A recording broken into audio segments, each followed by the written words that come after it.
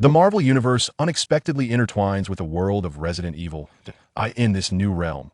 The already tumultuous Marvel world, rife with the struggles of superheroes and supervillains, descends further into chaos due to the invasion of the zombie virus and mutated creatures from Resident Evil. The zombie virus begins to spread throughout the cities, compelling the superheroes to confront not only the nefarious villains, but also to thwart the virus's expansion and save humanity. Will it be the zombies that rend Iron Man asunder, or Captain America who delivers a decisive blow to Wesker? Chapter 1. The emergence of the Biohazard in the Marvel realm. In the early morning light of New York, rays of sunshine filter through the gaps between towering skyscrapers, illuminating the bustling streets below. Times Square remains a hive of activity, with street performers strumming melodies in corners, tourists eagerly capturing memories through photographs, while office workers hastily rush to commence their day. However, an ominous presence quietly begins to permeate the city. Peter Parker, the young Spider-Man, weaves through the heights of the metropolis. Having just resolved a minor robbery, his webbing glistens in the sunlight. Just another ordinary day, but it feels gratifying to protect this city.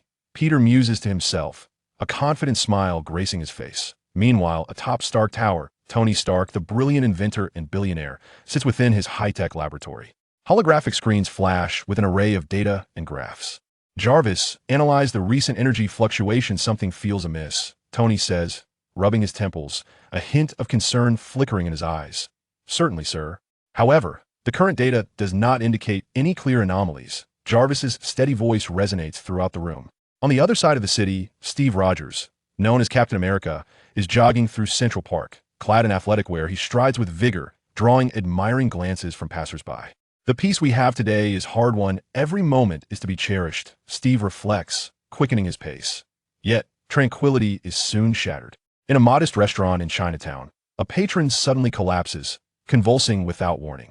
His body contorts grotesquely, skin fading to a pallid gray, emitting a chilling, guttural roar.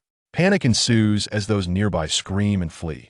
The customer abruptly rises, eyes ablaze, lunging at the nearest individual, sinking his teeth into their neck. Blood splatters, and the bitten party begins to exhibit the same horrifying symptoms, plunging the restaurant into chaos. What is happening? Peter hears the screams and swiftly swings towards the source of the commotion. Upon arriving at the restaurant, he is met with a scene of utter horror. Zombies are savagely tearing at one another, the floor awash with blood and bodies. What's going on? How have these people become like this? Peter gasps, his eyes wide in disbelief. Jarvis, scan the Chinatown area for anomalies. Tony commands from within Stark Tower. Sir, significant abnormal life signs have been detected in parts of Chinatown, suspected to be caused by an unknown virus leading to human mutation. Jarvis promptly replies, Damn. It seems the days of tranquility have come to an abrupt end. Tony furrowed his brow and immediately activated the Iron Man suit. JLA.R.David.I.S. Alert the members of the Avengers, we are facing grave trouble. In the park, Steve also heard the distant screams and chaos that he swiftly sprinted towards the source of the disturbance, encountering Natasha Romanoff, also known as Black Widow, rushing to the scene. Natasha, do you have any idea what is happening? Steve inquired. I just received word that a strange virus is spreading, transforming people into zombies, Natasha replied, her expression grave. The two hastened to Chinatown, where they were confronted by a horrifying scene of zombies. Steve quickly organized the evacuation of the surrounding crowd while engaging in combat with the undead. He moved with agility, each punch landing squarely on the zombies, yet their numbers continued to swell. This is not sustainable, we need reinforcements, Steve shouted while battling. At that moment, Tony arrived in his Iron Man suit. Stand aside, Captain America, let me handle these creatures, he declared, as the repulsors in his palms and the arc reactor in his chest radiated brilliant light, unleashing a barrage of energy beams that obliterated a significant horde of zombies. Peter joined the fray, nimbly darting through the throng of zombies, ensnaring them one by one with his webbing. These guys may be slow, but there are just too many of them, he remarked, continuously firing webs. However, the zombies appeared relentless, surging forth in droves. We need to ascertain the origin of this virus, Natasha suggested, her nimble form skillfully wielding dual pistols as she accurately dispatched the zombies. Perhaps S.H.I.E.L.D. has some leads. I'll contact Nick Fury, Steve stated, producing his communication device. At S.H.I.E.L.D. headquarters, Nick Fury scrutinized the surveillance footage, his brow furrowed. The rate at which this virus spreads is alarming. We must act swiftly, he muttered to himself. Just then, Steve's communication came through. Fury, What do you know about this virus? Steve asked anxiously. At present, not much is clear. We are investigating. However, it is evident that there is more to this than meets the eye. Hold the line. I will dispatch more personnel to assist you, Nick Fury replied somberly. While the team was preoccupied with the zombies, a mysterious figure lurked in the city's shadows, observing coldly. Tall and clad in a black trench coat, with sunglasses obscuring his eyes and a slight smirk of satisfaction playing on his lips, he mused, "Everything is proceeding according to plan, Avengers. Let's see how you cope this time." This enigmatic individual was Albert Wesker, an ambitious agent of the Umbrella Corporation. Wesker turned and entered a black sedan, where a cunning-looking man awaited from one other than Loki. "Your plan is intriguing, Wesker, but are you certain these zombies will be a match for the Avengers?" Loki said, toying with his scepter, his tone dripping with disdain. "These zombies are merely the beginning. They are currently preoccupied with the Horde and are completely oblivious to our true plan. By the time they discover it, it will be far too late," Wesker sneered. "I hope you do not disappoint me otherwise. You are well aware of the consequences," Loki threatened. "Rest assured, as long as we collaborate, this world shall inevitably belong to us." Wesker's eyes glinted with avarice. Meanwhile, the members of the Avengers were valiantly resisting the zombie onslaught. "We cannot remain in a state of passive defense. We must devise a way to sever the source of the virus's transmission," Tony stated, eliminating zombies with his armor. "Perhaps we can extract samples from these zombies and analyze the virus," Bruce Banner, also known as the Hulk, suggested over the communication channel. Although he was not physically present, he was closely monitoring the situation. "Excellent idea, Bruce. I will collect the samples," Natasha replied, cautiously approaching a zombie and gathering some blood samples with a specialized container. "I will deliver the samples to the laboratory post-haste, so we can swiftly analyze the virus's components," Tony said, as he returned to Stark Tower with the samples. In a laboratory at Stark Tower, Tony promptly placed the samples into the analytical device. "Jarvis, analyze the virus with utmost urgency and identify its vulnerabilities." "Commencing analysis, sir." "This is an extraordinarily complex virus, seemingly a fusion of multiple unknown genetic sequences," Jarvis responded. Meanwhile, Steve and Peter continued their battle against the zombies on the streets. "Everyone, be cautious. Do not allow the zombies to bite you. As the virus spreads through blood," Steve warned loudly. Suddenly, a massive zombie broke through the crowd, lunging at Steve. Towering at nearly 2 meters with well-defined muscles, it moved far more swiftly than the average zombie. "This one looks formidable," Steve remarked, positioning himself for combat. As the zombie was about to pounce on Steve, Peter swiftly shot out webbing, ensnaring the creature's legs. "Captain, Wolfwood here to assist you," Peter shouted. Seizing the opportunity, Steve surged forward and delivered a powerful punch to the zombie's head. However, the creature was remarkably resilient, merely shaking its head before lunging at Steve once more. "It seems ordinary attacks are ineffective against it," Steve noted, re-engaging in combat with the zombie at that moment. Tony received Jarvis's analysis results in the laboratory. "Sir, the virus's weakness appears to be high temperatures. Intense heat can disrupt the virus's structure and eliminate it." "Splendid news, Jarvis. Immediately adjust the armor's weapon systems to include high-temperature beam capabilities," Tony exclaimed with enthusiasm. Soon, the Iron Man suit was equipped with high-temperature beam weaponry. Tony returned to the battlefield, directing the beam at the colossal zombie. A searing ray enveloped the creature, which emitted a tormented howl as its body gradually turned to ashes. "We have succeeded.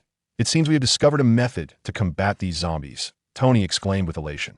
However, just as the onlookers believed the situation had improved, a greater horde of zombies surged from every direction. These creatures appeared to have become increasingly frenzied, disregarding the scorching beams of light and relentlessly advancing towards the members of the Avengers. "What is happening? Do these zombies fear death?" Peter exclaimed in astonishment.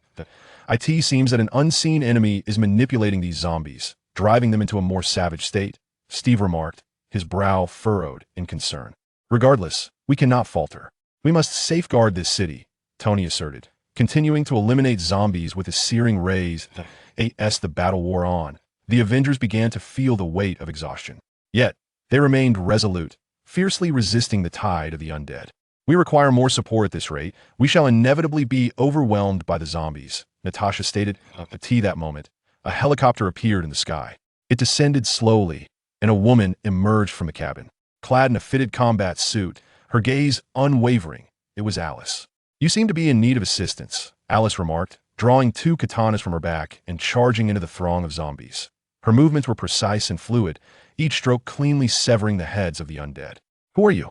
Steve asked, astonished that I am Alice, from another world. "I have a basic understanding of the situation. Here we must act swiftly to halt the spread of the virus," Alice replied while engaging in combat. "We're grateful for your arrival, Alice. However, we are still unaware of the virus's origin," Steve responded. "Perhaps I can be of assistance. I have previously encountered the Umbrella Corporation, the creators of this virus. They may have a hidden base within this city," Alice divulged. "The Umbrella Corporation? That does not sound promising," Tony noted over the communication channel. "Indeed, they engage in all manner of reckless experiments in pursuit of profit. This zombie virus is a testament to their malevolence," Alice retorted with indignation. "What are we waiting for? Let us locate their base and put an end to this crisis once and for all," Peter declared enthusiastically. "However, we must first devise a meticulous plan. The Umbrella Corporation will not easily reveal their base, and it is surely fraught with traps and defensive measures," Steve cautioned. Thus, the members of the Avengers convened with Alice to discuss strategies for locating the Umbrella Corporation's base and formulating an infiltration plan. Chapter 2. The Pursuit of Clues, discovering the abandoned factory after a fierce battle with the undead on the streets of New York. The members of the Avengers gathered in a relatively secure, derelict building alongside Alice. Sunlight streamed through the broken roof and the crevices of the walls, casting beams of light that danced with dust, enveloping this makeshift stronghold in a veil of ethereal haze. "We must swiftly locate the Umbrella Corporation's headquarters to sever the source of the viral outbreak," Steve declared, his expression grave as his gaze swept over the group. Standing tall in the center of the room, his iconic star-spangled uniform, albeit stained with the tainted blood of the zombies, did little to diminish his commanding presence. Yet, in the vast expanse of New York City, uncovering a concealed base would prove to be a formidable challenge. Peter Parker removed his mask, revealing a youthful visage marked by fatigue, and sank onto a nearby battered crate, wiping the sweat from his brow. "Perhaps we can glean some clues from these zombies," Bruce Banner suggested, arms crossed as he stood in a corner, his brow furrowed and his gaze intent, lost in thought. Though he remained in his human form at that moment, his composed demeanor and perceptive eyes conveyed an air of extraordinary intellect. "I have conducted a preliminary analysis of the zombie samples. The virus appears to contain a faint, unique locating signal, albeit weak and challenging to trace," Tony Stark remarked, arms folded across his chest as he leaned against the wall, smoke still emanating from damaged components of his Iron Man suit. "JARVIS. Enhance the signal analysis to determine a general direction for the source," he instructed. "Currently working on it, sir. However, this may require some time." "JARVIS. responded through the suit's internal communicator. "Alice, you possess the most knowledge regarding the Umbrella Corporation. Where do they typically establish their bases?" Natasha Romanoff inquired, moving closer to Alice, her keen eyes revealing an urgent thirst for information. Dressed in a sleek black combat suit, she exuded a fierce elegance, gripping two blood-stained handguns. Alice furrowed her brow, pondering for a moment before replying. "Umbrella often constructs their bases underground in densely populated areas. This facilitates the acquisition of experimental samples while allowing them to use the populace as cover during crises. Moreover, their entrances are usually well concealed, potentially masquerading as a mundane storefront or hidden within the basement of an abandoned building. So, we must conduct a comprehensive search throughout New York City." Clint Barton, known as Hawkeye, entered the room, bearing his signature bow and a quiver with dwindling arrows.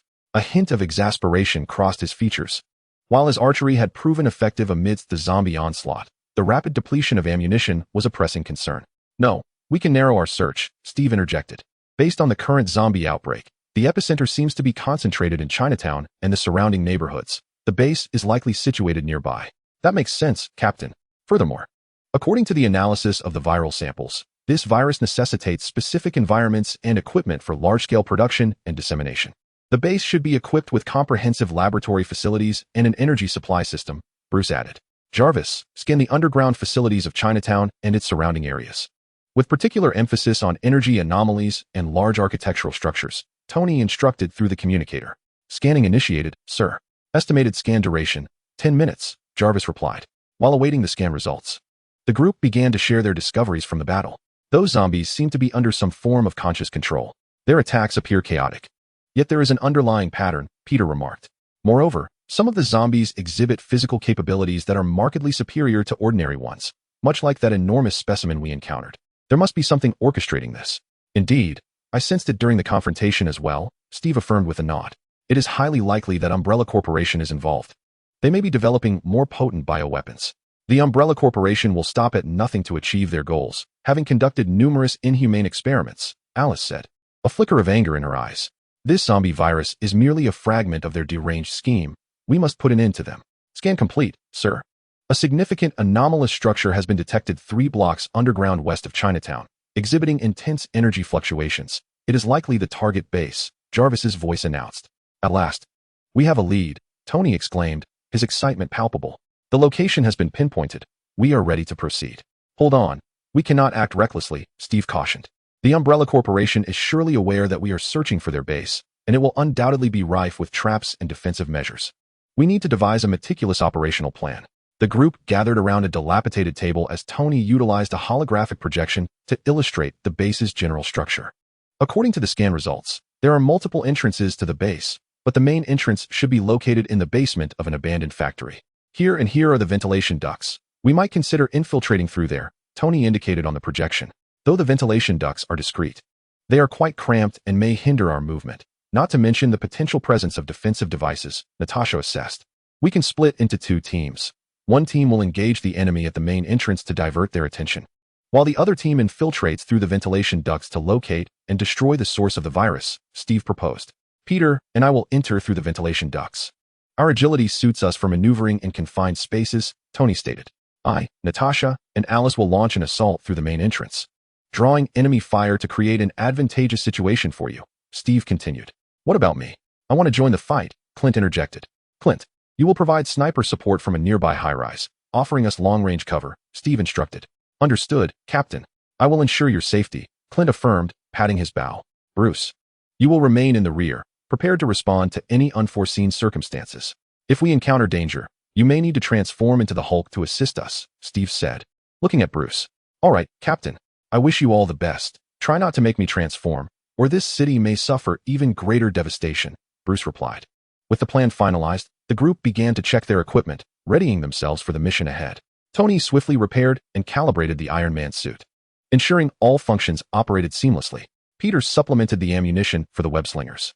Steve organized his shield and weaponry, while Natasha polished her dual pistols, and Alice inspected her katana alongside her other armaments.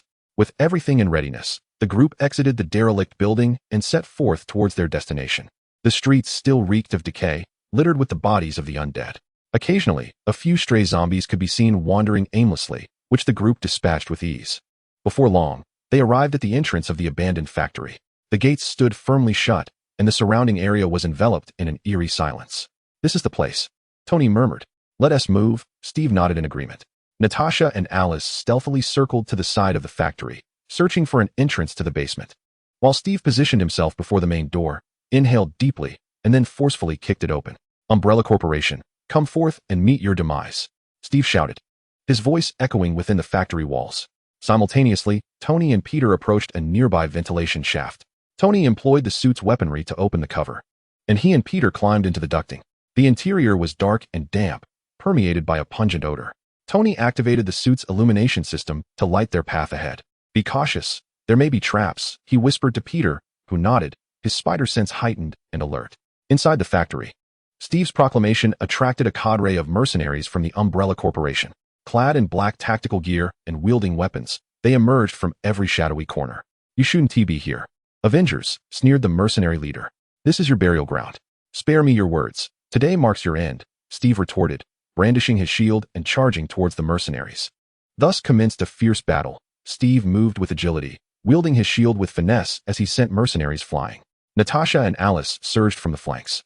Natasha fired her twin pistols with precision, each bullet finding its mark, while Alice danced through the enemy ranks with her katana, cutting down foes with ghostly grace.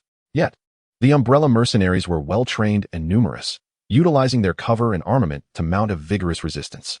These guys are quite formidable, Natasha remarked amidst her gunfire. Don't underestimate them. They are the elite of Umbrella, Alice responded, her katana glinting coldly as another mercenary fell. Meanwhile, within the ventilation duct, Tony and Peter advanced cautiously. Suddenly, Peter's spider sense flared with intense urgency. Danger, he shouted, swiftly firing a web to secure himself and Tony against the duct's wall.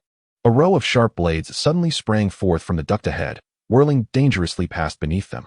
Had it not been for Peter's quick reflexes, they would have been severed to pieces. It was a close call, It seems there are numerous traps within this ventilation duct, Tony remarked, still shaken. We must exercise greater caution, Peter responded, carefully retracting his web and continuing onward. As they delved deeper into the duct, they encountered several more traps. But through their combined ingenuity and agility, they successfully evaded each one. Meanwhile, the battle within the factory intensified, although Steve and the others fought valiantly.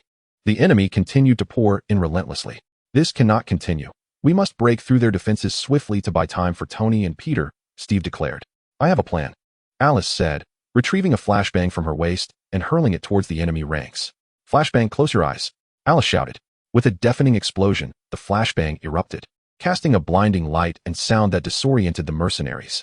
Seizing the opportunity, Steve and his team charged forward, swiftly breaching the enemy's lines and rushing towards the basement entrance.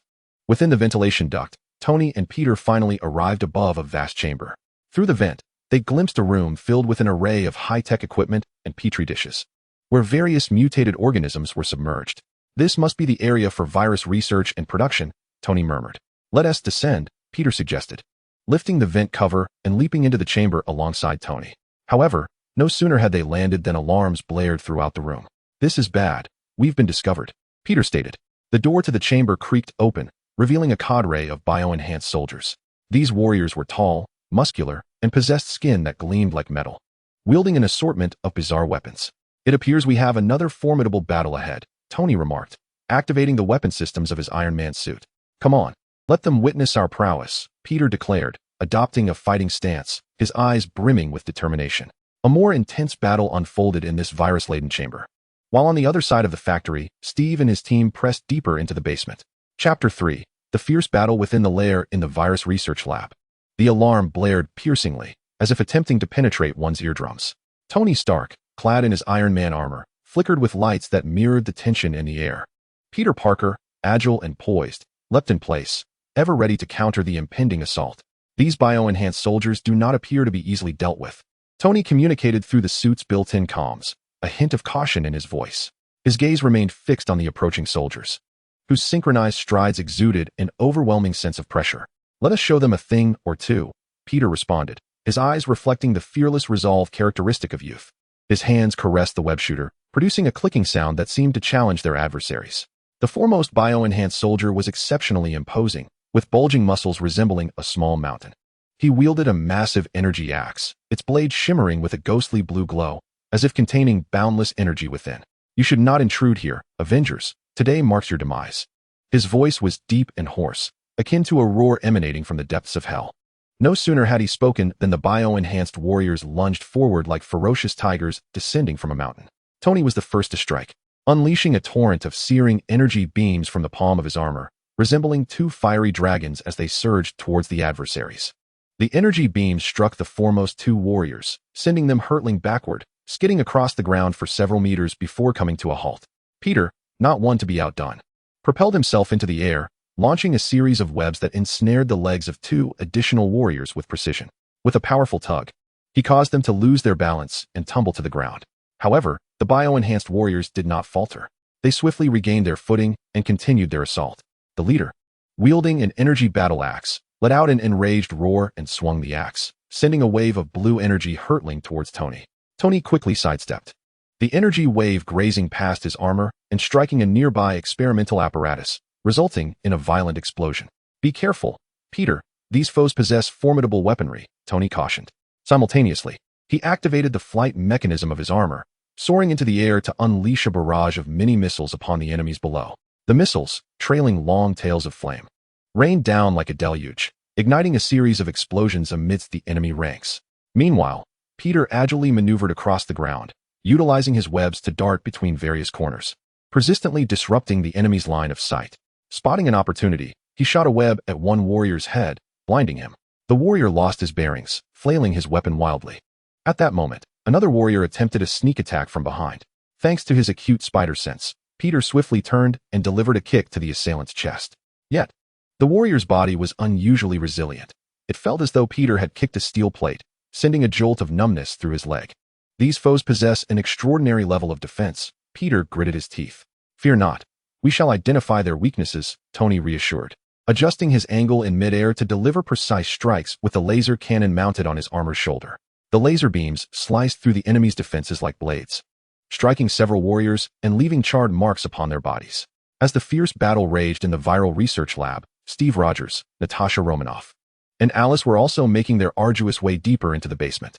The passage was narrow and dimly lit, with eerie lights flickering along the walls. "Be cautious. There may be more traps and enemies lurking here," Steve whispered, brandishing his shield as he led the group, ever vigilant to the sounds around him. Suddenly, a row of sharp steel spikes erupted from the ground ahead. Steve reacted swiftly, raising his shield to block the spikes while shouting, "Stop!" Natasha and Alice promptly halted in their tracks. "It seems we must exercise even greater caution," Natasha remarked, her eyes scanning the darkness for a way to circumvent the trap. Alice crouched down, studying the arrangement of the steel spikes intently. The steel spikes appeared to be controlled by some mechanism, and we needed to locate the device to deactivate it. Just then, a group of ninjas clad in black bodysuits descended from the ceiling, gripping glimmering ninja blades. Their eyes betrayed a cold ruthlessness and a murderous intent. It seemed trouble was at hand. "We cannot linger here any longer. We must resolve this swiftly," Steve declared, raising his shield in front of him and assuming a combat stance. The ninjas wasted no time, launching their assault with remarkable agility, darting between the three like phantoms. Steve swung his shield, deflecting one ninja's strike while delivering a kick to another. Natasha drew her twin pistols, aiming at the assailants, but the ninjas moved too swiftly. Her bullets went astray. Alice brandished her katana, engaging the ninjas in close combat. Her swordsmanship was fierce, each strike imbued with tremendous power, resulting in a fierce stalemate against the ninjas. "We cannot afford to dawdle any longer. We must dispatch them quickly," Steve urged. Spotting an opening, he hurled his shield, which spun through the air and struck one ninja squarely in the head, knocking him to the ground. Natasha, adapting her strategy, holstered her pistols and drew a dagger from her waist, joining the fray. With deft movements, the dagger in her hand danced like a sinuous serpent, continually seeking the adversary's vulnerabilities. Under the relentless barrage of their combined efforts, the ninjas began to falter. However, amidst the chaos, one ninja seized the moment and hurled a shuriken at Alice. Sensing the danger, she sidestepped, but the shuriken grazed her arm, leaving a wound. "Alice, are you all right?" Natasha called out. "I'm fine, don't worry about me. Continue the fight." Alice gritted her teeth, disregarding her injury, as she charged forward with her katana against the ninjas. After a fierce resistance, they ultimately vanquished the entire group of ninjas. "Let us move quickly. We cannot afford any more delays," Steve urged, retrieving his shield and pressing deeper into the basement. After a thorough search, they finally located the mechanism to deactivate the steel spike trap. The trio successfully navigated through the trap and continued their descent into the depths of the basement. Meanwhile, in the virus research lab, Tony and Peter were engaged in an intense battle against the biomodified soldiers. Tony discerned that the joints of the bioengineered soldiers were relatively weak. Their Achilles heel. "Peter, target their joints," Tony shouted, focusing his suit's beam weapon on a soldier's knee. The powerful beam seared the soldier's knee, causing him to howl in agony as he knelt. Peter understood the assignment, quickly firing webbing to ensnare one soldier's arm, then yanking with force to dislocate the joint. The weapon clattered from the soldier's grasp, rendering him incapable of further combat. Through their seamless cooperation, the biomodified soldiers were gradually overwhelmed. Eventually, only the leader, wielding an energy battle axe, remained. "Do you think this will be enough to defeat me?" The leader roared, his eyes ablaze with fury. He raised the battle axe high, its brilliance intensifying. "Taste this." The leader hurled the battle axe towards Tony with great force. The axe soared through the air like a blue meteor, propelled by immense power. Tony attempted to evade it, but the axe was too swift, and it seemed certain to strike him. In that critical moment, Peter swiftly shot out a web, ensnaring the axe. With a vigorous pull, he altered its trajectory, allowing the axe to skim past Tony's armor and embed itself deeply into the wall. "Now it's our turn," Tony exclaimed, charging towards the leader alongside Peter. Tony's armored fist struck the leader's chest with tremendous force, while Peter unleashed a barrage of webs at the leader's head, tightly binding it. The leader struggled fiercely, but ultimately succumbed to the combined assault of the two, collapsing to the ground, devoid of the will to resist. Finally resolved, Peter sighed, wiping the sweat from his brow. "We cannot afford to relax. We must locate the source of the virus and eradicate it," Tony stated as he began to scour the room. Meanwhile, at the opposite end of the basement, Steve, Natasha, and Alice arrived at a massive metallic door, emblazoned with the Umbrella Corporation's emblem, emanating a chilling aura. "The source of the virus is likely within," Alice remarked. Steve nodded and pushed against the door with all his might, but it did not budge. It seemed a password or some other means was required to gain entry. Natasha began to search for clues to open the door, meticulously examining the walls and floor, leaving no detail overlooked. Suddenly, Alice spotted a small control panel beside the door. Its faint lights flickering. Perhaps this is the key, she suggested, approaching the panel and scrutinizing the buttons and indicators. Drawing on her knowledge of the Umbrella Corporation, she began to input possible passwords. After several attempts, the control panel emitted a series of beeps, and the metallic door slowly creaked open. Beyond it lay a vast chamber filled with an array of intricate instruments and equipment. At the center stood a colossal glass container, housing a liquid that emitted a green glow, the source of the zombie virus. "This is it," Steve declared. However, just as they prepared to enter the room and destroy the virus source, a figure appeared before them, tall and clad in a white lab coat. The individual wore a silver mask that concealed all but a pair of icy eyes. "Did you think you could so easily destroy the virus? Such naivety, Avengers." His voice resonated through the mask's speaker, distorted and menacing. "Who are you?" Steve inquired, his tone vigilant. "Me? I am here to put an end to you," the mysterious figure replied, gesturing with his hands as a swarm of mechanical sentinels emerged from the surrounding equipment. Though diminutive in stature, these sentinels moved swiftly, wielding energy weapons as they charged towards Steve and his companions. Chapter 4, Struggle and Turning Point in Desperation. Steve Rogers, Natasha Romanoff, and Alice found themselves confronting the sudden appearance of the enigmatic figure and a battalion of mechanical sentinels. The atmosphere instantly thickened with tension. The air in the basement crackled with electricity, each breath laden with gravity. "Regardless of who you are, do not even think of stopping us from annihilating the virus." Steve's gaze was as resolute as iron. With his shield firmly positioned before him, his feet planted steadfastly, resembling an indomitable fortress. The star-spangled shield, emblematic of justice and courage, shimmered with a metallic sheen under the dim light. The mysterious figure sneered coldly, his voice seeping through the mask, imbued with a chilling resonance. "Is it merely you? Today, you shall all perish here." With his command, a tide of mechanical sentinels surged forth. Though diminutive in stature, these sentinels exhibited remarkable agility, their energy weapons pulsating with an eerie azure glow, heralding a lethal threat.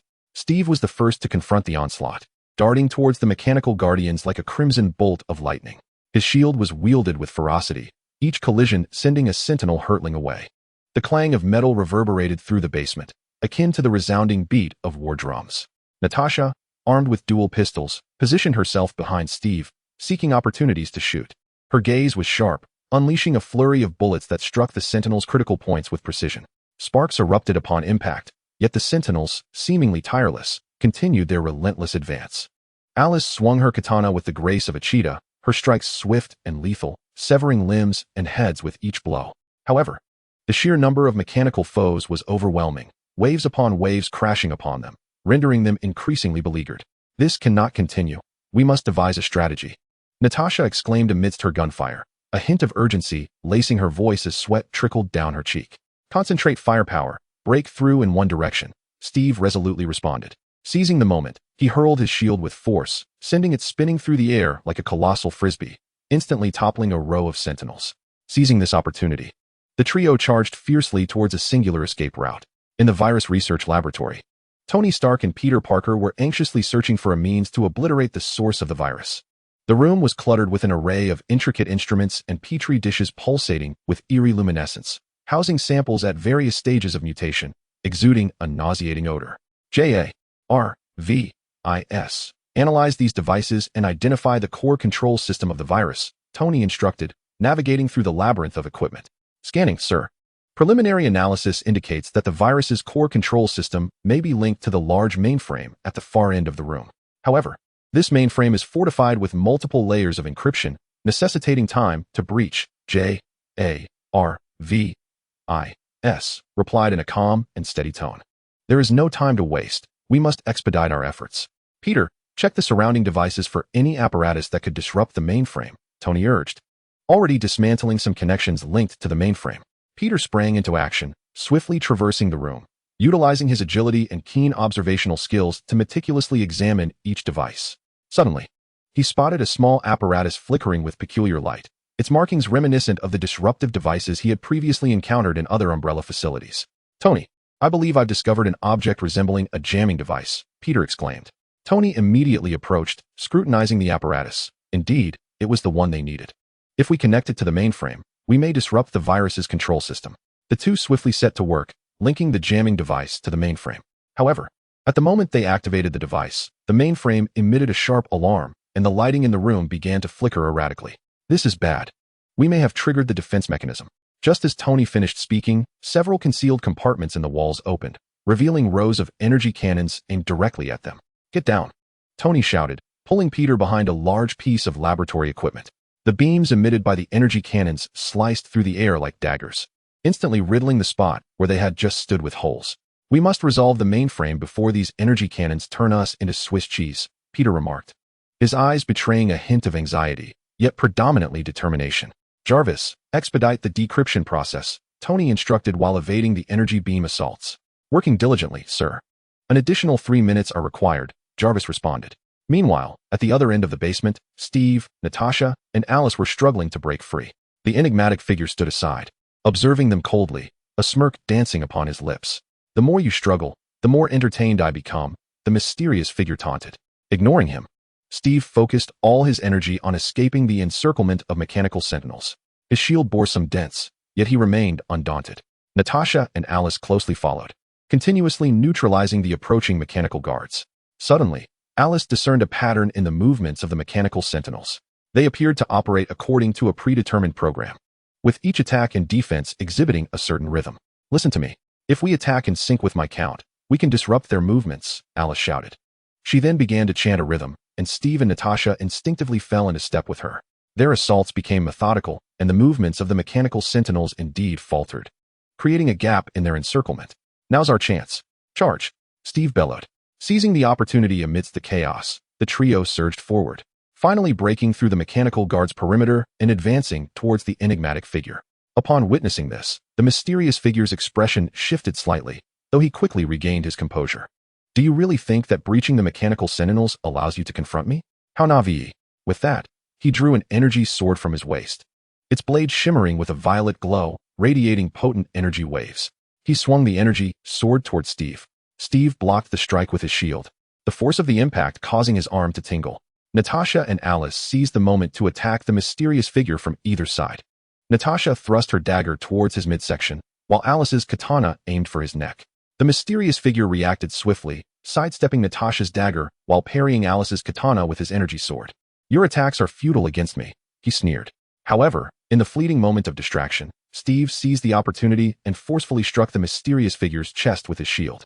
The mysterious figure staggered back a few steps, but quickly regained his composure. It seems I must take you seriously, he declared, emanating a formidable energy that repelled Steve, Natasha, and Alice. At that moment, Tony and Peter finally made progress on their end. Jarvis, have you succeeded in cracking the system? Tony inquired anxiously. Yes, sir.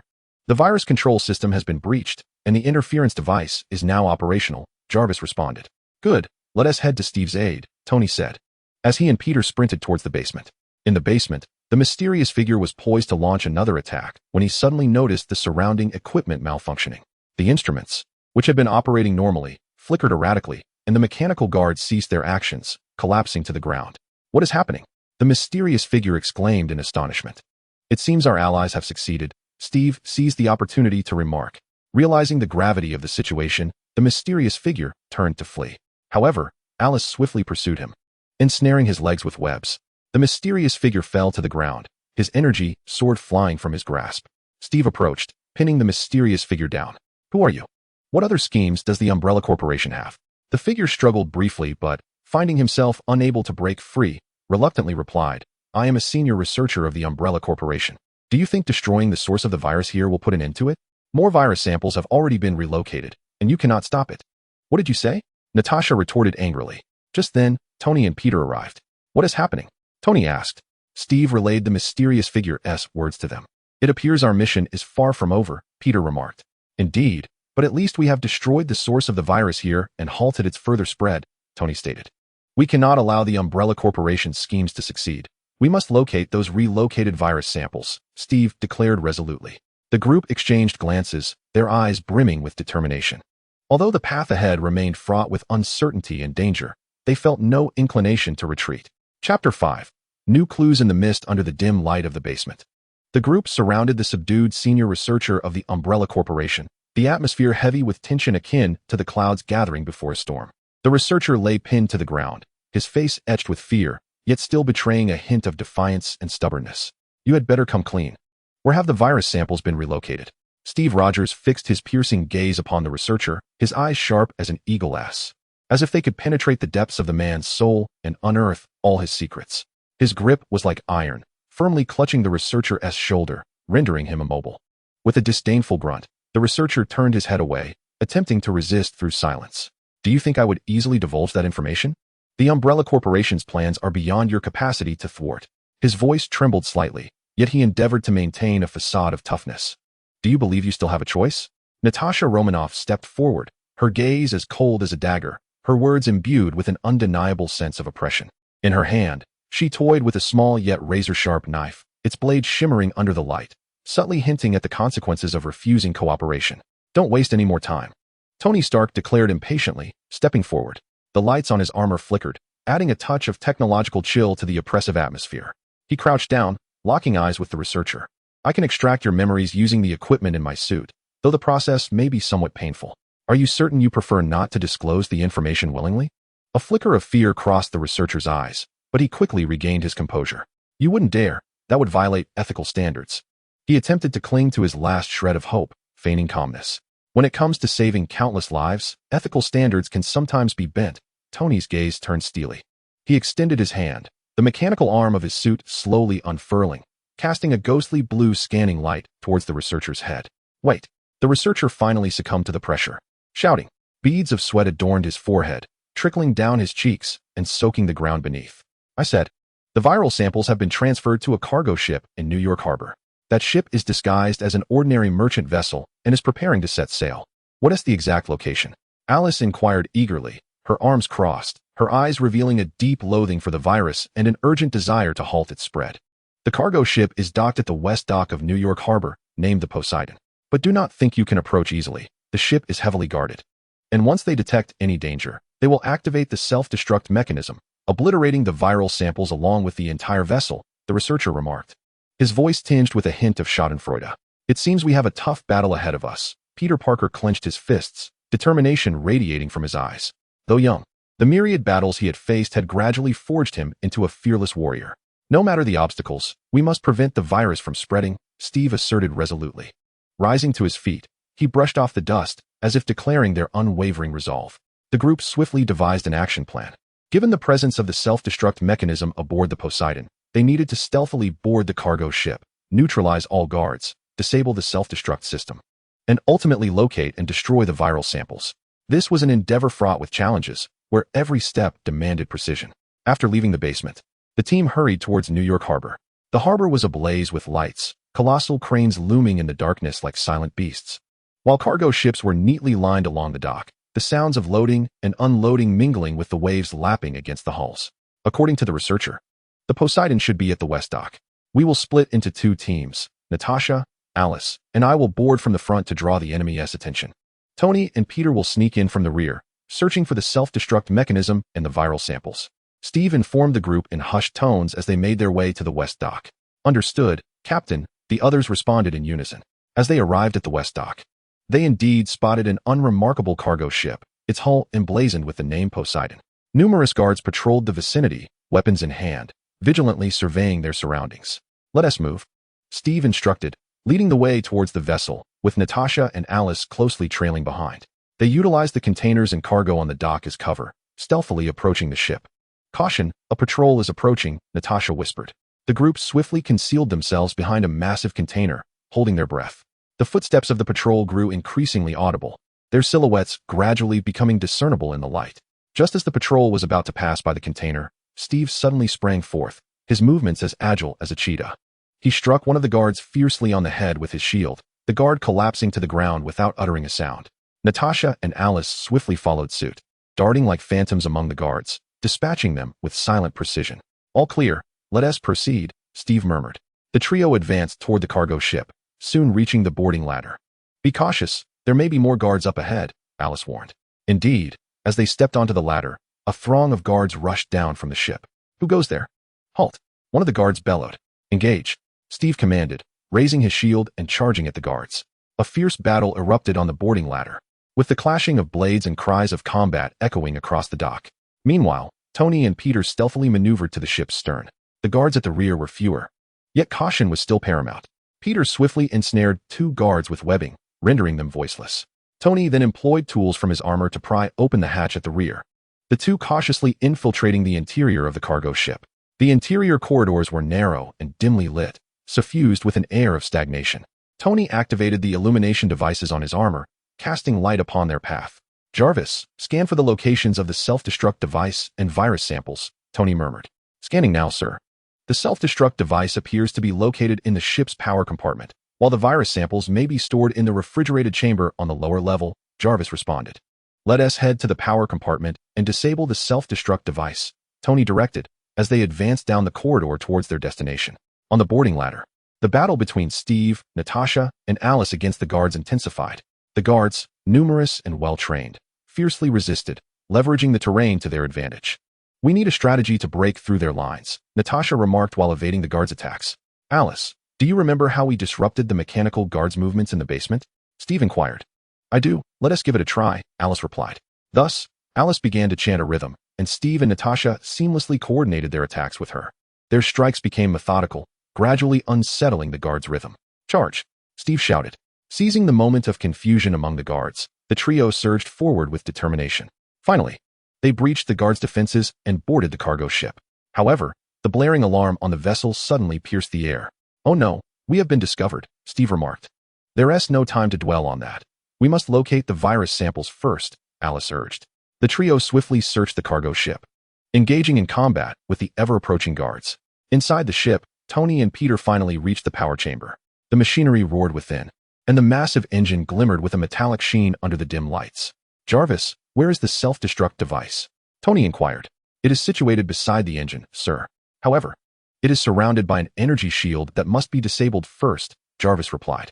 Tony approached the self-destruct device, scrutinizing the structure of the energy shield. It was a complex barrier, requiring time to decipher. "Peter, keep an eye out for any incoming threats," Tony instructed. "Understood, Tony," Peter responded, positioning himself at the entrance to the power chamber, vigilantly watching the corridor. Suddenly, a group of guards surged into the corridor. "You shall not tamper with the self-destruct device," one guard shouted. Just in time, Peter exclaimed, charging at the guards. His agility allowed him to maneuver effortlessly among them, ensnaring them one by one with his webbing. Meanwhile, Tony remained focused on dismantling the energy shield. His fingers danced swiftly across the armor's control panel, a stream of code flickering on the holographic screen. "Almost there. Just a bit longer," Tony announced. Elsewhere on the cargo ship, Steve, Natasha, and Alice were also locked in fierce combat with the guards. They continued to eliminate their foes as they advanced towards the cold storage room in the lower deck. "We should be close to the cold storage," Natasha remarked. "Let us hope Tony and Peter manage to deactivate the self-destruct device. Otherwise, finding the virus samples will be futile," Steve replied. At last, Tony successfully disabled the energy shield. "All right, the self-destruct device is now deactivated," he declared with excitement. "Well done, Tony. We're close to locating the virus samples here as well," Steve communicated through the comms. The trio pressed onward to the cold storage room, finally discovering it at the bottom of the cargo ship. The door was firmly shut, guarded by several guards. "Deal with them," Steve commanded. The 3 sprang into action, swiftly taking down the guards. Steve opened the cold storage door, and a blast of frigid air greeted them. The room was filled with various freezing apparatuses, and in the center stood several enormous metallic containers, housing virus samples that emitted a green glow. "These are the ones," Alice stated. "We must destroy these virus samples as soon as possible," Steve declared, preparing to act. However, at that moment, a voice emerged from behind them. "Did you think you could destroy the virus samples so easily? You are gravely mistaken." Turning to face the source, they beheld a man in a black suit standing in the doorway, a gun aimed at them. A smug smile adorned his face, his eyes glinting with a hint of madness. "Who are you?" Steve asked warily. "I am an agent of the Umbrella Corporation, and today marks your demise." The man spoke as he pulled the trigger. Chapter 6. The Struggle on the Edge of Life and Death. Steve, Natasha, and Alice had just located the virus samples when they were suddenly confronted by Umbrella Corporation agents, guns drawn, plunging the atmosphere into an icy tension. The frigid air of the cold storage mingled with the palpable anxiety, rendering it almost suffocating. "Did you believe you could thwart our plans? The Avengers are nothing but a mere hindrance." The agent's voice dripped with mockery, his gun unwaveringly aimed at Steve, his eyes betraying a madness and determination. "Lower your weapon. There is no escape for you." Steve attempted to regain control, his gaze locked onto the agent, his body slightly leaning forward, poised to retaliate. Escape? That thought never crossed my mind. My orders are to prevent anyone from compromising the virus samples, even if it means perishing in the process, the agent cackled, his finger twitching on the trigger. Natasha and Alice exchanged a knowing glance, subtly shifting their stances in search of an opportunity to subdue the agent. Yet, the agent seemed aware of their intentions, his gun oscillating between the three of them. Don't move, or I will shoot without hesitation. Your bullets are futile. We have already disabled the self-destruct mechanism. You cannot thwart our destruction of the virus samples. Alice attempted to divert the agent's attention, simultaneously scanning for a weakness. Humph, what does that matter? Even if I cannot detonate the samples, I can ensure your demise before they are destroyed, the agent retorted, his eyes flashing with malevolence. In that moment of impending doom, Steve suddenly surged forward, hurling his shield at the agent. The shield whirled through the air like a silver lightning bolt. The agent swiftly dodged, but it still grazed his arm, causing his gun to clatter to the floor. Move, Steve shouted, charging at the agent. Natasha and Alice sprang into action, flanking him. Realizing the threat, the agent turned to flee, deftly maneuvering through the narrow passage in an attempt to escape their pursuit. Don't let him get away, Steve called out, as the trio relentlessly followed.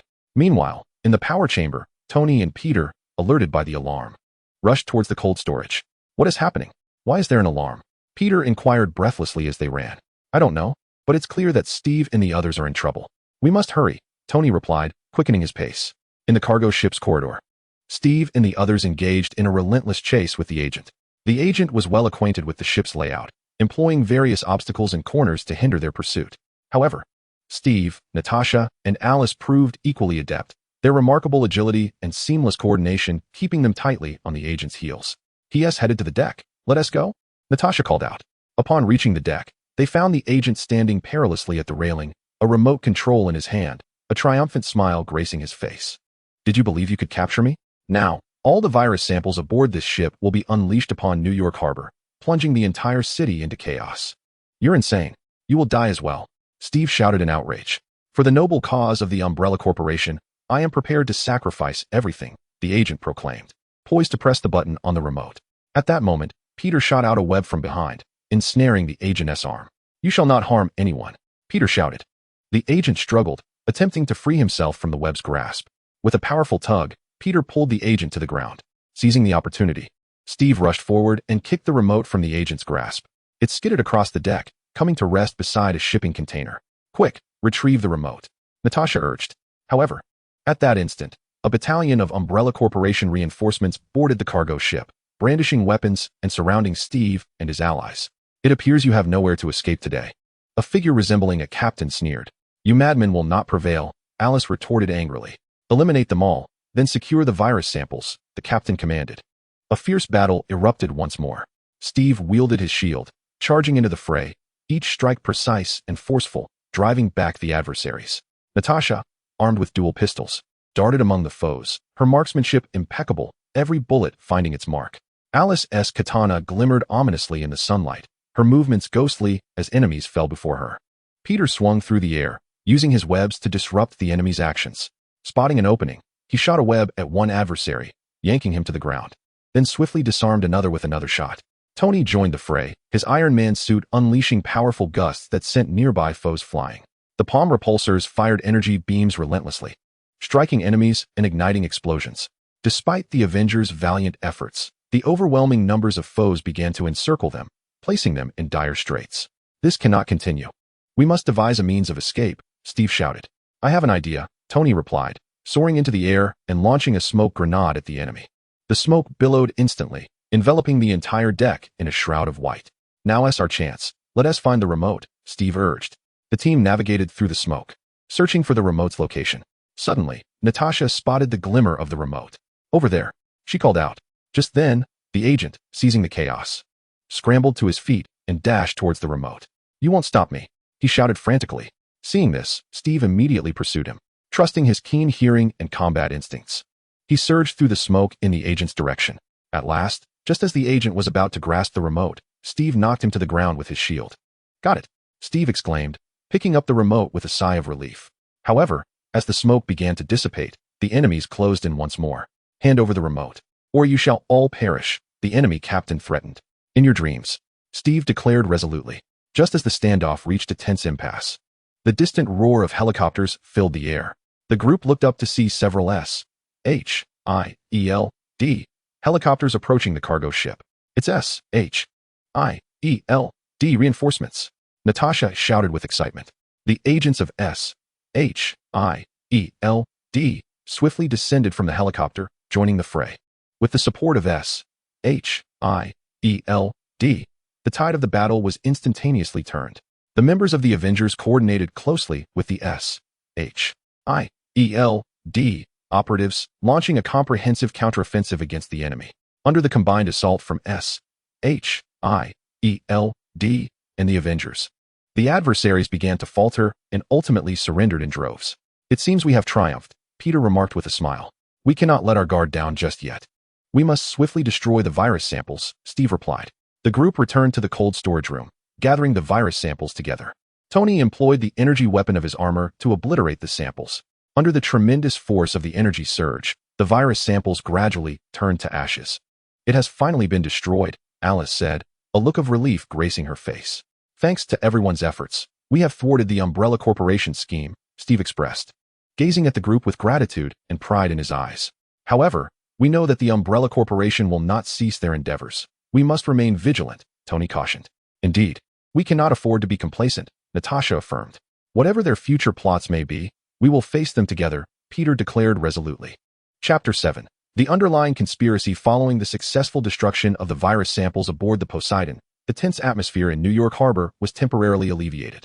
The sea breeze gently caressed the surroundings, carrying with it a damp saltiness, as if attempting to dispel the shadows left by the crisis. The members of the Avengers, alongside S-H-I-E-L-D agents, were diligently clearing the battlefield, subduing the remaining operatives of the Umbrella Corporation one by one. Although this operation was successful, the influence of the Umbrella Corporation remained formidable, and it was certain that they were plotting new schemes. Steve Rogers furrowed his brow, watching the enemies being escorted away. His worries undiminished. He understood all too well that this was merely a small victory in a protracted war, with greater challenges yet to come. Indeed, Captain, judging by their recent actions, their obsession with the virus's spread is evident, and their methods are becoming increasingly reckless, Natasha Romanoff remarked while cleaning her weapon. Her gaze betrayed a sense of vigilance. As an experienced operative, she could keenly sense the hidden conspiracies lurking in the shadows. We must promptly report the situation here to S-H-I-E-L-D and urge them to intensify their surveillance of the Umbrella Corporation, Tony Stark stated, activating the communication device in his armor to establish contact with S-H-I-E-L-D headquarters. S-H-I-E-L-D is already taking action. We will escalate our investigation into the Umbrella Corporation, striving to uncover all their bases and schemes. Nick Fury's deep and resolute voice echoed through the communicator. Excellent. But we cannot rely solely on S-H-I-E-L-D. We must continue our own in-depth investigation, ensuring that the Umbrella Corporation does not have the opportunity to launch similar attacks again, Steve asserted. The group nodded in agreement. However, unbeknownst to them, in a shadowy corner of New York City, a new conspiracy was quietly brewing. Within a secret base of the Umbrella Corporation, the atmosphere was oppressive and tense. Several high-ranking officials clad in black suits were gathered around a large conference table, their expressions grim. The recent operation has unexpectedly failed, and the virus samples aboard the Poseidon have been destroyed. How could you have managed this? An elderly man with white hair slammed his palm upon the table, scattering the documents across the floor. We did not anticipate that the Avengers would locate the freighter so swiftly and thwart our plans. However, rest assured, we possess alternative strategies. A young man rose cautiously and spoke. Alternative strategies? Speak. The elder glared furiously at the young man. Within our clandestine laboratory in New York City, we still retain a supply of high-purity virus samples. Moreover, we have developed a novel dispersal device capable of swiftly infiltrating the city's water supply system with the virus. Once we activate this device, the entirety of New York City will descend into a sea of zombies. The young man's eyes sparkled with a frenzied light as he elaborated on their new scheme. This plan is fraught with peril, should it fail. All our arrangements in New York will be irretrievably compromised, a senior executive remarked, brow furrowed. Yet, this remains our sole opportunity. If we fail to act, all previous efforts will be in vain, the young man countered. The elder pondered for a moment before responding slowly. Very well, we shall proceed with your plan. However, you must ensure absolute precision. No further errors must occur. Indeed, I shall not disappoint you, the young man replied. a triumphant smile gracing his face as he envisioned the chaos engulfing New York City. Meanwhile, members of the Avengers convened in the conference room of Stark Tower to review the incident. We must devise a means to uncover all hidden strongholds of the Umbrella Corporation in New York, ensuring they are denied any opportunity to conduct such perilous experiments. Bruce Banner stated, adjusting his glasses, his gaze reflecting the meticulousness and focus of a scientist. I have instructed JARVIS to conduct a comprehensive scan of New York City, seeking any suspicious energy fluctuations or anomalous signals. But thus far, no valuable leads have emerged, Tony Stark lamented. Perhaps we can interrogate the Umbrella agents we previously captured to extract any useful information, Clint Barton suggested. That is a viable approach. But these agents have undoubtedly undergone rigorous counter-interrogation training. Eliciting information from them will not be straightforward, Natasha replied. Regardless of the challenges, we must attempt it, Steve asserted resolutely. Thus, the group resolved to interrogate the captured agents. In the SHIELD interrogation room, one agent sat alone, his hands shackled to the table, an expression of fear flickering in his eyes, yet he maintained a facade of composure. You would do well to confess. What other schemes does the Umbrella Corporation harbor? Steve inquired sternly, his gaze fixed intently upon the agent's eyes, searching for a chink in his armor. I will reveal nothing. Your efforts are futile, the agent retorted, turning his head away in disdain. Do you believe you can withstand this? We possess ample means to compel you to speak. Natasha spoke as she produced several interrogation tools, waving them before the agent. Humph, your tactics are futile against me, the agent retorted with a cold smirk. Just as the interrogation reached an impasse, Tony Stark entered the room. Allow me to give it a try, he declared, activating a device on his suit that emitted a blue beam directed at the agent's head. What are you doing? The agent exclaimed in terror. This is a novel memory extraction device. It can directly access the memories stored within your brain, Tony explained. No, you cannot do this. It violates human rights.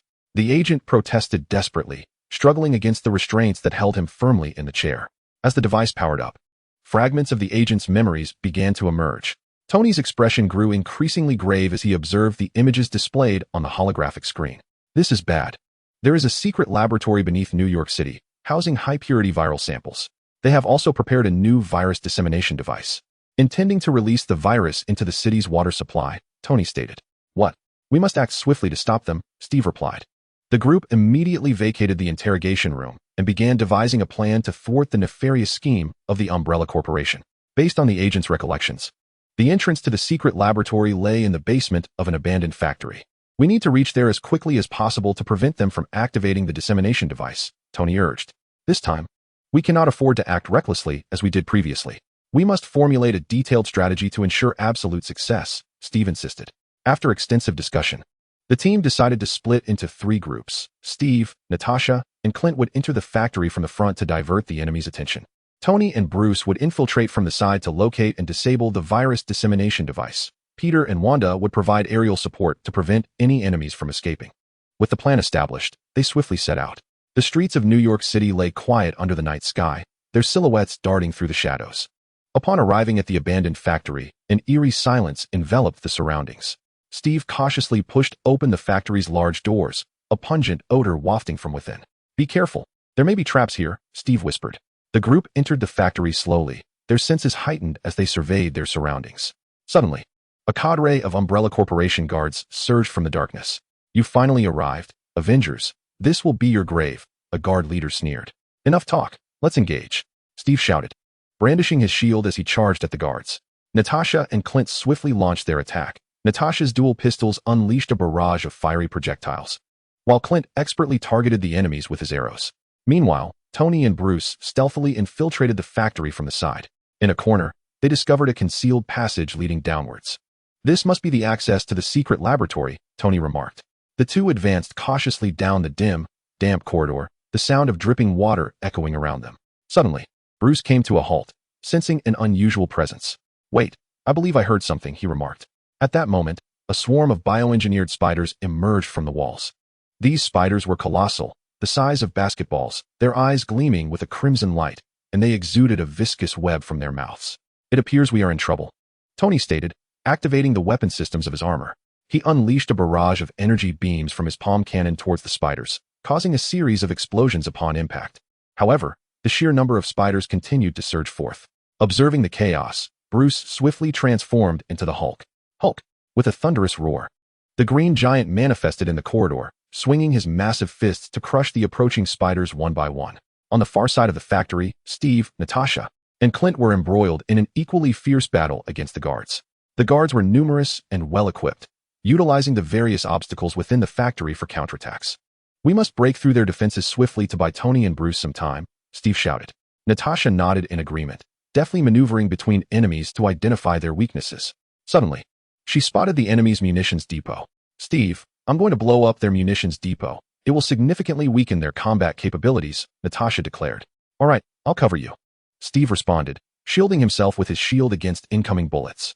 Seizing the moment, Natasha dashed towards the depot, skillfully evading a hail of gunfire.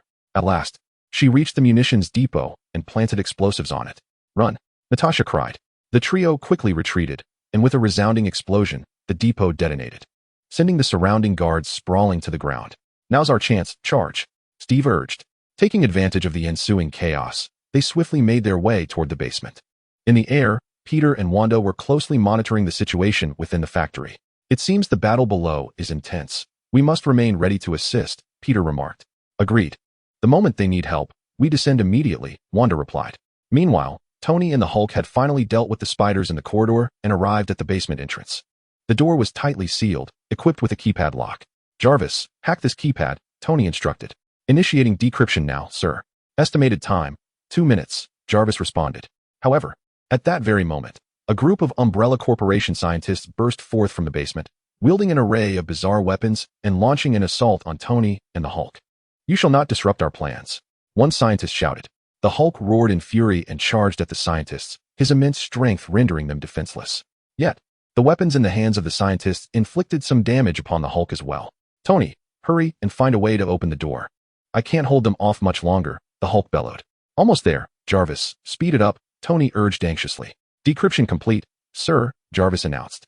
Tony swiftly opened the door and rushed into the basement alongside the Hulk.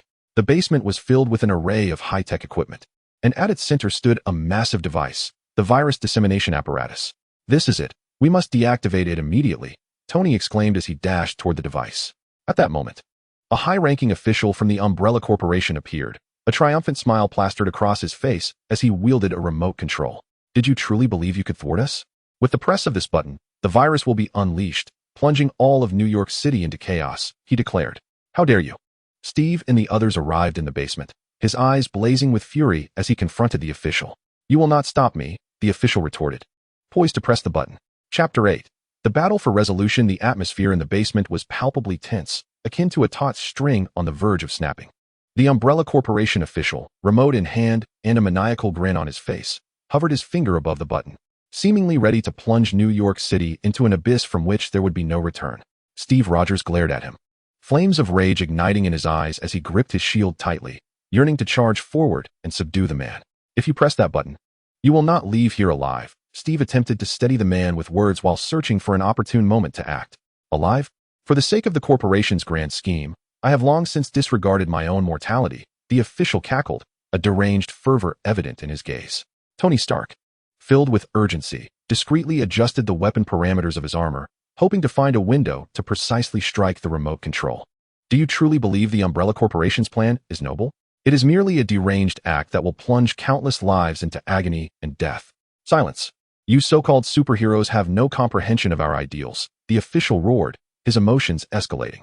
Meanwhile, Natasha Romanoff stealthily maneuvered to position herself behind the official, seeking the opportunity to launch a surprise attack. Her footsteps were light and silent, like a ghost in the night, her eyes fixed intently on her target, refusing to relent. "Your so-called ideals amount to transforming the city into a hell of the undead?" Clint Barton could no longer contain himself, drawing his bow and aiming the arrow at the official. Should the moment arise, he would not hesitate to unleash a lethal shot. Indeed, only through such a trial can humanity evolve, and the Umbrella Corporation shall reign as the sovereign of the new world, the official proclaimed deliriously, the remote trembling slightly in his grip with his fervor. At that instant, Wanda Maximoff quietly activated her powers, her eyes shimmering with crimson light as an invisible force surged toward the remote. However, the official seemed to sense a disturbance. He abruptly turned, evading Wanda's attack. "Don't try any tricks. No one will prevent me," he bellowed, his finger pressing down with increasing force on the button. In a moment of desperation, Peter Parker shot a web, expertly ensnaring the official's arm. No, the official fought against the web, but its resilience held him fast, leaving him unable to break free. Quick! Stop him! Steve shouted as he charged towards the high-ranking official. The others swiftly followed suit. Tony unleashed a beam of energy that struck the official's leg, causing him to stagger. Seizing the opportunity, Natasha launched a surprise attack from behind, delivering a swift kick to the official's wrist, sending the remote control flying. Observing this, the Hulk strode forward with great strides, clasping the remote tightly in his enormous hand before crushing it into a pile of debris.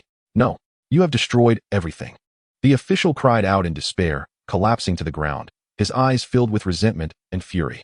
Your mad scheme has been the true catastrophe. It ends here, Steve coldly remarked. The group exhaled in relief, yet they understood the need for continued vigilance. We must swiftly eliminate this virus dissemination device and the remaining viral samples, Tony stated as he began inspecting the device's structure. I will assist, Bruce Banner said as he reverted to his human form, joining Tony to apply his scientific knowledge in finding a method to deactivate and destroy the apparatus. However, at that moment, the lights in the basement began to flicker, and alarms blared. This is bad. They may have initiated the self-destruct sequence, Natasha cautioned. We have no time for methodical analysis. We must obliterate it with force, Steve declared. Tony nodded in agreement, activating his armor to its maximum power. The palm repulsor and chest reactor radiated brilliant light as powerful energy beams surged towards the virus dissemination device. The Hulk joined the assault, swinging his massive fists towards the contraption. Under their combined might, the device began to crack, its internal energy roiling with instability. Everyone be cautious. An explosion may occur, Tony shouted. Meanwhile, Wanda and Peter erected a protective barrier around the basement, shielding against debris and energy waves from the impending blast. With a resounding boom, the virus dissemination device was finally annihilated, sending shockwaves that trembled throughout the basement. Fortunately, Wanda and Peter's barrier proved effective, and the group suffered minimal injuries. Where are the viral samples? We must ensure their destruction as well, Alice inquired, searching the basement diligently.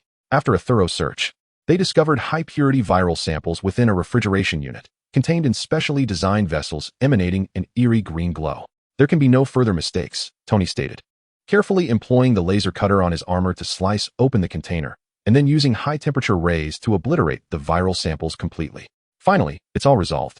Peter wiped the sweat from his brow, a look of relief spreading across his face. We cannot let our guard down yet. We must confirm that Umbrella Corporation's other plots in New York have been dismantled, Steve asserted. The group commenced a search within the basement, striving to uncover additional clues regarding the Umbrella Corporation. At a concealed computer terminal, they stumbled upon encrypted files. Jarvis, decrypt these files, Tony commanded. Decrypting now, sir. It will take some time, Jarvis replied.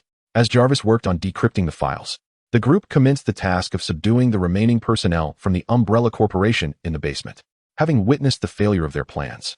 These individuals had lost their will to resist and were easily apprehended. The decryption was successful, sir. These documents contain information regarding other concealed locations of the Umbrella Corporation in New York, as well as plans for their ongoing small-scale viral experiments, Jarvis reported. It appears we have much work ahead of us, Steve declared resolutely, gazing at his comrades. No matter the challenges we face, we shall overcome them one by one, Natasha affirmed. Indeed, we cannot allow the Umbrella Corporation to pose a threat to the world any longer, Bruce added. The group departed the basement, carrying these vital leads with them. Outside, the sky was gradually brightening with the light of dawn, heralding the arrival of a new day. Though they were aware that further challenges from the Umbrella Corporation lay ahead, their hearts brimmed with unwavering conviction. Upon returning to Stark Tower, the group promptly shared these leads with SHIELD.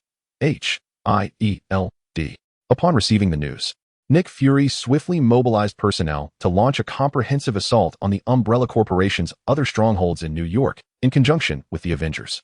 In the ensuing days, the Avengers and SHIELD agents tirelessly executed raids on various locations. Each operation was fraught with peril, yet their exceptional combat skills and seamless teamwork enabled them to dismantle numerous hidden sites and thwart the corporation's small-scale viral experiments. During one particular raid, Steve led a team of SHIELD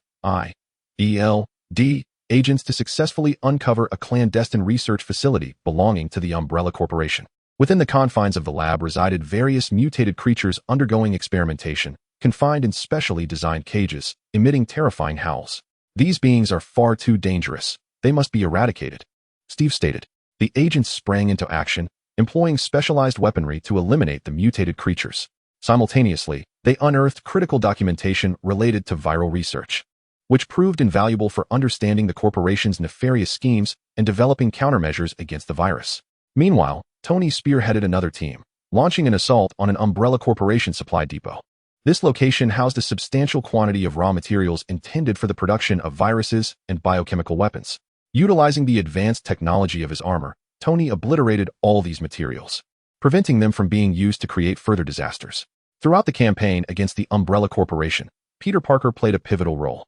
With his agile prowess and acute spider sense, he maneuvered through the city's skyscrapers, providing intelligence and support to his allies. On one occasion, he discovered a group of Umbrella agents preparing to transport a batch of hazardous viral samples and immediately alerted the Avengers and SHIELD. The team acted swiftly, successfully intercepting the samples and averting a potential crisis. As each stronghold was dismantled, the Umbrella Corporation's influence in New York gradually waned. However, the Avengers understood that this was merely the beginning. The corporation possessed a vast global presence, and their struggle was far from over. "We have achieved a significant victory. Yet we must not rest on our laurels," Steve remarked during a meeting. "Indeed, we shall persist in our pursuit of the Umbrella Corporation's whereabouts, resolutely dismantling their nefarious schemes." Tony concurred. "No matter where they hide, we shall unearth them," Natasha declared with unwavering determination. Chapter 9. Prelude to a global crisis. Following successful strikes against the Umbrella Corporation's multiple strongholds in New York, the Avengers did not encounter the anticipated moment of reprieve. Instead, they sensed an ominous and far more formidable crisis quietly looming. In the conference room of Stark Tower, the atmosphere was tense as the team gathered around a vast conference table, their expressions grave.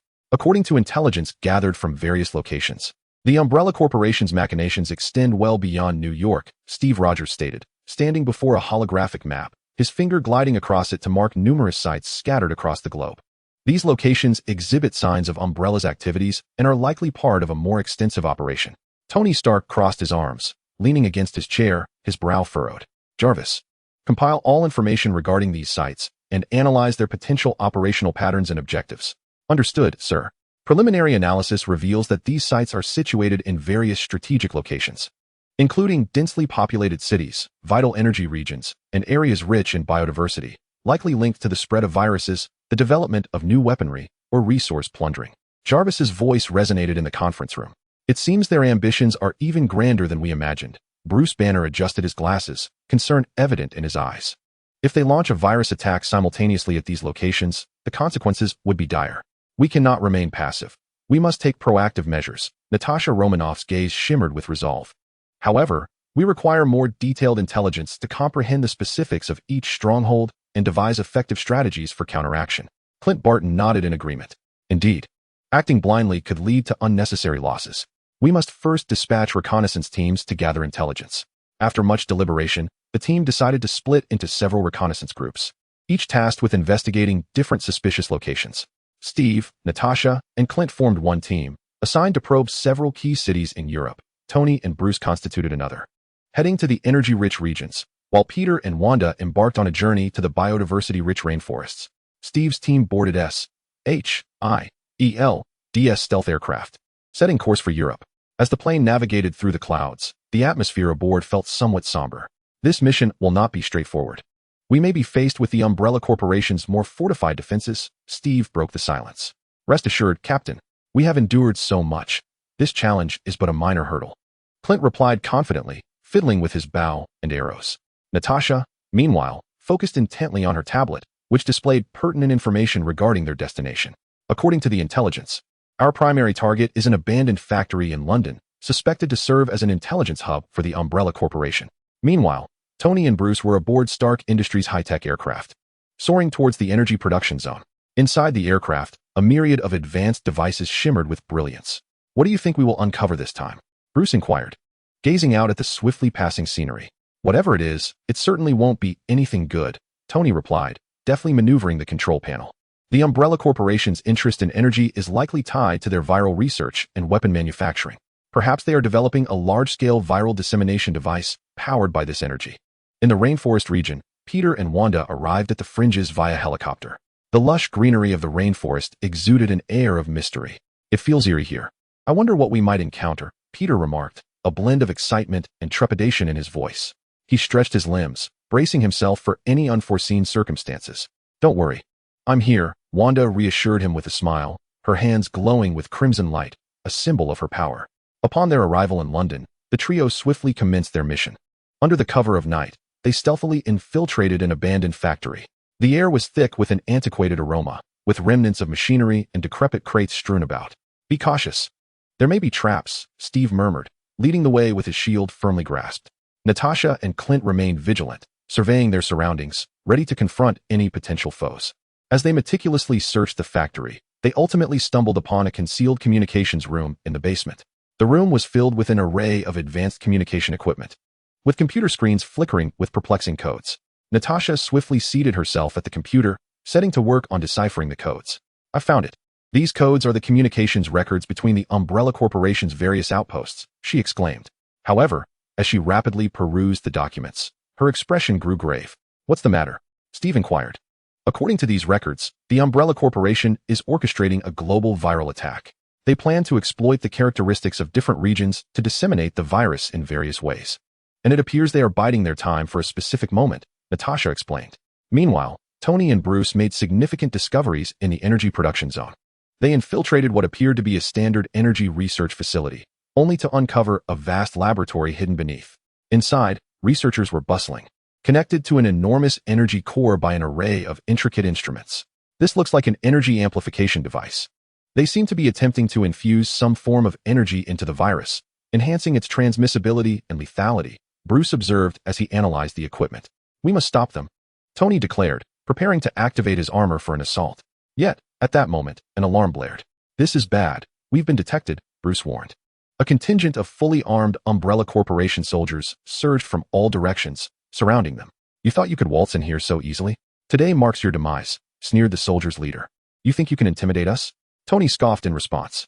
He swiftly activated his battle armor, and the palm cannon emitted a searing energy beam directed towards the soldiers.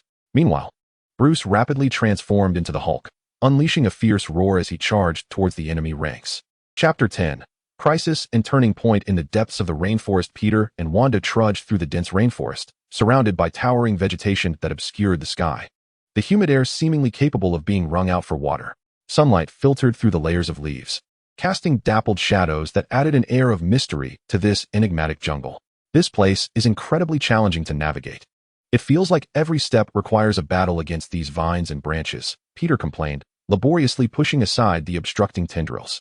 His spider suit bore several rips, and his face was smeared with leaves and dirt. Stop complaining. We need to locate the Umbrella Corporation's whereabouts as swiftly as possible, Wanda retorted, her gaze intently scanning the surroundings for any signs of anomaly in the intricate environment. Crimson energy flickered at her fingertips, seemingly alert to any imminent danger. Suddenly, Peter's spider sense surged with a sharp pain.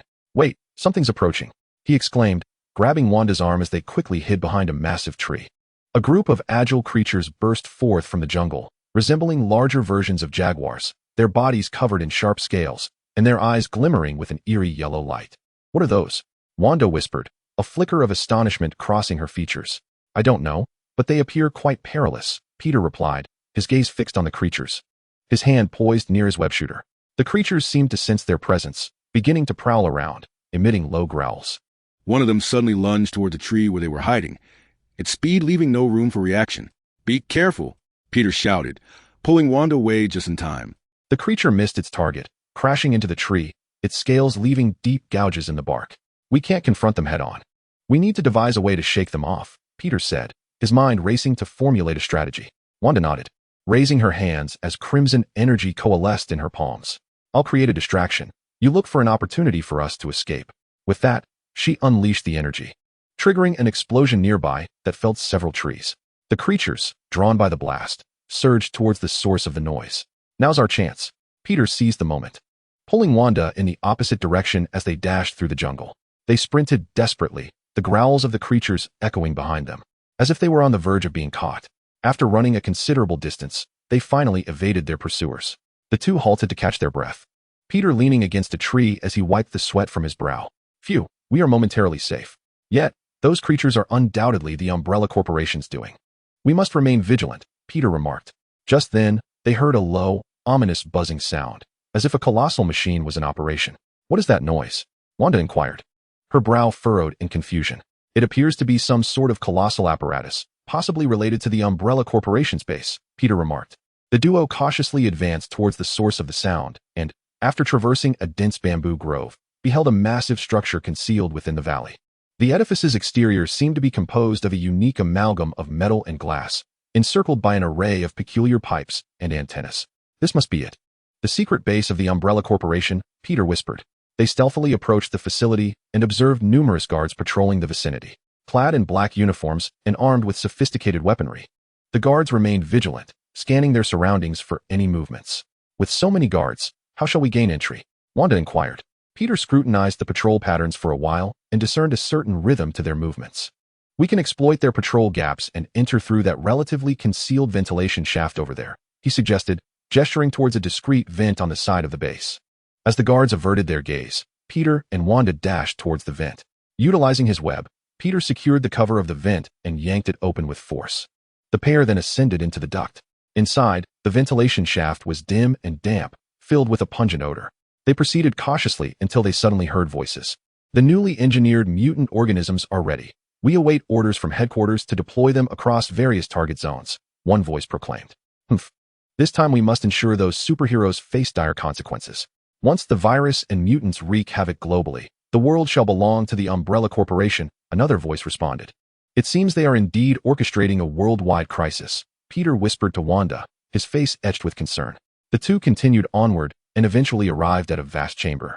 The room was filled with an array of petri dishes, each containing specimens undergoing mutations.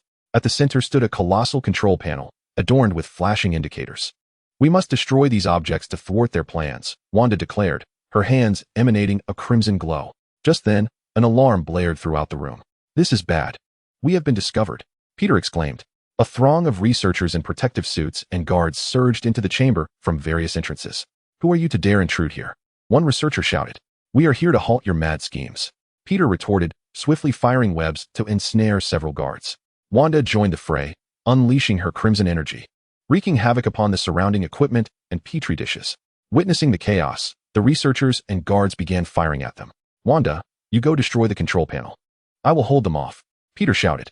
He darted around the room, evading enemy fire with his webs while repelling foes encroaching upon Wanda. Focusing intently, Wanda unleashed a powerful surge of crimson energy towards the control panel. The energy struck, resulting in a violent explosion that obliterated the console. "No, you have destroyed everything," a researcher cried out in despair. At that moment, the grand door of the room was suddenly blown apart, and a horde of even more formidable mutated creatures surged in. These beings were colossal, adorned with sharp spikes, and their mouths dripped with a noxious green venom. It appeared they had unleashed their ultimate weapon. "Do not worry. We can handle them," Peter stated, his eyes betraying a hint of anxiety, yet predominantly exuding resolve. Wanda, with a flourish of her hands, maneuvered crimson energy to restrain the movements of the mutated beings. Seizing the opportunity, Peter targeted their vulnerabilities, launching webs towards their eyes and joints, attempting to hinder their actions. One of the mutated creatures lunged at Wanda, who swiftly repelled it with her energy. However, another took advantage of the distraction and ambushed Peter from the side, leaving him with a painful gash on his arm from its sharp spikes. "Peter, are you all right?" Wanda exclaimed. "I'm fine, keep fighting." Peter gritted his teeth, enduring the pain as he continued to battle the monstrous entities. United in their assault, they gradually pushed the creatures back. Yet, just then, the room began to tremble violently. "This is bad. The destruction of the control panel must have triggered the base's self-destruct sequence," Peter warned. "We need to leave immediately," Wanda urged. They sprinted towards the exit, with collapsing structures and explosive flames trailing behind them. As they neared the doorway, a massive section of the ceiling crashed down, blocking their path. "What should we do?" Wanda asked anxiously. Peter scanned the surroundings and noticed a ventilation duct nearby. "This way," he exclaimed, pulling Wanda into the duct. They crawled desperately through the narrow passage, the explosions growing ever closer. Finally, they emerged from the other end of the duct into the open air of the base's exterior. The facility was engulfed in flames, with explosions resonating all around. Sighing in relief, Peter and Wanda gazed at the burning base. "While we have successfully destroyed this facility, we remain unaware of the situation elsewhere," Wanda remarked. "We must quickly inform the others," Peter replied. The duo hastily departed the rainforest, racing towards their designated rendezvous point with the other members. Chapter 11. Crisis, interwoven, and intelligence consolidation. Peter and Wanda had extricated themselves from the rainforest, their hearts racing as they made their way to the rendezvous point. Their expressions were grave, fully cognizant of the monumental responsibility they bore. The experiences within the rainforest had imparted to them a stark realization. The Umbrella Corporation's conspiracy loomed like an immense and malevolent net, steadily enveloping the globe.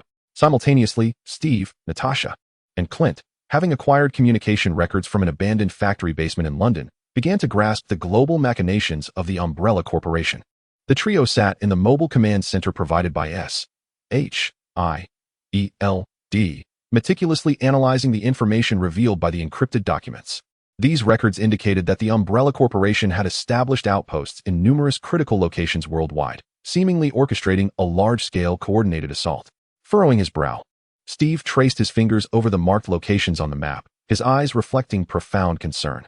Moreover, their strategy appears to be executed in stages. The initial phase likely involved a limited dissemination of the virus for experimental purposes, gathering data. It is probable that they have now transitioned into a critical stage of full deployment. Natasha remarked, her gaze intently shifting between documents and maps in search of further clues. We must relay this information to Tony and the others at once. Time is of the essence, and every second is vital, Clint stated as he began preparing the communication equipment. In the energy production zone, Tony and Bruce were engaged in fierce combat with the armed forces of the Umbrella Corporation. The immense figure of the Hulk rampaged through the enemy ranks, each punch sending foes sprawling several meters away. Meanwhile, Tony, clad in his Iron Man armor, adeptly maneuvered through the air, his palm repulsors continuously unleashing searing energy beams that struck precisely at the enemy's vulnerabilities. There are indeed quite a few of them. It seems the Umbrella Corporation's defenses here are more formidable than we anticipated, Tony communicated while evading enemy fire. Enough chatter, let us first deal with these adversaries. We still need to destroy their energy amplification device, the Hulk bellowed, his voice resonating like thunder across the battlefield, just as they fought with all their might. Clint's voice crackled through the communications channel. Tony, Bruce, please respond. We have uncovered significant intelligence in London. The Umbrella Corporation is orchestrating a global viral assault. How is the situation on your end? We are engaged with their armed forces, and this location appears to be pivotal for amplifying the virus's potency, Tony swiftly replied. Your intelligence is crucial. We will resolve matters here as quickly as possible and then regroup. After terminating the communication, Tony channeled more energy into the battle. He analyzed the enemy's weaponry and defense systems, discovering a fleeting energy fluctuation in their energy shields. Bruce, wait for my signal. I will draw their shields' energy away. And you take the opportunity to destroy the energy amplification device, Tony instructed. All right, I am ready, the Hulk roared, fists clenched, poised for action. Tony soared above the enemy defenses, intentionally drawing their fire. The enemy's energy weapons unleashed a barrage upon him, the energy shield of his armor flickering as it absorbed wave after wave of assault. At the opportune moment, while they were focused on Tony, he activated the anti-gravity mechanism of his suit, swiftly darting to the side and signaling Bruce. The Hulk launched forth like a cannonball, exploiting the brief vulnerability in the enemy's energy shield caused by their concentrated fire on Tony. He barreled through the defenses, charging toward the energy amplification device. Hulk! The Hulk let out an earth-shattering roar as he struck the energy amplification device with a mighty fist. Cracks began to form in the massive apparatus under the force of his assault, and the energy within began to leak uncontrollably. Run! This thing is going to explode, Tony shouted. The two quickly retreated as a tremendous explosion erupted behind them. The energy amplification device shattered into fragments, and the surrounding enemies were caught in the powerful blast. All set, let us hasten to the rendezvous point, Tony declared, making his way alongside the Hulk. Peter and Wanda arrived first at the designated location. An abandoned military base nestled in the mountains, its secluded environment ideal for concealment and communication. I wonder how the others are faring, Peter mused, pacing restlessly within the confines of the base. They will surely accomplish their mission. Let's remain patient, Wanda reassured him, though a hint of concern flickered in her eyes. Not long after, Steve, Natasha, and Clint arrived aboard the stealth aircraft. It is a relief to see you all unharmed. How are things in London? Peter inquired eagerly. Steve recounted the intelligence gathered in London in meticulous detail, including the global operations of the Umbrella Corporation, the phases of their actions, and potential targets for assault. The situation is graver than we anticipated. The Umbrella Corporation's plans span across continents, and they seem poised to launch simultaneous attacks, catching us off guard, Steve stated gravely. Soon after, Tony and Bruce joined them. We have destroyed their energy amplification devices in the energy sector, which should, to some extent, diminish the potency of their virus. Tony reported. Yet, that is far from sufficient. Our findings at the rainforest base indicate they have developed mutated organisms, ready to deploy alongside the virus in their global offensive. Wanda added. Gathered together, the atmosphere was heavy with tension. They understood that to confront the vast and intricate conspiracy of the Umbrella Corporation, a comprehensive and meticulous plan must be devised to have any chance of averting this global crisis. We require further intelligence to comprehend the specific defenses and attack strategies at each of their strongholds, Natasha asserted. Indeed, we must also account for the varying circumstances across the globe and formulate targeted response strategies, Bruce concurred. I propose we reach out to other superheroes and organizations to collaboratively tackle this crisis, Peter suggested. Steve nodded in agreement. That is an excellent idea. We need as many allies as possible. Thus, they commenced their division of labor. Utilizing Stark Industries' resources and technology, Tony delved into an in-depth analysis of the existing intelligence, seeking vulnerabilities and critical points within the Umbrella Corporation's plans. Steve and Natasha took charge of contacting other superheroes and justice organizations to solicit their assistance. Clint, Peter, and Wanda proceeded with further reconnaissance of various suspicious locations, gathering more detailed information. Meanwhile, Bruce established a temporary laboratory within the base to research methods for countering the Umbrella Corporation's virus and mutated organisms. In the ensuing days, a wealth of information began to converge. Other superheroes and organizations responded, eager to join the battle against the Umbrella Corporation. The reconnaissance teams relayed vital intelligence, detailing the defensive structures, personnel distribution, and potential methods of attack at each stronghold. According to our reconnaissance, the Umbrella Corporation's bases in Asia are primarily concentrated underground in several major cities, fortified with high-tech weaponry and biochemical traps, Peter reported, sharing the findings of their investigation. The European strongholds are notably more clandestine, often nestled within ancient castles and abandoned factories, seemingly camouflaging themselves with the local historical architecture, Wanda added.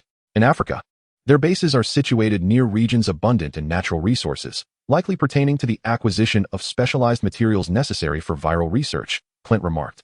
Meanwhile, in a makeshift laboratory, Bruce has made some progress. Through the analysis of previously acquired viral samples, I have discovered a substance capable of temporarily suppressing the virus's activity. Although it cannot completely eradicate the virus, it can buy us some time, Bruce stated. This is encouraging news. We can utilize this substance to counteract the virus's spread. Steve responded. Chapter 12. Meticulous preparations. On the eve of the final battle at the abandoned military base in the mountains, the atmosphere was tense yet fervent. The Avengers, alongside a coalition of superheroes and representatives from various justice organizations, gathered to discuss the ultimate battle plan against the Umbrella Corporation.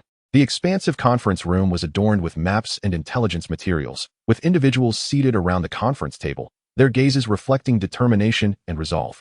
Steve Rogers stood before the assembly, his demeanor serious and solemn. Ladies and gentlemen, we are acutely aware of the gravity of our current situation. The Umbrella Corporation seeks to unleash a catastrophic viral and mutated biological assault on a global scale. We must thwart their efforts.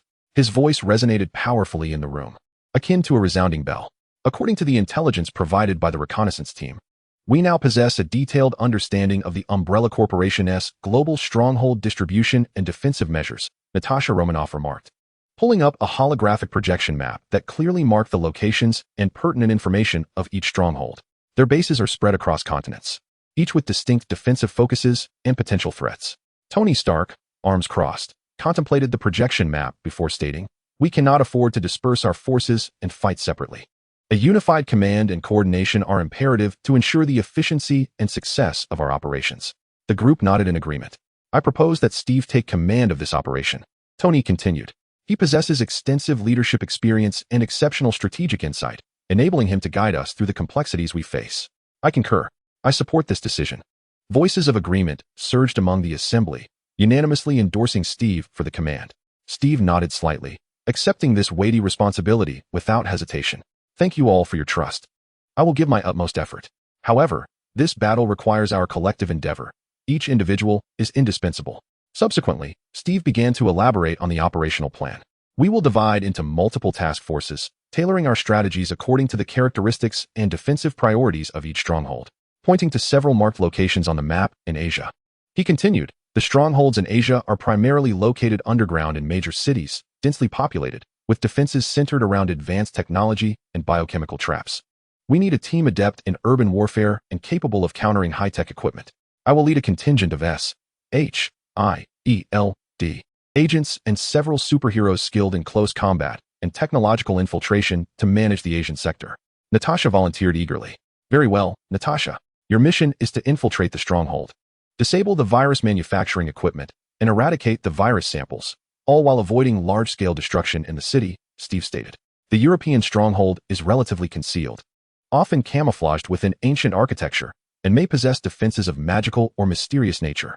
Steve continued, casting a glance towards Dr. Strange and the esteemed individuals of the magical realm he led. Leave Europe to us, Dr. Strange proclaimed, rising in his signature magical robes, his gaze steady and confident. We possess a considerable understanding of mystical forces and are equipped to handle potential magical traps and defenses. I entrust this task to you. Dr. Strange, you must swiftly dismantle the European stronghold to prevent the virus and mutated creatures from spreading from this location, Steve instructed. The African stronghold is situated near resource-rich areas, where the Umbrella Corporation may procure special materials for virus research. Their defenses are likely focused on safeguarding resources and transportation routes. Steve turned his attention to Black Panther T'Challa and his Wakandan warriors. Our Wakanda excels at navigating complex terrains and defense systems. We shall take responsibility for the African stronghold, T'Challa declared, his eyes reflecting the majesty and confidence of a king. Very well, you are to sever their resource supply, destroy the relevant research facilities, and thwart their efforts to develop more dangerous viruses, Steve commanded. In South America, the Umbrella Corporation appears to be conducting clandestine experiments within the local rainforests and jungles, their stronghold likely guarded by numerous mutated creatures. Steve looked towards Spider-Man Peter Parker and Scarlet Witch Wanda Maximoff. We have experience dealing with mutated creatures in the rainforest. We will manage this as well, Peter asserted, his eyes brimming with determination. Indeed, we shall eliminate those mutated beings and dismantle their experimental base, Wanda stated resolutely. Be cautious. These mutated creatures may be stronger than those we have faced previously, Steve advised. The North American stronghold primarily consists of large underground military bases, fortified with advanced weaponry and a substantial armed force. Steve gazed at Iron Man Tony Stark and the Hulk Bruce Banner. Bruce and I will handle North America. I am eager to see if their so-called advanced weapons can withstand my armor and the might of Hulk's fists, Tony declared confidently. Humph. Let those guys experience the power of the Hulk, the Green Giant rumbled beside him. All right, you must breach their defenses, destroy the core facilities, and thoroughly dismantle their influence in North America, Steve directed. Clint and I will lead a portion of the aerial forces responsible for global support and coordination, ensuring smooth communication between the various operational teams and addressing any unforeseen circumstances promptly, Steve concluded. Additionally, Bruce has developed a substance in the laboratory that can temporarily suppress the virus's activity. We will distribute this material to all operational teams for contingency purposes, Steve continued. Everyone must remain vigilant during the mission and prioritize their safety. Should any anomalies arise, report them to the command center immediately. Our singular objective is to utterly dismantle the global conspiracy of the Umbrella Corporation and to rescue the world, Steve proclaimed with unwavering resolve. For the world. The assembly echoed in unified fervor, their voices resonating throughout the conference room, imbued with an indomitable spirit of victory. In the ensuing hours, various task forces commenced their meticulous preparations. They inspected their armaments, familiarized themselves with operational strategies, and engaged in tactical drills with their comrades.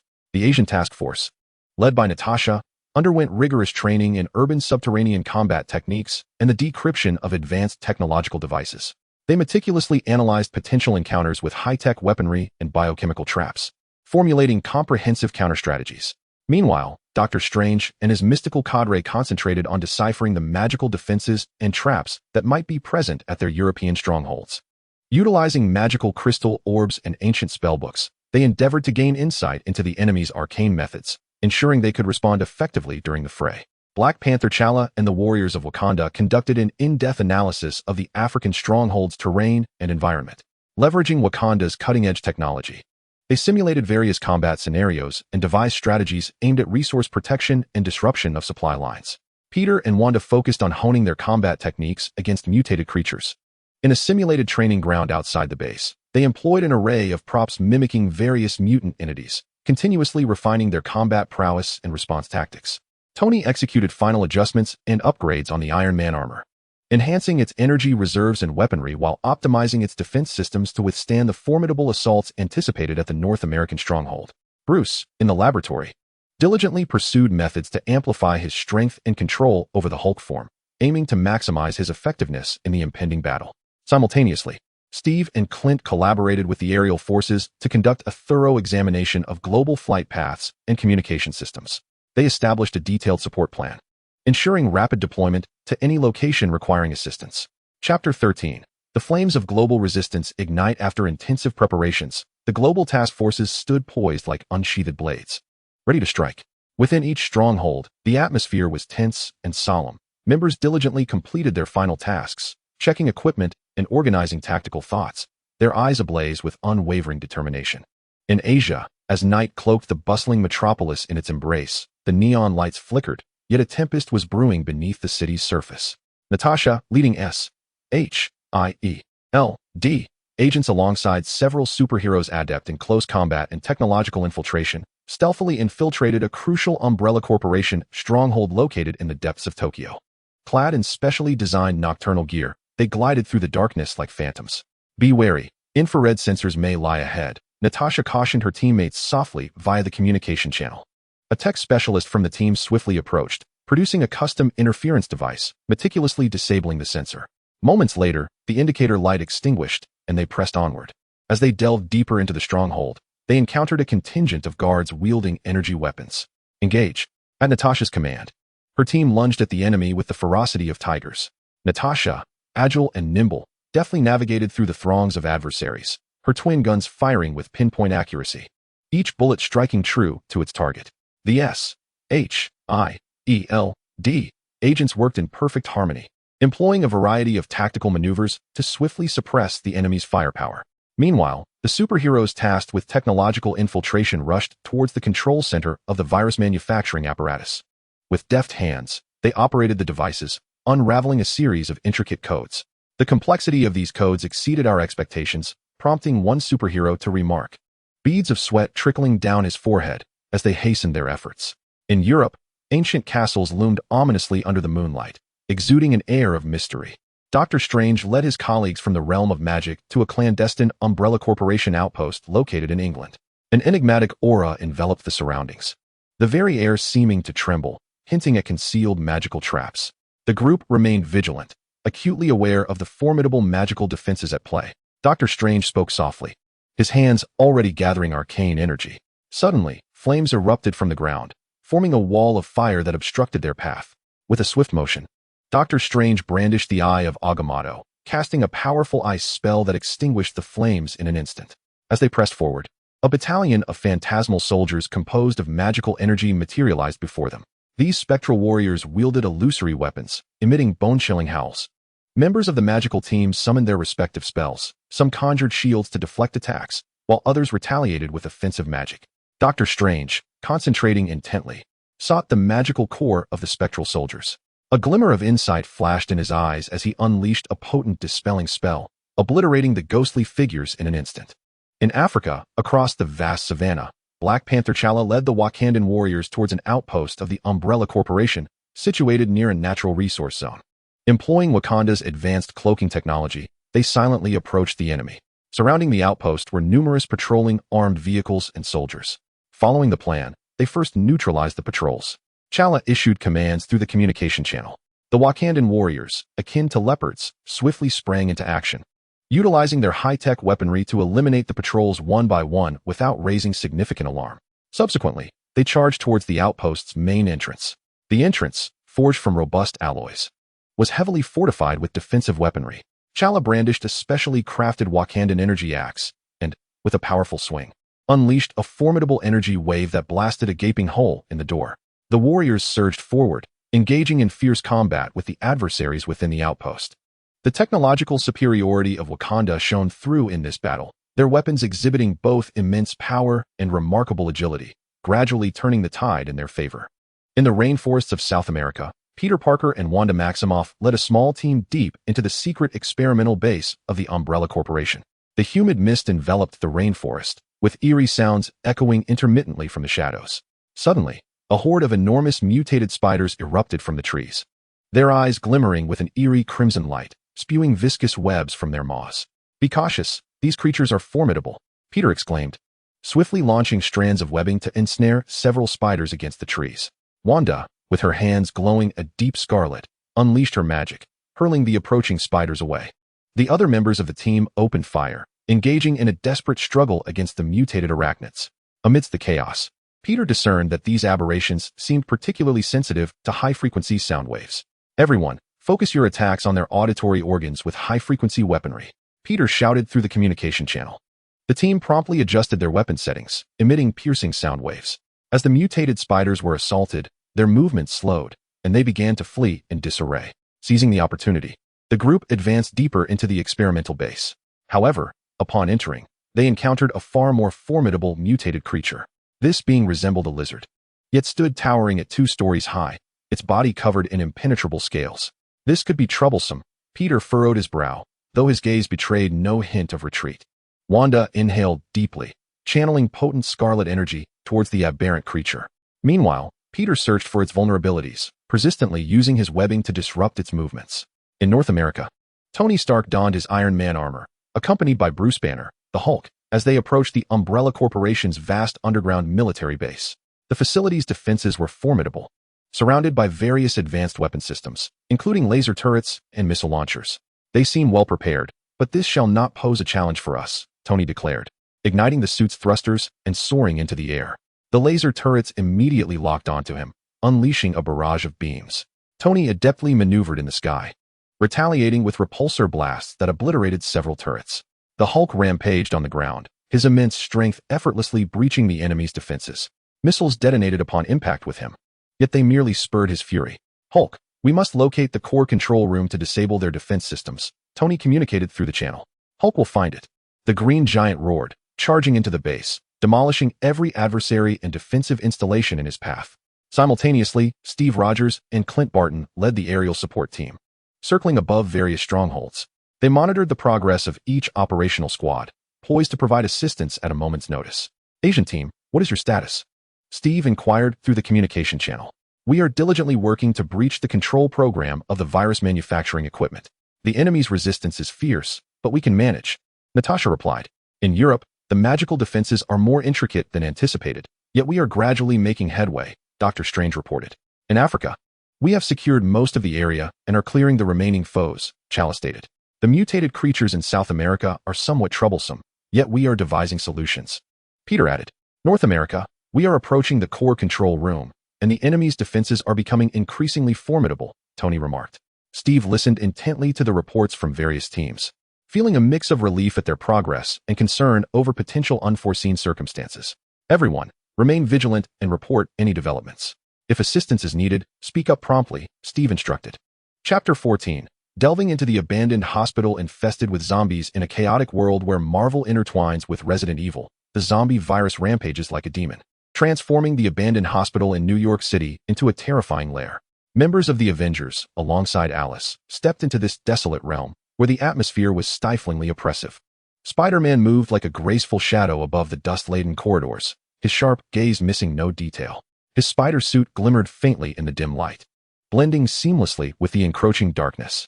Iron Man, clad in his resplendent high-tech armor, soared ahead, the sensors on his suit pulsating as they meticulously scanned the surroundings. Captain America, wielding his iconic shield adorned with the vibrant star and stripes, surveyed the area with a watchful eye, his steady expression reflecting a readiness for battle. Alice, armed with dual pistols that gleamed with a cold metallic sheen, possessed a keen and resolute gaze, honed from years of skirmishing with zombies and the Umbrella Corporation, granting her an extraordinary awareness of the perils that lurked here. They cautiously entered what appeared to be a laboratory. The air was thick with a nauseating stench, a noxious blend of decay and chemical agents, while various antiquated and damaged equipment lay haphazardly scattered about. Shattered glass vessels littered the floor, and remnants of strange-colored liquids pooled ominously, as if whispering tales of horrific experiments that had transpired. Iron Man crouched down, deftly retrieving a shard marked with peculiar insignia, using the agile mechanical arm of his suit. He analyzed it intently. The emblem seemed familiar, yet bore subtle differences, resembling an emblem of the Umbrella Corporation but altered, perhaps indicative of new modifications in the Marvel Universe. As he spoke, he transmitted the analysis results to his teammates through advanced communication devices. Suddenly, a deep, guttural roar shattered the silence, echoing as if from the depths of hell. Moments later, A horde of sluggish yet ferocious zombies staggered towards them from the far end of the room. These zombies, grotesquely disfigured, exhibited a range of horrifying appearances. Some bore skin of a ghastly gray hue, large patches peeling away to reveal rotting muscle and bone beneath. Others, with grotesquely contorted limbs, charged forward driven purely by instinct.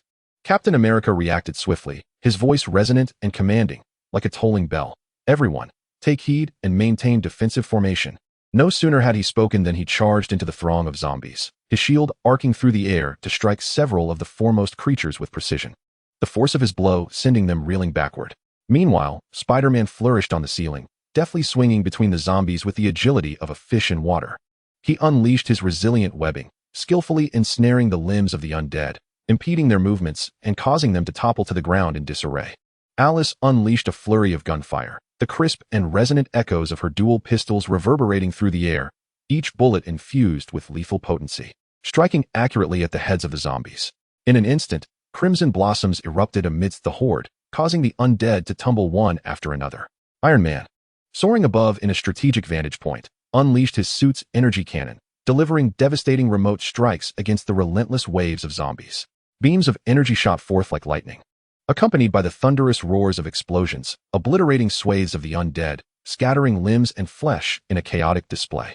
Yet, the number of zombies appeared inexhaustible, surging forth in relentless waves, seemingly an unending tide. Amidst the fierce battle, Alice's keen senses detected an anomaly. While the zombies' movements seemed driven by instinct, they occasionally exhibited an unsettling degree of coordination, as though an invisible hand orchestrated their actions from the shadows. Everyone, be cautious. These zombies may not be as simple as they appear. Alice warned her teammates, her voice tinged with urgency. At that moment, a colossal, mutated zombie burst forth from the throng. Its frame dwarfed that of ordinary zombies, muscles rippling like a moving mountain. Its maw was lined with sharp fangs, each glinting ominously, instilling dread. It swung its massive arms, effortlessly sweeping several zombies aside, charging towards Captain America like an enraged beast. Captain America swiftly raised his shield in defense, the tremendous impact leaving deep gouges on the ground as he staggered slightly from the force. Seizing the moment, Spider-Man, akin to a shadowy bolt of lightning, stealthily approached the mutated creature from behind. With a powerful leap, he landed gracefully on its back, quickly ensnaring its neck with webs in an attempt to restrain its movements. The mutated zombie, sensing the threat, thrashed wildly, emitting furious roars that reverberated through the air, shaking the very atmosphere. Its strength was beyond comprehension, nearly throwing Spider-Man off. Observing the struggle, Iron Man swiftly recalibrated the energy cannon, determination flickering in his eyes. He aimed at the creature's leg and unleashed a potent beam of energy. The beam sliced through the air like a searing blade, instantly severing one of the mutated zombie's legs. It let out a harrowing roar, crashing to the ground, incapacitated. Taking advantage of the brief chaos among the zombies, Captain America urged, "We cannot linger here. We must continue our search for clues." The group swiftly dispersed throughout the room, resuming their search. In a corner, Alice stumbled upon a dilapidated filing cabinet, its door ajar, with documents strewn about haphazardly. She crouched down, meticulously sifting through the papers. Most were tattered and yellowed. The ink faded, yet her profound understanding of Umbrella Corporation allowed her to discern some crucial information. "Come quickly. I believe I have uncovered something significant," Alice exclaimed, her voice laced with excitement. Her teammates gathered around, peering at the documents in her hands, which referenced a mysterious project seemingly linked to the transmission and evolution of the zombie virus. Certain keywords, such as special serum and energy core, have piqued widespread interest.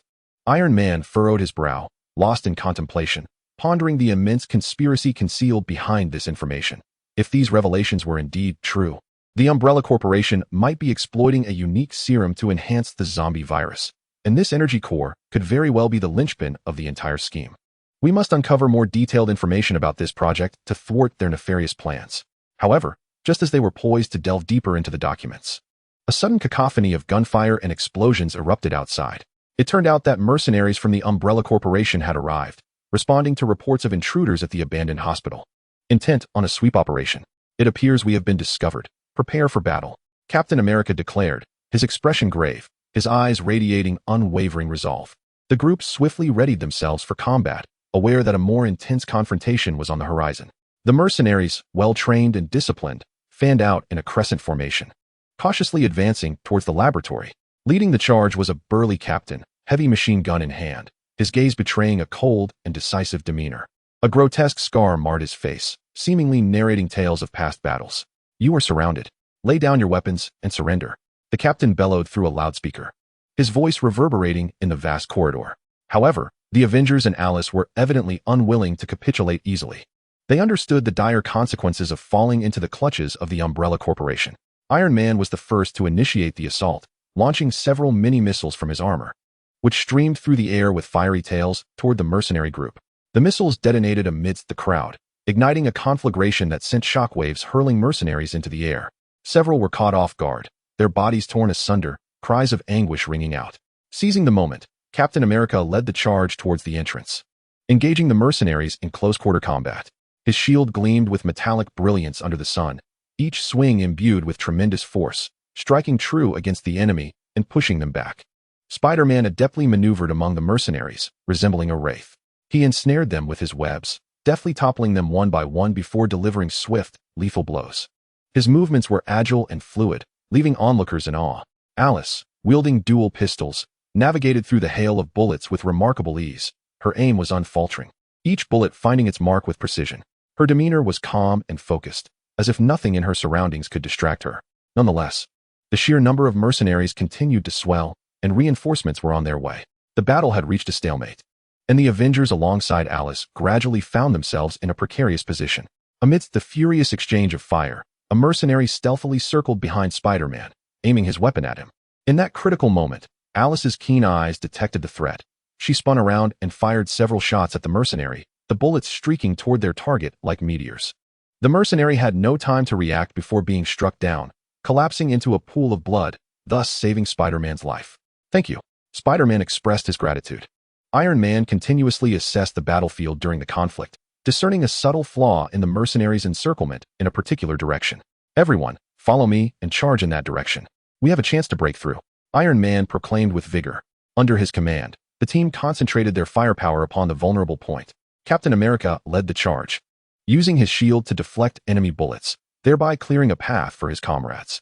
Ultimately, they successfully breached the mercenaries' encirclement and surged towards the exit of the abandoned hospital. As they finally escaped the decrepit establishment, each member was utterly exhausted, yet their eyes sparkled with resolve. They understood that although they had narrowly evaded capture, the road ahead to thwart the nefarious schemes of Umbrella Corporation remained long and arduous. The crucial information contained within the fragmented documents they possessed would serve as a vital lead for their forthcoming endeavors. "We must locate the site of this mysterious project and put an end to Wesker's insane plans," Captain America declared resolutely, gazing into the distance. The others nodded in agreement, filled with hope as they advanced towards their next objective. On their journey back to the Avengers headquarters, the team pondered the clues gleaned from the abandoned hospital. Iron Man, seated in the armored vehicle, tirelessly analyzed the information on his suit's computer, seeking further insights regarding the special serum and energy core. His gaze was fixed intently on the screen, fingers dancing swiftly across the control panel as intricate data cascaded before him. Based on the current data, this energy core is likely the pivotal device Umbrella Corporation employs to control and enhance the zombie virus, yet we remain unaware of its exact location and function. Iron Man remarked, his brow furrowed with concern. Captain America, sitting nearby, attentively absorbed Iron Man's analysis. After a moment of contemplation, he responded, "We need to devise a detailed plan. First, we must identify the potential locations of this mysterious project, then strategize how to infiltrate and dismantle it. Various dangers may arise. We must be thoroughly prepared." Alice nodded in agreement, her familiarity with Umbrella Corporation's operational methods evident. Umbrella is known for their caution. They will undoubtedly establish formidable defenses at the project site. We must identify their vulnerabilities to strike effectively. Additionally, we must remain vigilant against Wesker's machinations. He will not idly watch us thwart his plans. Spider-Man chimed in with his perspective. "I believe we can utilize my spider sense to detect danger in advance. Moreover, I am quite agile within the city and can scout for more information regarding this project." The team recognized the feasibility of Spider-Man's proposal, expressing their support. Upon returning to the headquarters, they promptly convened a meeting to consolidate the clues obtained from the abandoned hospital with previously gathered intelligence. Through meticulous analysis, they identified several potential locations associated with the enigmatic project, one of which was an abandoned factory on the outskirts of the city, where anomalous energy fluctuations had previously been detected, likely indicating the energy core's whereabouts. After thorough discussion, they formulated a preliminary action plan.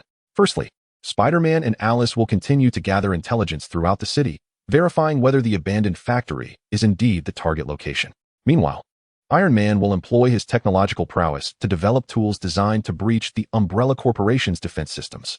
Captain America will be tasked with organizing the personnel within the base, conducting combat training and preparing supplies, always ready to confront any potential crises. Following the conclusion of the meeting, everyone swiftly immersed themselves in their respective tasks. Acutely aware of the urgency, every moment is of paramount importance. Should they fail to thwart the Umbrella Corporation's nefarious plot promptly, the zombie virus will continue to spread, plunging the entire world into irreversible despair. As superheroes, they bear the solemn responsibility of saving the world. Chapter 15. Revisiting the abandoned factory clad in his battle suit. Spider-Man navigated the towering structures of the city, his spider sense ever vigilant. An oppressive atmosphere enveloped the streets, with citizens sheltering in their homes, reluctant to venture outside. Occasionally, a few zombies could be glimpsed wandering through the streets, emitting chilling howls. Utilizing his agility, Spider-Man stealthily infiltrated locations potentially associated with the Umbrella Corporation, seeking clues regarding the abandoned factory. In what appeared to be an ordinary office building, he deftly evaded the security patrols and entered an office. There, he discovered documents within a desk drawer that referenced transportation records related to the abandoned factory, suggesting a substantial amount of supplies had been dispatched there. The documents also contained peculiar codes and symbols, which Spider-Man recognized as potentially pivotal to unraveling the mystery. He swiftly scanned the documents with his portable mini-scanner, preparing to return them to Iron Man for analysis. Simultaneously, Alice embarked on her investigation within the city's underground realm. She arrived at a black market trading post, a chaotic hub of illicit transactions. Leveraging her connections and knowledge of the Umbrella Corporation, Alice gleaned rumors regarding the abandoned factory from various black market merchants. It was said that the facility had been transformed into a highly classified research base, surrounded by numerous traps and defense mechanisms, heavily guarded by mutated creatures and mercenaries. After several days of investigation, Spider-Man and Alice returned to the base with their gathered intelligence. This information further corroborated their suspicions that the abandoned factory was likely the site of the enigmatic project.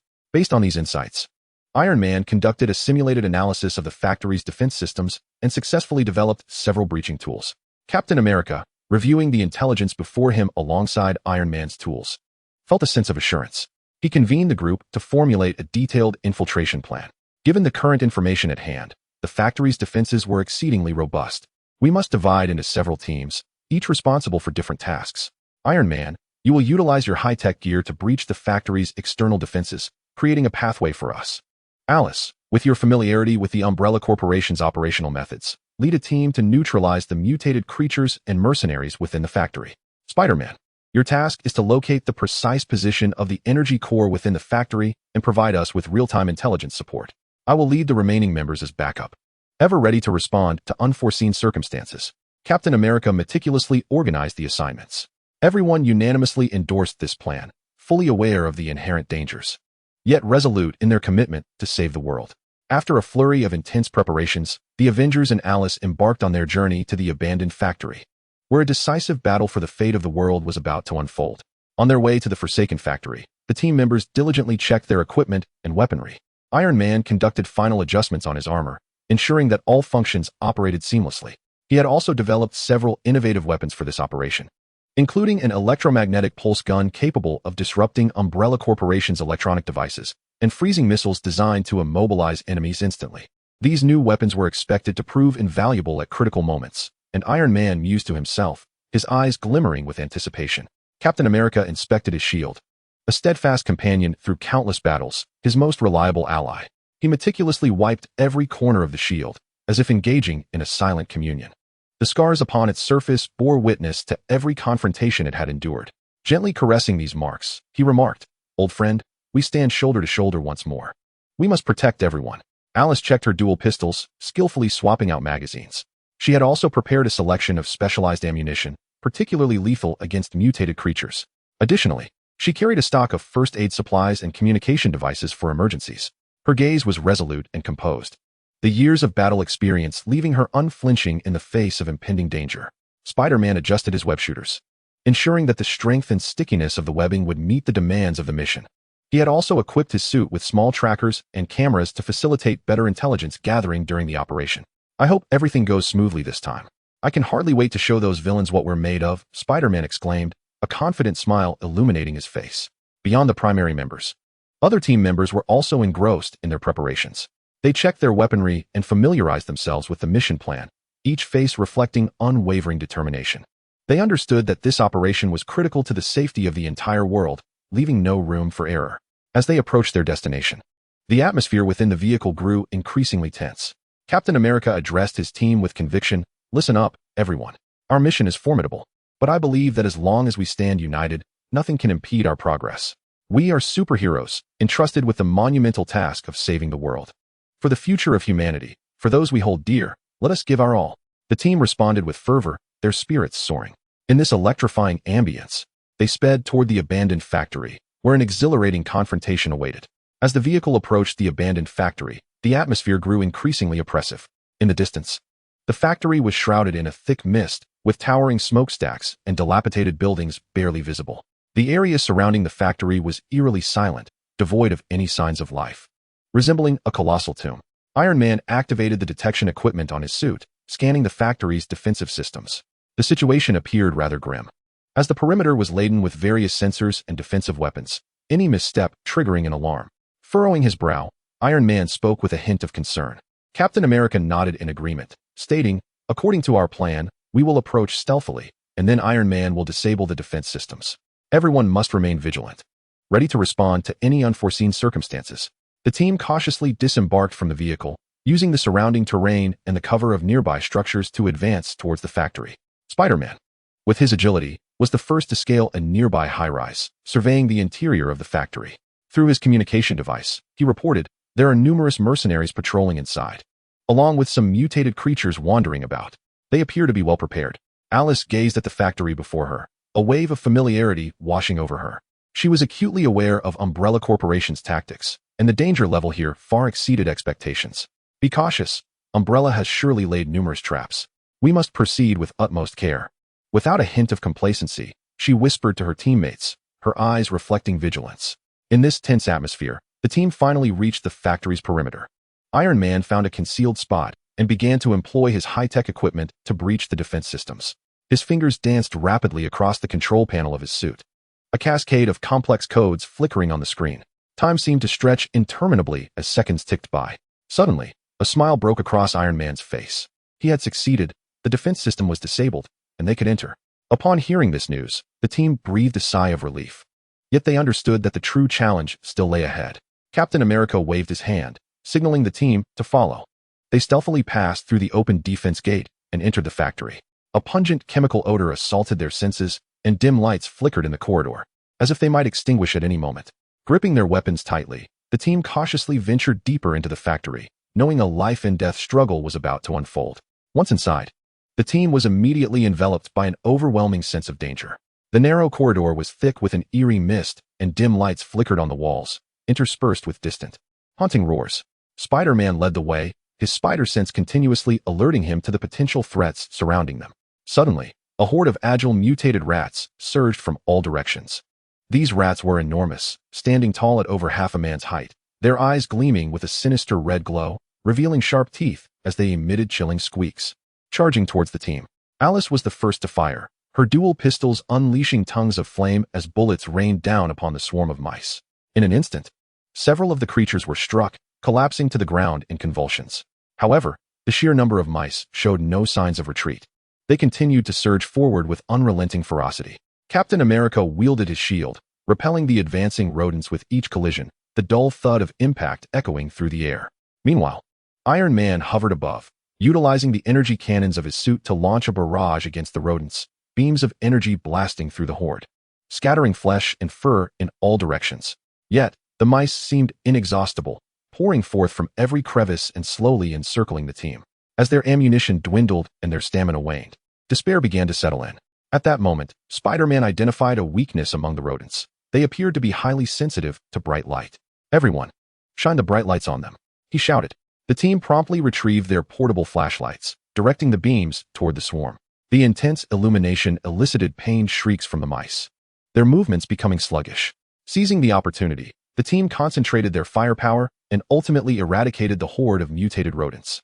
With the threat neutralized, they pressed onward, arriving at a vast workshop filled with colossal machinery emitting a low, rumbling hum. At the center of the workshop stood a massive metallic platform, seemingly engaged in some arcane experiment. The platform shimmered with strange lights, surrounded by containers filled with green liquid, within which distorted shapes were vaguely discernible. Chapter 16. Battle with the Mechanical Beasts. Suddenly, alarms blared as a group of mercenaries surged forth from all directions, encircling the team. "You've finally arrived. We've been waiting for you," sneered the mercenary leader, a towering figure clad in a black combat uniform, gripping a heavy assault rifle, his gaze radiating disdain and arrogance. The team quickly formed a defensive circle, back to back, bracing for combat. "Everyone, stay calm and proceed according to plan," Captain America commanded. Iron Man was the first to strike, launching several smoke grenades from his suit, enveloping the entire workshop in a thick haze. Under the cover of smoke, the team began to disperse. Within the fog-laden workshop, the battle raged fiercely. Iron Man darted through the air, shifting positions as he unleashed his suit's energy weapons upon the mercenaries. His energy blast struck true, sending enemies sprawling amidst a cacophony of explosions. However, the mercenaries retaliated fiercely, bullets raining down upon Iron Man and sparking against his armor. Spider-Man swung through the rafters, deftly maneuvering to attack the mercenaries from behind. He approached silently, ensnaring their necks with webbing to incapacitate them. Whenever a mercenary detected his presence and fired, he would nimbly evade, launching his counterattack from another vantage point. Alice, with her agile prowess, navigated through the ranks of mercenaries, her dual pistols delivering precise shots to her foes. Her gaze was calm and focused, each pull of the trigger striking true to its mark. She adeptly utilized the surrounding machinery as cover, constantly shifting positions to elude her adversaries.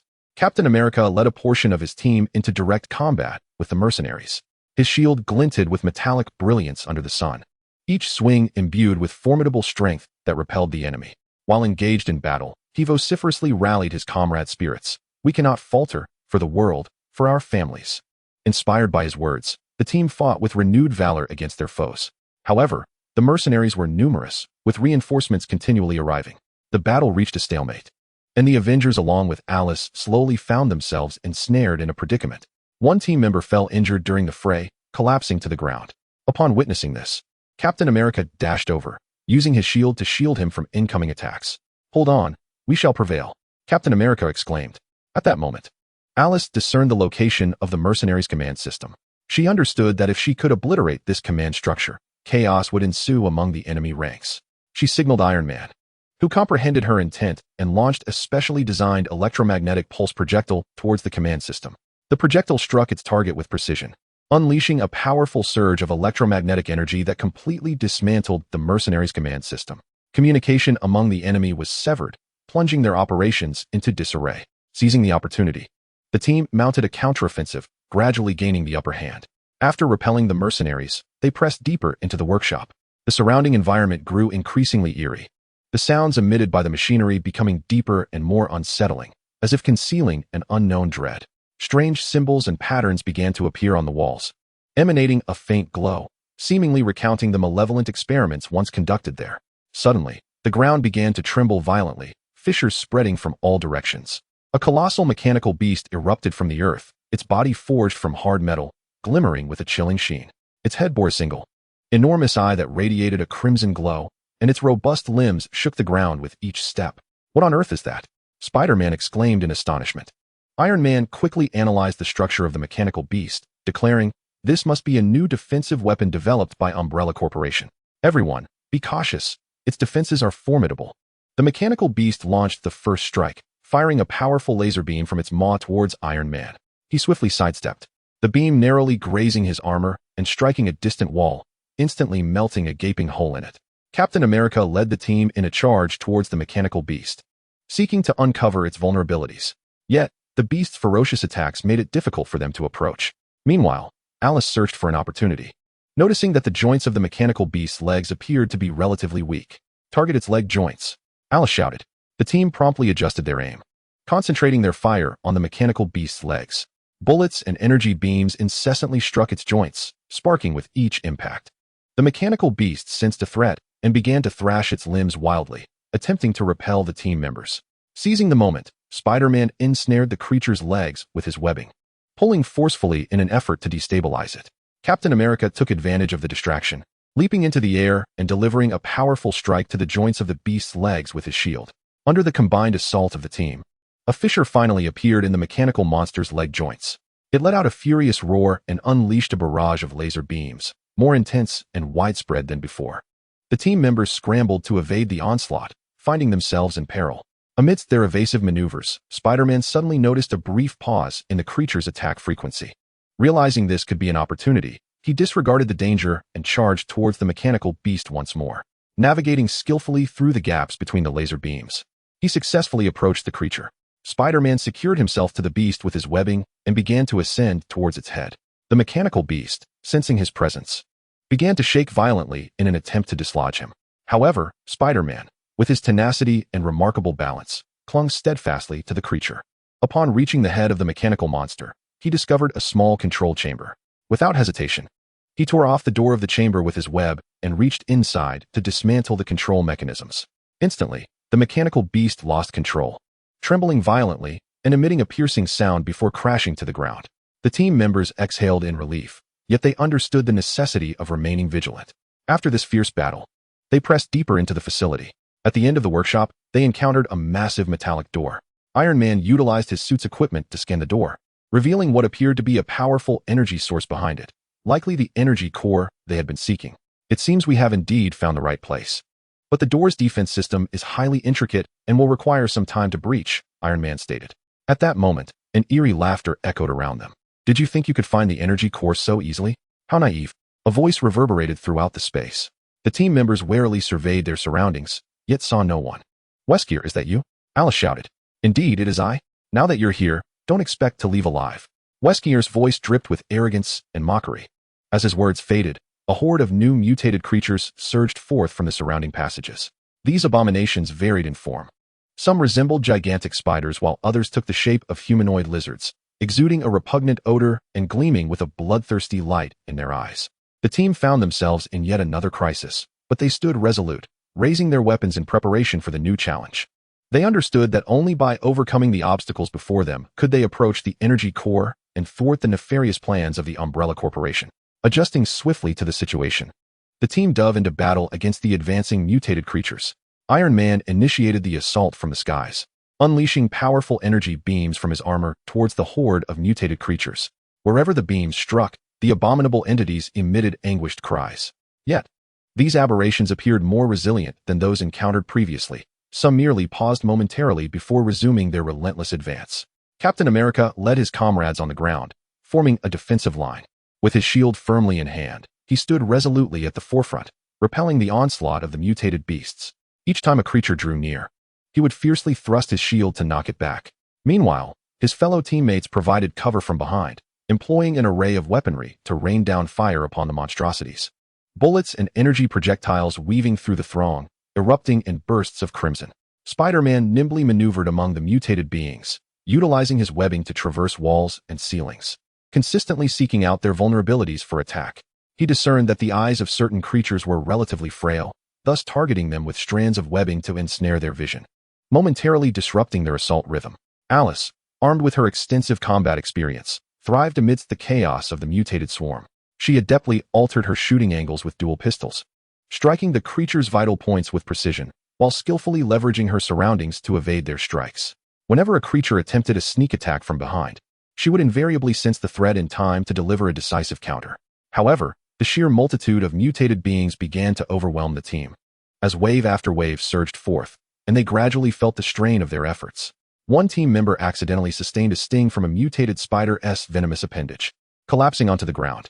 Captain America rushed to his aid, swiftly carrying him to a relatively secure location. "Hold on, everyone. We cannot surrender," he urged.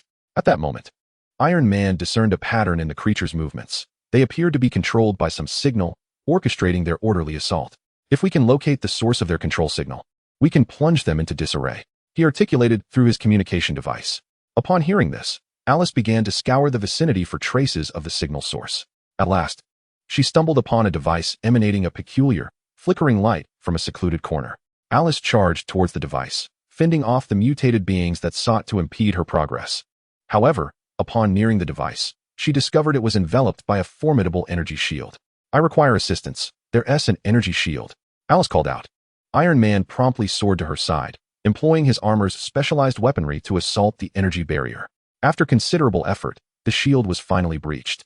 Seizing the opportunity, Alice advanced and obliterated the signal source controlling the mutated entities.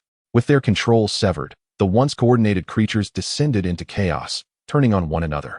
The team seized this moment to concentrate their firepower on the remaining monstrosities, executing a final extermination. Through their combined endeavors, they ultimately succeeded in vanquishing all the mutated beings. As they approached the core, the tension of the impending confrontation loomed. Following the eradication of the mutated creatures, the team took a brief respite before resuming their efforts to dismantle the defenses of the metallic door. Iron Man was fully engrossed in operating the devices within his armor, a cascade of intricate codes flickering before his eyes. Beads of sweat adorned his forehead, yet his gaze remained unwavering. He understood the urgency of the moment, where every second was of paramount importance. After a prolonged and tense process of deciphering, Iron Man finally succeeded in unlocking the metallic door. The door creaked open, and a powerful wave of energy surged forth, causing his teammates to experience a moment of palpitation. Behind the door lay a vast circular chamber. At its center stood an energy core radiating a blinding brilliance. Surrounding the core were an array of complex pipes and circuits, perpetually channeling energy. "We've finally found it," Captain America exclaimed. However, before they could revel in their discovery, a group of figures suddenly emerged around them. It was Wesker, accompanied by his elite squad. Wesker stood at the forefront of the group, clad in a form-fitting black combat suit, his face adorned with an iconic cold smile. "Did you think you could easily seize the energy core? That is simply impossible," Wesker declared, his eyes reflecting disdain for the Avengers and Alice, as if everything lay firmly within his grasp. "Wesker, your schemes will not succeed," Alice shouted in fury. The two sides faced off, the tension reaching a crescendo. As the ultimate showdown that would dictate the fate of the world was on the verge of erupting, the team members gripped their weapons tightly, their resolve unwavering as they stared down Wesker and his forces. They understood that this battle would be immensely arduous, yet for the sake of saving the world, there was no retreat. They had to give their all. Wesker launched the first assault, his speed uncanny, as he materialized before Alice like a wraith, delivering a powerful punch aimed at her. Alice swiftly sidestepped, simultaneously firing her weapon at Wesker. He effortlessly dodged the bullets and retaliated with a kick that struck Alice, sending her stumbling back several paces. Concurrently, Wesker's elite squad unleashed their attack on the Avengers. Each member of this elite force had undergone special enhancements, their combat prowess far exceeding that of ordinary mercenaries. Armed with an array of advanced weaponry, they unleashed a relentless barrage upon the team. Iron Man engaged in aerial combat with the elite squad's aircraft. The vehicles emitted beams of energy, attempting to strike him down. With agility, Iron Man navigated through the air, evading the onslaught while counterattacking with his armor's arsenal. He launched miniature missiles, downing several aircraft, the explosions illuminating the sky. Captain America led the ground team into close-quarters combat against the elite squad. His shield proved invaluable in battle, repeatedly deflecting enemy attacks while delivering heavy blows in return. Under his leadership, the team fought valiantly, engaging in fierce clashes with their adversaries. Meanwhile, Spider-Man nimbly darted across the battlefield, utilizing his webs to disrupt the enemy's movements while searching for opportunities to exploit their vulnerabilities. He identified critical components within the elite squad's weaponry. By damaging these elements, he could significantly diminish their combat effectiveness. Thus, he relentlessly targeted these vital points with his webs, dismantling them one by one. The battle between Alice and Wesker escalated to a fever pitch. Wesker, endowed with formidable physical prowess and exceptional combat skills, exerted immense pressure on Alice. Yet, Alice remained undaunted. Armed with her indomitable spirit and extensive battle experience, she maneuvered skillfully against Wesker. Seizing the opportune moment, she lunged forward with her dagger, striking Wesker's arm. Despite his evasive sidestep, "You think this will defeat me?" Such naivety, Wesker bellowed, producing a syringe filled with a verdant liquid, which he promptly injected into his own body. In an instant, his physique transformed, becoming even more robust and agile.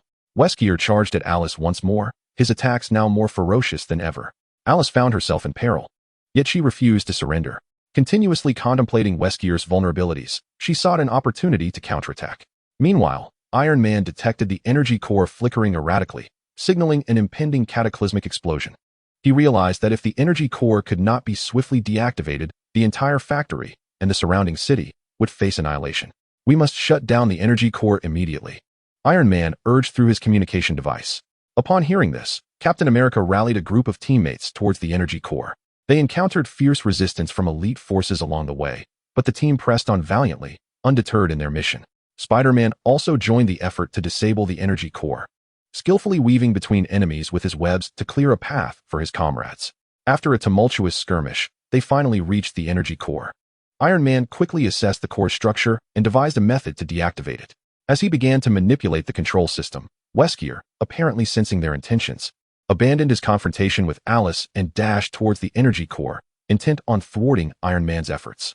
Observing this, Alice, disregarding her injuries, pursued him from behind. She leapt, ensnaring Wesker in a fierce embrace, and they tumbled to the ground. Wesker struggled to break free, but Alice clung to him tenaciously. "You shall not pass," Alice declared. In that moment, Iron Man successfully shut down the energy core.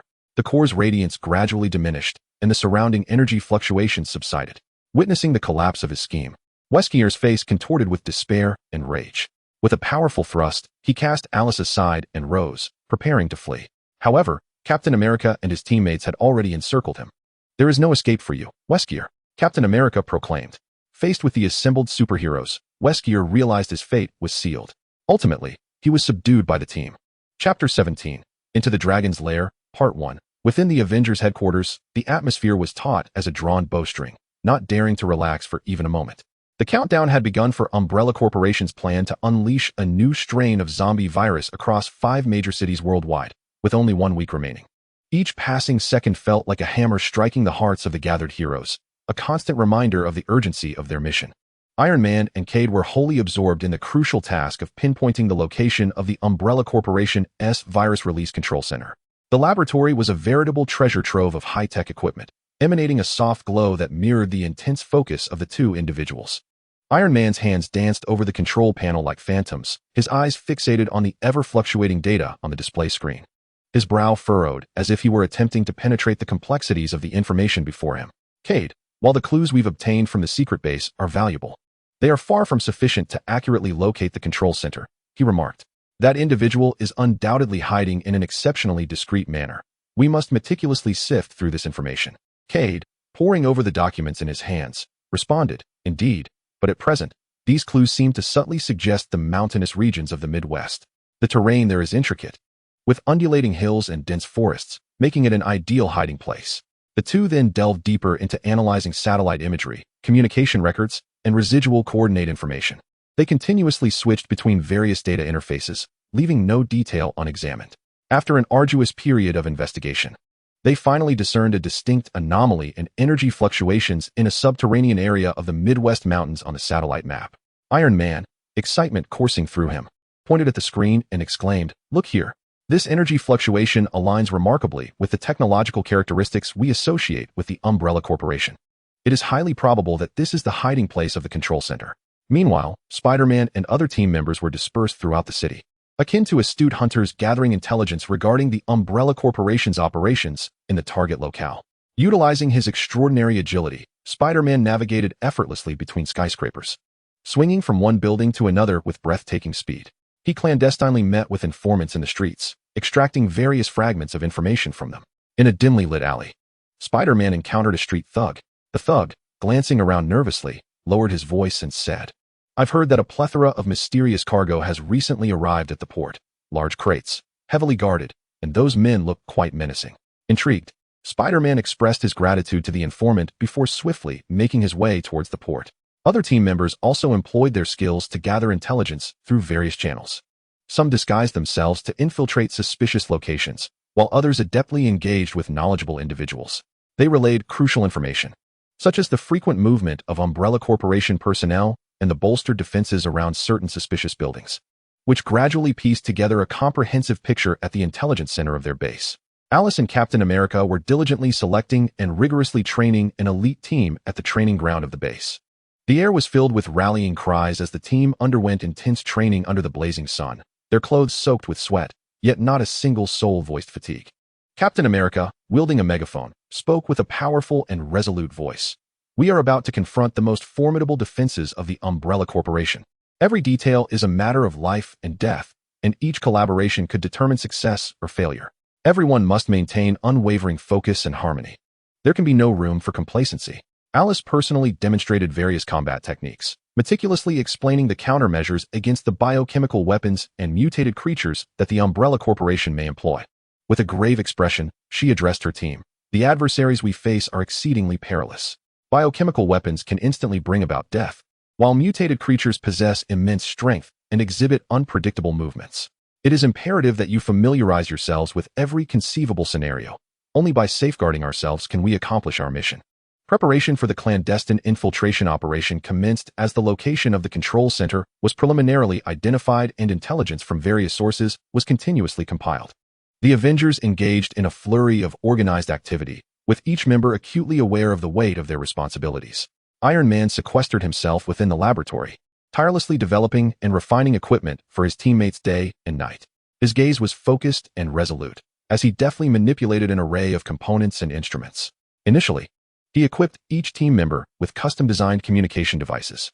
These devices utilized the most advanced quantum encryption technology, ensuring stable and secure communication connections amidst the subterranean complexities, thereby allowing the team to coordinate effectively during the operation.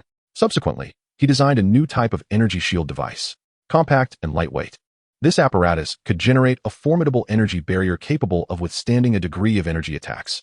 Iron Man also undertook a comprehensive upgrade of his armor, enhancing the weapon system's firepower and accuracy, while integrating an efficient filtration and purification system to combat potential biochemical threats. As he fine-tuned his armor, he muttered to himself, "This time, we shall make the Umbrella Corporation realize that we are not to be trifled with."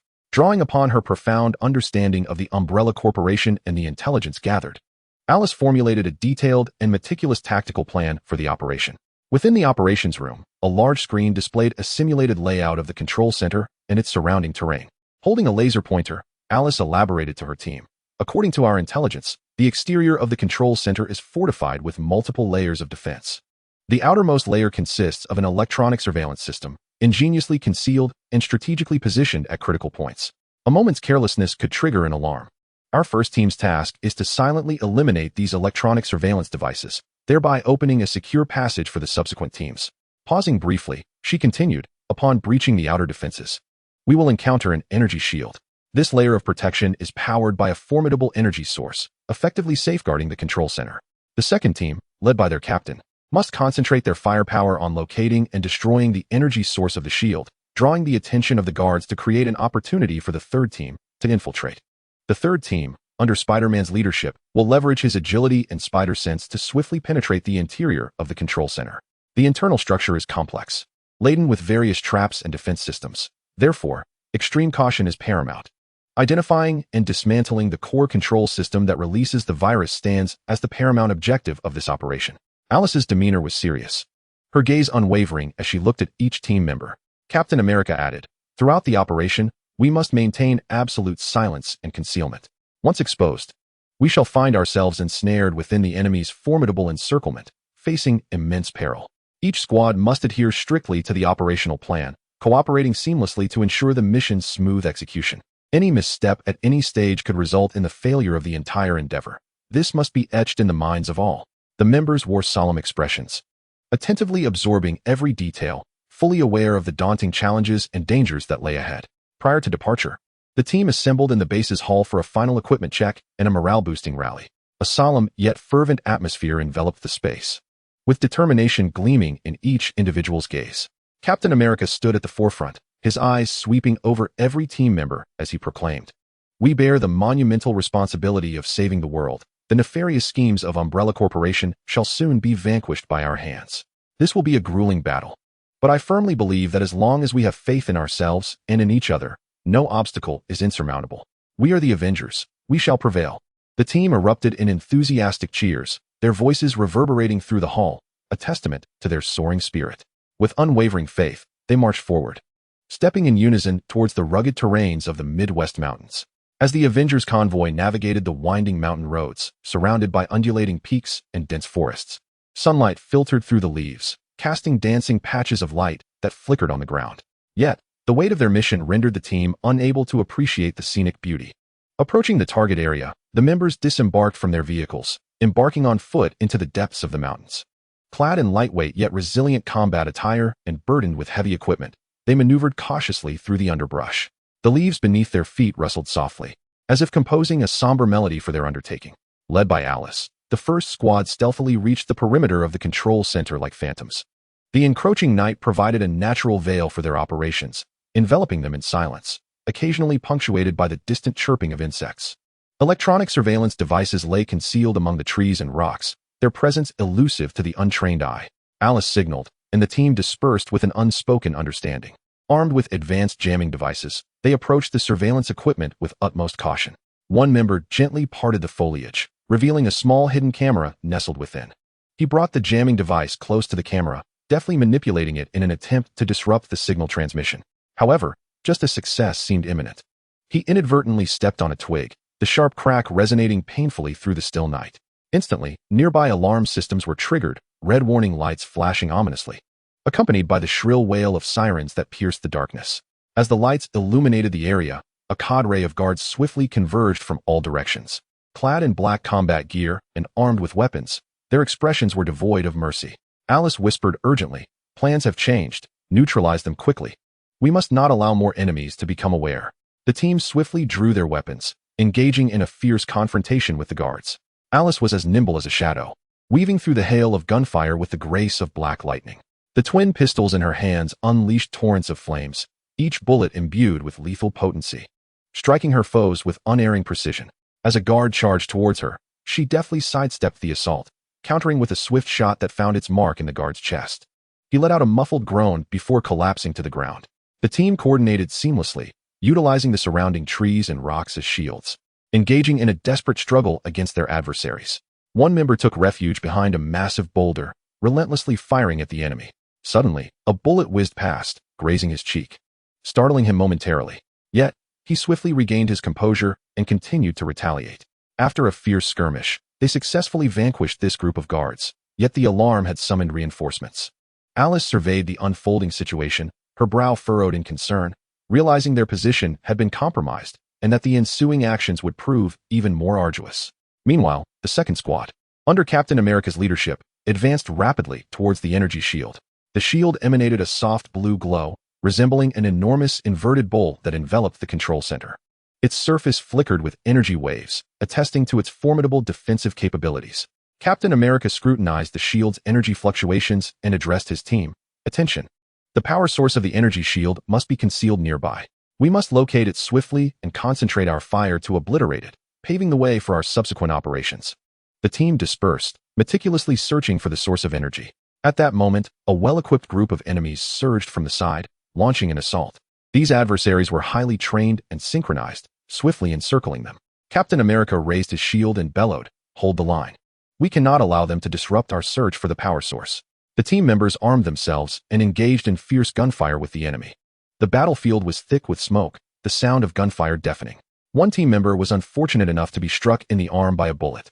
Gritting his teeth, he stifled the pain and continued to fight. Captain America, watching his injured comrade, felt a surge of anxiety, yet he understood that he could not afford to be distracted. He must lead them through the enemy lines to locate the power source. The third squad, led by Spider-Man, seized the moment of chaos created by the first and second squads to stealthily infiltrate the control center. With his keen spider sense, Spider-Man anticipated the enemy's patrol routes, guiding his team skillfully to avoid detection. They navigated the intricate terrain like agile shadows, silently approaching the core area of the control center. However, as they delved deeper, they encountered a formidable alloy door. Towering and heavy, it glimmered with a cold metallic sheen. The door was equipped with a complex combination lock and biometric system, clearly a crucial line of defense for the control center. Spider-Man examined the door, furrowing his brow as he remarked, "It seems we must devise a way to crack this lock to gain entry to the core area. Time is of the essence. Let us brainstorm together." The team gathered around, eager to find a solution to unlock the door. Chapter 17, Delving into the Dragon's Lair, Part 2. Spider-Man swiftly retrieved a compact decryption device from his backpack, a cutting-edge gadget meticulously crafted by Iron Man for this mission. Embodying the pinnacle of Stark Industries technology, this diminutive yet powerful apparatus possessed remarkable computational capabilities, enabling it to decipher an array of intricate locks. Crouching low, Spider-Man connected the device to the alloy door's lock, his fingers dancing rapidly across the operational interface, his gaze fixed intently on the ever-shifting data displayed on the screen. As time slipped away in the tense atmosphere, beads of sweat cascaded from Spider-Man's brow, splattering onto the floor. His eyes radiated focus and determination, silently praying for a successful decryption. At last, after a strenuous computation, the lock emitted a crisp click, and the screen illuminated with the message of success. Simultaneously, the biometric system seemed to falter under the influence of the decryption device, emitting a faint electrical hum before the alloy door gradually creaked open. The team cautiously stepped through the threshold, greeted by a pungent chemical odor that made them grimace. Before them lay a narrow corridor, its walls adorned with flickering eerie azure lights, as if countless eyes were lurking in the shadows, scrutinizing their every move. A fine mist enveloped the passage, blurring their vision. They advanced slowly, their footsteps echoing ominously in the silence of the corridor. Suddenly, a piercing roar reverberated from above, followed by a horde of massive mutated creatures plummeting from the ceiling. These beings resembled spiders, equipped with 8 robust legs, each as thick as an adult's arm, adorned with sharp barbs. Their bodies were encased in a hard, black exoskeleton, glimmering coldly under the lights. Their oversized heads bore menacing fangs, continuously dripping green venom that sizzled upon contact with the ground, corroding small craters into the floor. "Everyone be careful. These creatures are formidable," Spider-Man shouted. The team reacted swiftly, dispersing to seek cover. One member raised his energy gun, aiming at the nearest mutant. The weapon discharged a brilliant beam of light, striking the creature's shell. However, it merely sparked without inflicting significant damage. Spider-Man adeptly maneuvered through the corridor using his webs, keenly observing the mutants' movements in search of their vulnerabilities. During his rapid traversal, he noted that the mutants' abdomens were relatively soft, lacking the protective exoskeleton. "Aim for their abdomens. That's their weak spot," he called out. Upon hearing his command, the team quickly adjusted their aim, concentrating their fire on the mutants' vulnerable underbellies. In an instant, the corridor was ablaze with flashing lights as energy beams relentlessly targeted the creature's midsections. One mutant, struck in the abdomen, emitted an anguished shriek, its body convulsing violently as it attempted to shield its injury with its legs. Witnessing this, the other mutants became increasingly frenzied, brandishing their powerful limbs and charging toward the team. A team member, caught off guard, was struck by the leg of a mutated creature, sending him flying against the wall with a heavy thud. Observing this, Spider-Man swiftly shot out a web, ensnaring the creature's leg and yanking it down, causing it to stumble. Seizing the opportunity, the other team members launched an assault on the mutated beast, ultimately vanquishing it. After an intense battle, they succeeded in eliminating the group of mutated creatures. The corridor was suffused with a pungent scent of blood, with the bodies of the mutated beings sprawled haphazardly across the ground. The team had no time to rest and pressed onward into the depths of the passage. As they ventured further, they arrived at a vast circular hall. The spacious chamber was dominated by a colossal control device, towering several stories high. The surface of the apparatus flickered with a myriad of colored lights, while a tangle of wires and pipes coiled around it, resembling a massive metallic beast. Surrounding it were various intricate instruments and equipment, emitting a low hum of operation. A large display screen on the device showed a countdown to the release of a virus, indicating that less than 3 hours remained before it would be unleashed in 5 cities. However, the hall was riddled with traps and defensive systems.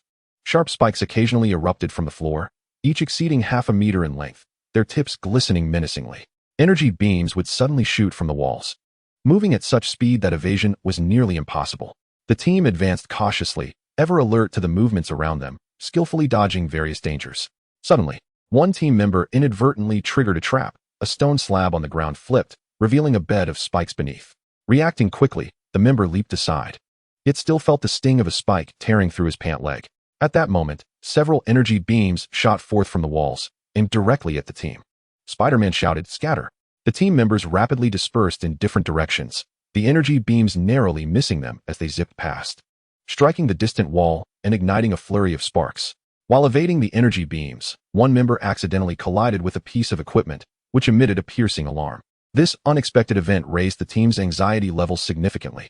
Spider-Man rushed over to assist the injured member, checking for wounds before saying, "You stay here and recuperate. We must continue forward and prevent the virus from being released." As they approached the control device, the lights in the hall suddenly extinguished, plunging the surroundings into darkness. A cold, mechanical voice reverberated through the chamber. "Did you think you could easily destroy the control center? This is where your demise awaits." The voice echoed as if it emerged from the depths of hell, sending chills down their spines. In this dire moment of counterattack and difficult choices, Spider-Man swiftly activated the night vision function of his suit. The optical device emitted a faint green glow, allowing him to discern his surroundings. He called out to his teammates, Stay vigilant. The enemy is nearby. Remain calm and follow my lead. No sooner had he spoken than several shadows leapt from the darkness like phantoms, engaging the team in close combat. With his agility and spider sense, Spider-Man maneuvered in the dark, deftly battling the foes. He continuously shot webs, attempting to ensnare the enemies and restrict their movements. However, these adversaries exhibited remarkable swiftness, deftly evading the entangling webs with each encounter while mounting fierce counterattacks. Spider-Man sensed that these foes were markedly different from the Sentinels and mutated beings he had previously confronted. Their methods of assault were far more agile and unpredictable, suggesting they had undergone specialized training. During the skirmish in the shadows, one team member inadvertently fell victim to an enemy's punch, collapsing to the ground. Seizing the opportunity, the foe lunged forward, intent on delivering a fatal blow. In a moment of dire urgency, Spider-Man swiftly shot out a strand of webbing, ensnaring the enemy's arm and yanking him down to the floor. He surged forward, delivering a powerful kick to the adversary's head, rendering him unconscious. Meanwhile, the other team members were engaged in a fierce battle against the enemies. In the darkness, the sounds of fists and feet colliding mingled with the shouts of the team. One member groped for a flare from his belt and hurled it into the air with force. The flare exploded mid-flight, radiating a brilliant light that illuminated the entire hall. With the illumination, the team finally discerned the true appearance of their adversaries. Clad in tight-fitting black combat suits and donning black masks that concealed their faces, only their cold, piercing eyes remained visible. Their movements were agile, wielding sharp daggers with swift and ferocious precision. The team quickly recalibrated their tactics, cooperating more effectively to engage in a more intense confrontation with their foes. As Spider-Man fought, he surveyed his surroundings, contemplating strategies. He realized that these enemies seemed to be controlled by some directive. Despite their agility, they lacked the ability for independent adaptation. Amidst the fierce combat, one team member tragically suffered a gash to the neck from an enemy's dagger, collapsing on the ground, blood staining the floor. This scene deepened the team's somber mood while igniting their resolve. Spider-Man's heart brimmed with anger and urgency. He recognized that time was of the essence, and they could no longer afford to remain in a stalemate. Suddenly, an audacious idea struck him. He decided to utilize his webbing to swing to the top of the hall, from which he would launch a specially designed electromagnetic pulse projectile at the control device. This device had been crafted by Iron Man to address extraordinary situations, capable of unleashing potent electromagnetic energy to disrupt and dismantle electronic apparatuses. Spider-Man swiftly communicated his plan to his teammates, urging them to divert the enemy's attention to buy him time. The team nodded in agreement, fighting with renewed vigor and fearlessness to draw the foe's focus away from Spider-Man. Seizing the opportune moment, he shot out a strand of web and rapidly ascended along the wall to the hall's apex. He retrieved the electromagnetic pulse projectile from his backpack, adjusted his angle, and launched it towards the control device. The projectile soared through the air, tracing an arc before striking the control apparatus with precision. Instantly, a surge of intense electromagnetic energy erupted, enveloping the entire hall in a blinding radiance. The lights on the control device flickered erratically, emitting a cacophony of piercing electrical sounds, and the countdown for the virus release abruptly ceased. However, this action also summoned an even more formidable enemy, a towering bioengineered being materialized in the center of the hall.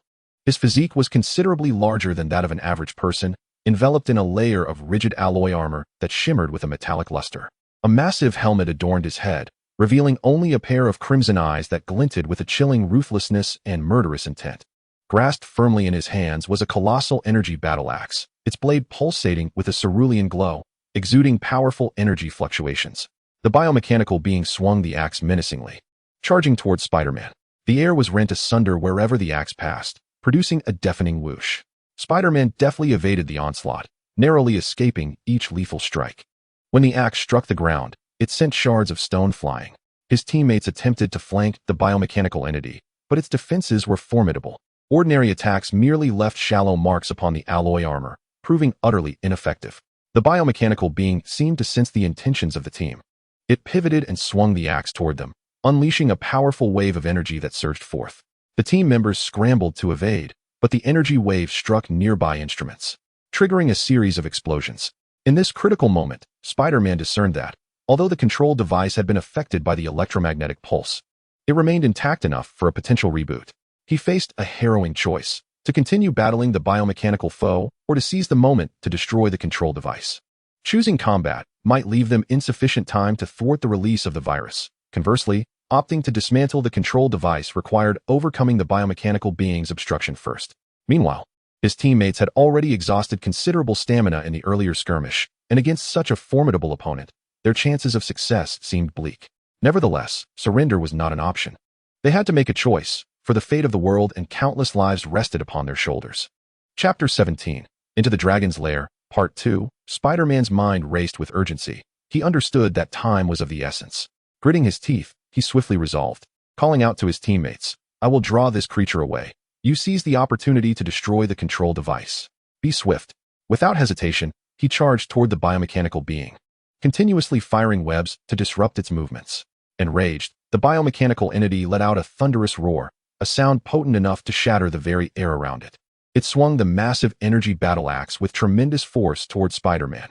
Utilizing his extraordinary agility, Spider-Man darted around the hall, narrowly evading each impending strike. As the axe carved deep fissures in the floor and walls, sending debris flying. Seizing this moment, his teammates, undeterred by fatigue and pain, pressed forward with all their might toward the control device. They understood this was their final opportunity. Failure to dismantle the control device would plunge the entire world into irrevocable chaos. One team member swiftly retrieved high-energy explosives from his backpack, the ultimate weapon prepared for this very task. Under the cover of his comrades, he hastily approached the control device, searching for an optimal placement for the explosives. However, just as they were preparing to detonate the explosives, the bioengineered adversary seemed to sense the intentions of the team members. He abandoned his assault on Spider-Man and charged towards the team, his battle axe raised high, poised to deliver a fatal blow. The bioengineered entity moved with astonishing speed, swiftly closing the distance between himself and the team. Spider-Man, witnessing this, was filled with urgency. He understood that the team had no time to evade and that he must find a way to halt the bioengineered foe. He rapidly shot out several strands of webbing, ensnaring the creature's legs firmly. The adversary struggled mightily, his immense strength nearly severing the webbing. Yet this delay afforded the team precious time. The team member responsible for placing the explosives seized the moment, securing the high-energy explosives to the critical components of the control device, then swiftly pressed the detonation button. With a deafening roar, the control device was successfully obliterated, sending shockwaves that shattered surrounding instruments and scattered debris in all directions. Simultaneously, the second team, led by Captain America, having breached the energy shield, faced unprecedented challenges. Waves of enemies surged forth, attempting to thwart their advance towards the control center.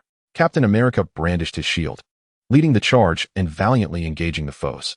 Each swing of his shield was accompanied by the cries of the vanquished and the clashing of weapons. Yet, the enemy numbers were overwhelming, seemingly inexhaustible. One team member fell victim to the chaos, struck in the leg by gunfire and collapsing to the ground. Upon seeing this, Captain America was filled with urgency. While fending off enemy attacks, he made his way towards the injured comrade. Under the cover of his allies, he successfully carried the wounded member to a relatively safe location. "Hold on, everyone. We must break through their defenses and support Spider-Man and the others," Captain America proclaimed, his voice imbued with determination and encouragement. Inspired by his rallying cry, the team felt their spirits soar, disregarding their own safety. They continued to engage in fierce combat with the enemy. After an intense struggle, the second team finally pierced through the enemy's formidable defenses and raced towards the control center. Meanwhile, the first team, led by Alice, dealt with the pursuing foes, and upon reuniting with the second team, they all advanced together towards the interior of the control center. Upon arriving at the circular hall, they beheld the exhausted yet gratified expressions of Spider-Man and the team, along with the wreckage of the control device. Realizing that their mission had been accomplished, the destruction of the control center rendered the Umbrella Corporation's plan to unleash a new strain of zombie virus across 5 global cities utterly thwarted. The team, fatigued, sat upon the ground, smiles of relief gracing their faces. They had successfully averted a global catastrophe, saving countless lives.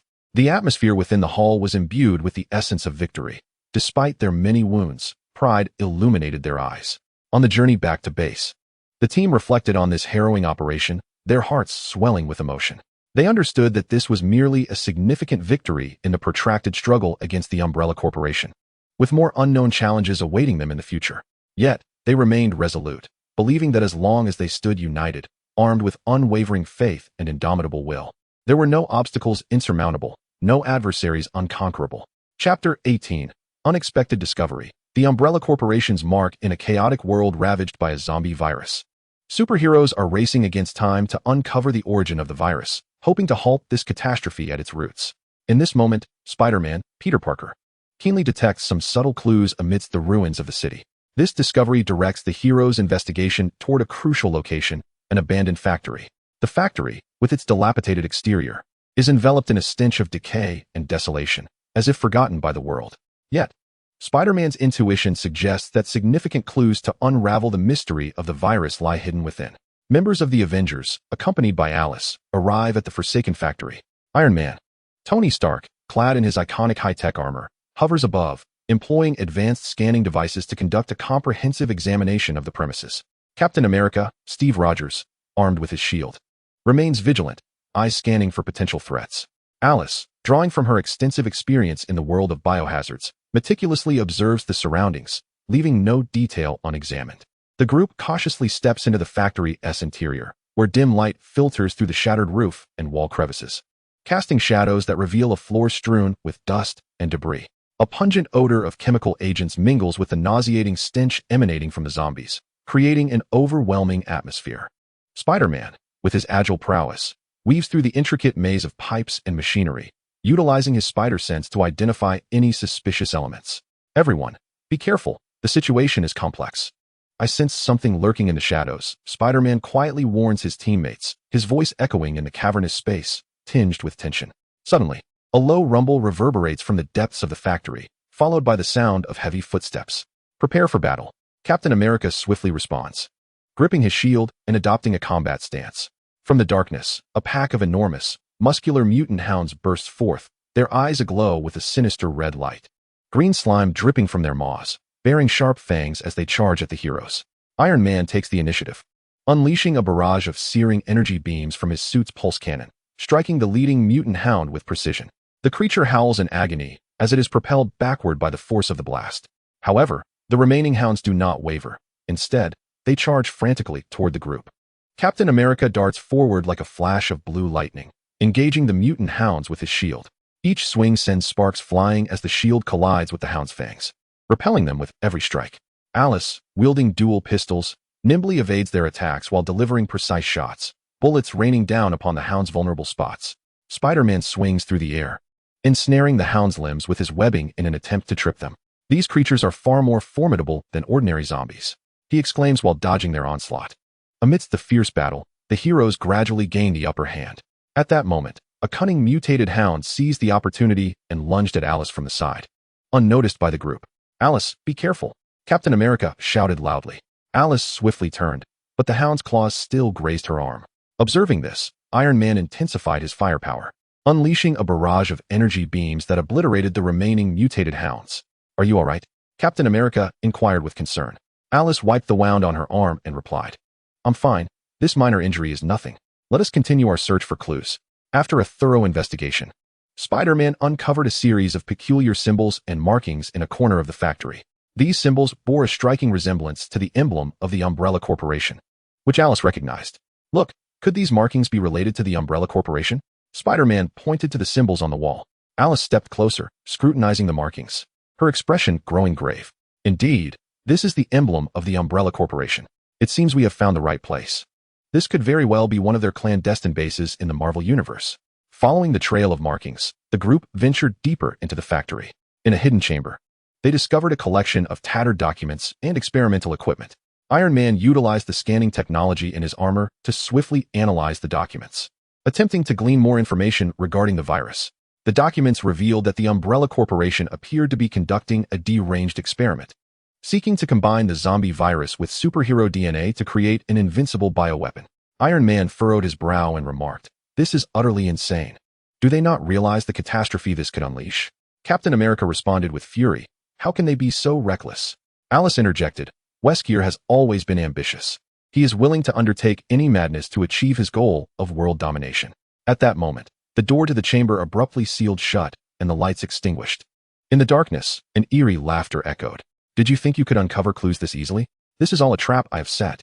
A voice resonated in the chamber, Wesker's. With the sound of mechanical gears whirring, several openings appeared in the walls of the chamber, and a cadre of armed mercenaries from the Umbrella Corporation stormed in. "Prepare for battle. We cannot fall into their trap again," Captain America commanded. The heroes quickly regained their composure and engaged in a fierce confrontation with the mercenaries. Iron Man soared through the air, relentlessly firing pulse cannons, disrupting the mercenaries' formation. Captain America led Alice and Spider-Man into close combat against the mercenaries. During the fray, Spider-Man discerned a weakness in the mercenaries' gear. He ensnared the weapon of one mercenary with his webbing and, with a vigorous tug, disarmed him. Armed with this weapon, he launched an assault on the remaining mercenaries. Alice, employing her exceptional combat skills, maneuvered gracefully among the mercenaries, each strike precise and devastating, incapacitating them with ease. Captain America stood as the steadfast anchor on the battlefield, his shield a formidable barrier against the mercenaries' assaults, ever vigilant for an opportunity to counterattack.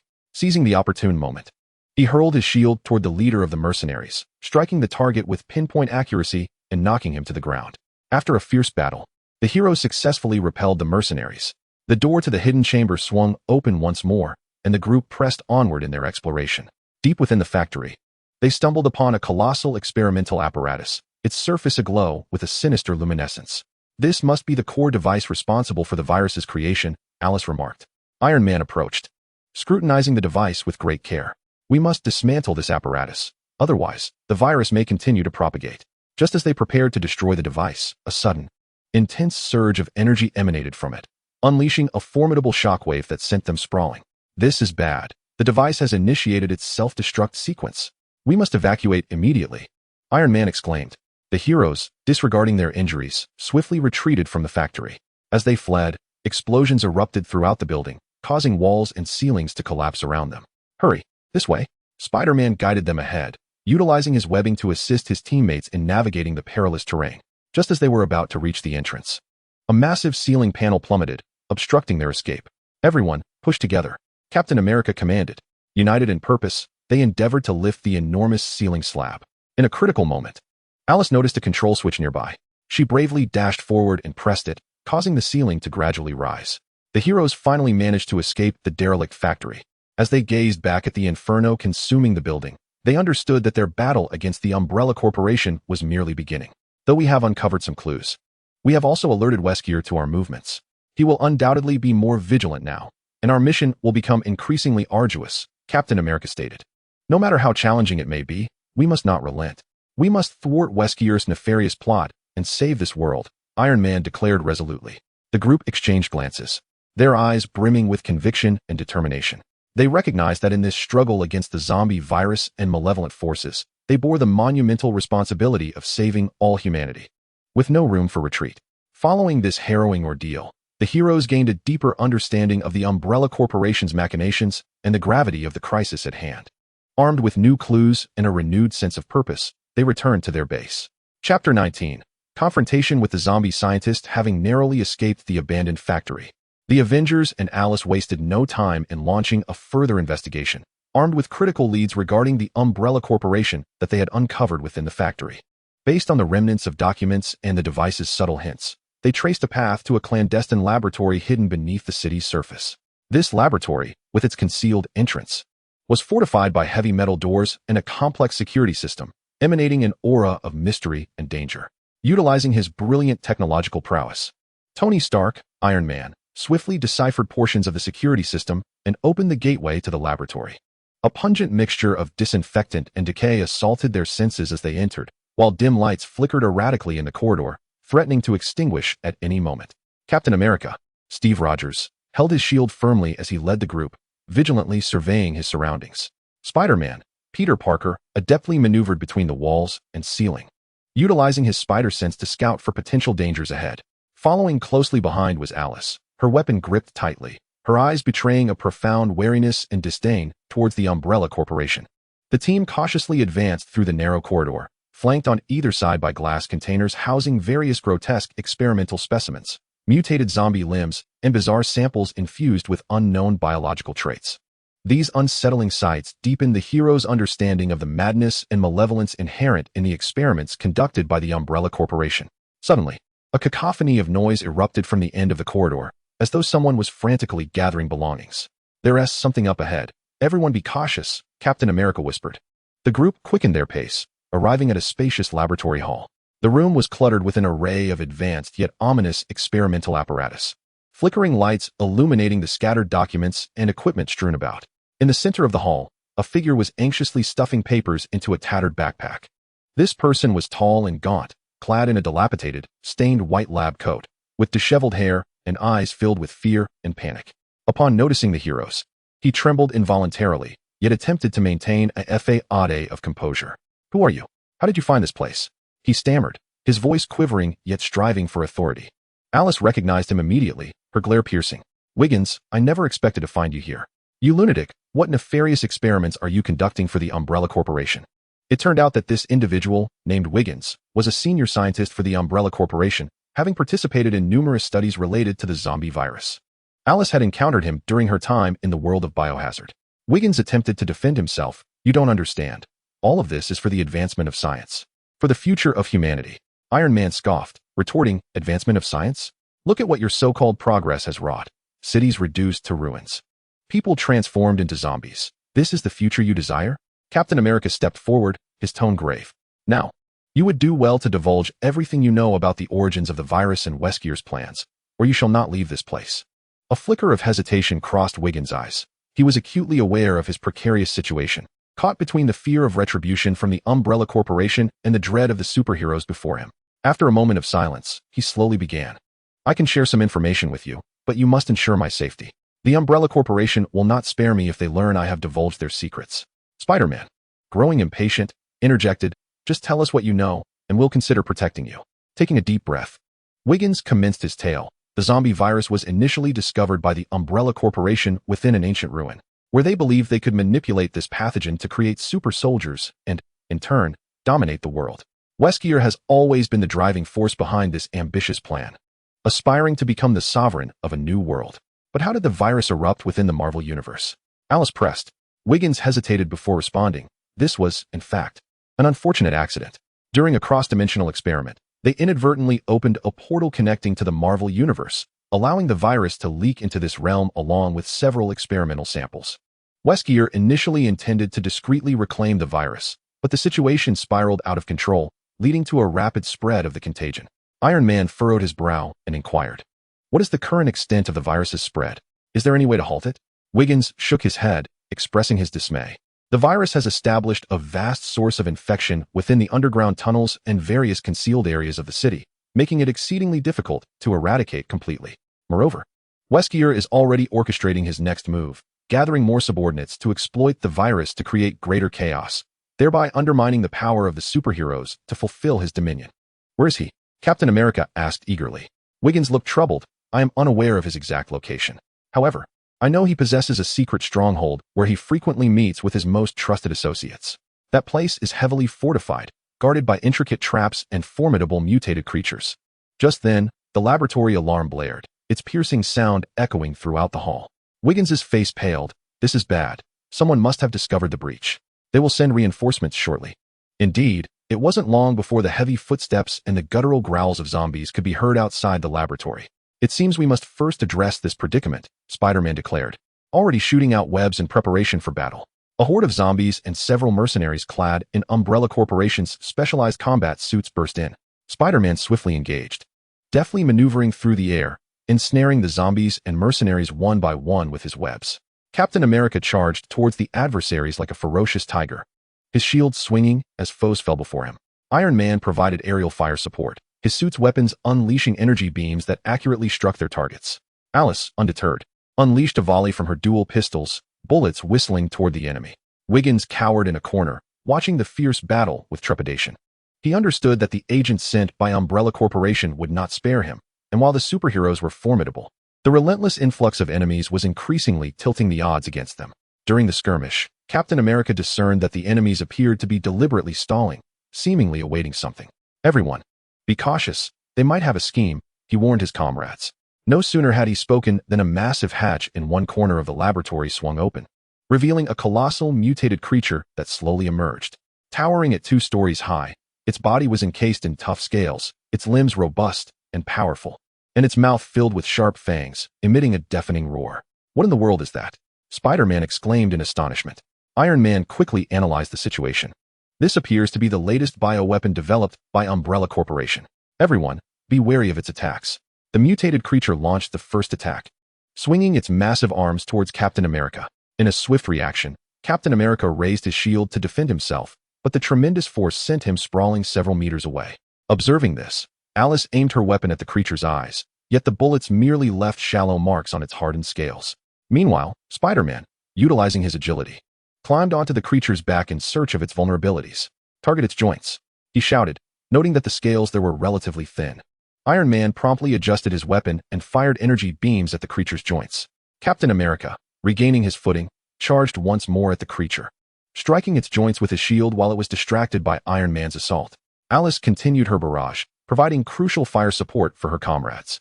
United in their efforts, the heroes began to inflict damage upon the creature's joints, green slime oozing from the wounds. It roared in agony, thrashing wildly in an attempt to dislodge Spider-Man. Clinging tightly to the creature's scales, Spider-Man secured himself with webbing.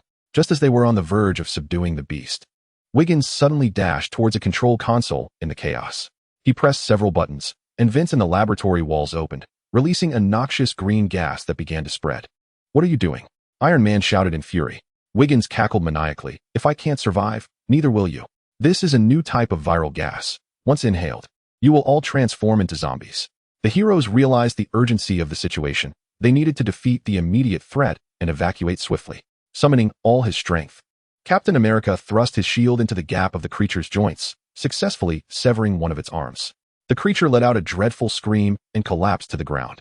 Simultaneously, Iron Man employed his suit's filtration system to create a protective shield, enveloping his teammates and temporarily shielding them from the viral gas. "We must leave immediately. This place is about to be overrun by the virus," Iron Man urged. The team quickly made their way to the laboratory's exit, seizing any potentially useful experimental documents and data as they fled. Upon finally escaping the laboratory, they turned to see it completely engulfed in the green viral gas. Standing outside, gazing at the contaminated underground facility, the heroes felt a heavy weight in their hearts.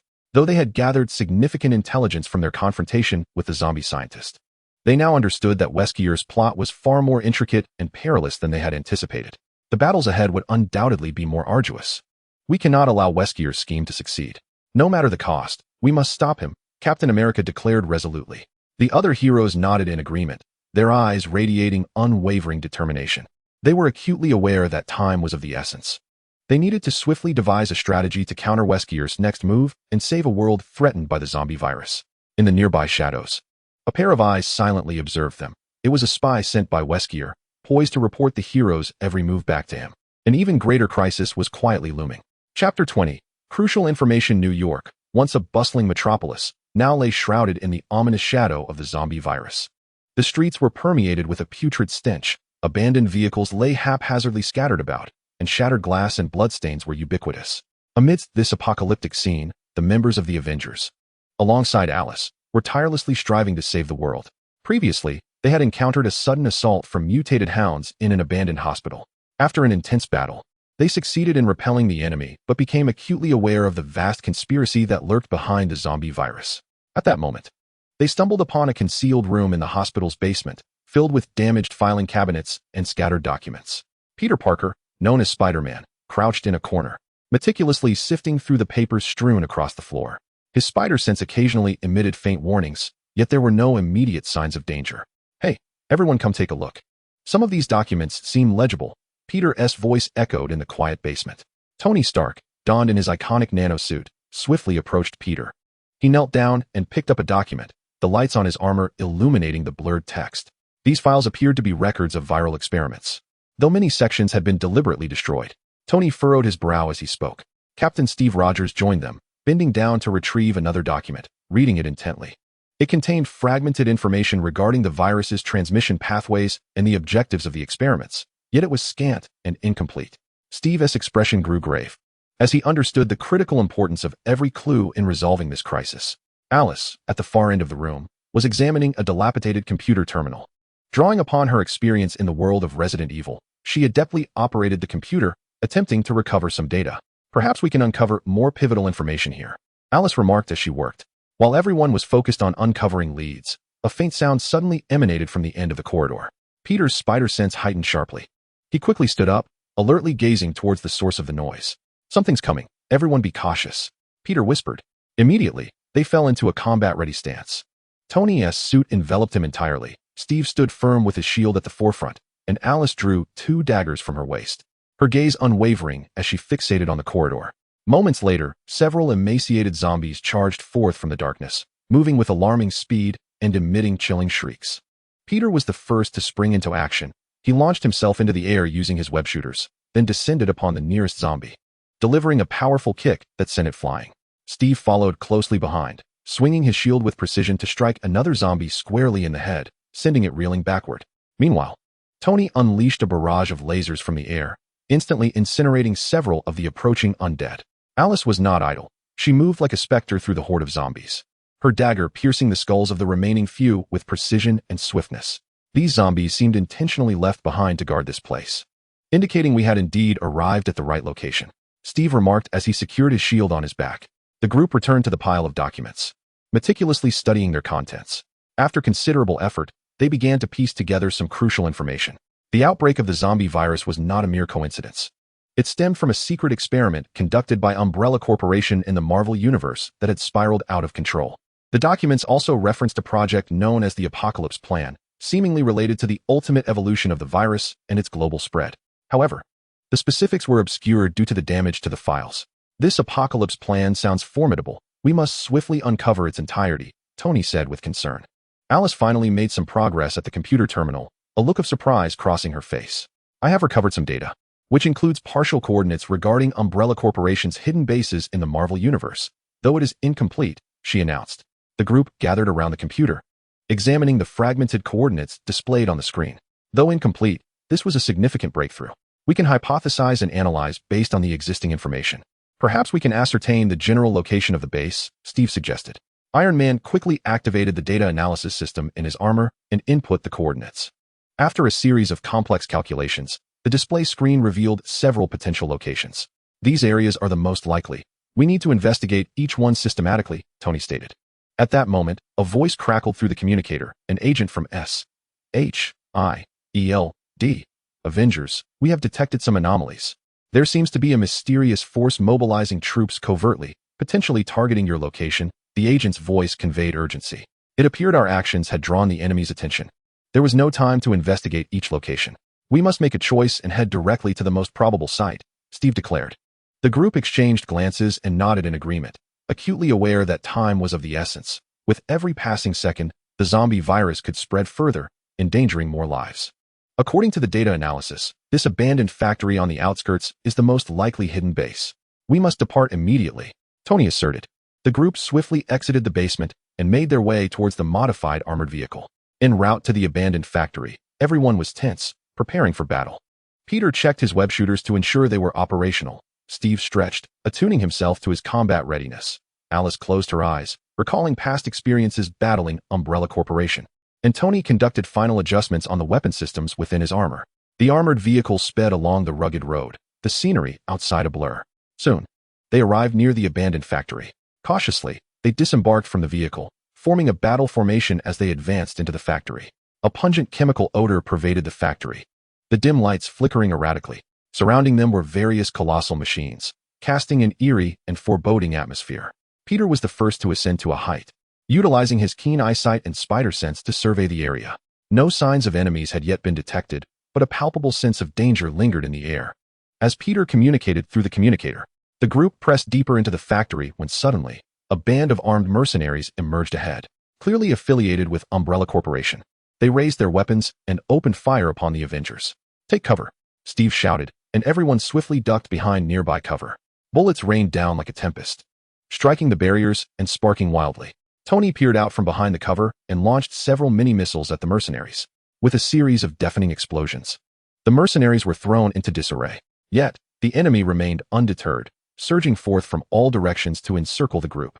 "It seems we are surrounded. Everyone, be cautious," Steve warned, leaping to his feet and hurling his shield with great force. The shield spun rapidly through the air, accurately striking down several mercenaries and sending them crashing to the ground.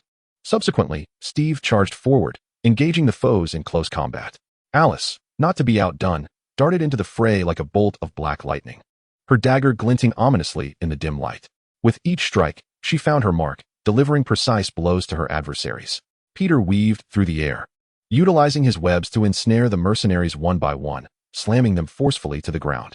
Iron Man maneuvered through the skies, delivering pinpoint assaults with lasers and missiles. The factory erupted into a cacophony of battle cries and gunfire. After an intense skirmish, the group succeeded in repelling the mercenaries. Yet they understood that this was merely a frontline defense of Umbrella Corporation. Far greater dangers lay ahead. As they ventured deeper into the factory, they arrived at a vast laboratory. The space was filled with an array of advanced experimental equipment, alongside enormous glass containers housing various organisms undergoing mutation experiments. "This must be the heart of the viral research," Alice remarked. Just then, a colossal figure emerged slowly from a corner of the laboratory. It was a massive mutated creature, its body adorned with sharp-boned spurs, and its eyes glimmering with a sinister red glow. "It seems this is their secret weapon," Tony observed cautiously. "Everyone be careful. This creature appears formidable." The mutated being unleashed a deafening roar before charging at them. Steve quickly raised his shield to block the creature's assault. The tremendous force of the impact pushed Steve backward, leaving deep gouges on the ground beneath his feet. Seizing the opportunity, Peter fired his webs in an attempt to bind the creature's limbs. However, the creature's strength was beyond comprehension. With a fierce shake, it broke free from the web's grasp. Alice circled behind the mutated creature, seeking to exploit its weaknesses for an attack. Meanwhile, Iron Man continued to rain down lasers and missiles from the skies, targeting the monstrous entity. However, the skin of the mutated creature was extraordinarily resilient, deflecting most attacks off its tough exterior. Amidst the fierce battle, the group gradually discerned the creature's vulnerability: its eyes.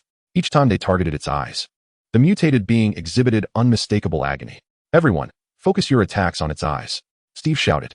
Instantly, the team adjusted their strategy. Peter utilized his webbing to immobilize the creature's head, while Alice seized the opportunity to dash towards it, plunging her dagger ruthlessly into one of its eyes.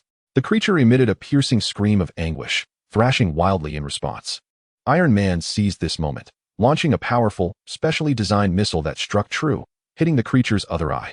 With a thunderous roar, the mutated being collapsed, convulsing a few times before lying still. Having vanquished the creature, the team resumed their search for detailed information regarding the Doomsday Project within the laboratory. At last, they uncovered the complete plan hidden within a concealed computer terminal. It revealed that the Doomsday Project was a deranged scheme devised by the Umbrella Corporation to assert global dominance. Their intention was to unleash a genetically modified zombie virus, plunging the world into chaos, only to later introduce a so-called antidote, thereby controlling the entire planet. "We must immediately thwart this plan," Steve declared. Aware of the urgency of the situation, they swiftly departed the abandoned factory with the critical information, preparing to return to base and formulate their next course of action to utterly dismantle the Umbrella Corporation's conspiracy and rescue a world engulfed by the zombie virus. In a shadowy corner, a clandestine meeting was unfolding, determining the fate of the world. Deep within the subterranean depths of New York City, an abandoned subway station lay shrouded in darkness and mystery. Long out of operation, the flickering lights on the platform seemed poised to extinguish at any moment, while the air was thick with the scent of damp decay. At the end of the platform, a heavy, rust-covered iron door stood firmly closed, etched with strange symbols that appeared to warn outsiders to stay away. Yet behind this door lay an unknown realm. Following a narrow passage beside the iron door led to a spacious underground hall. The walls of the hall were adorned with several crystal lamps emitting an eerie green glow, casting a sinister ambience throughout the space. At the center of the hall stood a massive stone table, encircled by a dozen uniquely designed chairs. Presently, a group of nefarious individuals occupied these seats. At the head of the stone table stood the ambitious Wesker, a figure from the world of Resident Evil. Clad in a sleek black combat suit that accentuated his powerful physique, his golden hair was neatly tied back, and his deep-set eyes glimmered with a cold, avaricious light. Wesker leaned on the table, surveying the attendees with a slight smirk that revealed both confidence and malice. To his left sat Loki, the trickster from the Marvel Universe. The god of mischief remained adorned in his signature emerald robe, crowned with a golden horned helm. His complexion was fair and handsome, yet it bore an elusive cunning.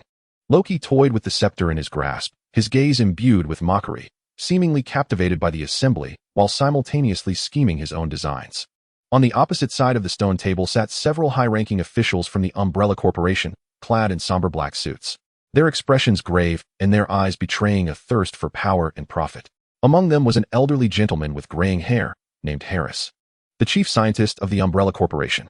He adjusted his gold-rimmed spectacles, his eyes glinting with fervor as he anticipated the forthcoming plan. "Esteemed colleagues, We gather here today for a singular purpose, to dominate this newly fused world, Wesker proclaimed, breaking the silence with a voice deep and resonant, imbued with an irresistible allure. Is it merely us? Those superheroes will not remain passive, Loki retorted with a scoff, a flicker of disdain crossing his features. Wesker cast a cold glance at Loki and replied, "Do you think I have disregarded those superheroes? The zombie virus has already spread through the city. They are preoccupied with rescuing the innocent. We can exploit this opportunity to clandestinely enact our plans. Yet, the spread of the zombie virus could spiral out of control, plunging the entire world into chaos. How then shall we reign?" Harris interjected, his brow furrowed with concern. "Dr. Harris, you need not fret about that. Our apocalyptic plan is far from simplistic. The virus's dissemination is under our control. It serves merely as a tool to weaken both the superheroes and the common populace. Once the opportune moment arrives, we shall unveil the antidote, and the world will be grateful, dutifully obeying our commands," Wesker explained with unwavering confidence. Loki narrowed his eyes slightly and mused. "It sounds almost flawless, but why should I place my trust in you? Should you decide to betray me, I shall not remain idle." Wesker chuckled lightly. "Loki, we are akin to grasshoppers on the same string. You are unwelcome in Asgard and seek supreme power in this realm, while I require your cunning and sorcery to realize my ambitions. Only through our collaboration can we achieve our respective goals." After a moment of contemplation, Loki conceded that Wesker's words held merit. He nodded and stated, "Very well, I shall temporarily ally with you. However, should I detect any signs of betrayal, you shall deeply regret it. With that settled, let us discuss the specifics of our plan," Wesker said, producing a map from within his cloak and unfurling it upon the stone table. The map was marked with various significant locations within the Marvel Universe, alongside the spread of the zombie virus. As it stands, the zombie virus has already erupted in major cities such as New York and Los Angeles. The superheroes are primarily concentrated in New York, addressing the crisis. We can take advantage of this by instigating chaos in other cities, diverting their attention, Wesker indicated, pointing at the map. "I can dispatch my subordinates to create some illusions in other cities, inciting panic among the populace, compelling the superheroes to divide their attention," Harris stated. "Excellent, Dr. Harris. Simultaneously, we must expedite the subsequent preparations for the apocalypse plan. What is the progress on the antidote's development?" Wesker inquired, turning his gaze towards Harris. "The antidote's development has entered its final phase. We anticipate that mass production will be completed within a week," Harris replied. "A week is ample time for us to accomplish much," Wesker remarked. "Loki, employ your magic to sow discord and suspicion among the superheroes, creating rifts within their ranks. This will complicate their response to our plans." Wesker looked at Loki, who smirked slightly. "That is indeed my forte. However, I will require some time to arrange the necessary stratagems." "Not a problem, we have time. But we must ensure that everything proceeds according to plan. Should the superheroes uncover our conspiracy, we shall find ourselves at a disadvantage," Wesker cautioned. "By the way, there is that new addition to the Avengers, Alice. She is relatively informed about our situation and poses a considerable threat," Harris reminded. Alice, a glimmer of malice flashed in Wesker's eyes. "Indeed, she is a nuisance. However, I have devised a means to deal with her. She believes that her arrival in the Marvel Universe grants her safety. Yet she is unaware that I possess my own influence in this realm. Then we shall await favorable news." "May all unfold as you wish, Mr. Wesker," Loki said. "Certainly, our plan shall succeed. This world will soon be under our control." Wesker's eyes gleamed with fervor, as if he could already envision the moment of his dominion over the world. After the clandestine meeting concluded, the individuals dispersed, each commencing their actions in accordance with the plan. Wesker stood in the empty hall, gazing at the map upon the stone table, silently contemplating the next phase of his strategy. He understood that, although the plan appeared flawless, the superheroes remained a formidable threat. Nevertheless, he was confident that with his intellect and the collaboration of various forces, he could vanquish those superheroes and realize his ambitions. Meanwhile, on the other side of the city, the Avengers gathered around the conference table upon their return to the base, deliberating strategies to counter the apocalypse plan. Based on the information obtained from the abandoned factory, Umbrella Corporation's apocalypse plan is exceedingly perilous. We must halt their mass production of the antidote as swiftly as possible, or the consequences will be dire, Captain America, Steve Rogers, declared with a serious expression. "However, we only have a general understanding of their plan. We lack sufficient insight into their specific actions and the locations of their hidden bases." Spider-Man, Peter Parker, frowned. "This is indeed a dilemma. We require more intelligence to formulate an effective response." Iron Man, Tony Stark, crossed his arms and fell into deep thought. "Perhaps we can seek assistance from SHIELD. They possess a certain advantage in intelligence gathering," Alice suggested. That is a viable approach. I shall contact SHIELD immediately to ascertain whether they have made any new discoveries, Tony declared as he activated the communication device. Unbeknownst to them, Wesker had anticipated their potential plea for assistance and had already orchestrated the infiltration of a spy within the ranks of SHIELD. An intricate battle of intelligence and counterintelligence was about to unfold in the shadows. Meanwhile, the streets of the city remained ravaged by the zombie virus. The ordinary citizens lived in a state of perpetual fear, with individuals succumbing to zombie bites daily, joining the ranks of the undead. The city's order teetered on the brink of collapse, beset by chaos and despair. The superheroes were acutely aware of their grave responsibilities. They must swiftly devise a solution to rescue this precarious world. Yet, lurking behind this crisis was a colossal conspiracy, heralding an ultimate confrontation between good and evil, quietly unfurling its sinister plot. In the ensuing days, the Avengers awaited intelligence from SHIELD, while simultaneously fortifying the city's defenses and undertaking the eradication of zombies. Peter traversed the towering edifices of the metropolis daily, in search of possible clues. Utilizing his spider sense, he keenly detected several anomalies. "Captain, I've observed some peculiar individuals in the city lately. They appear ordinary, yet their demeanor raises suspicion. I suspect they might be affiliated with the Umbrella Corporation," Peter reported through the communicator. "Understood, Peter. Continue to monitor them and see if you can uncover their stronghold. Be cautious not to alert them," Steve instructed. "Got it," Peter replied, closely trailing the suspicious figures through several streets until he arrived at what seemed to be an inconspicuous warehouse. The individuals glanced around cautiously before opening the warehouse door and stepping inside. Peter stealthily ascended to the rooftop, peering through a vent. He beheld an assortment of weapons and supplies piled within, with several individuals busily transporting crates. It appeared this was indeed one of their strongholds. "I must find a way inside to uncover useful intelligence," Peter mused. Just as Peter prepared to act, he suddenly sensed a formidable force approaching from behind. He swiftly sidestepped, narrowly evading a laser that grazed his body. "Who is there? Show yourself," Peter shouted, quickly rising and scanning the surroundings with vigilance. At that moment, a figure emerged from the darkness, one of the bio-enhanced soldiers dispatched by Wesker to confront Peter. Towering and encased in a suit of black metallic armor, the soldier wielded an energy weapon. "Little spider, you should not have come here. This is your path to demise," the bio-enhanced warrior coldly proclaimed. "Humph. Do you believe you can stop me? Let us see you try," Peter retorted fearlessly, swiftly launching webs and charging towards the bio-enhanced soldier. An intense battle erupted within the warehouse. Meanwhile, the Avengers at the base remained oblivious to the peril that had befallen Peter. Harnessing the power of his webs, Peter surged toward the bio-enhanced soldier like a bolt of black lightning. The warrior's reaction was remarkably swift, as his energy weapon unleashed another torrent of searing laser fire. Peter, twisting gracefully in midair, narrowly evaded the beams that grazed the edges of his attire, leaving charred marks upon the warehouse walls. "Your movements are quite nimble, but what does it amount to?" taunted the biomodified warrior, adjusting the angle of his weapon and unleashing a barrage of lasers, effectively blocking Peter's path forward. With no leverage to evade in midair, Peter shot out a web that adhered to the wall, using it to swing away from the onslaught, narrowly avoiding the assault, while simultaneously firing a sticky web towards the warrior's face. The biomodified warrior scoffed dismissively, sidestepping effortlessly, then charged at Peter. Seizing the moment while Peter was still regaining his footing, he delivered a powerful kick to his chest. Caught off guard, Peter was sent flying like a kite severed from its string, crashing heavily into a pile of boxes.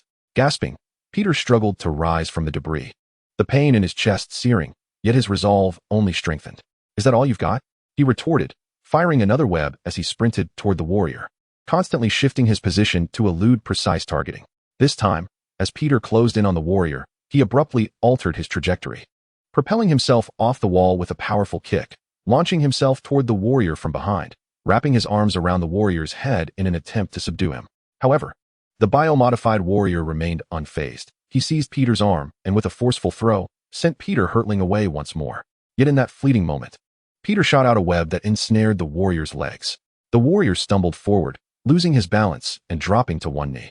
Seizing the opportunity, Peter rushed forward, delivering a flurry of punches to the warrior's head, each strike infused with tremendous power. However, the warrior's metal armor provided formidable protection, rendering Peter's blows relatively ineffective.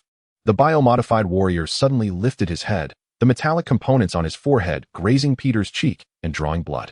With a powerful effort, he broke free from the webbing and rose, raising his energy weapon to aim at Peter, poised to deliver a fatal strike. Do you really believe you can prevail, little spider?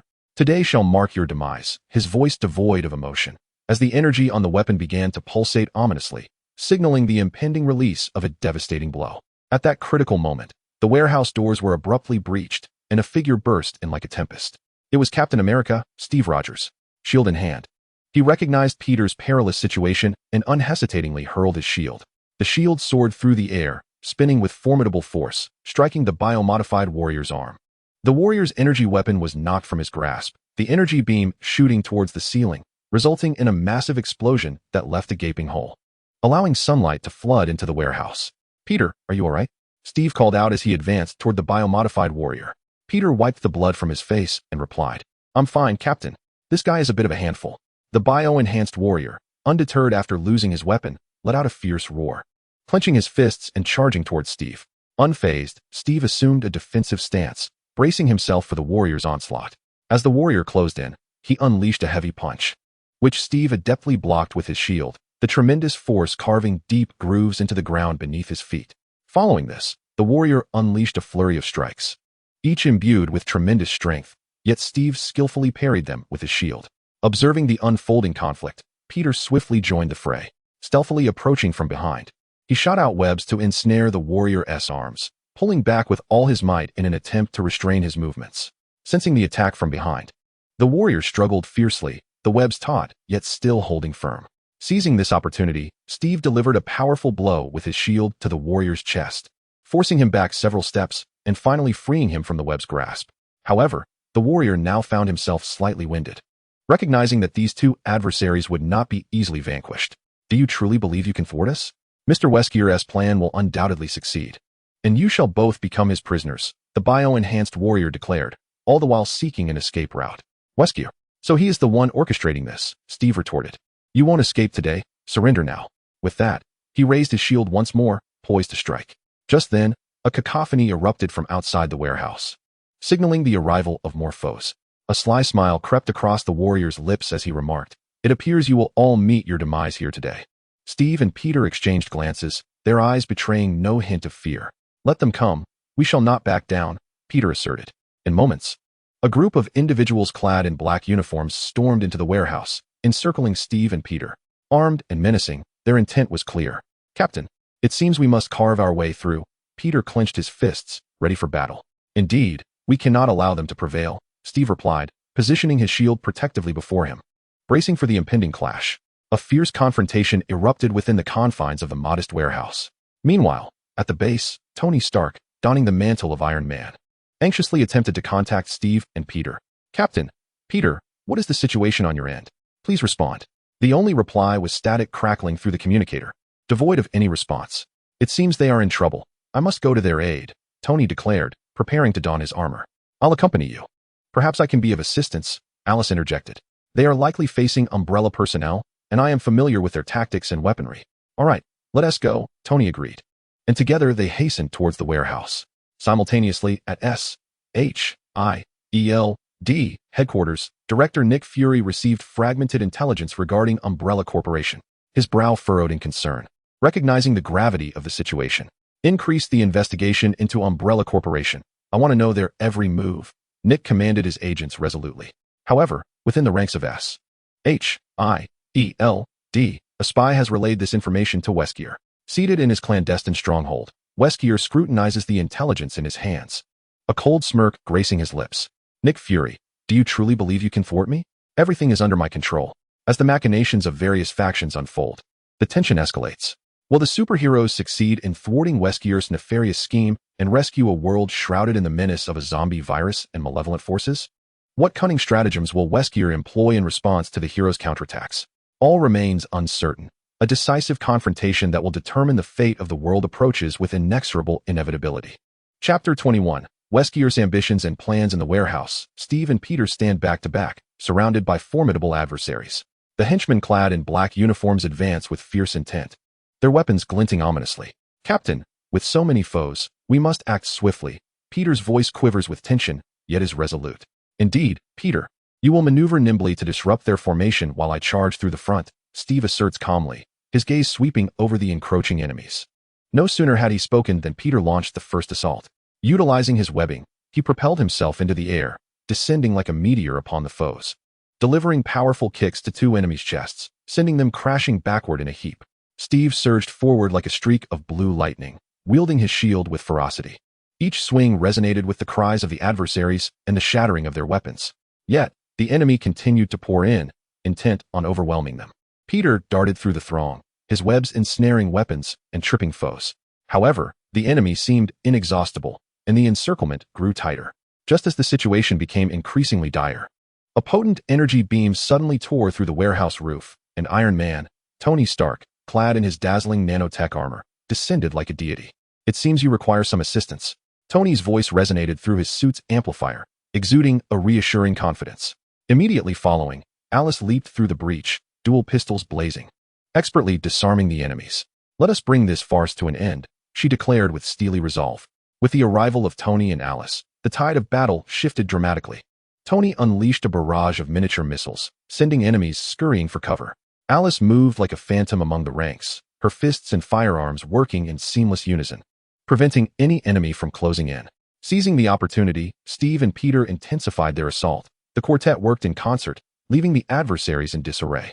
Before long, the enemies in the warehouse were vanquished.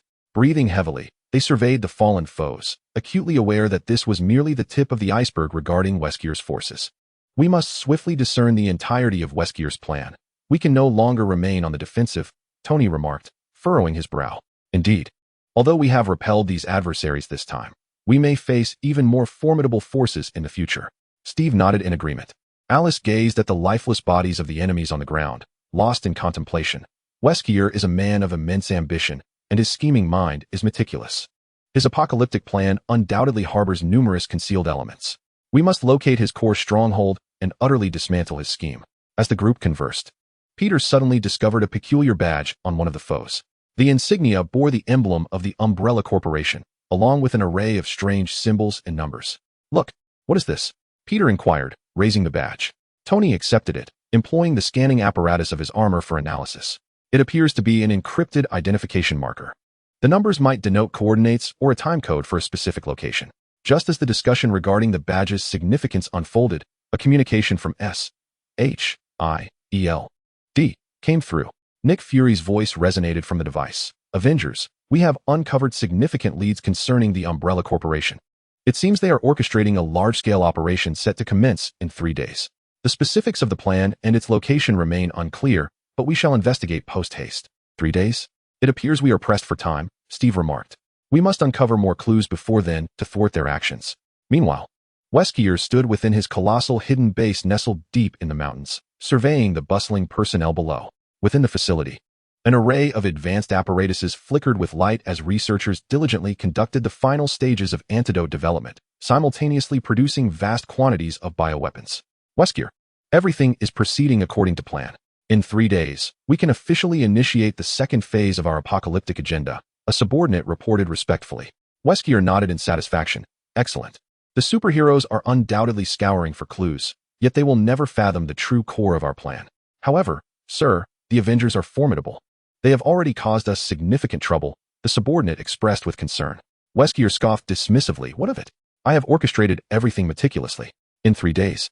As the zombie virus further spreads and the superheroes grow weary in their response, we shall launch our full-scale assault. At that moment, the entire world will descend into chaos, and we shall reign supreme over this tumultuous realm. By the way, what progress has been made on Loki's end?" Wesker suddenly inquired. "Loki has begun sowing discord among the superheroes. He has conjured illusions using his magic, fostering suspicion amongst them," the subordinate replied. "Good, keep a close watch on him. Loki is notoriously cunning and cannot be entirely trusted. Nevertheless, at this juncture, his abilities serve us well." A glimmer of caution flickered in Wesker's eyes. "Yes, sir," the subordinate affirmed, bowing and departing. Wesker turned to behold the enormous screen displaying a world map, marked with the spread of the zombie virus and the movements of the superheroes. His gaze brimmed with ambition and avarice, as if the entire world lay within his grasp. 3 days hence, your doom shall arrive, my esteemed superheroes. This world shall fall under my dominion," whispered Wesker, his voice imbued with an unfathomable madness. Meanwhile, the Avengers had returned to their headquarters, diligently analyzing the information inscribed upon their badges alongside the intelligence relayed from S.H.I.E.L.D. They were acutely aware that their time was fleeting and a race against the clock was about to commence. They must unearth the core of Wesker's insidious plot within 3 days, thwart the apocalyptic scheme, and salvage this precarious world. In the conference room of the headquarters, the atmosphere was laden with tension. Tony incessantly transitioned through various data and maps on the holographic screen, striving to decipher the meaning behind the numbers on the badge. Steve, with furrowed brows, meticulously scrutinized the intelligence provided by S.H.I.E.L.D. Peter paced restlessly within the confines of the room, contemplating the interconnections among the series of events. Alice sat quietly, reflecting on her encounters with Wesker in the realm of the Biohazard crisis, seeking any clues from her past experiences. I suspect these numbers may pertain to latitude and longitude, Tony remarked, his disappointment palpable after recalibrating them, only to find no discernible location. Could they be coordinates encrypted in a unique manner? Perhaps we need to approach this from a different angle, Alice suggested. At that moment, Peter abruptly halted his movements. Wait, could it be that these numbers are not geographical coordinates, but rather a temporal association linked to a specific event? The room fell into contemplation. Peter, please continue, Steve urged encouragingly. We have always assumed they denote a location, but if we consider it from another perspective, breaking these numbers apart, one portion might signify time while another indicates a particular event or location code, Peter expressed with excitement. Instantly, Tony embraced Peter's line of thought and reanalyzed the data on the holographic screen. After a series of intricate calculations and comparisons, a vague clue finally emerged on the screen. Peter, you may have hit upon the truth. These numbers point to a specific moment 3 days hence, as well as an abandoned military base situated in the desert. Perhaps that place is the crux of Wesker's plan, Tony exclaimed with fervor. It seems we have finally uncovered some pivotal clues. In 3 days, we must journey to that desert base and thwart Wesker's conspiracy, Steve declared, rising with unwavering resolve. Chapter 22. Loki's cunning and collaborative trials. As the Avengers diligently analyzed the clues, preparing to confront Wesker's devious designs, Loki was subtly weaving his own schemes. He found himself in a dimly lit alleyway in New York, surrounded by the scent of decay and dampness, the walls flickering with a few feeble lights, casting an eerie glow in the cramped space. A sinister smile curled at the corners of Loki's lips, as the blue gem atop his scepter shimmered with an uncanny luminescence. He began to chant incantations, and ethereal mist spiraled forth from the scepter, gradually transforming into vivid scenes. These illusions would be deftly implanted into the superhero's perceptions, sowing seeds of doubt and chaos. Initially, Loki set his sights on the Hulk, the formidable green giant. At this moment, Hulk was unleashing his fury amidst the ruins on the outskirts of the city, his colossal frame resembling a moving mountain. Each stomp reverberated through the ground. Loki cast a spell, revealing to Hulk that Iron Man, Tony Stark, appeared to be engaged in a clandestine transaction with a group of mysterious individuals, all emanating an ominous aura reminiscent of the zombie virus. Hulk's eyes widened instantaneously, rage igniting within him like an inferno. He let out a thunderous roar and charged towards the scene he had observed. Simultaneously, in a temporary command center of S.H.I.E.L.D., Hawkeye, Clint Barton, was deliberating with Black Widow, Natasha Romanoff, on strategies to combat the zombie crisis. Loki's magic subtly took effect, and Clint suddenly perceived Natasha in covert contact with a suspected Umbrella Corporation agent, seemingly exchanging crucial intelligence. Clint's gaze transformed into one of vigilance and coldness, instinctively tightening his grip on his bow. Natasha, Clint's voice was laced with skepticism. Natasha, bewildered, followed Clint's line of sight but discerned nothing amiss. Clint, what are you talking about? She detected the unusual tension in Clint's demeanor. I distinctly saw you with someone suspicious, Clint began. Yet his unspoken doubts were palpable in his eyes. A sense of alarm gripped Natasha as she swiftly recognized the potential for an enemy plot. Clint, this is undoubtedly a trap. Someone is intentionally sowing discord between us, Natasha attempted to clarify. However, the seeds of suspicion had already taken root in Clint's mind. Though he remained silent, his gaze towards Natasha now harbored a hint of wariness. Within the Avengers base, Captain America, Steve Rogers, was engaged in a discussion with Iron Man, Tony Stark, regarding their forthcoming mission to the desert base. Suddenly, Steve's communicator buzzed with an anonymous message, accompanied by a meticulously edited video. The footage appeared to depict Tony in a secret meeting with Wesker, both wearing expressions of nefarious triumph. Steve's countenance shifted to one of grave concern as he turned to Tony, his eyes reflecting a complex mix of emotions. Tony, what is going on? Steve handed the communicator to Tony. Upon viewing the video, Tony was initially taken aback, but quickly furrowed his brow in anger. This is a forgery, Steve. Someone is deliberately framing me, attempting to undermine our trust, Tony exclaimed vehemently. Steve inhaled deeply, understanding that in this critical moment, he could not afford to doubt his allies. Yet the disquieting impact of the video instilled a flicker of uncertainty within him. Tony, I hope you can provide a reasonable explanation. We cannot afford any secrets at this juncture. I have nothing to conceal, Steve. We should focus our efforts on stopping Wesker rather than being distracted by these trivial conspiracies. Tony replied, his tone tinged with urgency. Just as the atmosphere in the base grew tense, Spider-Man, Peter Parker, returned to the facility. Sensing the unusual tension in the air, he curiously inquired, "What is going on, Captain? Mr. Stark?" Steve conveyed the situation regarding the video to Peter, who immediately responded, "This is undoubtedly Loki's scheme. He excels at sowing chaos through such means. We must not fall for it." Peter's words brought a sense of calm to Steve and Tony, who recognized the necessity of unity in this moment of crisis. However, the seeds of suspicion that Loki had sown within the team posed a latent danger, akin to a concealed time bomb that could detonate at any moment. Meanwhile, in Wesker's lair, Loki was triumphantly reporting his machinations. "Wesker, I have successfully planted the seeds of doubt among the superheroes. They are now rife with unrest, and trust among them is on the verge of collapse," Loki declared. Wearing a smug smile, Wesker nodded slightly, a flicker of approval crossing his eyes, yet he quickly reverted to his usual indifference. "Well done, Loki, but do not presume that your petty tricks will completely fracture the superheroes. When confronted with a common crisis, they may very well set aside their doubts and unite once again. We must remain vigilant." "Humph, Wesker, you underestimate my magic. Those doubts will fester within them, and with just a little more provocation, they will erupt completely," Loki retorted, a hint of dissatisfaction in his tone. "Let us hope so. But remember, our objective is world domination, and until that plan is realized, we must cooperate. Should you dare to betray me, the consequences will be dire." Wesker fixed Loki with a cold stare, his eyes brimming with warning. Loki felt a chill run through him, yet he maintained an outward calm. "I certainly understand, Wesker. We are inextricably linked now. I will not act foolishly. However, once our plan succeeds, how shall we divide the dominion of this world?" he inquired cautiously.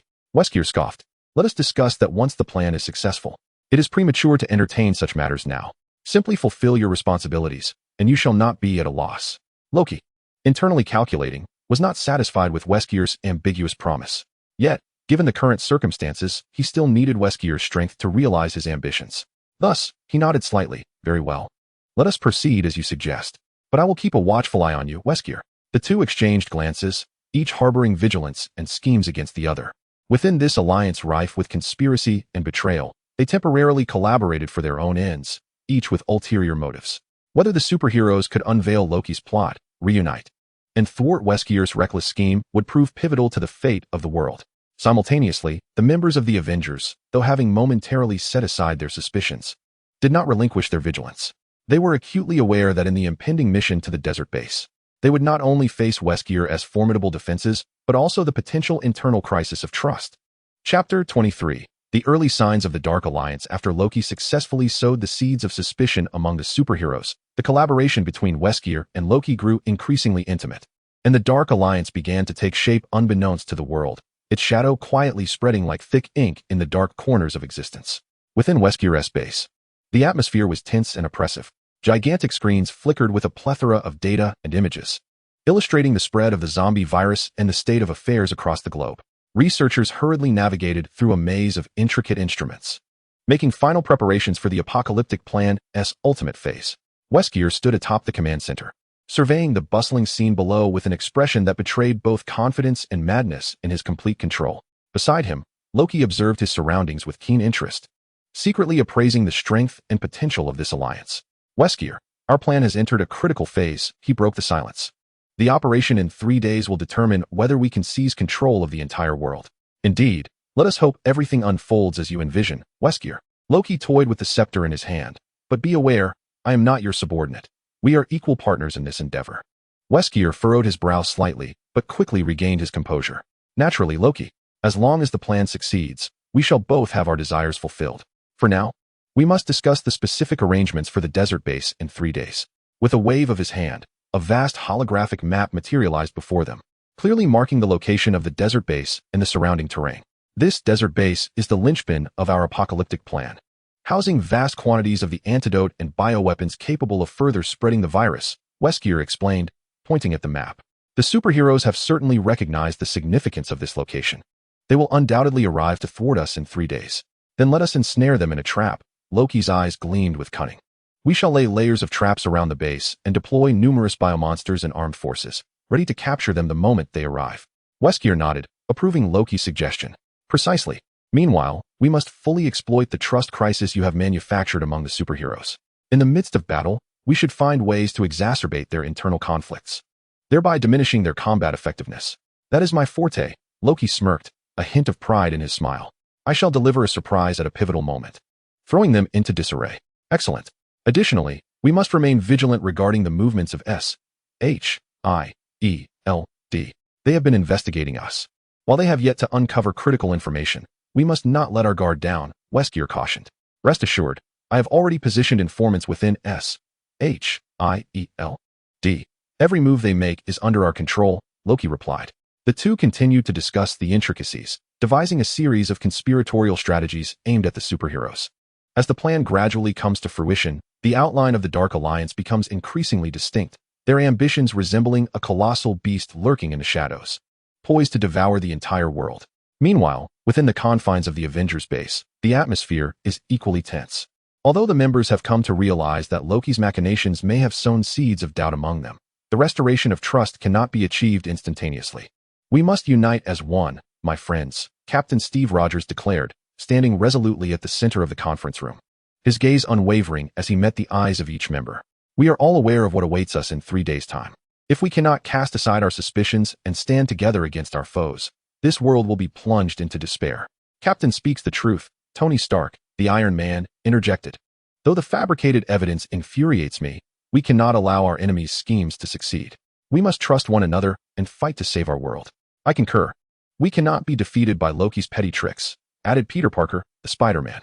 The other members nodded in agreement, and though their doubts lingered, they chose to temporarily set aside their differences in light of their common objective. Very well, let us devise a plan for our assault on the desert base, Steve proposed.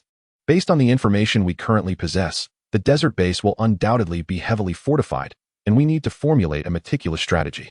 Gathered around a holographic map, they began to deliberate various tactical approaches, analyzing the terrain of the base, potential enemy encounters, and their respective strengths and weaknesses. I believe we should split into 3 teams, Tony suggested. I will lead one team in an aerial assault to draw the enemy's attention while utilizing my advanced weaponry to suppress their defenses. Peter and I will infiltrate from the flank, seeking vulnerabilities in their defenses and sabotaging critical facilities, Steve added. I'll launch a frontal assault to divert the majority of their forces, creating opportunities for you, grumbled the Hulk, his voice a deep rumble. Clint and I will form a sniper team, providing support from a distance to ensure your safety during the operation, Natasha chimed in. The members, leveraging their individual expertise and capabilities, devised what appeared to be a comprehensive plan. However, unbeknownst to them, the Dark Alliance had already ensnared the desert base in a web of traps, eagerly awaiting their unwitting arrival. In the ensuing 2 days, the Avengers busily prepared for the impending confrontation. They fine-tuned their equipment and replenished their supplies, each member making the final preparations for the battle that would determine life and death.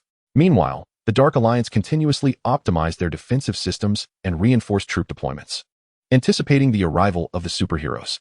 An ultimate showdown, destined to decide the fate of the world, drew ever closer. Chapter 24. The stealthy infiltration of spies. As night descended like thick ink, heavy and oppressive, it enveloped New York City, consuming the once vibrant pulse of urban life. The Avengers base stood as a silent fortress amidst this darkness. Outside the base, an enveloping tranquility reigns, broken only by the rhythmic footsteps of patrolling guards, echoing in the stillness of the night, as if marking time for this serene silence. Yet beneath this facade of calm, a silent infiltration operation unfolds like a specter. The spy dispatched by Wesker, clad in a specially designed black stealth suit, melds seamlessly with the darkness, rendering him ghost-like in his concealment. His face is obscured by a custom mask, revealing only a pair of sharp, cold eyes that glimmer like ethereal lights in the gloom. Equipped with advanced optical devices, the mask serves as his third eye, enabling him to navigate the shadows and deftly identify and circumvent the various defensive measures surrounding the base. The spy moves like a shadow, gracefully approaching the outer wall of the facility. He raises his gaze, scanning the surface for an appropriate climbing point. Quietly, he retrieves a compact, yet powerful climbing device from his waist. Its exquisite design and metallic shell glint with a chilling sheen in the faint light. With practiced ease, he secures it to the wall. A subtle mechanical whirring signals its activation as it unfurls several resilient mechanical limbs, adhering firmly to the surface as if taking root. The device then engages, lifting him steadily upward, its ascent smooth and silent, barely making a sound. Before long, he arrives at a ventilation window.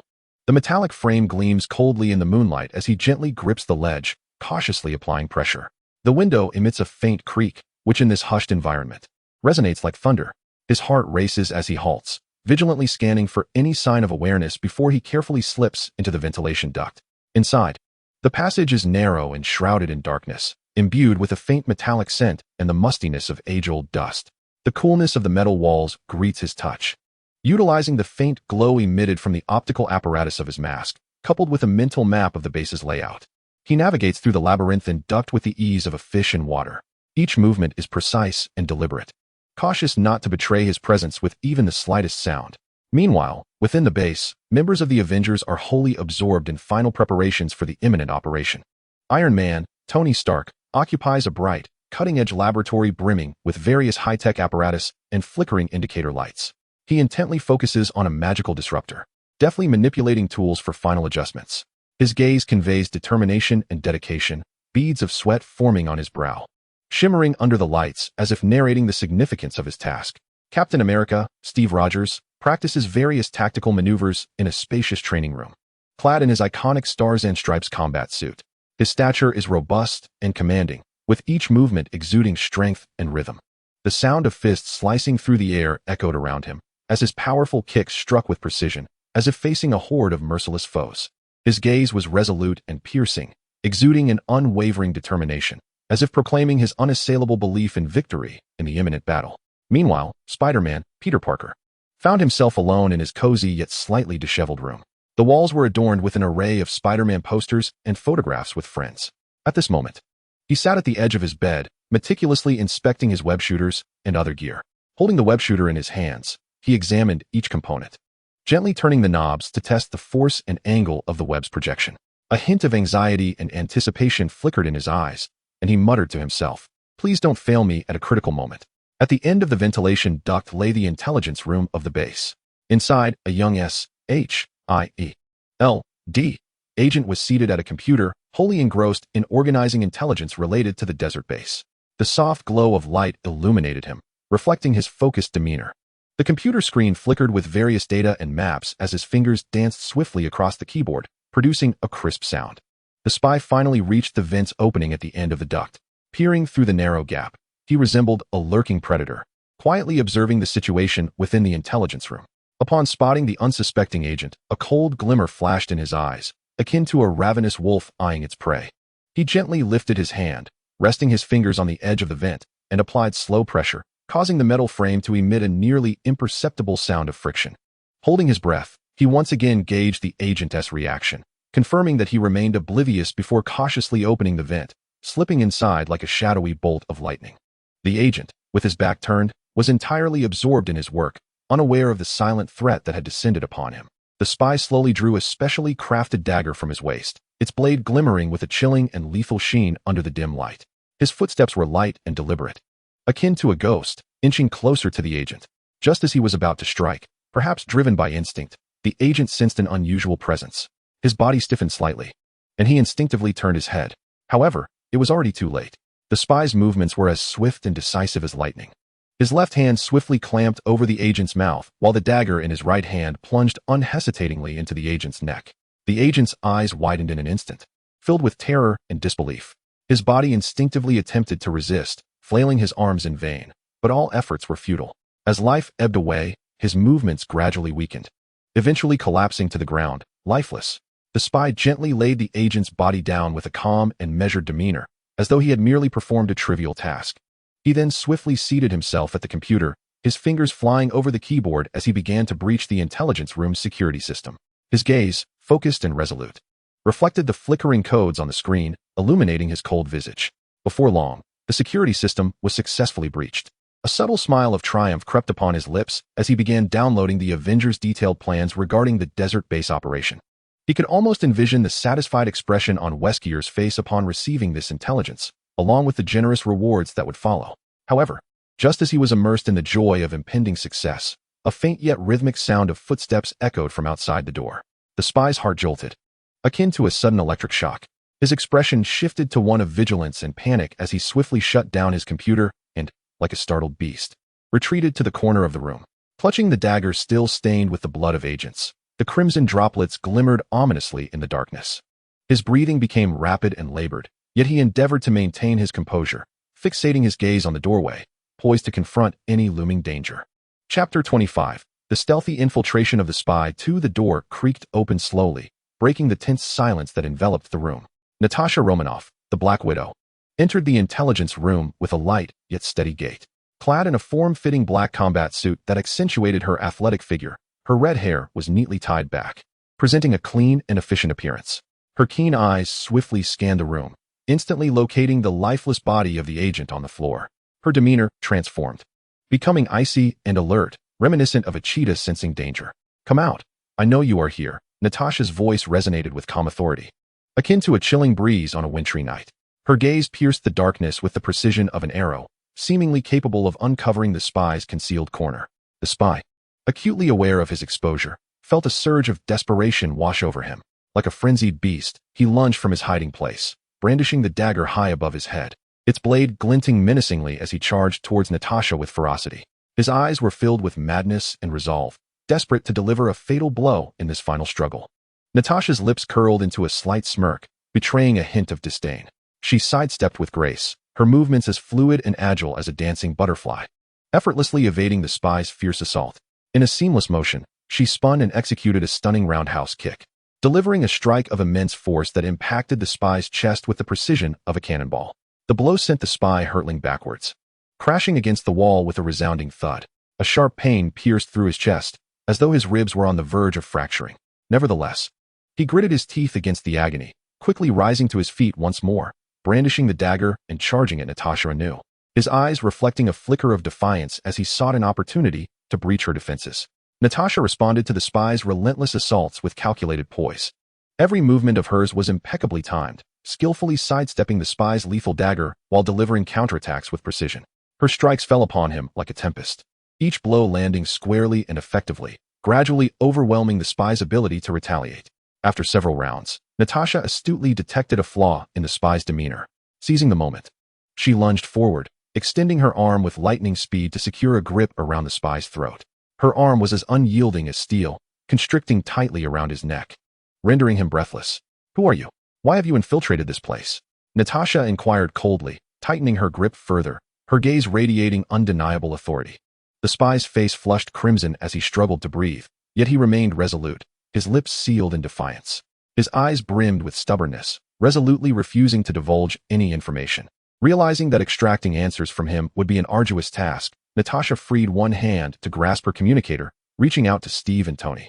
"Captain, Tony, I've discovered an infiltrating spy in the intelligence room. I have subdued him, but he refuses to speak." Natasha's voice was succinct and clear, tinged with seriousness. "We're on our way," came Steve's firm and decisive reply through the communicator. Shortly thereafter, Steve and Tony arrived at the intelligence room. Steve donned a blue combat suit, his helmet emblazoned with the stars and stripes, exuding an air of calm determination. Tony, clad in his signature nanotech armor, shimmered with a metallic sheen, a testament to advanced technology. They surveyed the subdued spy on the floor, their expressions grave. The spy lay there, his eyes filled with animosity, glaring fiercely at them. "It seems Wesker has become aware of our actions and has dispatched someone to steal intelligence," Tony remarked, his brow furrowed with concern. He understood the gravity of the situation. If the enemy acquired their operational intelligence, they would be at a severe disadvantage in the impending battle. "Indeed. We must ascertain what he knows and whether there are additional spies," Steve asserted, his expression serious and his gaze unwavering. He crouched down, locking eyes with the spy, attempting to discern any hint of weakness in his resolve. They transported the spy to the interrogation room, where the dim lighting cast a somber atmosphere. A metallic table and several chairs occupied the center of the room, while various interrogation devices adorned the walls. Steve and Tony took their seats at the table, while Natasha stood nearby, arms crossed, her gaze icy as she focused on the spy. "You would do well to cooperate, or you shall regret it," Tony initiated, his tone laced with a subtle threat. The spy scoffed disdainfully, turning his face away, maintaining his silence. Taking a deep breath, Steve adopted a gentler tone. You are aware that your current predicament is perilous. However, if you choose to cooperate and reveal everything you know, we may consider leniency. The spy lifted his head. A flicker of hesitation crossing his eyes, but it quickly faded into indifference. He understood that revealing any intelligence would only lead to Wesker's ruthless retribution. It appears he will not speak easily, Natasha commented, a hint of resignation in her expression. Fear not. We possess methods to elicit a response from him, Tony declared. Rising from his seat and moving towards the array of equipment, commencing the calibration of a sophisticated lie detector. Steve continued to endeavor to communicate with the spy, striving to dismantle his psychological defenses. Time slipped away in the tense atmosphere, and whether they could extract further intelligence regarding Wesker and the Dark Alliance became pivotal to the success of their operation the following day. Unbeknownst to them, this spy might merely be the tip of the iceberg, with countless crises lurking in the shadows, poised to deliver a fatal blow. The confrontation with the dark forces was intensifying and becoming increasingly intricate. Chapter 26. The crisis of intelligence leakage inside the interrogation room. The atmosphere was stifling, pressing down on them like a heavy weight. The dim yellow light cast mottled shadows on the walls, adding an air of foreboding. The spy was securely bound to a chair, his eyes betraying a flicker of fear, yet more so, an obstinate defiance. Iron Man, Tony Stark, stood before the polygraph, meticulously calibrating the device, his expression grave. Captain America, Steve Rogers, sat opposite the spy, attempting once more to engage him in dialogue. You see, we do not wish to harm you. However, you must comprehend that your actions could lead to the demise of countless innocents. Steve's voice was steady and compelling, as he sought to awaken the spy's conscience. The spy scoffed, Don't waste your breath. Mr. Wesker will ensure my family's safety. Should I betray him, they will all perish. Hearing this, Steve and Tony exchanged a glance, realizing the situation was more precarious than they had anticipated. Wesker's threat against the spy's family presented a formidable barrier. Do you believe Wesker's plan will succeed? He seeks to dominate the world, and in doing so, many will suffer, including your family, Steve pressed on.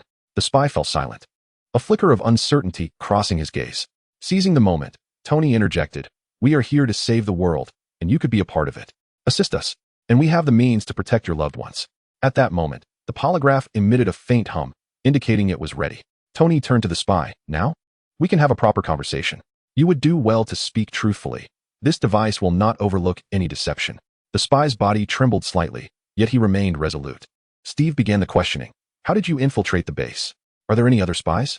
The spy inhaled deeply and replied slowly. I entered through the ventilation ducts on the outer wall.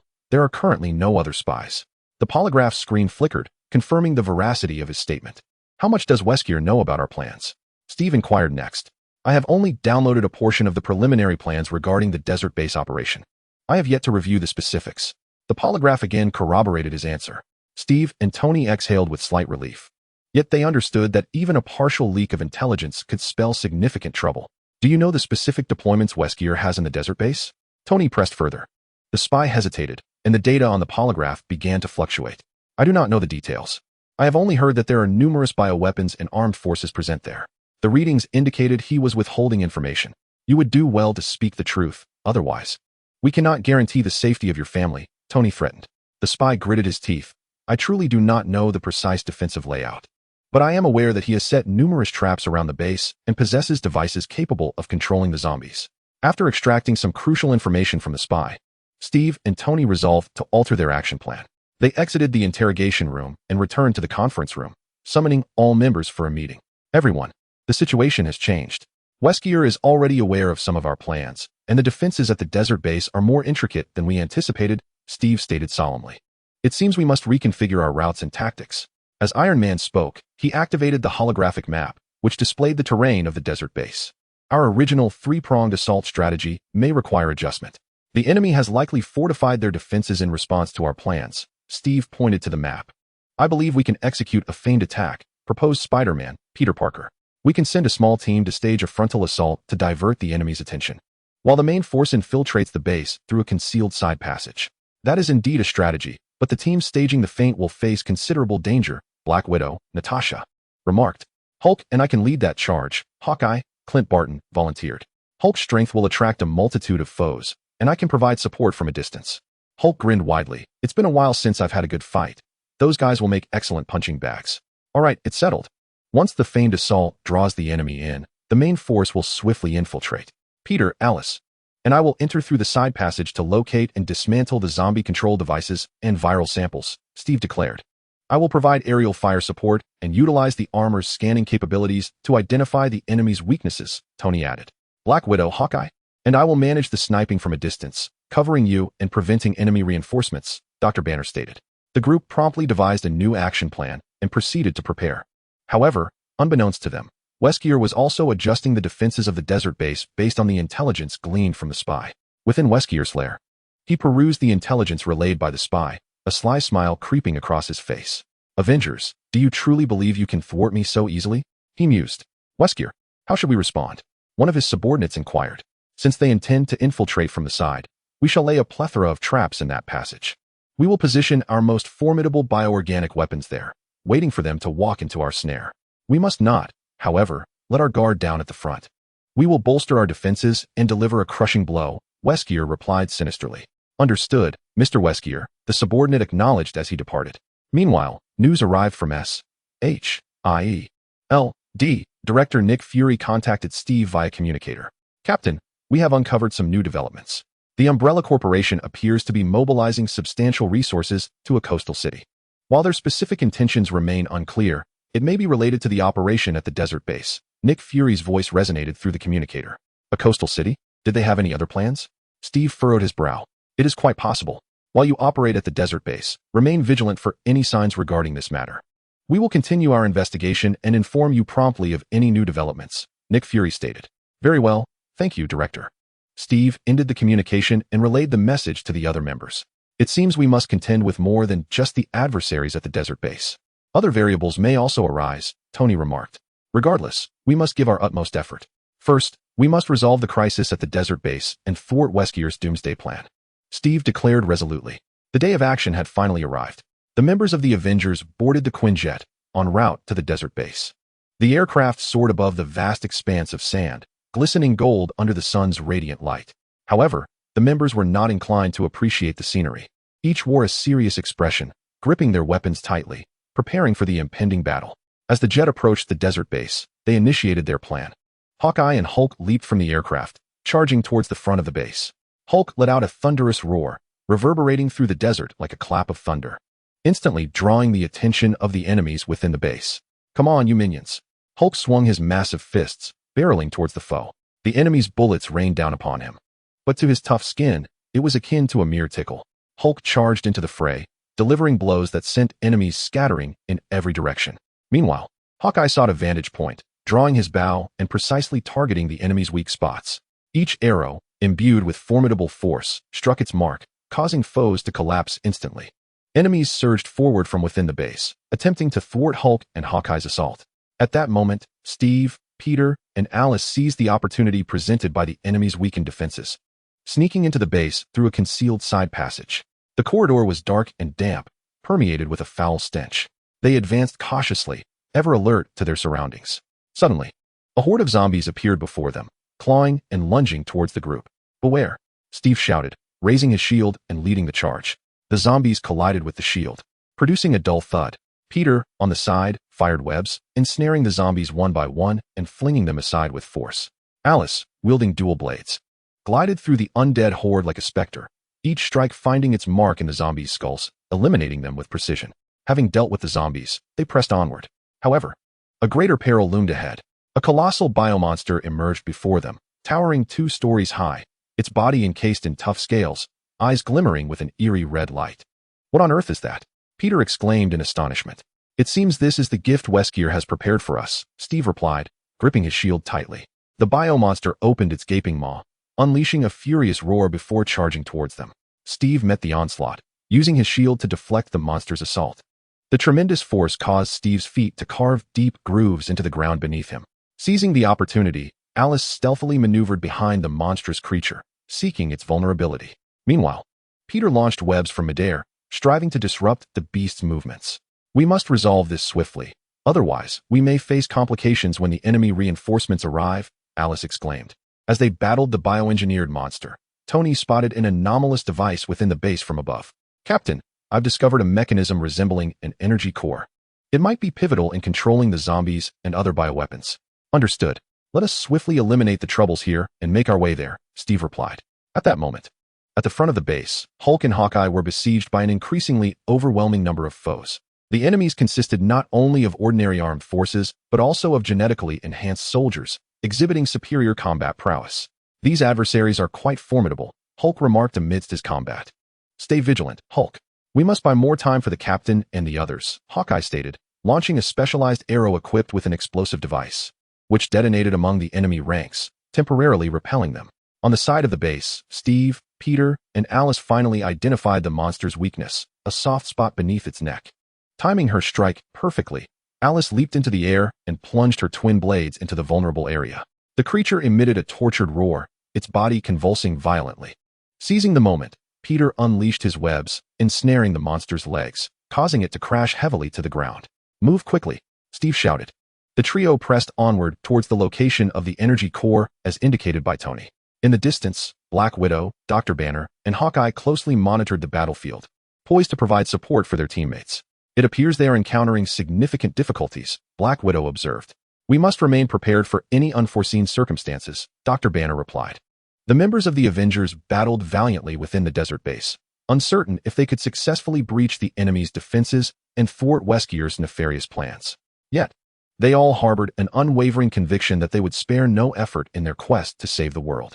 Chapter 27. The fog of false and true clues within the desert base. Steve, Peter, and Alice advanced towards the location of the energy core device, as indicated by Tony. The corridor was permeated with a pungent chemical odor, and the surrounding walls flickered with eerie luminescence, as if concealing countless unknown dangers. Having just vanquished the colossal biomonster, the trio felt fatigued, yet they understood the urgency of their mission and dared not pause for even a moment. Suddenly, they encountered a fork in the path. Both passages cloaked in darkness, with faint, ominous growls echoing from within. Captain, which path should we take? Peter inquired, warily surveying the two corridors as his spider sense tingled with faint warnings. Steve furrowed his brow, deep in thought. At that moment, Alice crouched down, scrutinizing the ground. This passage has fresh footprints, and they are numerous. Perhaps this route leads to the energy core. Just as they prepared to choose the path marked by footprints, Tony's voice suddenly crackled through the communicator. Wait, Captain. I have recently discovered, through the use of the exosuit scanner, that a formidable energy reaction appears to be concealed within the walls of an alternative passage. This may very well be a deliberate misdirection left by the enemy. Steve hesitated. On one hand, the footprints uncovered by Alice seemed to provide a clear indication, while on the other, Tony's scan revealed suspicious elements regarding the other passage. Captain, I believe we must not be deceived by superficial clues. Wesker undoubtedly anticipates our pursuit of the energy core, and perhaps he has intentionally arranged these footprints to lure us into a trap, Peter cautioned. However, if we choose incorrectly and squander our time, allowing Wesker to activate the doomsday plan, the consequences could be dire, Alice expressed her concerns. After a brief contemplation, Steve made a decision. We shall proceed through the passage exhibiting the energy reaction.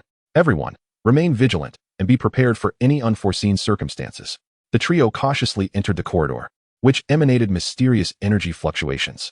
The passage was exceedingly narrow, accommodating only two individuals side by side. Their footsteps echoed in the silent corridor, resonating with unusual loudness. After traversing a distance, a colossal metal door emerged before them, inscribed with peculiar symbols and designs, exuding an aura of ancient mystery. This door appears to be quite intricate, Tony remarked through the communicator. I am attempting to decipher these symbols to ascertain a method to unlock it. While the group awaited Tony's insights, a sudden flurry of hurried footsteps echoed from the rear of the passage, indicating a large contingent of enemies swiftly approaching. We're being flanked, Peter exclaimed. Steve promptly turned, raising his shield in preparation for combat. Peter, you and Alice guard the door and see if you can discover another means to open it. I will confront these adversaries.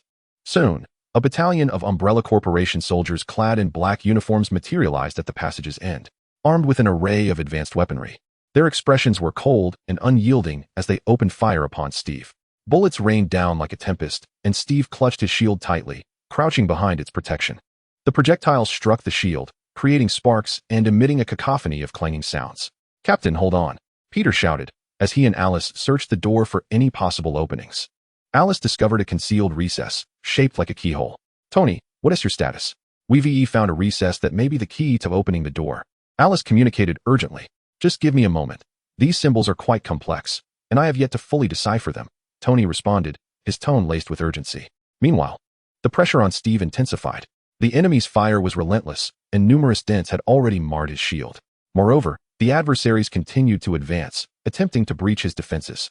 Hulk, Hawkeye, we are encountering difficulties and require support. Steve called through the communicator.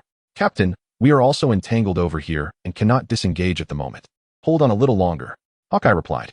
Just as Steve felt on the verge of collapse, Peter suddenly exclaimed, I have a solution. He retrieved a small tool from his waist, inserted it into a groove, and turned it forcefully. The metal door slowly creaked open, unleashing a powerful wave of energy that washed over them. With little time to ponder, the three swiftly dashed inside. At the moment of entry, Steve hurled his shield with great force, striking several enemies at the forefront, and seized the opportunity to slip through the door. It quickly shut behind them, sealing the enemies outside. Only then did they breathe a sigh of relief and begin to survey their surroundings. Inside was a vast circular chamber, its walls adorned with various shimmering crystals. At the center stood a colossal energy core device, its surface pulsating with blue currents and emitting a deep, resonant hum. This is it, Steve exclaimed. However, as they approached the energy core, they discovered a complex combination lock affixed to it. The lock displayed a series of peculiar numbers and symbols that left them perplexed. It seems this is yet another challenge set by Wesker, Alice remarked. Tony's voice crackled through the communicator. I am analyzing these numbers and symbols. I should be able to devise a way to crack the code. It will take some time, so please search the area for additional clues. The trio began to scour the room. Peter stumbled upon a tattered diary in a corner. Its pages had yellowed, and the handwriting was somewhat illegible, yet discernible. Captain, come quickly and see this, Peter called out. Steve and Alice hurried over. Peter opened the diary, which contained information about the energy core device, along with a hint that seemed related to the code. According to the diary's hint, the password might pertain to some experimental data from the Umbrella Corporation, Peter stated. But we have no idea which specific data it refers to. Alice replied with a note of frustration. At that moment, Tony's voice burst with excitement over the communicator. I have cracked the code. Based on my analysis of these numbers and symbols, combined with the hints from the diary you found, the password is Tony recited a series of numbers. Steve entered the password as instructed. The indicator lights on the combination lock flickered a few times before emitting a crisp click, signaling the successful decryption. Just as they prepared to dismantle the energy core device, the lights in the room suddenly extinguished, plunging them into darkness. A familiar voice echoed through the void. Did you truly believe you could so easily thwart my plans? Avengers, how naive you are. It was Wesker's voice. Wesker, show yourself. Hiding in the dark is no great feat. Steve shouted in fury. Ha, let yourselves struggle here at your leisure. Once I complete the doomsday plan, this world will be under my control. Wesker's voice dripped with arrogance and madness. As his voice faded, strange sounds began to emanate from the room, as if something was slowly approaching in the darkness. Everyone, be cautious. Something is coming, Peter warned. The three stood back to back, vigilantly scanning their surroundings. Though they remained unseen, the encroaching danger was palpable. Suddenly, a radiant green light illuminated the entire room, revealing a group of peculiar entities before them. These beings bore a resemblance to humans, yet their skin exhibited a ghastly green hue. Their eyes emanated an eerie glow, and their mouths were filled with sharp fangs. What are these creatures? Alice inquired in astonishment. Whatever they are, we must not allow them to thwart our mission to sabotage the energy core device, Steve declared, tightening his grip on his shield. A new battle commenced within this confined space. Meanwhile, in other sectors of the base, Hulk and Hawkeye were fiercely engaged in combat with the enemy. Would they manage to breach the enemy's defenses and provide support to Steve and the others? Could the Avengers successfully dismantle the energy core device and thwart Wesker's apocalyptic scheme? All remained shrouded in uncertainty. At the forefront of the base, Hulk surged through the enemy ranks like an unstoppable war machine. With each punch, foes were sent flying several meters away. Yet, adversaries continued to pour in, seemingly endless. These bastards are fearless, Hulk roared. Hawkeye, agile and precise, maneuvered his position, unleashing a flurry of arrows. His marksmanship was impeccable, each arrow striking true to the enemy's vital points. However, the sheer number of foes began to overwhelm him. Hulk, we need to break through and assist the captain, Hawkeye shouted. Hulk nodded, inhaled deeply, and unleashed a deafening roar. This bellow, akin to a hurricane, sent surrounding enemies sprawling. Seizing the moment, Hulk charged toward the enemy line, smashing through their defenses to carve a path for Hawkeye. Move, Hulk commanded. Hawkeye followed closely behind, both racing toward Steve and his team. Outside the base, Black Widow, Dr. Banner, and Hawkeye's sniper unit faced a new challenge as a swarm of mysterious aircraft appeared in the sky, advancing towards their position. "It seems the enemy has located our sniper point and intends to eliminate us," Black Widow remarked. "We cannot remain idle," Dr. Banner replied, quickly activating a portable energy shield generator. The generator emitted a blue glow, enveloping them in protection. Enemies aboard the aircraft began firing upon the shield, energy beams striking it and sending sparks flying. The shield flickered under the assault, threatening to shatter at any moment. "This shield won't hold for long. We must devise a counterattack," Dr. Banner urged. Black Widow retrieved a portable tracking missile from her gear, aiming at one of the aircraft. "Watch this," she declared, pressing the launch button. The missile, trailing a fiery plume, soared toward the aircraft, striking it with precision and resulting in a spectacular explosion as it plummeted to the ground. Yet, the remaining aircraft did not retreat. Instead, they intensified their assault on the shield. Within the desert base, Steve, Peter, and Alice were embroiled in a fierce confrontation with the strange beings. These creatures were agile and possessed formidable strength. They relentlessly charged towards the trio, seeking to assault them with their sharp fangs and claws. Steve deflected one creature's attack with his shield, then forcefully shoved it away. Meanwhile, Peter fired webs, ensnaring several of the creatures and rendering them temporarily immobile. Alice, wielding dual blades, navigated effortlessly through the swarm, leaving a trail of wounds with each strike. However, these creatures appeared tireless, surging forth in wave after wave. Moreover, their wounds healed within a brief span, complicating the trio's battle. "This cannot continue. We must swiftly identify the weaknesses of these creatures and concentrate our efforts on exploiting them," Steve declared. As Peter evaded the creatures' attacks, he keenly observed their movements.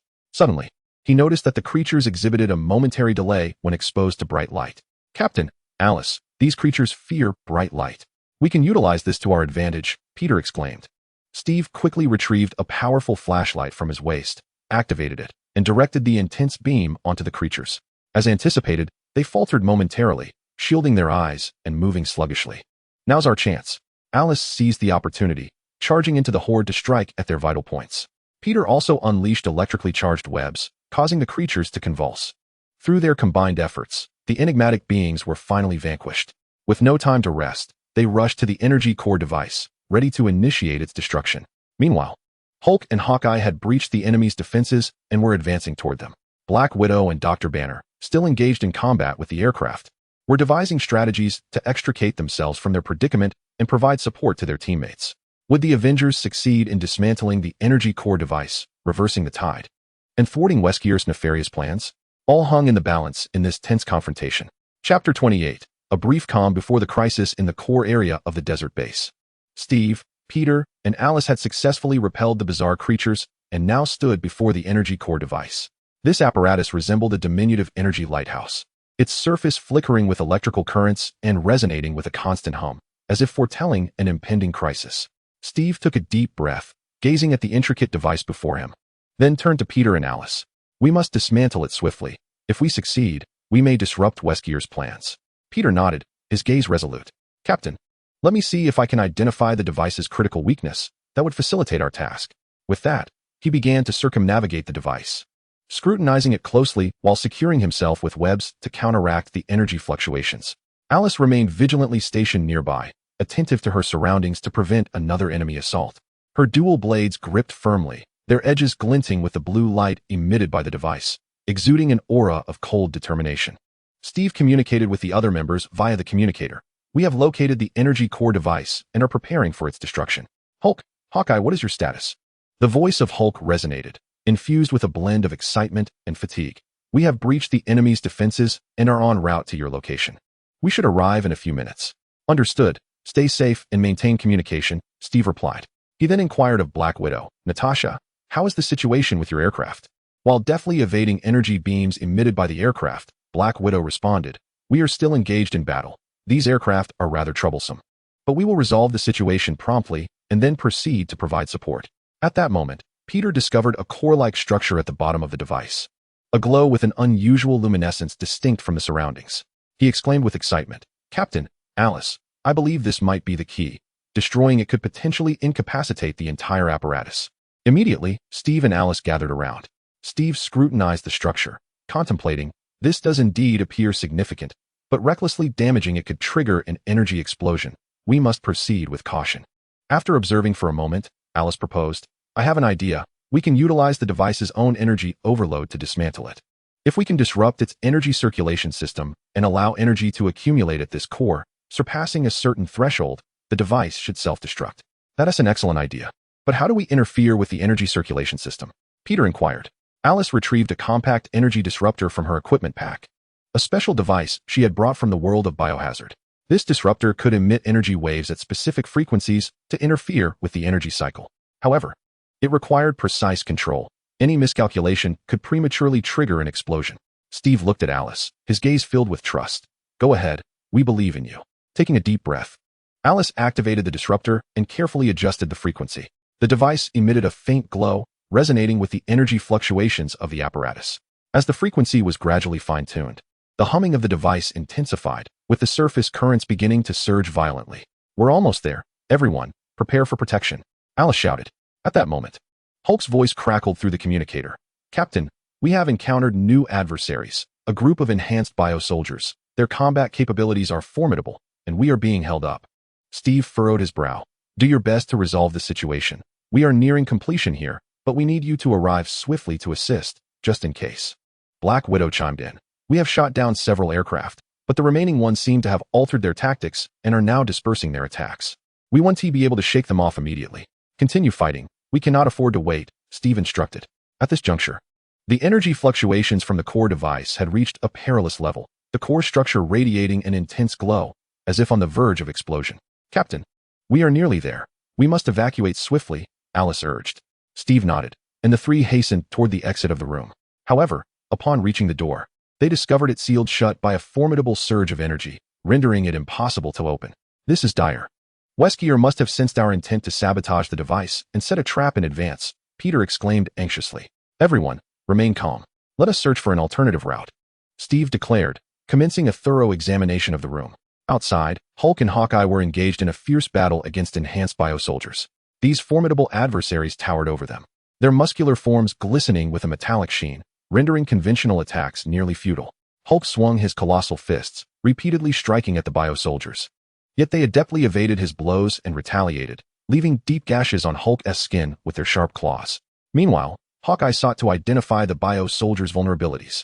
Although his specially designed arrows inflicted some damage, they fell short of incapacitating the foes entirely. Hulk, this approach is not sustainable. We must devise a strategy, Hawkeye shouted. Breathing heavily, Hulk nodded in agreement. I will draw their attention. You should target their joints, where the defenses are comparatively weak. Agreed, Hawkeye responded. Hulk charged towards the throng of biosoldiers, unleashing a thunderous roar that captured their collective focus. Seizing the moment, Hawkeye aimed for the knee joint of one biosoldier, releasing an explosive arrow. The arrow struck true, shattering the soldier's knee, causing him to crash to the ground. Observing this, several other biosoldiers redirected their assault towards Hawkeye. Hulk seized the opportunity, grasping the remaining biosoldiers and hurling them away with great force. Outside the base, Black Widow and Dr. Banner were also striving to counter the onslaught of aerial vehicles. Utilizing his scientific acumen, Dr. Banner analyzed the frequency of the energy shields surrounding the aircraft. By adjusting the frequency of their shield generator, he successfully disrupted the aircraft's assault. Black Widow capitalized on this moment, launching a series of homing missiles that downed several more vehicles. Realizing their predicament, the remaining aircraft began a hasty retreat. We must rush to assist the captain and the others, Black Widow urged. Within the chamber housing the energy core, Steve, Peter, and Alice continued their search for an escape route. Suddenly, Peter noticed a ventilation duct high above, contemplating it as a potential exit. Captain, look up. That vent might provide a way out, Peter exclaimed, pointing towards it. Steve glanced upward and replied, Good eye, Peter. You go first and assess the situation. Peter shot a web, ascending to the vent, prying open its cover to peer inside. Not detecting any anomalies within the duct, he turned to call out, Captain, Alice. It's safe here, we can escape through this way. At that moment, the energy fluctuations from the core reached a critical point, causing it to tremble violently. On the brink of explosion. Hurry, there's no time left, Steve shouted. The three quickly ascended via the web into the vent and crawled through the duct. They scrambled through the narrow passage, the thunderous explosion of the energy core reverberating behind them, shaking the entire base. The shockwave from the blast surged through the vent, propelling them forward, plunging them into a perilous situation. Would they successfully evade the devastating impact of the explosion? After a fleeting calm before the storm, what challenges awaited them? Everything remains uncertain. Chapter 29. Minor conflicts within the ventilation duct. Steve, Peter, and Alice were propelled forward by the shock waves generated from the explosion of the energy core device. Surrounded by a thick haze of acrid smoke and dust, the walls of the duct were searingly hot, and their skin could feel the unbearable heat. "Be careful. Don't let the shock wave disorient you," Steve shouted, his voice barely audible over the cacophony of rushing air. He struggled to maintain his balance, gripping the protrusions on the duct walls tightly in an effort to slow his momentum. Peter, agile and quick, deftly adjusted his posture within the duct, avoiding the debris that was flying in all directions.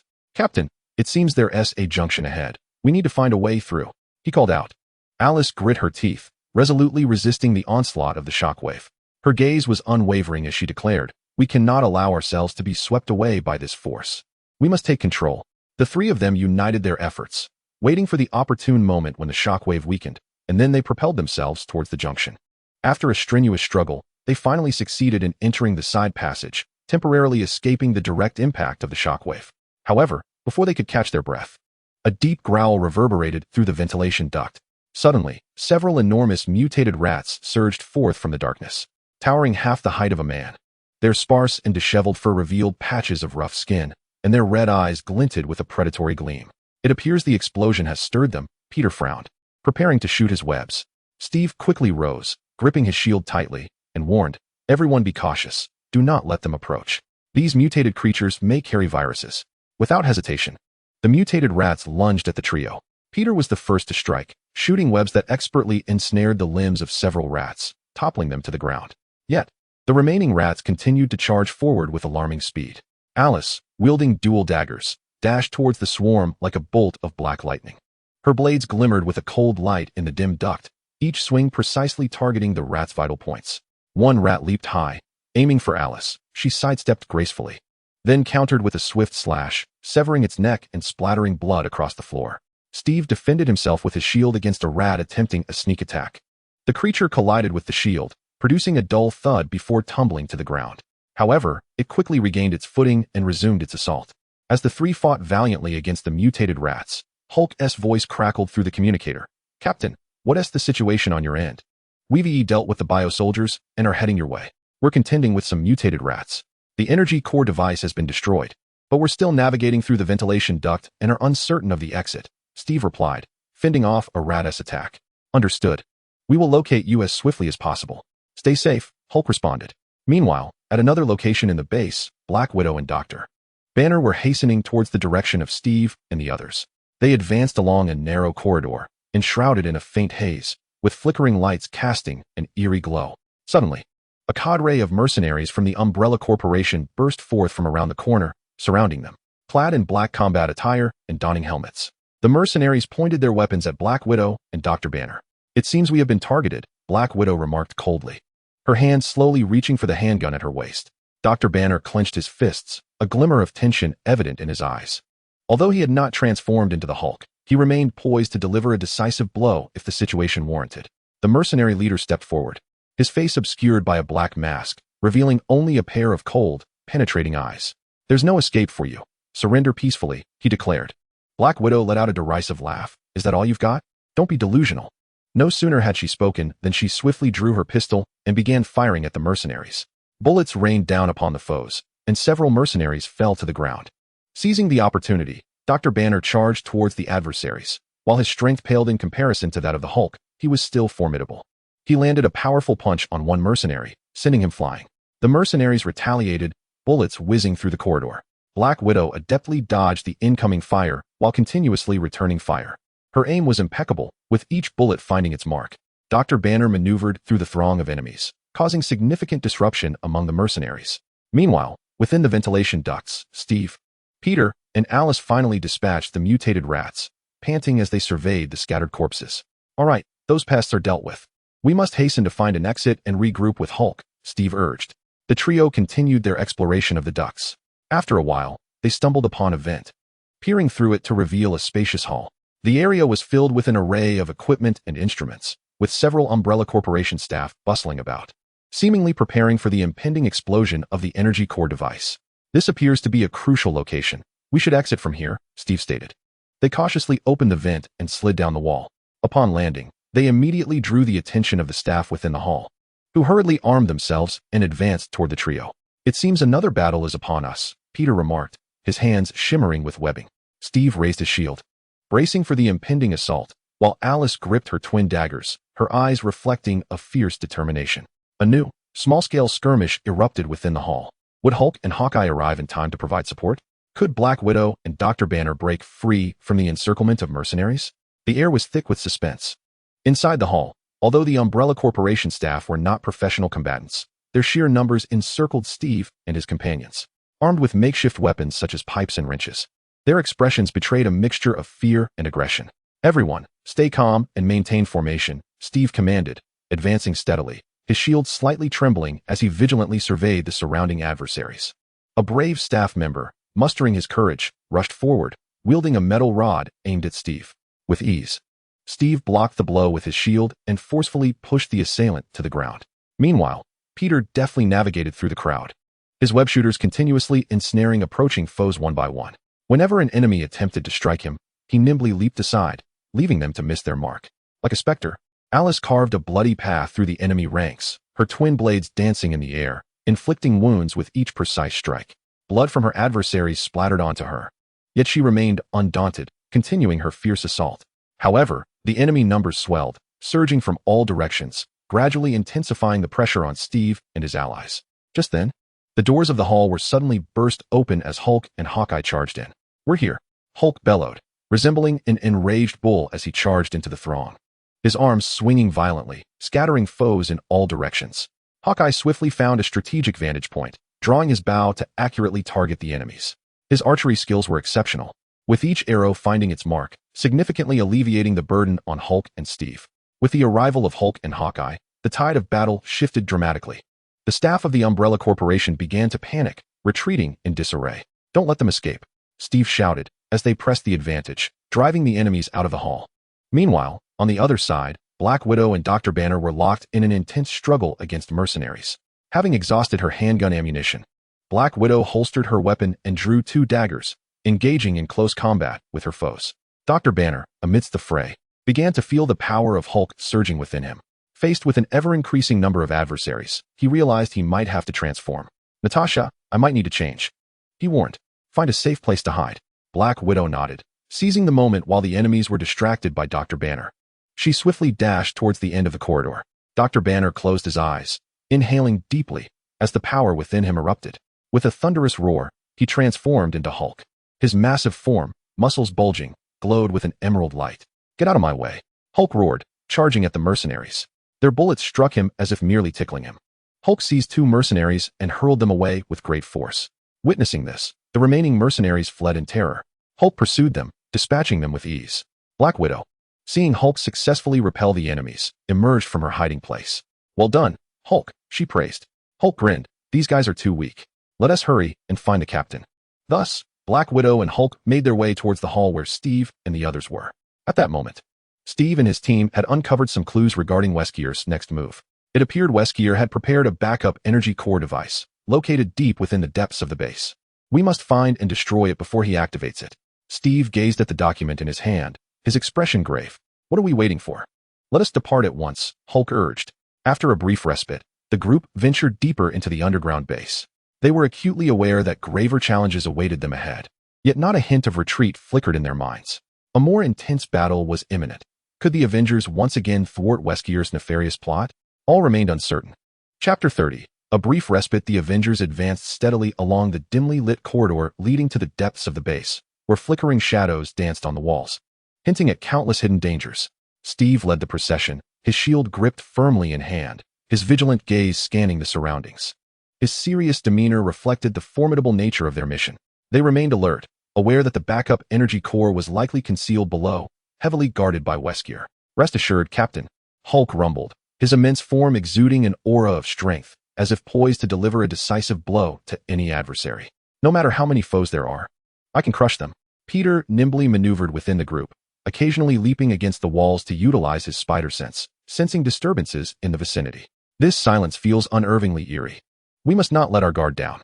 Black Widow, Natasha, and Hawkeye Clint maintained a close partnership, their keen eyes ever watchful of every corner. Natasha held a dagger tightly, her expression revealing calmness and resolve. Clint, bow drawn, was always ready to strike at a moment's notice. Alice trailed in the middle of the group, leveraging her extensive experience from the world of biohazards to scrutinize their surroundings. The layout bore a striking resemblance to previous Umbrella Corporation facilities, likely laden with traps and concealed biochemical weapons. As they delved deeper, a colossal metal door loomed ahead, adorned with peculiar runes and symbols. Steve reached out to touch the door, sensing a faint energy pulse. This door appears to be locked by some form of energy. We must find a way to open it. Tony's voice crackled through the communicator. Captain, I am analyzing these runes. I should be able to devise a method to unlock it. In the meantime, search for any related control devices nearby. Thus, the group began their search. Peter discovered a control panel embedded in the wall beside the door, aglow with strange lights and symbols. Captain, there's a control panel here. It seems pertinent to unlocking the door. Steve and Alice quickly converged on the panel. Alice examined the symbols closely, recalling her previous encounters. She recognized them as related to an ancient encryption system used by the Umbrella Corporation. I have seen something akin to this before. It requires a specific password to unlock. At that moment, a faint noise echoed from the corridor behind them, as though something was stealthily approaching. Hulk immediately turned, adopting a combat stance. Something is coming. Prepare for battle. The group swiftly positioned themselves back to back, their vigilance directed toward the corridor's entrance. Before long, a group of diminutive yet nimble humanoid creatures materialized before the onlookers. These beings were enshrouded in dark scales, their eyes gleaming with an eerie crimson light, and their mouths adorned with sharp fangs, emitting hair-raising howls. What manner of creature is this? Hawkeye furrowed his brow, aiming his arrow at the foremost beast. I am uncertain, but they appear formidable, Steve replied, gripping his shield and bracing himself for the confrontation. Without a moment's hesitation, the creatures surged towards the group like a relentless tide. Hulk initiated the attack, charging into the throng of monsters, delivering a powerful punch that sent one sprawling several meters away, crashing against the corridor wall with a resounding tremor. Peter weaved through the air, deftly shooting webs to ensnare the advancing beasts. He skillfully evaded their strikes while searching for their weaknesses. These creatures are remarkably swift, everyone. Exercise caution. Natasha and Clint provided support from the rear, with Natasha's daggers soaring like meteors, striking true at the monster's vital points. Clint's arrows flew with precision, inflicting significant damage upon the foes. Alice, wielding twin blades, plunged into the mass of creatures, her movements ghostly as she cleaved through their scales, blood splattering in her wake. Yet, the monsters seemed inexhaustible, persistently launching their assaults. In the midst of battle, Steve discerned that while these creatures were not particularly formidable individually, their sheer numbers and agility made them difficult to repel entirely. We cannot linger here. We must swiftly unlock the door and locate the backup energy core. At that moment, Tony's voice crackled through the communicator. Captain, I have deciphered the code. You need to input a series of complex symbols at the console. Alice promptly followed Tony's instructions, entering the code at the control panel. The metallic door creaked open, and a powerful wave of energy surged forth. The group, disregarding the ongoing battle, hastened into the room. Inside lay a vast circular chamber, at the center of which stood a backup energy core radiating a ghostly blue luminescence. Surrounding the apparatus were intricate instruments and pipes, pulsating with mysterious light. This is it, Steve exclaimed. We must destroy it swiftly to thwart Wesker's plans. However, before they could approach the device, Wesker's voice echoed throughout the chamber. Avengers, do you truly believe you can thwart me so easily? This has all been part of my scheme. As his words resonated, a transparent energy shield enveloped the backup core, safeguarding it. You may struggle here as you wish. Once I complete my final steps, this world shall be plunged into everlasting darkness. Wesker cackled. Wesker, you madman. We will not allow you to succeed. Hulk bellowed furiously, charging at the energy shield and striking it with great force, only to be rebounded. Do not act rashly, Hulk, Steve advised. We must devise a method to breach this shield. Thus, the group began to strategize around the energy shield in search of a solution. Peter meticulously observed the fluctuations of the shield's energy, endeavoring to identify its vulnerabilities. Alice, on the other hand, searched the surrounding instruments for the control button to deactivate the shield. Meanwhile, Steve, Hulk, Natasha, and Clint remained vigilant, standing guard to prevent any other adversaries from emerging. Amidst this tense search, tranquility was a fleeting illusion elsewhere in the base. Remnants of the Umbrella Corporation were rallying, poised to launch a final counterattack against the Avengers. Outside the base, SHIELD agents were diligently working to clear the surrounding area of zombies, striving to provide the Avengers with a secure external environment. Would the Avengers succeed in deciphering the energy shield, dismantling the backup energy core, and thwarting Wesker's nefarious plans? How would they confront the imminent onslaught from the Umbrella Corporation? The air was rife with uncertainty, and the brief calm before the storm was about to be shattered, heralding the onset of a breathtaking showdown. Chapter 31. The mysterious assault on the streets in a distant desert base. The Avengers were wholly immersed in addressing the crisis posed by the backup energy core. Time seemed to stand still, each second a precious commodity. Their expressions were grave and focused, beads of sweat glistening on their foreheads under the flickering glow of high-tech equipment. The interplay of light infused the atmosphere with tension, rendering the entire base as if it were at the eye of a tempest. Meanwhile, miles away on the streets of New York, a mysterious assault unfolded like a beast lurking in the depths of darkness, silently unfurling its maw wide enough to consume all. As dusk approached, the dying rays of the sun appeared to be steeped in endless blood, carelessly splattering every inch of the once vibrant streets of New York. This city, once bustling, now tormented by the zombie crisis, resembled a vast desolation. At this moment, the eerie crimson twilight seemed to envelop it in an apocalyptic gloom, amplifying the weighty sense of despair. The streets, typically scarce of pedestrians, were now thick with an unsettling atmosphere. The dilapidated buildings lining the roads loomed ominously in the dim light, their doors and windows resembling hollow, soulless eyes silently recounting the city's enduring agony. A truck laden with relief supplies traversed the desolate streets. It was a small convoy, spontaneously organized by brave volunteers, who harbored a profound respect for life and a heartfelt hope, determined to deliver urgently needed supplies to survivors trapped in the city's nooks and crannies. The truck's driver, John, was a burly middle-aged man with a stubbled face. His strong, calloused hands gripped the steering wheel tightly, his eyes reflecting deep-seated fatigue, the indelible marks of a long struggle in this post-apocalyptic world. Yet, amidst that weariness, there resided an unwavering resolve. In a world where death loomed at every turn, each transport of supplies felt like a desperate battle with the Grim Reaper. However, he had never wavered. Not even for a moment. "Hey, Jack, do you think we'll manage to deliver the supplies to the survivors this time?" John shattered the suffocating silence within the vehicle, his voice imbued with a hint of hope, as if he were rallying himself. Jack gripped the gun in his hand nervously, his palms slick with sweat, causing the weapon to slip slightly. His eyes darted about, scanning every corner outside the car window, unwilling to overlook the faintest hint of movement. "I hope so too, John," he replied, his voice quivering. "But it has been far too quiet on this journey, quiet enough to send shivers down one's spine." In this oppressive stillness, even the slightest aberration heightened his anxiety to an extreme degree. Suddenly, a piercing, shrill whistle erupted without warning, shattering the unsettling calm like a demon's ferocious roar.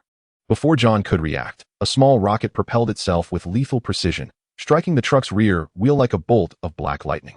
With a thunderous crash, the truck lurched violently, its angle increasingly precarious, metal grinding against the ground with a nerve-wracking screech. Ultimately, the truck toppled over, enveloping the surroundings in a cloud of dust that blotted out the sky. "Damn it!" John cursed furiously, veins protruding on his forehead. Summoning all his strength, he forcefully pushed against the severely deformed door, the sound of tearing metal echoing hauntingly in the air. He and Jack struggled to crawl out of the wreckage, their clothes torn by sharp objects, their bodies marred with abrasions. Yet in this dire moment, they paid no heed to their injuries. They frantically surveyed their surroundings, only to witness a horde of mysterious figures clad in black combat gear surging forth like phantoms from the buildings lining the street. Each figure donned a black mask that concealed their faces, revealing only their cold, merciless eyes reminiscent of famished wolves in a frigid night, exuding a chilling aura of ferocity. The weapons they wielded glinted with a menacing gleam, appearing particularly grotesque in the dim light. "Who are you? Why are you attacking us?"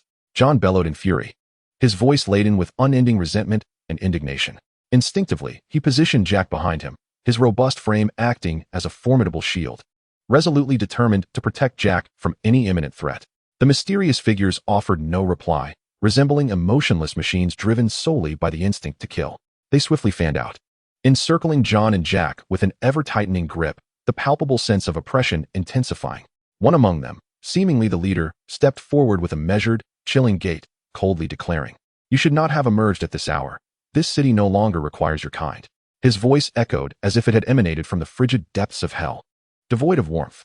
Upon finishing, he abruptly gestured, as if sounding the horn for an assault. The mysterious figures immediately raised their weapons, unleashing a torrential barrage of fire upon John and Jack. Bullets whistled through the air like a relentless downpour, slicing through the atmosphere with a sharp, piercing cry. John and Jack hastily took refuge behind the wreckage of a truck as bullets struck the metal, sparking dazzling flashes that seemed to echo the agonizing struggle of life on the brink of death with each flicker. "What do we do, John? Their firepower is overwhelming," Jack exclaimed in terror, his voice trembling, his body involuntarily shivering as fear engulfed him like a relentless tide. "Stay calm. We cannot succumb to despair," John replied resolutely, swiftly drawing his pistol from his waist. His hands were steady and strong, and despite facing such formidable and brutal foes, his eyes radiated an indomitable spirit of resilience. Seizing a fleeting moment while the assailants reloaded, he boldly leaned out and fired decisively at the enemy. However, the sheer number of adversaries and their relentless firepower rendered any chance of retaliation futile, forcing John and Jack to desperately seek a temporary and fragile sanctuary behind the truck's debris. Just as they were on the verge of hopelessness, a red figure streaked down like a meteor from the nearby skyscrapers, instantly piercing through the darkness. It was Spider-Man, Peter Parker. Having just completed a grueling mission at a desert base, he had returned to New York and was tirelessly patrolling the skies above the city. His webbing danced gracefully between the towering buildings, resembling a silvery thread of agility. Upon sensing the unusual commotion, he had rushed over without hesitation. His heart brimmed with a profound sense of justice. He would not allow any innocents to be harmed. "Hey, what are you rascals up to?" Peter bellowed, his voice reverberating through the empty streets. Simultaneously, he swiftly launched a web, creating a perfect arc in the air that ensnared the weapons of several assailants with precision. With a powerful tug, he effortlessly disarmed them, the sound of their weapons clattering to the ground resonating sharply. The sudden ferocity of his attack disrupted the mysterious assailants, shattering their previously synchronized assault. Their attention abruptly shifted to Peter, their expressions a mix of surprise and fury. Peter maneuvered through the enemy ranks with the grace of a fish in water, his movements agile and fluid, akin to an exceptionally nimble monkey. His webs shot out incessantly, at times tripping enemies who tumbled heavily to the ground, groaning in pain, at other times binding them tightly, leaving the ensnared foes to struggle futilely against the formidable constraints of the web.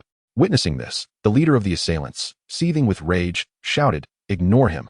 Keep attacking those two and destroy the supplies." His voice betrayed an unmistakable urgency, indicating the critical importance of those supplies to their cause. Upon hearing this, Peter's heart tightened. He understood well how vital these resources were for the survivors in the city, representing their only hope for survival. Without hesitation, he intensified his assault, darting between the enemies with the swiftness of lightning, all the while shouting, "John, Jack, take advantage of the chaos and get out of here." His voice was resolute and powerful, akin to a beacon of hope amid the darkness, offering John and Jack a glimmer of life. In that instant, they comprehended Peter's intention. Seizing the moment to dash out from the other side of the truck wreckage, racing desperately towards a nearby narrow alley. Their footsteps were hurried and frantic, pursued by the mysterious figure's shouts and the cacophony of gunfire. The enigmatic pursuer attempted to chase them down with fervor, yet Peter stood before them like a guardian angel, continuously thwarting their advances. He spun webs to craft various obstacles, skillfully connecting debris on the street to form formidable barriers, impeding the assailants' passage. "Do not even think about getting through," Peter bellowed, fabricating more hindrances. His gaze was unwavering, unafraid of the fierce onslaught of enemy fire. Enraged and humiliated, the mysterious figure began to concentrate their firepower on Peter. Bullets whizzed past him as he deftly evaded them, each dodge reminiscent of a close brush with death. His body executed a series of breathtaking maneuvers in midair, all while he keenly sought out weaknesses in the enemy's defense. Suddenly, Peter's sharp eyes caught sight of the leader of the mysterious figures wielding a device resembling a remote control, seemingly manipulating something of great import. A spark of realization ignited within him. This could very well be the key to unraveling all mysteries. Thus, he charged towards the leader with the swiftness of lightning, his speed akin to a tempest. The leader, sensing Peter's intent, hastily raised his weapon and unleashed a barrage of fire. Peter performed a graceful somersault in midair, tracing an elegant arc as he artfully avoided the hail of bullets before lunging at the leader. The two engaged in a fierce struggle on the ground, dust swirling around them like a tempest. Utilizing his agility and formidable strength, Peter steadily overpowered the leader, ultimately seizing the remote control from his grasp. "Speak. Who are you? Why did you attack the convoy carrying supplies?" Peter demanded, pressing the leader firmly to the ground, his voice laced with authority, as if he aimed to penetrate the depths of the leader's concealed secrets. The leader scoffed, coolly replying, "Do you think you can alter anything? We are merely following orders. This world is soon to usher in a new order." His tone dripped with disdain, seemingly indifferent to Peter's inquiries.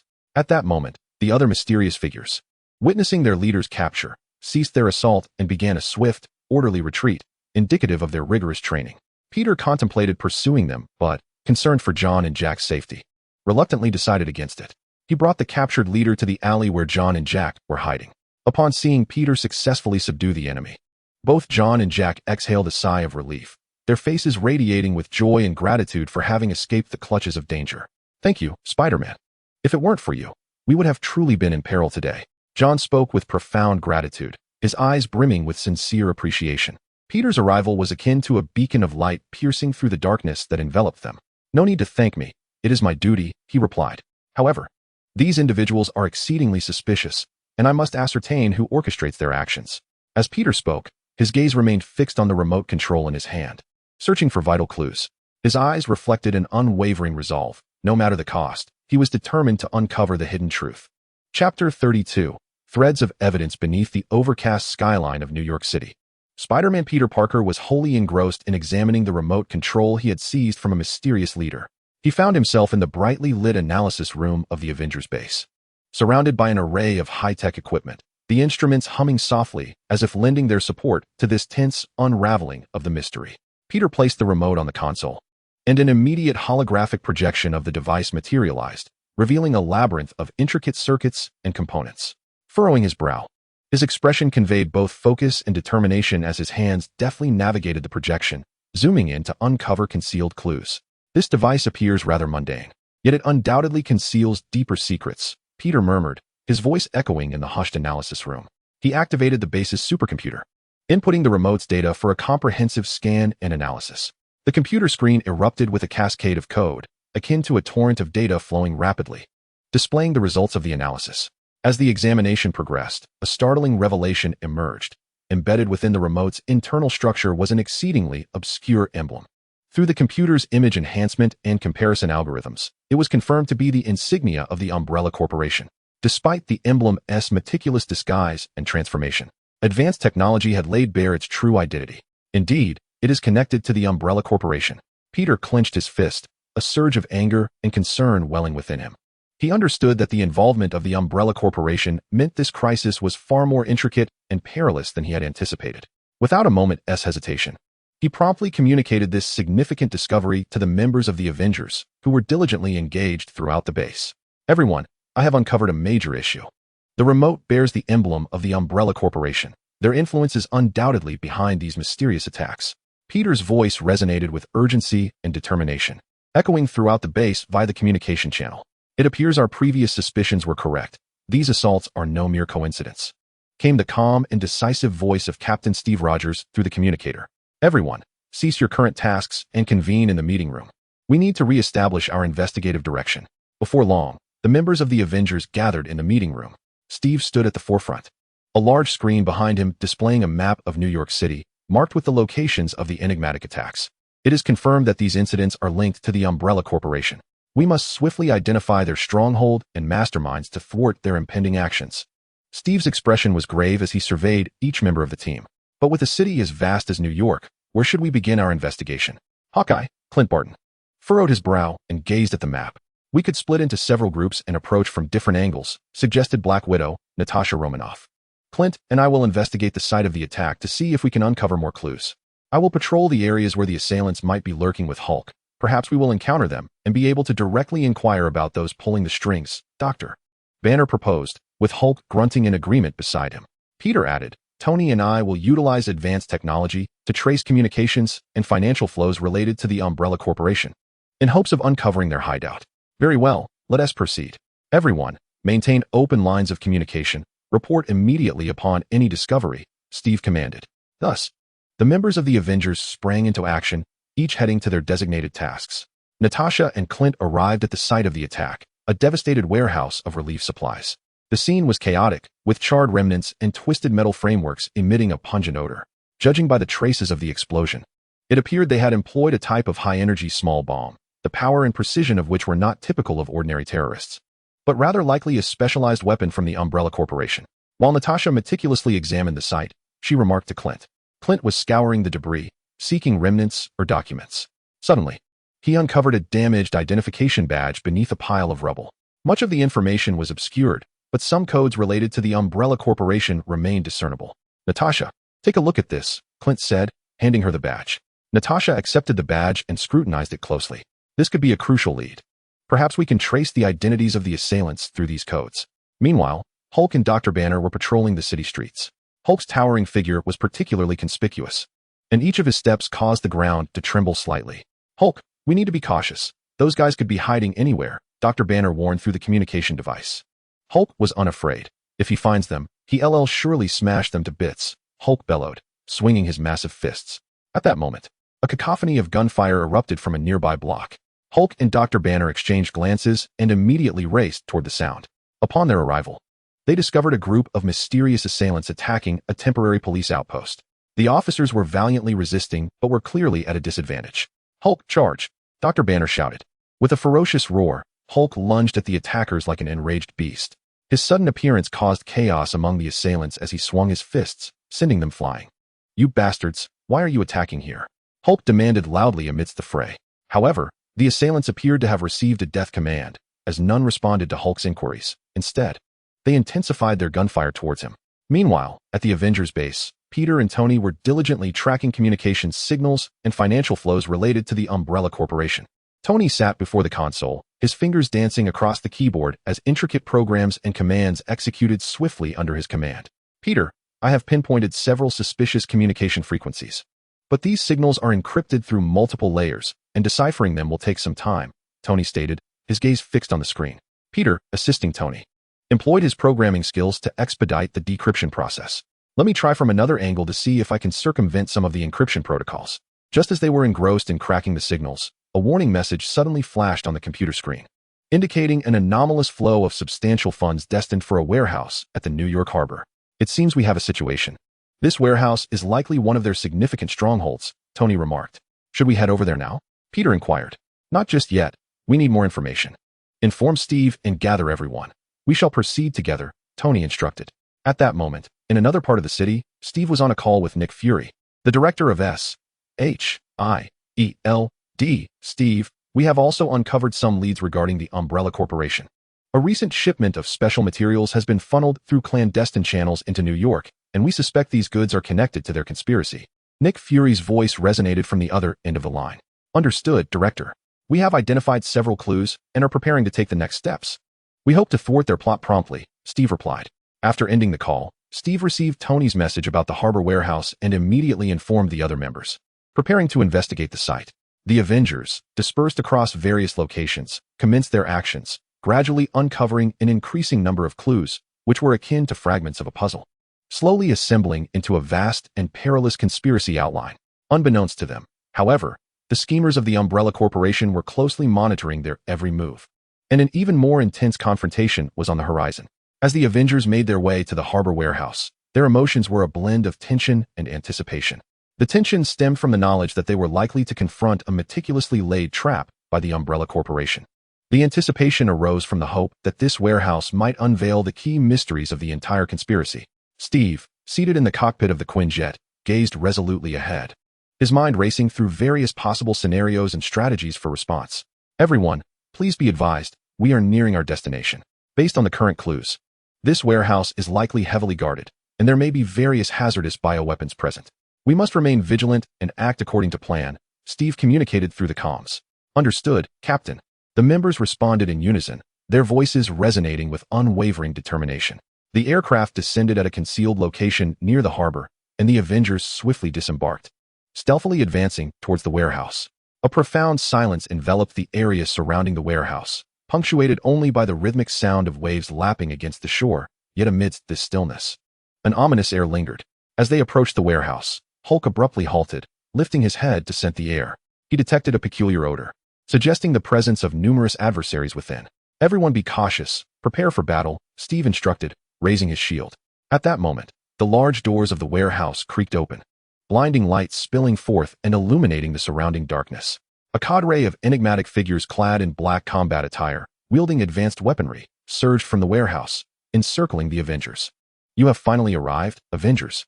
We have been awaiting your arrival for quite some time." A voice emanated from within the warehouse, and shortly thereafter, a tall man wearing a black mask stepped into view.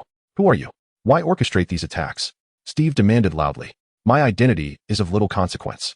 What matters is that none of you shall leave this place today," The man retorted with a chilling smirk. With a mere gesture, the surrounding figures instantly raised their weapons and opened fire on the Avengers. In an instant, the air was filled with gunfire, bullets raining down upon the members of the Avengers. They swiftly sought cover while launching a counterattack. Hulk roared as he charged at the enemies, his massive form akin to an unstoppable tank, sending nearby foes flying. Natasha and Clint utilized the cover, expertly targeting their adversaries, every shot finding its mark. Peter darted through the air, firing webs to ensnare the enemy's weapons and limbs, disrupting their assaults. Meanwhile, Tony, clad in his armor, provided aerial fire support, lasers erupting from his suit, tearing through the enemy's defenses. Amidst the fierce exchange of fire, the Avengers began to discern that these foes possessed extraordinary combat prowess, demonstrating seamless coordination and agile tactics, clearly the result of rigorous training. Furthermore, the adversaries seemed disinclined to eliminate them swiftly, instead deliberately wearing them down in terms of stamina and ammunition. Captain, these opponents are formidable. We cannot continue to engage them in a head-on confrontation. Tony communicated through the comms. I understand. We must devise a means to breach their encirclement and investigate what they are scheming inside the warehouse, Steve replied. Just then, Peter identified a vulnerability in the enemy's line. Captain, I see a gap in their defenses over there. We can break through from that point. He exclaimed. All right. Everyone follow my lead. Concentrate fire on that direction and charge with me. Steve commanded emphatically. The Avengers immediately obeyed Steve's directive, focusing their fire towards the point Peter indicated. Hulk forged ahead, his fists raining down like a torrential storm, clearing the path for his comrades. The others closely trailed Hulk, exerting all their efforts to break free. After an intense battle, the Avengers successfully broke through the enemy's encirclement and charged into the depths of the warehouse. However, the nature of the dangers and mysteries that awaited them remained unknown. Yet, they all harbored a steadfast belief that they must unveil the Umbrella Corporation's conspiracy and prevent the continuation of this crisis. Inside the warehouse, the dim lighting was permeated by a pungent chemical odor. Towering shelves were laden with an array of mysterious boxes and containers, surrounded by complex instruments that emitted an eerie glow. What exactly is transpiring here? Hawkeye, Clint, vigilantly surveyed his surroundings, his bowstring taut in readiness. Everyone, be cautious. These items may be linked to the Umbrella Corporation's schemes, Steve cautioned as he cautiously ventured deeper into the warehouse. Suddenly, a massive display screen illuminated the center of the warehouse, revealing a familiar figure, Wesker.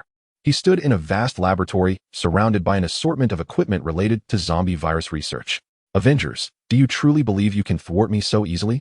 This is merely the beginning. Wesker's voice emanated from the screen, laced with mockery and madness.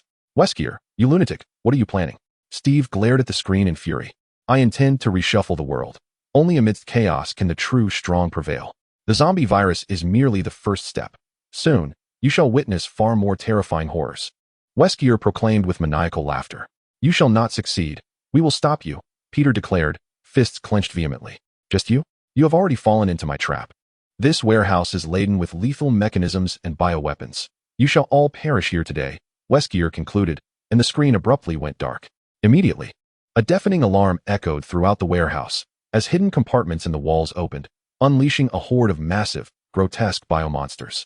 These creatures, with their menacing visages and putrid stench, surged toward the Avengers, igniting an even more arduous battle within the shadowy confines of the warehouse. Would the Avengers survive this multitude of crises and unveil the entirety of the Umbrella Corporation's machinations? All remained uncertain. Yet, there was no thought of retreat. To save the world, they would stop at nothing. Chapter 33. Danger approaches within the warehouse, where the alarm blared relentlessly. The atmosphere grew palpably tense. The biomonsters that surged forth from the shadowy compartments exuded a repugnant stench, their eyes glinting with a bloodthirsty crimson as they emitted low, menacing growls and charged toward the Avengers like a relentless tide. Everyone, back to back, maintain formation.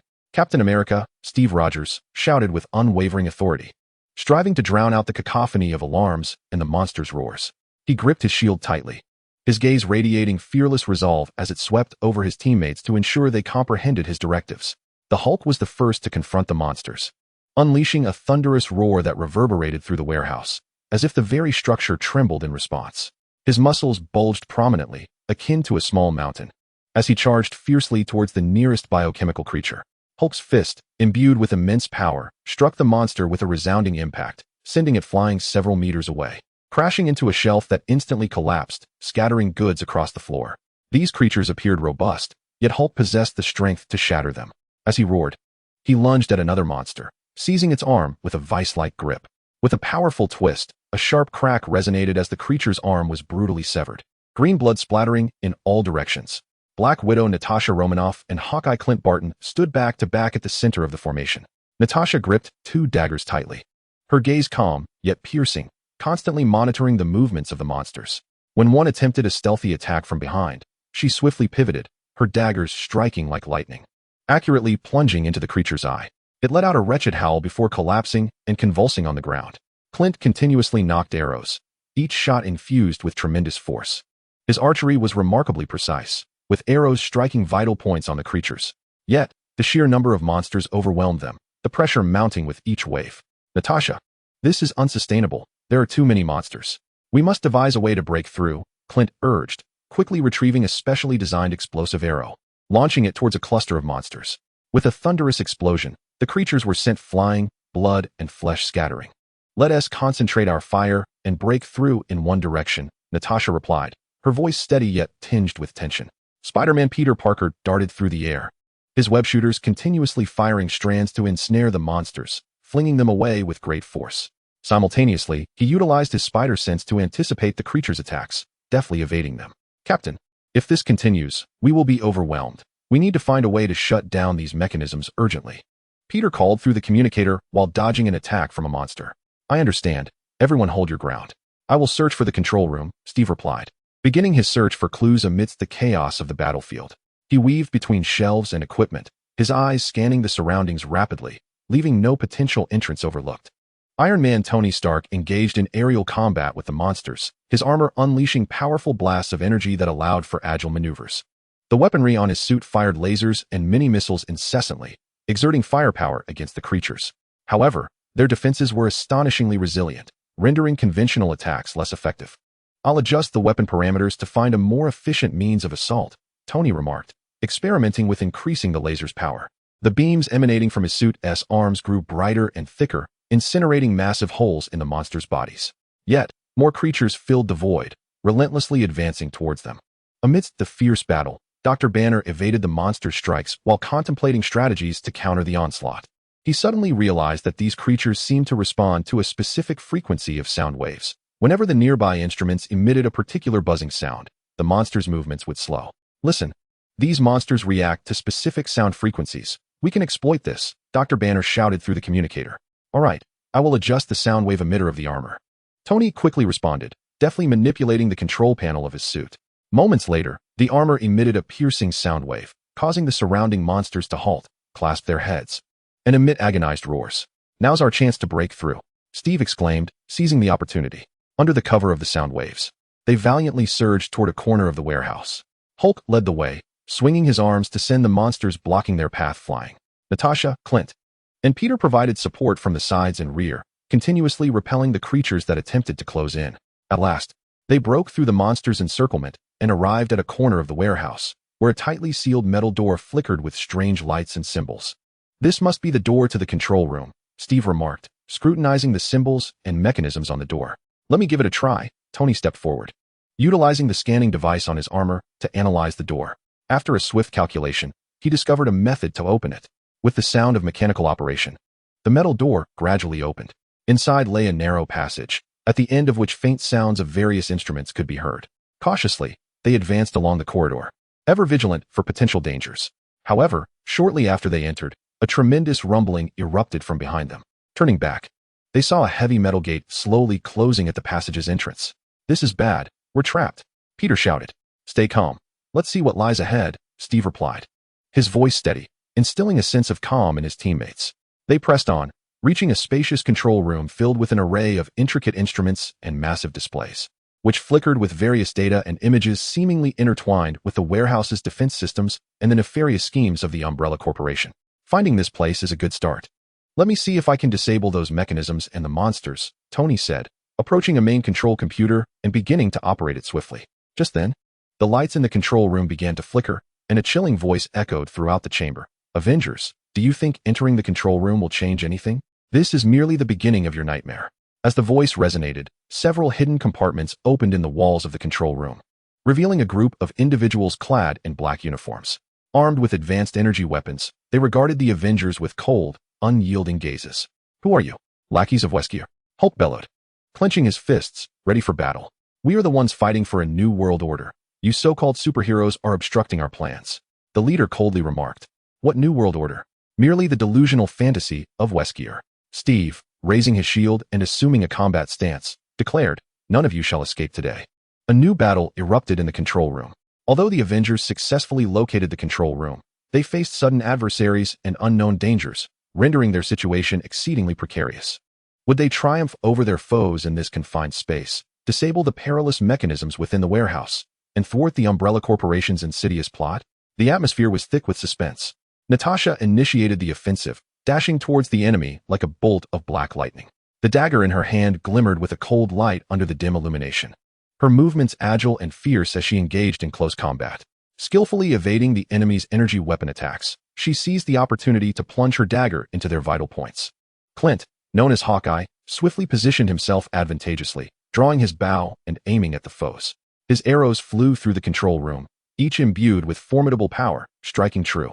The enemy's energy shields flickered under the impact, with some arrows even piercing through, causing adversaries to collapse in pain. Hulk bellowed as he charged at the enemy, his massive frame towering within the control room. Grasping two adversaries, he slammed them together with immense force, reducing them to mere pulp. Observing this, other enemies aimed their energy weapons at Hulk, unleashing brilliant beams of energy upon him. Yet, with his formidable resilience, Hulk merely grunted and continued his relentless advance. Peter agilely scaled the ceiling and walls of the control room, continuously launching webs to disrupt the enemy's movements. His webs ensnared not only their weapons, but also suspended several foes midair. As the enemies attempted to retaliate, Peter's swift agility made him a difficult target. Steve led his fellow Avengers in direct confrontation with the enemy. His shield proved invaluable in battle, deflecting energy attacks while also serving as a weapon to slam into foes. Each impact sent enemies sprawling several meters away, disrupting their formation. Meanwhile, Tony, while operating the computer, utilized his armor to engage the adversaries.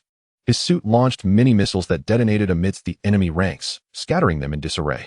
However, the sheer number of foes, coupled with the potency of their energy weapons, began to wear down the Avengers. Amidst the fierce skirmish, Dr. Banner discovered a vulnerability in the enemy's energy weapons. He swiftly communicated through the communicator, "Everyone, pay attention. The energy core of the enemy's weapons is located at the bottom, targeting that will render them inoperative." Upon hearing this, the team promptly adjusted their attack strategy. Seizing the moment, Natasha rolled towards an enemy, driving her dagger into the base of the weapon. With a sizzling sound, sparks erupted, rendering the weapon useless. Hawkeye recalibrated his aim, specifically targeting the bases of the enemy's weapons. His arrows struck true, causing the enemy's energy weapons to fail one after another. The Hulk exhibited unparalleled ferocity as he seized the enemy's weapon, wrenching it from their grasp with tremendous force, subsequently shattering it into fragments. Through the concerted efforts of the team, the enemy's combat capability was gradually diminished. After a fierce struggle, the Avengers ultimately vanquished the entire group of foes. "Now, let us not relax just yet. We must swiftly deactivate those mechanisms and monsters," Tony declared, returning to the main control console. With intense focus, he operated the system, finally succeeding in disabling the warehouse's defensive mechanisms and the control system for the biomonsters. The blaring alarms ceased, and the biomonsters halted their assault. "Phew. We have finally resolved this wave of crisis," Peter exhaled with relief. "We cannot afford to let our guard down. We must examine these computers for any vital information regarding the Umbrella Corporation's nefarious schemes," Steve urged. Gathering around the computer, Tony meticulously scrutinized the files and data. After extensive searching, they uncovered some astonishing leads. The documents revealed that the Umbrella Corporation was orchestrating a large-scale evolution plan for a zombie virus, intending to exploit these evolved strains to obliterate the existing social order and establish their dominion amidst the ensuing chaos. This warehouse was merely a minor component of their overarching plot, with even grander schemes unfolding in the shadows. "It seems our task remains formidable. We must thwart their plans with utmost urgency," Steve remarked gravely upon reviewing the information on the computer. "Indeed, these individuals are utterly deranged. We cannot allow them to succeed." Hulk growled in indignation. "We shall transport this information back to the base and collaborate with SHIELD to devise a counter-strategy," Tony stated as he backed up the crucial data. At that moment, a voice crackled through the communicator. It was Nick Fury, the director of SHIELD. Avengers, we have uncovered some new developments. The Umbrella Corporation appears to be mobilizing substantial resources and personnel to a remote island, which we suspect is their central base. Received, Director. We have just discovered significant clues in the warehouse and are preparing to discuss them in detail with you. It seems this island is our next target, Steve responded. Return promptly. We need to formulate a comprehensive action plan, Nick Fury instructed. The members of the Avengers understood that an even greater crisis awaited them. Yet, they were resolute and undeterred. Prepared to embark once more on a perilous journey to save the world, they swiftly departed the warehouse, heading towards the base, ready to confront the next challenge and utterly dismantle the Umbrella Corporation's audacious conspiracy. Chapter 34. Mysterious symbols with the critical clues obtained from the warehouse computer. The Avengers returned to the base at breakneck speed. Inside the base, a heavy atmosphere hung like a dense fog, stifling and oppressive. S-H-I-E-L-D. Agents gathered with the members of the Avengers, each face etched with seriousness and concentration, engaging in a fervent and thorough discussion surrounding the Umbrella Corporation's latest maneuvers. Upon the vast holographic screen, a plethora of intricate data associated with the Umbrella Corporation flickered incessantly, accompanied by a clear satellite image of a remote island. Every detail seemingly narrating tales of unknown peril and enigma. Based on the information at our disposal, it is highly probable that this island harbors the core of the Umbrella Corporation's sinister machinations. Nick Fury furrowed his brow, his resolute gaze betraying profound concern as his fingers glided across the holographic display, encircling several particularly suspicious structures on the island. Yet, our knowledge of the island's specifics remains woefully inadequate. To act recklessly may lead us into unforeseen dangers. His voice resonated with gravity, instilling a palpable sense of urgency within every individual present. These adversaries have been orchestrating their schemes from the shadows. We can no longer afford to wait. Hulk clenched his fists, the immense strength emanating from him seeming capable of obliterating any obstacle that lay before him.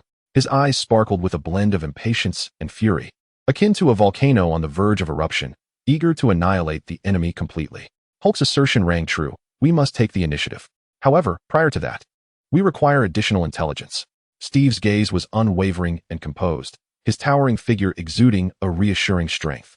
His attention shifted to the materials retrieved from the warehouse, as if he could unearth the key to saving the world among those seemingly ordinary sheets and objects. Natasha and Clint meticulously examined the items collected from the attack site and the warehouse, striving to unveil more concealed secrets. In her hand, Natasha held the damaged identification badge discovered amidst the warehouse debris, her gaze sharp and focused, leaving no minute detail overlooked. Suddenly, she astutely discerned peculiar symbols etched on the reverse side of the badge, twisted lines and unique forms that bore a striking resemblance to the markings left by the assailants previously encountered in the abandoned warehouse. Clint, observe these symbols. Their repeated appearance surely signifies something of importance, Natasha remarked, passing the badge to Clint, her voice tinged with excitement and intrigue, as if she had stumbled upon a mysterious portal leading to the truth. Clint accepted the badge, scrutinizing the symbols with a furrowed brow. They appear to resemble an ancient script, though I have never encountered it before. Perhaps S-H-I-E-L-D-S intelligence database holds pertinent records, he replied, his tone imbued with uncertainty yet illuminated by unwavering resolve to unravel the mysteries concealed within these symbols. The duo promptly transported the badge to the intelligence analysis room, inputting the symbols into S-H-I-E-L-D-S extensive intelligence database for comparative analysis. The database swiftly commenced its search, the screen pulsating with an array of information and images, as if a colossal repository of knowledge were tirelessly at work. However, initial attempts yielded no exact matches, each failure weighing heavier on their spirits. Broaden the search parameters to include materials on mysticism and ancient civilizations, Natasha instructed, her eyes fixed intently on the screen. Addressing the agent in charge of the operation, her voice carried an undeniable decisiveness, akin to a seeker navigating through darkness, unwilling to overlook any potential glimmer of light. After a laborious search, the database finally provided some vague leads. These symbols appear to be intricately linked to an ancient and enigmatic ritual, purportedly associated with the manipulation and enhancement of malevolent forces. According to several ancient legends, the execution of such a ritual necessitates a sacred venue, precious and rare offerings, as well as specific temporal alignments. Upon its completion, a formidable and destructive power is unleashed, capable of upending the very fabric of the world and ushering in boundless chaos and calamity. What connection does this bear to the Umbrella Corporation's zombie virus scheme? Clint inquired, his gaze filled with confusion and trepidation.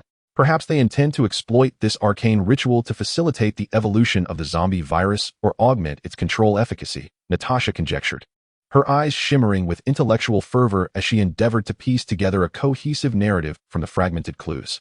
Meanwhile, in another section of the base, Tony and Peter were deeply engrossed in a thorough analysis of the data extracted from the warehouse computer. They fixated intently on the screen, leaving no byte of information unexamined. Tony's supercomputer hummed vigorously, tirelessly decrypting the intricate files, as though it were unearthing a hidden trove of endless treasures from a mysterious mine. These documents referenced a unique energy source, seemingly pivotal to the entire scheme. As Tony scrutinized the files, he remarked, his expression grave and concentrated, as if he could discern the colossal conspiracy concealed behind the labyrinthine codes. If I am not mistaken, this energy source may indeed possess some correlation with the enigmatic ritual and the evolution of the zombie virus. A glimmer of contemplation illuminated his eyes, his mind racing to unravel the intrinsic logic connecting these three elements. In other words, could it be that they are harnessing this energy source on the island, amalgamating it with the arcane ritual to enhance the zombie virus? Peter exclaimed in astonishment, his youthful visage awash with shock and dread. It is highly plausible, Tony replied. Furrowing his brow with a serious demeanor, we must swiftly ascertain the specifics of this energy source and the current progress of their ritual. A note of urgency tinged his voice, as if time were slipping away and they were engaged in a race against the clock. Upon learning of these revelations, Steve promptly convened another meeting. Ladies and gentlemen, the clues we currently possess indicate that the Umbrella Corporation's machinations are far more complex and perilous than we had previously surmised. We must confront not only their formidable armed forces, but also potentially encounter mysterious and unknown powers. His voice resonated with steadiness and strength, instilling a resolute belief in all present. Captain, what shall we do? Dr. Banner inquired, his tone laced with anxiety, yet predominantly reflecting a steadfast commitment to justice and duty. We need to devise a detailed operational plan. On one front, we shall continue to gather intelligence regarding the island and the arcane ritual. On another, we must prepare to face any potential dangers that may arise. Steve declared, his gaze unwavering and resolute, as if he had already envisioned the battles to come and the dawn of victory. Tony, you are tasked with researching this special energy source to ascertain whether we can devise a countermeasure. Natasha and Clint, continue your in-depth investigation into the mysterious symbols and rituals. Peter, utilize your abilities to patrol the city, remaining vigilant for any clandestine activities by the Umbrella Corporation. Hulk and Dr. Banner, prepare yourselves for battle, ready to respond to any potential emergencies.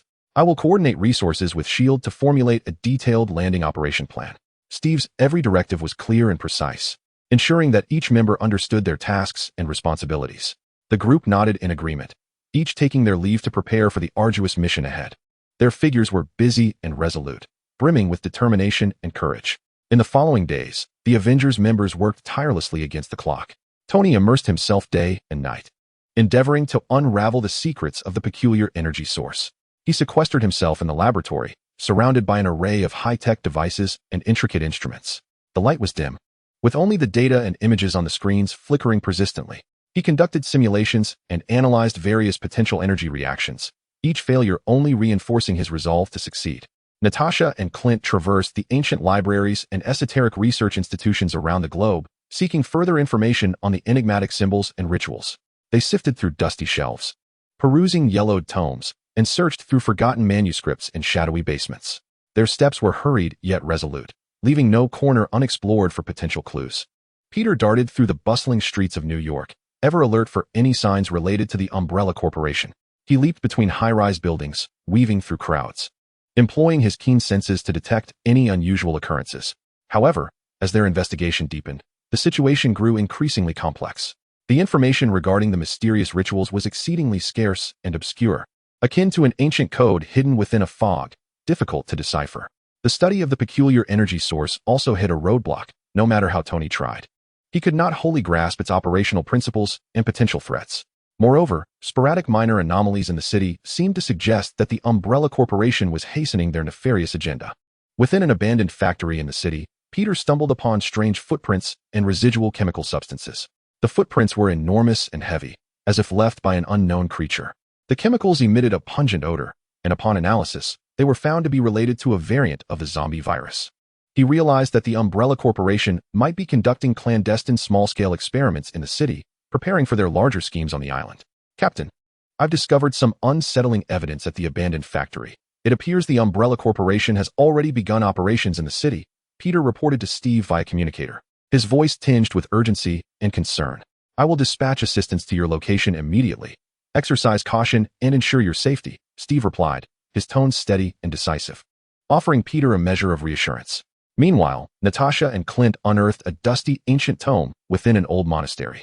The ancient tome's cover had succumbed to wear, its pages tinged with a yellowing hue, yet inscribed within were fragments concerning enigmatic rituals, pieces akin to pivotal segments of a puzzle, granting them a deeper comprehension of the entire rite.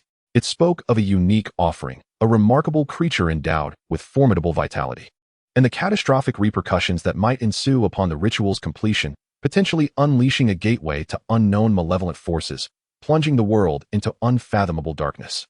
Clint, we must urgently convey this information to the captain. The situation is far worse than we imagined, Natasha urged, her voice tinged with urgency. As she and Clint hastily returned to the base with the ancient text in tow, Tony had made a significant discovery of his own. Through simulation and analysis of the energy source, he deduced that the Umbrella Corporation might have uncovered a method to harness this energy and was in the process of constructing a colossal energy collection device on the island. Should they succeed in activating this apparatus, in conjunction with the mysterious ritual, the ramifications would be dire. With a grave expression and furrowed brow, Tony remarked, the Avengers reconvened, the air thickening with the weight of these new revelations. They were acutely aware that time was not on their side. A comprehensive plan had to be devised swiftly to reach the enigmatic island and thwart the Umbrella Corporation's nefarious scheme, lest the world face an unprecedented calamity. Yet, the obstacles before them were formidable, as they would contend not only with unknown supernatural forces and formidable adversaries, but also with the pressing challenge of formulating a strategy within a limited time frame. A heart-stopping showdown appeared inevitable, and whether they could successfully save the world remained shrouded in uncertainty. Chapter 35. Suspicious transactions in the wake of a series of distressing and ambiguous clues. The atmosphere within the Avengers grew taut as a drawn bowstring, increasingly fraught with tension. Tony Stark, the ingenious magnate and technological titan known as Iron Man, recognized that each passing second could lead to irrevocable consequences. He understood that to gain the upper hand in this struggle against malevolent forces, one must carve a novel path. Thus, he resolutely resolved to delve into the intricate financial intricacies of the Umbrella Corporation from a distinctive angle.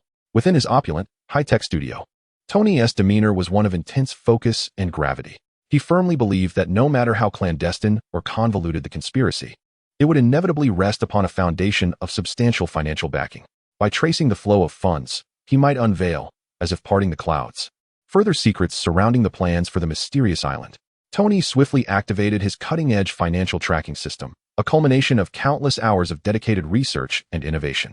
This advanced apparatus, integrating state-of-the-art artificial intelligence with vast data analysis capabilities, possessed the remarkable ability to accurately trace every suspicious financial transaction on a global scale. In an instant, the computer screen erupted with data and charts, akin to a torrent of rushing waters, while the calm and efficient voice of the AI assistant continuously filtered through connections related to the Umbrella Corporation's financial trails. After hours of intense and focused tracking, a suspicious financial chain, once shrouded in layers of fog, gradually emerged from the vast ocean of data.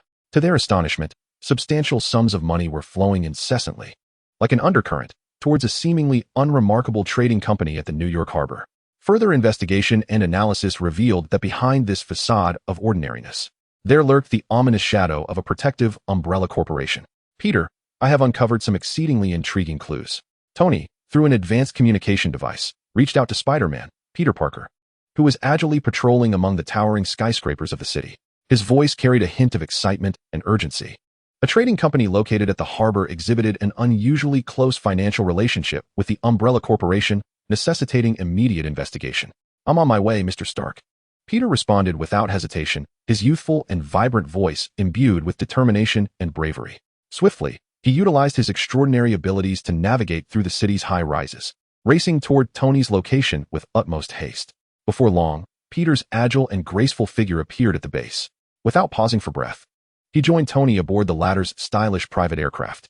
Under the cover of night, the aircraft sped towards the New York harbor like a bolt of lightning. Below them, the city sparkled with lights, resembling a vibrant tapestry, yet both Tony and Peter were oblivious to the enchanting scenery.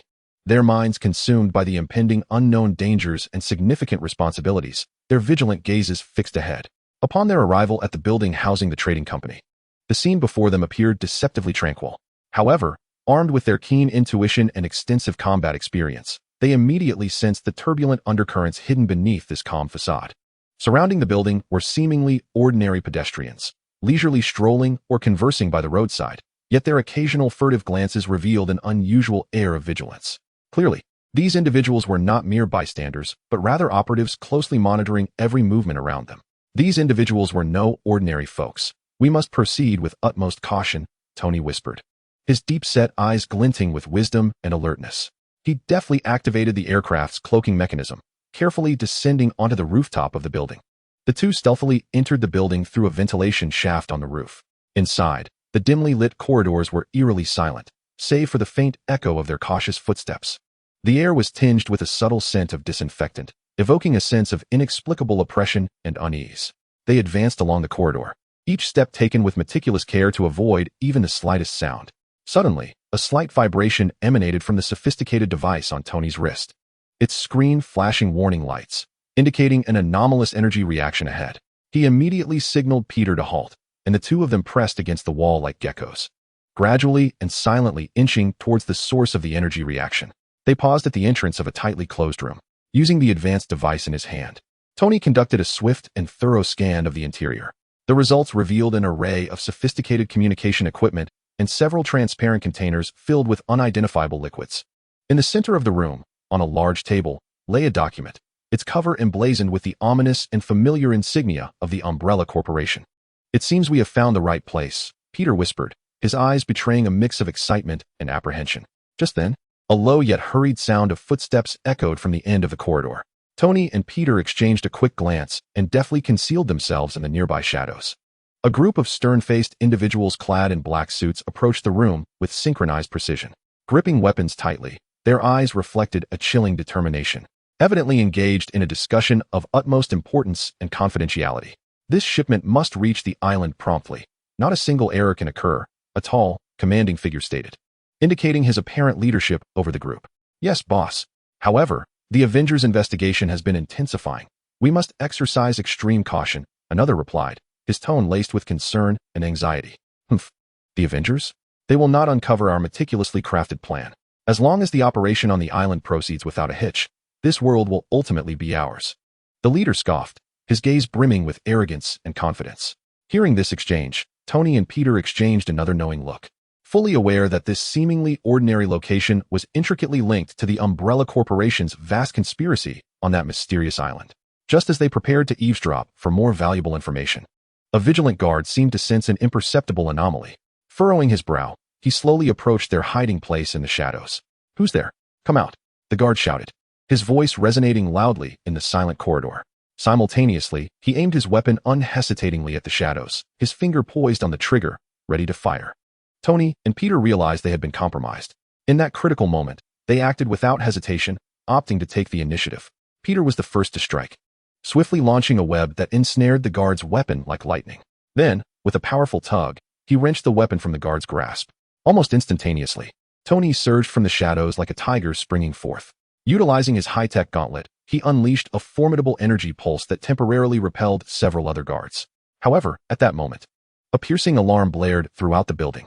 An increasing number of guards surged in from all directions like a relentless tide, wielding an array of advanced weaponry, their eyes brimming with hostility and lethal intent.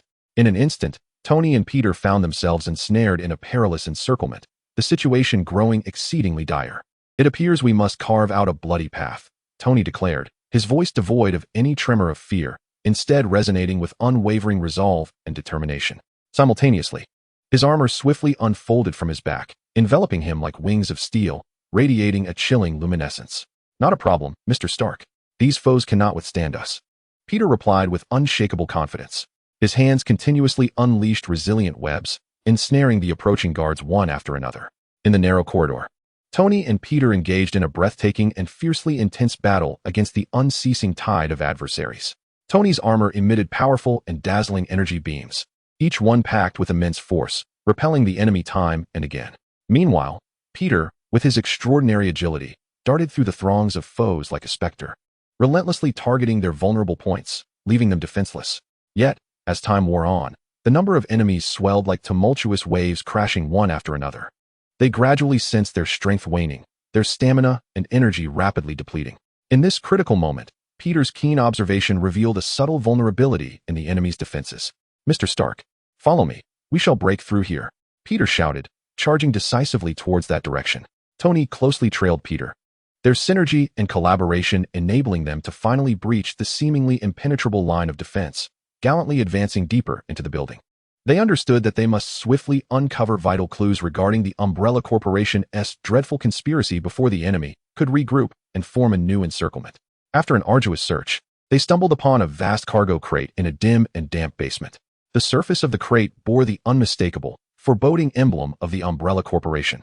Surrounded by scattered documents and materials, they hastily gathered the papers, poring over them to find detailed accounts of the shipment plans, revealing that the final destination was a mysterious and perilous island.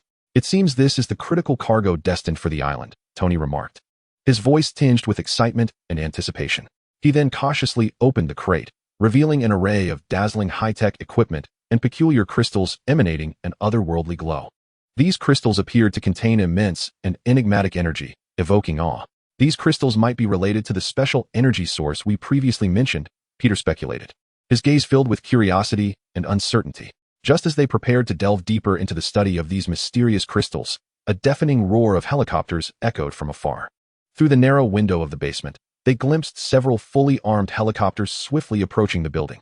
"This is bad. It's the enemy's reinforcements. We must leave here at once," Tony remarked, his expression growing increasingly grave. The two swiftly gathered their documents and a few crystal samples before racing towards the building's exit.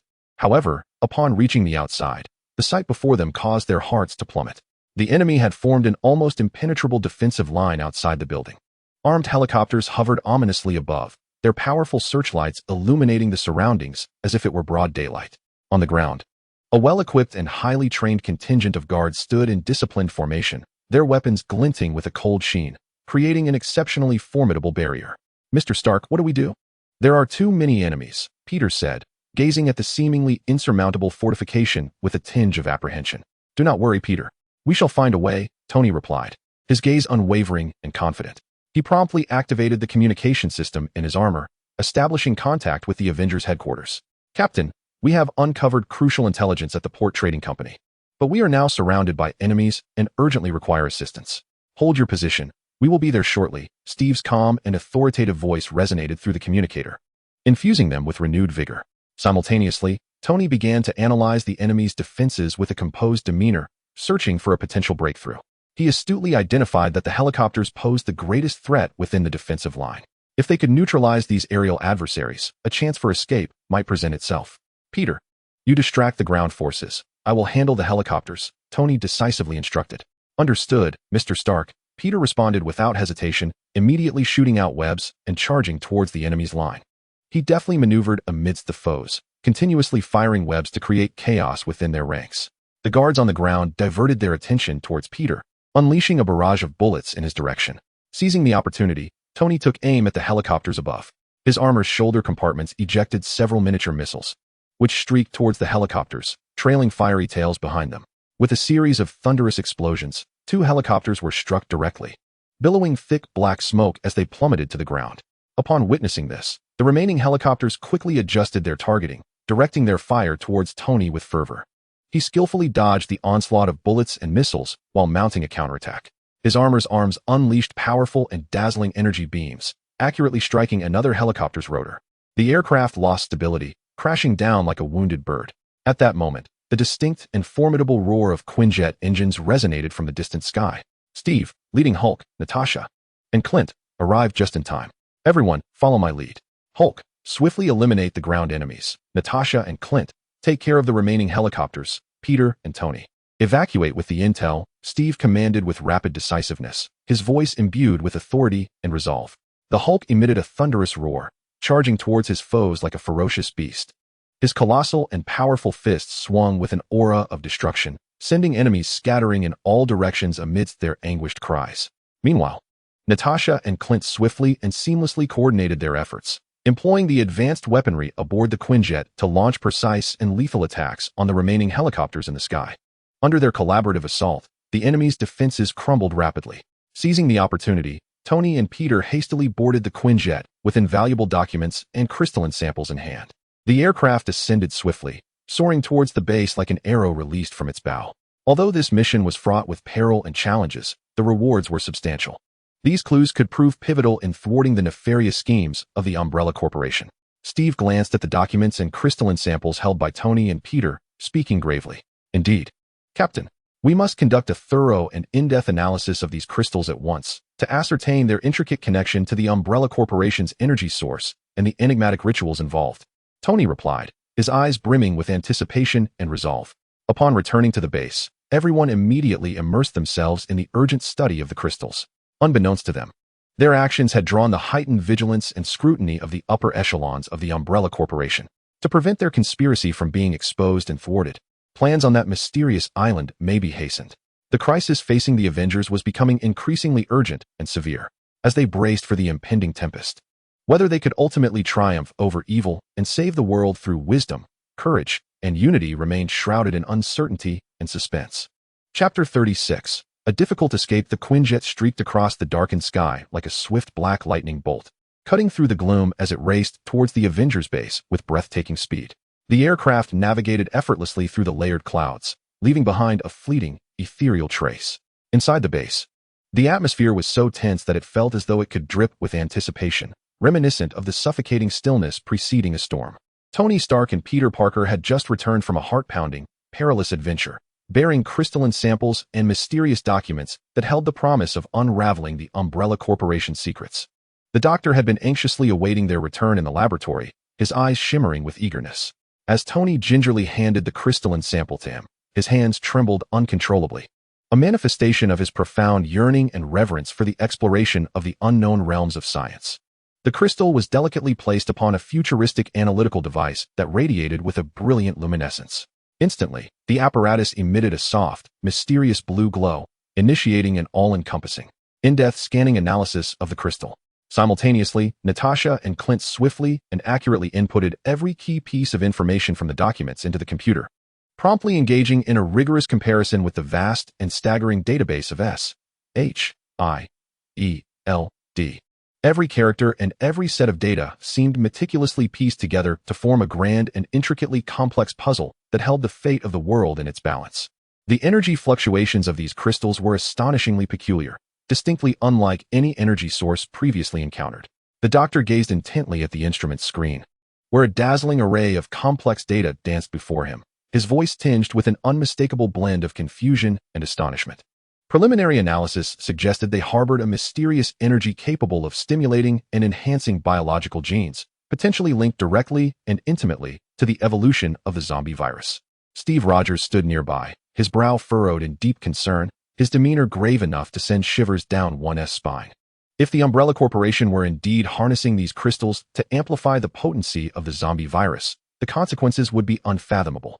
His words fell heavily, like a relentless hammer, striking at the hearts of all present, making them acutely aware that the seriousness of the situation had far surpassed their worst imaginings. In these documents, Natasha interjected, her fingers flying across the keyboard, the data on the screen flickering like shooting stars. They referenced specific coordinates and critical time frames, likely revealing the core information regarding the bizarre rituals conducted on that mysterious island. The group hastily gathered around the computer, their eyes fixated on the displayed coordinates and timestamps. The air seeming to freeze in that moment, tension permeating every corner. Time was of the essence. We must devise a feasible response plan without delay, Clint asserted, his eyes radiating unwavering resolve and decisive courage. However, before they could delve deeper into their research, the base was abruptly shattered by the shrill, piercing alarm, instantly breaking the fleeting yet precious tranquility. What is happening? Steve inquired alertly, instinctively gripping his shield, resembling a tiger poised to pounce. Captain, we detected a multitude of unidentified aircraft suddenly appearing around the base, advancing towards us at full speed. S.H.I.E.L.D., agent reported, his expression frantic, his voice laced with palpable anxiety. It seemed the Umbrella Corporation was enacting a frenzied retaliation against their previous actions. We must prepare for battle. We cannot allow them to jeopardize our research and meticulously crafted plans, Tony declared, swiftly donning his dazzling armor, the metallic components clashing with a crisp, resounding echo. Prepare for combat. His proclamation acted as a battle cry, igniting the fervor within the hearts of the Avengers. They sprang into action, each member racing to their designated combat positions like arrows released from bows, their figures darting through the base with the precision and synergy of a well-trained elite force. The Hulk surged forth like a moving mountain, the first to break free from the confines of the base. With each heavy and powerful step he took, the solid ground trembled slightly beneath him, as if the very earth quaked in his presence. Standing tall and resolute in the expansive square, he lifted his gaze towards the approaching aircraft in the sky, his eyes ablaze with a fiery rage. It was time for these oblivious foes to witness the might of the Hulk. He swung his colossal fist, resembling a gigantic hammer, and roared with a thunderous voice that echoed for an eternity around him. As the aircraft drew nearer, they fanned out in the sky like a swarm of ominous black crows, launching a fierce and relentless assault upon the base. Powerful beams of energy erupted from the aircraft, cascading down like a torrential rain, instantly illuminating the previously gloomy sky. Fearless, Hulk charged headlong into the onslaught, using his indomitable form to shield against the barrage of energy beams. Though the impacts caused him to lean back slightly, the Hulk merely grunted in defiance before continuing his fearless advance towards the aircraft, his unwavering figure appearing grand and invincible amidst the intertwining energy beams. Hulk, draw their fire. We will strike from the flank, Natasha calmly instructed through the communicator, her voice steady and resolute, devoid of any tremor or hesitation. She and Clint swiftly positioned themselves at the side of the base, cleverly using the structure as a natural shield, their eyes revealing the focus and sharpness of seasoned hunters. Natasha's specially crafted pistol glimmered with a cold and lethal gleam, while Clint's bow was taut, poised to unleash its arrows at a moment's notice. Understood, Hulk bellowed like thunder, charging back and forth across the square like a raging bull, continuously diverting the aircraft's attention. Seizing the fleeting opportunity, Natasha and Clint expertly targeted the aircraft with their deadly weapons. The bullets fired from Natasha's specialized pistol seemed to possess an enchanting power, effectively disrupting the aircraft's energy shields. Each shot accompanied by a dazzling blue light. Clint's arrows, equipped with powerful explosive tips, inflicted considerable damage with each release, the resounding explosions reverberating around the base. Meanwhile, Peter darted through the skies like a nimble spider, weaving in and out of the aircraft's line of fire, his figure a fleeting shadow against the backdrop of the sky. Skillfully, he utilized his web shooters, launching incredibly resilient strands of webbing in an attempt to ensnare the aircraft's wings or propellers. These adversaries are quite agile, but I will not allow you to prevail so easily, he muttered to himself as he deftly evaded the energy beams unleashed by the aircraft. In the air, Tony engaged in a breathtaking and intense duel with the aircraft, his armor gleaming with a metallic luster, radiant under the sun's embrace. His battle armor is equipped with a myriad of advanced and formidable weapon systems, relentlessly launching miniature missiles and astonishing energy beams, unleashing a barrage of fierce attacks upon the aircraft. However, the sheer number of these vessels is staggering, and they seem to employ an extraordinarily sophisticated tactical approach, constantly shifting formations, rendering Tony's strikes difficult to land on critical targets. The aircraft move with the precision and coordination of a well-trained squadron, adeptly evading each of Tony's assaults, leaving him feeling somewhat overwhelmed. The piloting of these crafts exhibits a remarkable level of skill, clearly indicating that they are not merely operated by ordinary minions. Through his communicator, Tony spoke, his voice tinged with a subtle note of caution. Everyone must exercise utmost care. They likely possess even more formidable contingencies hidden away. His words sent a jolt of tension through the group, sharpening their focus and heightening their vigilance against potential threats. In this critical moment, a larger aircraft suddenly unleashed an immensely powerful energy beam, which surged forth like an enraged, roaring dragon, striking Hulk with tremendous force. The impact sent Hulk flying, crashing to the ground like a cannonball, stirring up a cloud of dust that obscured the sky. Hulk, witnessing this heart-stopping scene, Tony felt a sudden tightness in his chest, his face instantly etched with deep concern and worry. He understood well that while Hulk possessed nearly invincible strength, such a ferocious assault could inflict severe harm upon him. I'm fine. These wretched foes have thoroughly enraged Hulk, came Hulk's voice, filled with fury and defiance, emerging from the dust before he swiftly rose to his feet. Smoke billowed from his form, his eyes ablaze with uncontainable rage, akin to a burning flame, intense and wild. Without hesitation, he charged once more at the aircraft, this time with greater speed and power, each step fueled by boundless wrath and determination. Inside the base, Steve remained calm and composed as he directed S.H.I.E.L.D. agents to activate the comprehensive defense system. His voice was resolute and commanding, imbued with a reassuring strength. A formidable energy shield swiftly enveloped the perimeter of the base, temporarily withstanding the relentless onslaught of the aircraft. "Everyone, maintain your composure. We must not falter," Steve shouted through the communicator. "We must devise a means to break through their encirclement and locate their command center to resolve the issue at its source." His words acted as a calming balm, gradually stabilizing the previously frantic emotions of the group. "Captain, I have noticed that these aircraft appear to be communicating closely through an exceptionally unique signal," the doctor remarked from the laboratory, his fingers flying over the keyboard as data cascaded across the screen like a waterfall. "If I can successfully disrupt this communication signal, we might just be able to unravel their seemingly impeccable formation." His eyes sparkled with the light of wisdom, as if he had already glimpsed the dawn of victory. "Very well, Doctor. Devise a solution as swiftly as possible. We shall do our utmost to buy you time," Steve declared, his voice imbued with unwavering trust and anticipation. The doctor plunged into his work within the laboratory, making full use of the advanced technological apparatus at the base, intently striving to decipher the aircraft's communication signals. Outside the base, the battle between the Avengers and the aircraft escalated with increasing intensity, reaching a fever pitch. Hulk continued to engage in a breathtaking close-quarters combat with the aircraft, each of his strikes imbued with cataclysmic force, capable of inflicting severe damage.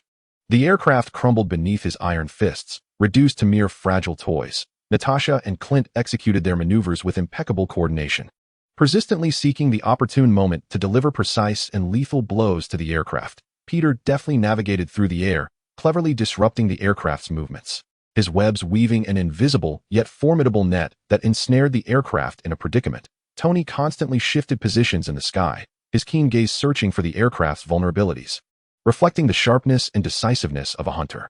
However, the attacks from the aircraft grew increasingly ferocious, and the energy shield of the base began to exhibit noticeable fluctuations, flickering like a candle flame in the wind, on the verge of shattering at any moment.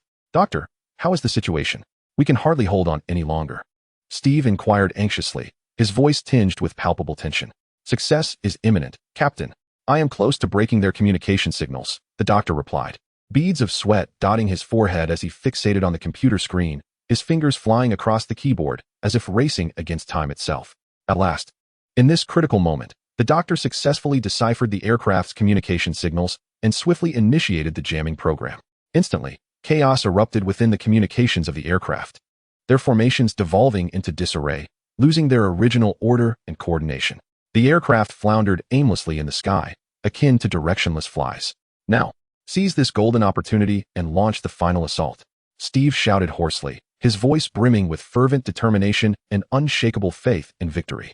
The members of the Avengers did not hesitate to capitalize on this hard-won chance, unleashing a final, decisive onslaught against the aircraft. With a thunderous force, Hulk unleashed a powerful punch that obliterated a fleeing aircraft, reducing it to countless fragments that scattered in all directions. Natasha and Clint worked in perfect harmony, skillfully downing several more aircraft with their seamless coordination. Peter resolutely employed his resilient webs to drag another aircraft forcefully to the ground, resulting in a catastrophic crash accompanied by a deafening explosion. Meanwhile, Tony unhesitatingly fired a formidable energy cannon, utterly annihilating a larger aircraft, which was reduced to a blazing pile of ashes under the onslaught of the cannon's might.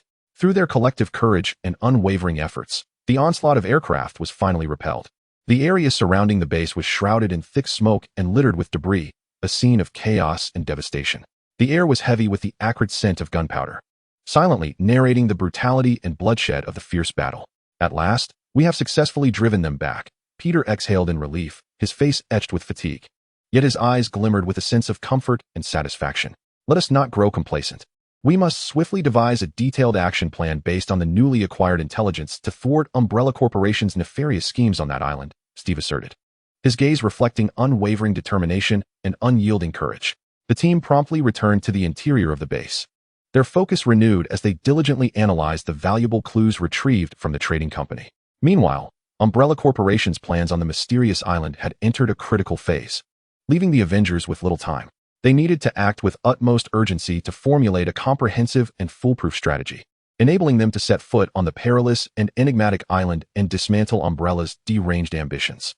The island loomed like a monstrous beast lurking in the shadows, patiently awaiting the Avengers' courageous conquest. Chapter 37. The initial plan within the Avengers base, the smoke had yet to dissipate completely. But the team was too preoccupied to notice the lingering scent of charred debris. Repelling the attack from Umbrella's aircraft was merely a temporary reprieve. The pressing task was to thwart the impending mysterious ritual on the island. Steve stood at the center of the conference room, surrounded by holographic screens flickering with the intelligence retrieved from the trading company, coordinates, timelines, and analyses of the crystals interwoven in a complex tapestry of information. We are running out of time. The ritual conducted by Umbrella is imminent. We must hastily formulate our plan to reach the island, he declared, his gaze resolutely sweeping over each member. Tony, seated nearby, lightly tapped his fingers on the armrest, contemplating their strategy. The island is undoubtedly fortified by Umbrella. We cannot act recklessly. We must first ascertain the island's defensive layout and the specifics of their ritual. While we suspect the energy of these crystals may be related to enhancing the zombie virus, the exact mechanisms remain unclear. The doctor adjusted his glasses and, gazing at the crystal analysis report, remarked, perhaps we could attempt a reverse deduction, utilizing the known characteristics of the zombie virus to infer the application of the crystal's energy. This might assist us in uncovering the key to unraveling the ritual. Natasha crossed her arms, leaning against the wall, judging by the coordinates in the documents. The island was situated in a remote location, likely surrounded by defensive installations. We must contemplate how to approach stealthily, avoiding a repeat of the recent large-scale assault. Clint nodded in agreement, stating, indeed, and we remain unaware of what other defensive measures might exist on the island beyond the aircraft. There could be more zombies, or perhaps newly developed biochemical weapons. Peter, seated on a chair, leaned forward with a mix of excitement and tension. I believe we can utilize my web-slinging ability to quietly infiltrate the island first, ascertain the enemy's distribution, and provide intelligence for everyone. Steve looked at Peter, his expression a blend of approval and concern. Peter, your idea is bold, but it is exceedingly perilous. The island is entirely unknown to us. A reckless incursion could lead to danger. Tony interjected, the captain is right, kid. However, we can devise a penetration plan, dispatching a reconnaissance team to gather crucial information without alarming the enemy. After considerable discussion, the group tentatively outlined their strategy. Tony employed his technological prowess to create a batch of miniature reconnaissance drones, equipped with exceptional stealth and detection capabilities, capable of conducting a comprehensive scan of the island without detection. Natasha, Clint, and Peter formed the reconnaissance team, carrying drones as they set off, secretly landing via submarine in the waters near the island. Meanwhile, the doctor delved deeper into the study of the crystal sample, endeavoring to uncover the connection between the crystal's energy and the zombie virus, as well as how to disrupt or dismantle this connection to provide technical support for subsequent actions. Steve led S.H.I.E.L.D.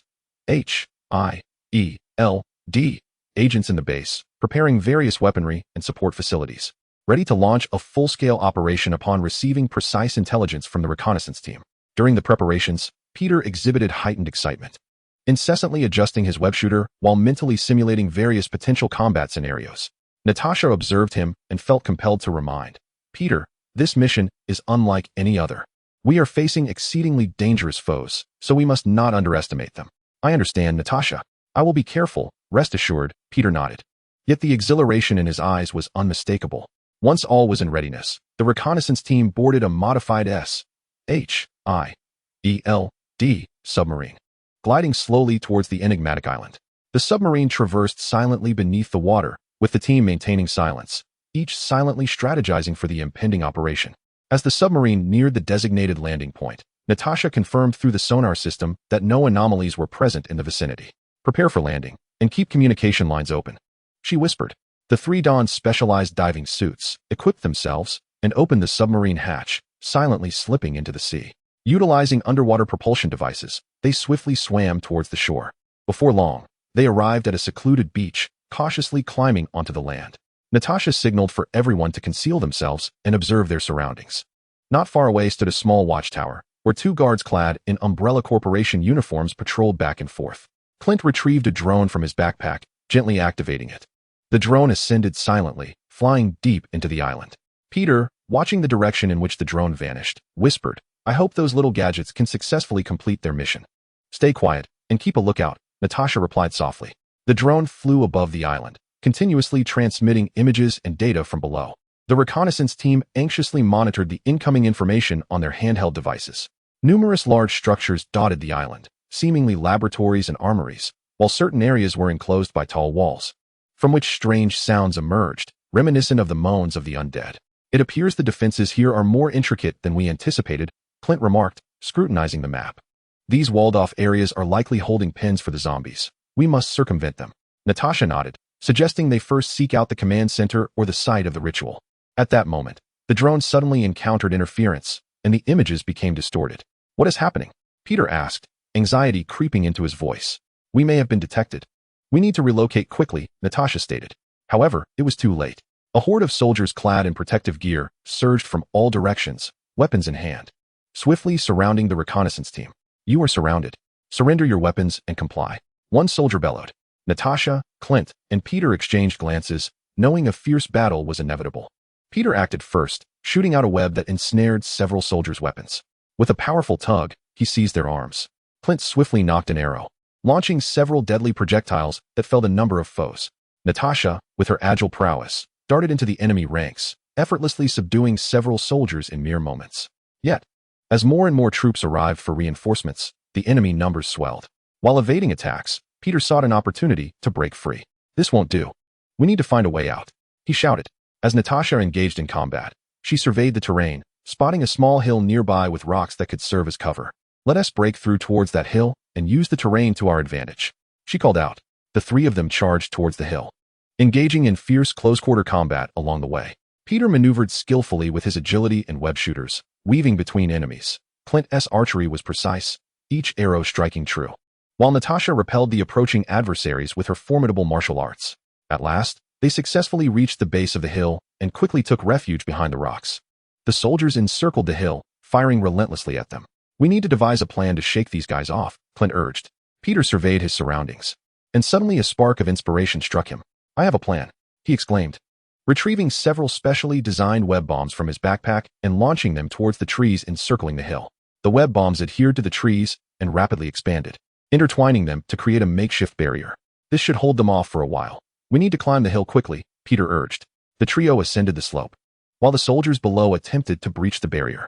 Upon reaching the summit, they discovered a small vent entrance. This could be our opportunity to access the island's facilities, Natasha remarked.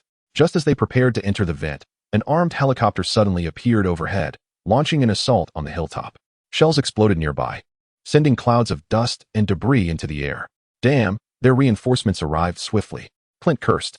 Peter gazed at the helicopter, a resolute glint in his eyes. I'll draw its attention. You take the chance to enter the vent. Peter, that's too dangerous. You can't go, Natasha shouted.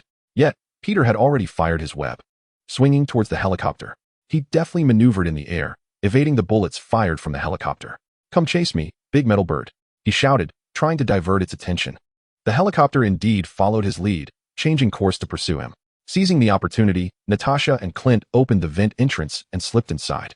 Peter engaged in a cat-and-mouse game with the helicopter, using the surrounding trees and structures for cover while continuously firing webs to disrupt its movements. The helicopter pilot, evidently infuriated, recklessly opened fire on Peter, neglecting his surroundings entirely. Just as the helicopter chased Peter into a marshy area, he seized the moment, shooting a web that ensnared the helicopter's landing gear. With a powerful tug, he caused the helicopter to lose its balance, plunging into the marsh. Phew! Finally rid of one nuisance, Peter sighed in relief, then hurried towards the vent where Natasha and Clint had entered. Upon reaching the vent's entrance, he found it shrouded in darkness and silence. Cautiously, he crawled inside, speaking through his communicator. Natasha, Clint, it's Peter. I'm in. Where are you? Natasha's voice crackled through the communicator. Peter, we're up ahead. Be careful. There may be enemies inside. As Peter crawled along the vent, his eyes gradually adjusted to the darkness. Suddenly, he heard faint footsteps approaching from ahead. He halted, holding his breath, and listened intently. The footsteps grew nearer, suggesting that several individuals were making their way toward him. Gripping his web shooter tightly, Peter braced himself for a potential confrontation. When the figures came into view, he realized it was Natasha and Clint. What are you doing back? Peter whispered. There was a fork in the path, and we weren't sure which way to go, Clint replied. Plus, we heard some strange noises, like machinery operating and the growls of zombies. Natasha gazed at the terminal device in her hand, which displayed fragments of map information relayed by the drone. According to the map, the corridor on the left could lead to the core area of the island, while the one on the right might lead to auxiliary facilities. They decided to take a risk. After a brief contemplation, the trio resolved to pursue the left corridor. They advanced cautiously through the darkness, the atmosphere growing increasingly tense around them. The sounds of machinery became more pronounced, interspersed with the distant moans of the undead, as if countless eyes were watching them from the shadows. Suddenly, a beam of light appeared ahead, prompting them to halt immediately. Natasha signaled for caution and slowly approached the source of the illumination. Peering through a vent, they beheld a vast laboratory filled with an array of sophisticated instruments, where several researchers clad in lab coats busily toiled. At the heart of the laboratory stood a colossal energy device, encircled by the same crystals previously discovered. The energy apparatus pulsated with an otherworldly glow, seemingly engaged in the convergence of some potent energy. This appears to be the crucial location, Clint murmured. These crystals and the energy device must be related to the ritual. Natasha nodded.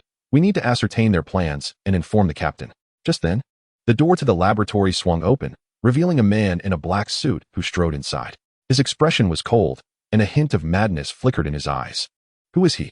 Peter whispered. I don't know, but he seems to be the one in charge here, Natasha replied.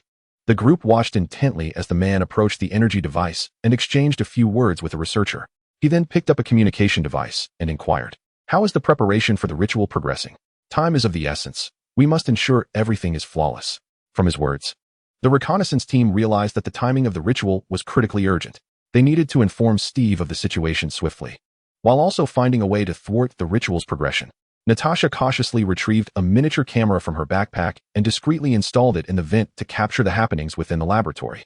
Subsequently, she communicated their findings to Steve through the communicator. Captain, we have located what appears to be the core laboratory of the ritual, housing a large energy device surrounded by crystals. There is an unidentified man who seems to be orchestrating the preparations for the ritual. The timing is pressing. What should we do? Natasha conveyed. Steve's steady voice came through the communicator. Continue observing and gather as much information as possible. We are prepared to move out and should arrive shortly. Until we get there, do not act recklessly to avoid exposure. Understood, Captain, Natasha responded. The three continued to monitor the lab's activities from the ventilation shaft, awaiting Steve and the main force's arrival. They were acutely aware that the upcoming battle would be exceptionally arduous, but to thwart the nefarious schemes of Umbrella Corporation, they must remain steadfast until the moment of triumph. As time inexorably passed, the members of the reconnaissance team remained on high alert. The researchers in the laboratory were diligently engaged in various preparatory tasks, while the enigmatic man paced back and forth, seemingly awaiting a pivotal moment. Suddenly, the lights in the laboratory began to flicker, and the radiance emitted by the energy device intensified. This is bad. They may be about to initiate the ceremony, Clint remarked. Natasha, her anxiety mounting as she gazed at the energy apparatus, declared, we cannot let them succeed. We must find a way to thwart them. Peter, observing the surrounding ventilation ducts, suddenly conceived an idea. I can crawl through the vents and position myself above the energy device, then use my webbing to sabotage its critical components. That is far too perilous, Peter. There are numerous enemies in the lab. Once discovered, escape will be nearly impossible, Natasha cautioned. But we have no better options. We cannot simply stand by and watch the ceremony commence, Peter asserted resolutely. Natasha and Clint exchanged glances, acknowledging the truth in Peter's words. Very well. We will provide cover for you. When you approach the energy device, we will create a diversion to draw the enemy's attention, Natasha stated. Taking a deep breath, Peter began to ascend through the ventilation duct towards the energy device.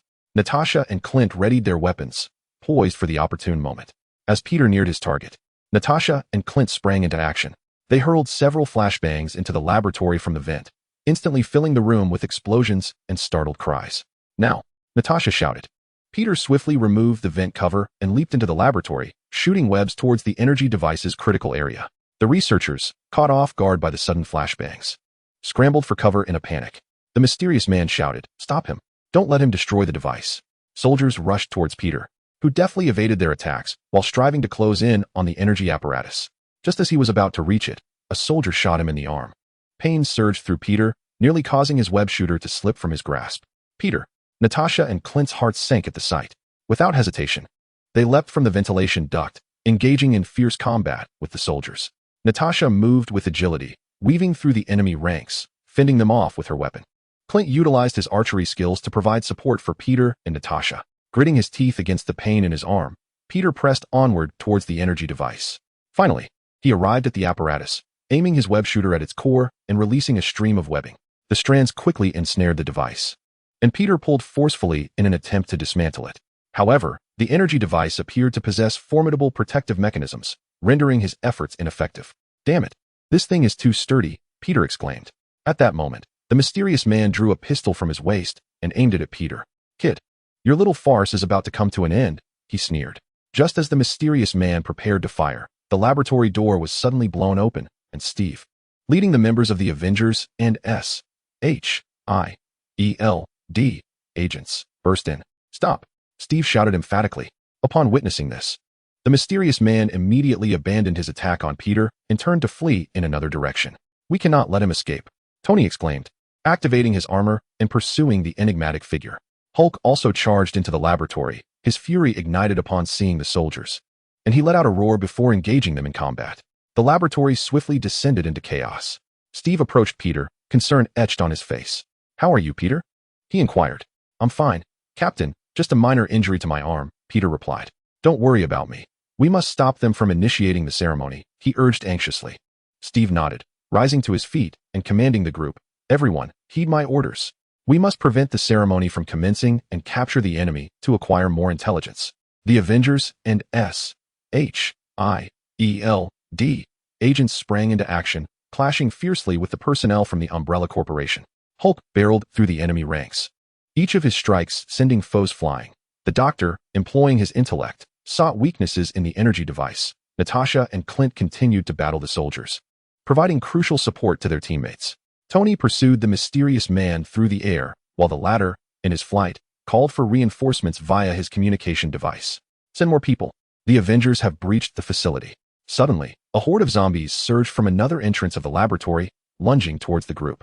"It seems they had one last trick up their sleeve," Steve remarked, seizing his shield and charging into the throng of the undead. The zombies clawed and lunged at the heroes, but Steve skillfully wielded his shield, repelling those that approached. Peter, disregarding the pain in his arm, rejoined the fray, using his webs to fling the zombies away one by one. The Doctor was busily working near the energy device, discovering a minuscule flaw in its energy core. "Captain, I've identified the weakness in the energy device, but I need someone to divert the enemy's attention," he called out. Upon hearing this, Steve immediately proclaimed, "Everyone, focus on drawing the enemy's attention and buy the Doctor some time." The Avengers and SHIELD agents fought even more fiercely against the adversaries, employing various tactics to captivate the attention of the zombies and soldiers. Seizing the opportunity, the Doctor swiftly installed a small energy disruptor at the identified weak point of the energy device. "Activate the disruptor," he shouted. The disruptor emitted a powerful wave of energy, causing the energy device to tremble violently as its light began to dim. "We did it," the Doctor exclaimed with exhilaration. As the energy device was compromised, the zombies appeared to lose whatever power had sustained them, collapsing to the ground. Witnessing this, the mysterious man recognized the dire situation and attempted to escape through a secret passage. However, Tony had anticipated this move, intercepting him midair. "You won't get away," Tony stated coldly. The mysterious man looked at Tony, a glimmer of despair flashing in his eyes. Suddenly, he extracted a remote control from his pocket and pressed a button. "Since I cannot escape, none of you shall survive," he shouted frantically. At that moment, a ring of red warning lights erupted around the laboratory, and the ground began to tremble, as if something perilous was about to be unleashed. "This is bad. He has activated the self-destruct mechanism," Steve exclaimed. Chapter 38. Desperate survival. The atmosphere in the laboratory instantly froze, the red warning lights flashing wildly, heralding the commencement of a countdown to death. "Everyone, remain calm. Let's seek an escape route," Steve shouted, swiftly directing the group. Hulk seized several struggling zombies and, like tossing sacks, hurled them towards the Umbrella soldiers attempting to resist, clearing a temporary safe zone for his teammates. "Hulk, lead the way." His roar echoed within the room. Tony swiftly scanned the entire area from above, analyzing potential escape routes through the armor system. "Captain, there is an emergency evacuation passage nearby, but it is blocked by an energy gate. I need a moment to breach it." Natasha and Clint stood back to back, vigilantly observing the movements of the remaining foes while edging toward Tony's position. Natasha raised her weapon and with precision dispatched several soldiers attempting to launch a surprise attack. "We can't hold them off for long. Hurry up." Meanwhile, the Doctor was racing against time, disassembling critical components of the energy device in an attempt to find a way to avert the self-destruction. Perhaps disrupting the core energy source could prevent the explosion. "Give me 2 minutes," he said, beads of sweat adorning his forehead as he concentrated on his tools. Peter darted through the corners, using his webs to gather scattered experimental materials, knowing they could be pivotal in unraveling the Umbrella Corporation's conspiracy. These might help us fully comprehend their scheme. However, the remnants of the Umbrella Corporation were not willing to concede easily. A group of soldiers, led by a commander, charged towards the doctor, intent on thwarting his efforts to dismantle the energy device. "We cannot let them succeed. Protect the doctor," Steve shouted, rushing forward, his shield swirling like a tempest as he engaged the enemy in close combat. The soldiers' attacks fell like raindrops, but Steve, with his exceptional combat skills and indomitable spirit, steadfastly defended the doctor. "Doctor, how much longer do you need?" Steve inquired while fending off blows. Almost there," the doctor responded, his gaze fixed on the device. At last, he successfully removed a critical energy module, and the countdown for the self-destruct mechanism halted abruptly. "Phew, we are temporarily safe." The doctor sighed in relief. "Well done, Doctor. Yet we are not out of danger. We must leave at once," Steve urged, glancing at Tony. Tony had successfully breached the energy gate security system, and the door to the evacuation passage creaked open slowly. "This way, everyone follow me." He beckoned to the group. Just as they prepared to enter the passage, a violent tremor shook the ground. The mysterious man had activated the backup self-destruct protocol, causing the entire island to tremble, with cracks appearing in the laboratory's ceiling, and large chunks of concrete plummeting down. "There's no time. Move quickly," Steve shouted, urging everyone onward. The crowd hurriedly surged into the evacuation passage, where the flickering lights cast an eerie glow and strange rumbling sounds reverberated, as if the very island were collapsing. After traversing a distance within the corridor, they arrived at a fork. The sign on the wall indicated that the left path led to an underground helipad, while the right led to a mysterious basement. "Which way should we go?" Clint inquired. "The underground helipad might provide a means of escape. Let us proceed left," Steve decisively declared. The group swiftly advanced down the left corridor, yet, before long, a horde of mutated creatures surged forth. These creatures were colossal, covered in sharp spikes, with eyes emanating a sinister red glow. They opened their gaping maws and unleashed a spine-chilling roar. "What are those?" Peter exclaimed in astonishment. "It appears to be a new biochemical weapon developed by Umbrella Corporation," Tony remarked, activating the weapon system of his armor. "Everyone be cautious. They are formidable foes." Hulk charged ahead, engaging in a fierce struggle with one of the mutated beasts. Grasping its forelimbs tightly, he hurled it forcefully to the ground. However, other mutated creatures quickly surrounded him, launching their spines in a vicious attack. Despite Hulk's tough exterior, the spikes seemed to be poisonous, and the areas struck began to turn black. "Hulk," the doctor called out in concern. He swiftly retrieved a small analyzer from his backpack, scanning the wound on Hulk's body in search of an antidote.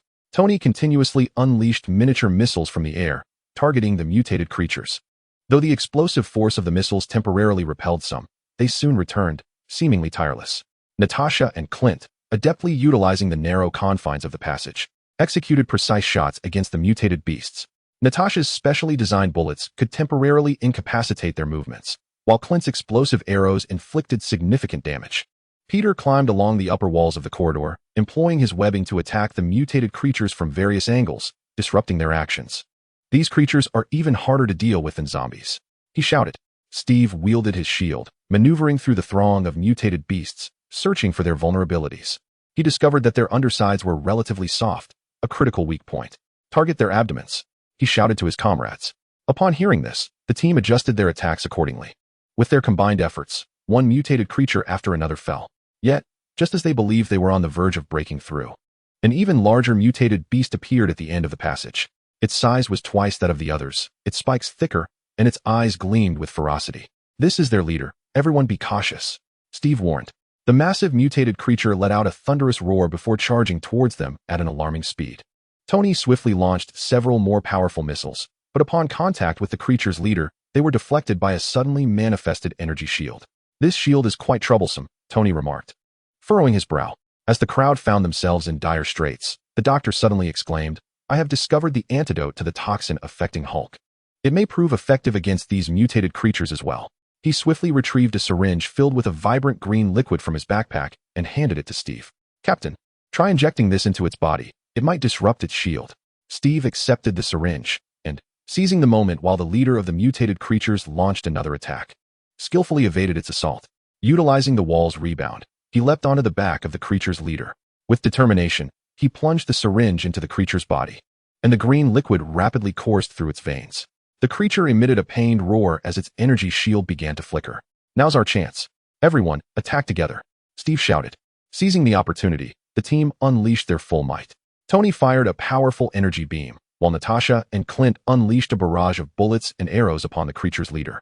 Hulk, despite his injuries, delivered blow after blow, and Peter used his webs to ensnare various explosives around the creature, triggering them in a spectacular explosion. Under the combined assault, the mutated creature's leader finally succumbed, crashing to the ground. Quickly, we must not linger here, Steve urged as he jumped down from the creature's back, beckoning the others to move forward.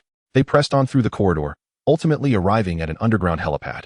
Several Quinjet-like vehicles and some small armed helicopters awaited them. These should be able to take us away, Tony remarked. Just as they prepared to board the crafts, a mysterious man emerged from the shadows, brandishing a controller. Flanked by a cadre of elite forces from the Umbrella Corporation. Did you truly think you could depart so easily?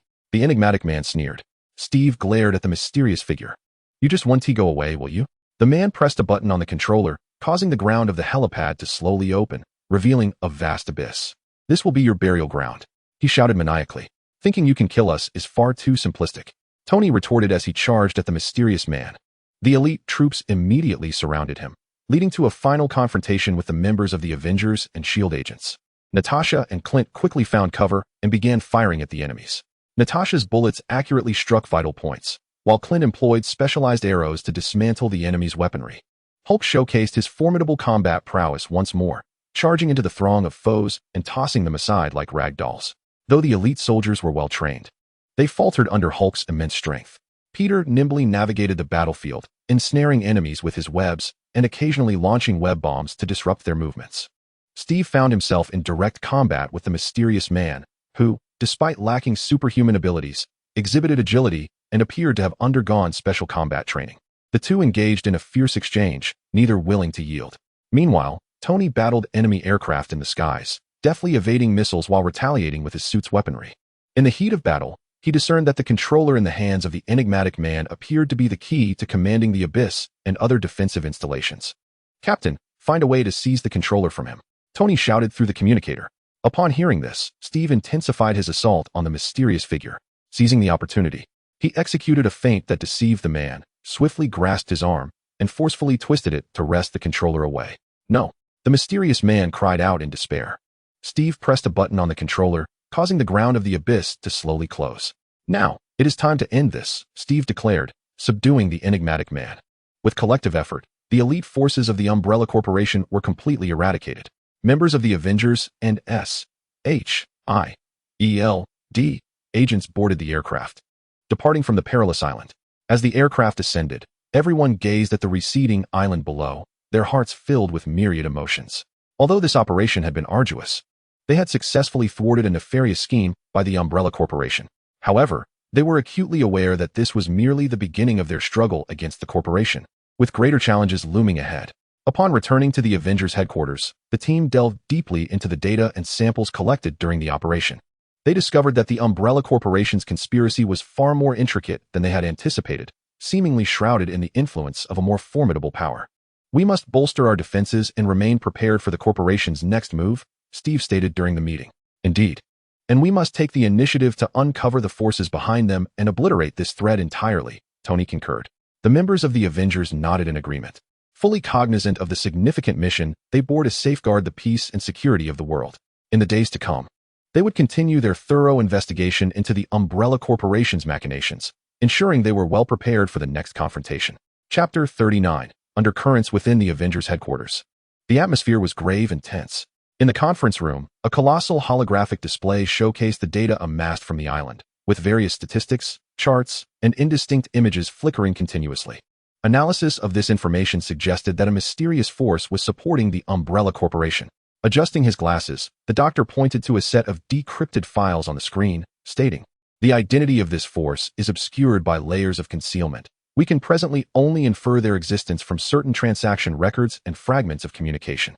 Whoever they are, those who dare to orchestrate such schemes from the shadows will not escape our wrath," Hulk declared, slamming his fist on the table, causing cracks to appear instantly. "Hulk, calm down. We need to rationally analyze the situation and devise effective strategies," Steve remarked, casting a soothing glance at Hulk before shifting his attention to the others. Let us first organize the existing clues and see if we can uncover more information about this mysterious force. Natasha rose, placing her hands on the conference table, her gaze sweeping over the data displayed on the screen. From the locations mentioned in these documents, several places recur frequently. Perhaps we can initiate our investigation from these sites.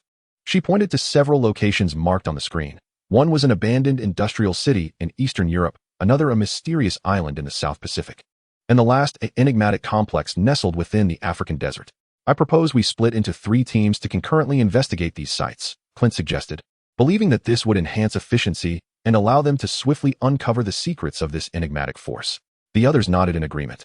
After some deliberation, it was decided that Steve, Natasha, and a contingent of SHIELD agents would venture to the abandoned industrial city in Eastern Europe. Tony, Peter, and Doctor would journey to the mysterious island in the South Pacific, while Hulk and Clint would lead another team of SHIELD agents to the enigmatic structures in the African desert. Steve's group boarded a Quinjet, arriving first at the deserted industrial city in Eastern Europe.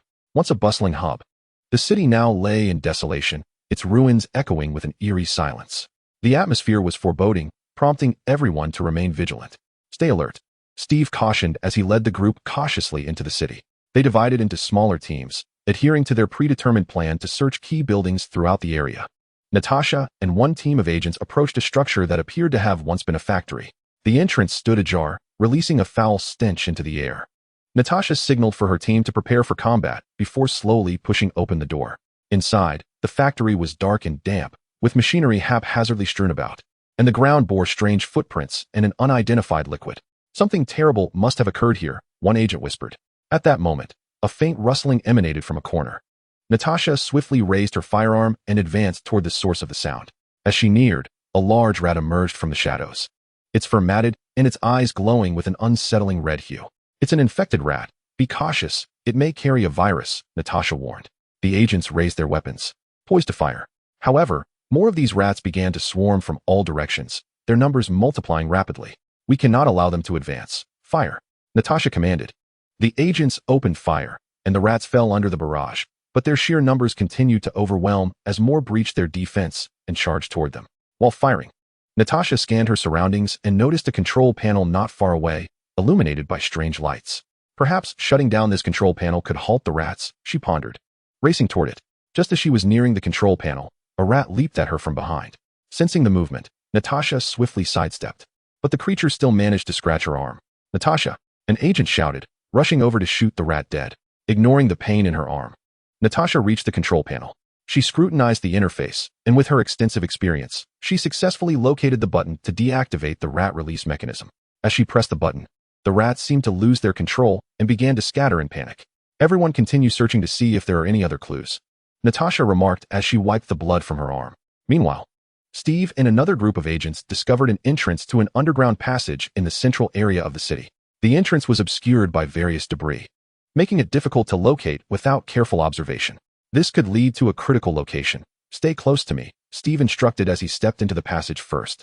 A pungent odor permeated the air, and dim lights flickered along the walls. As they advanced through the corridor, they suddenly heard a low murmur of conversation ahead.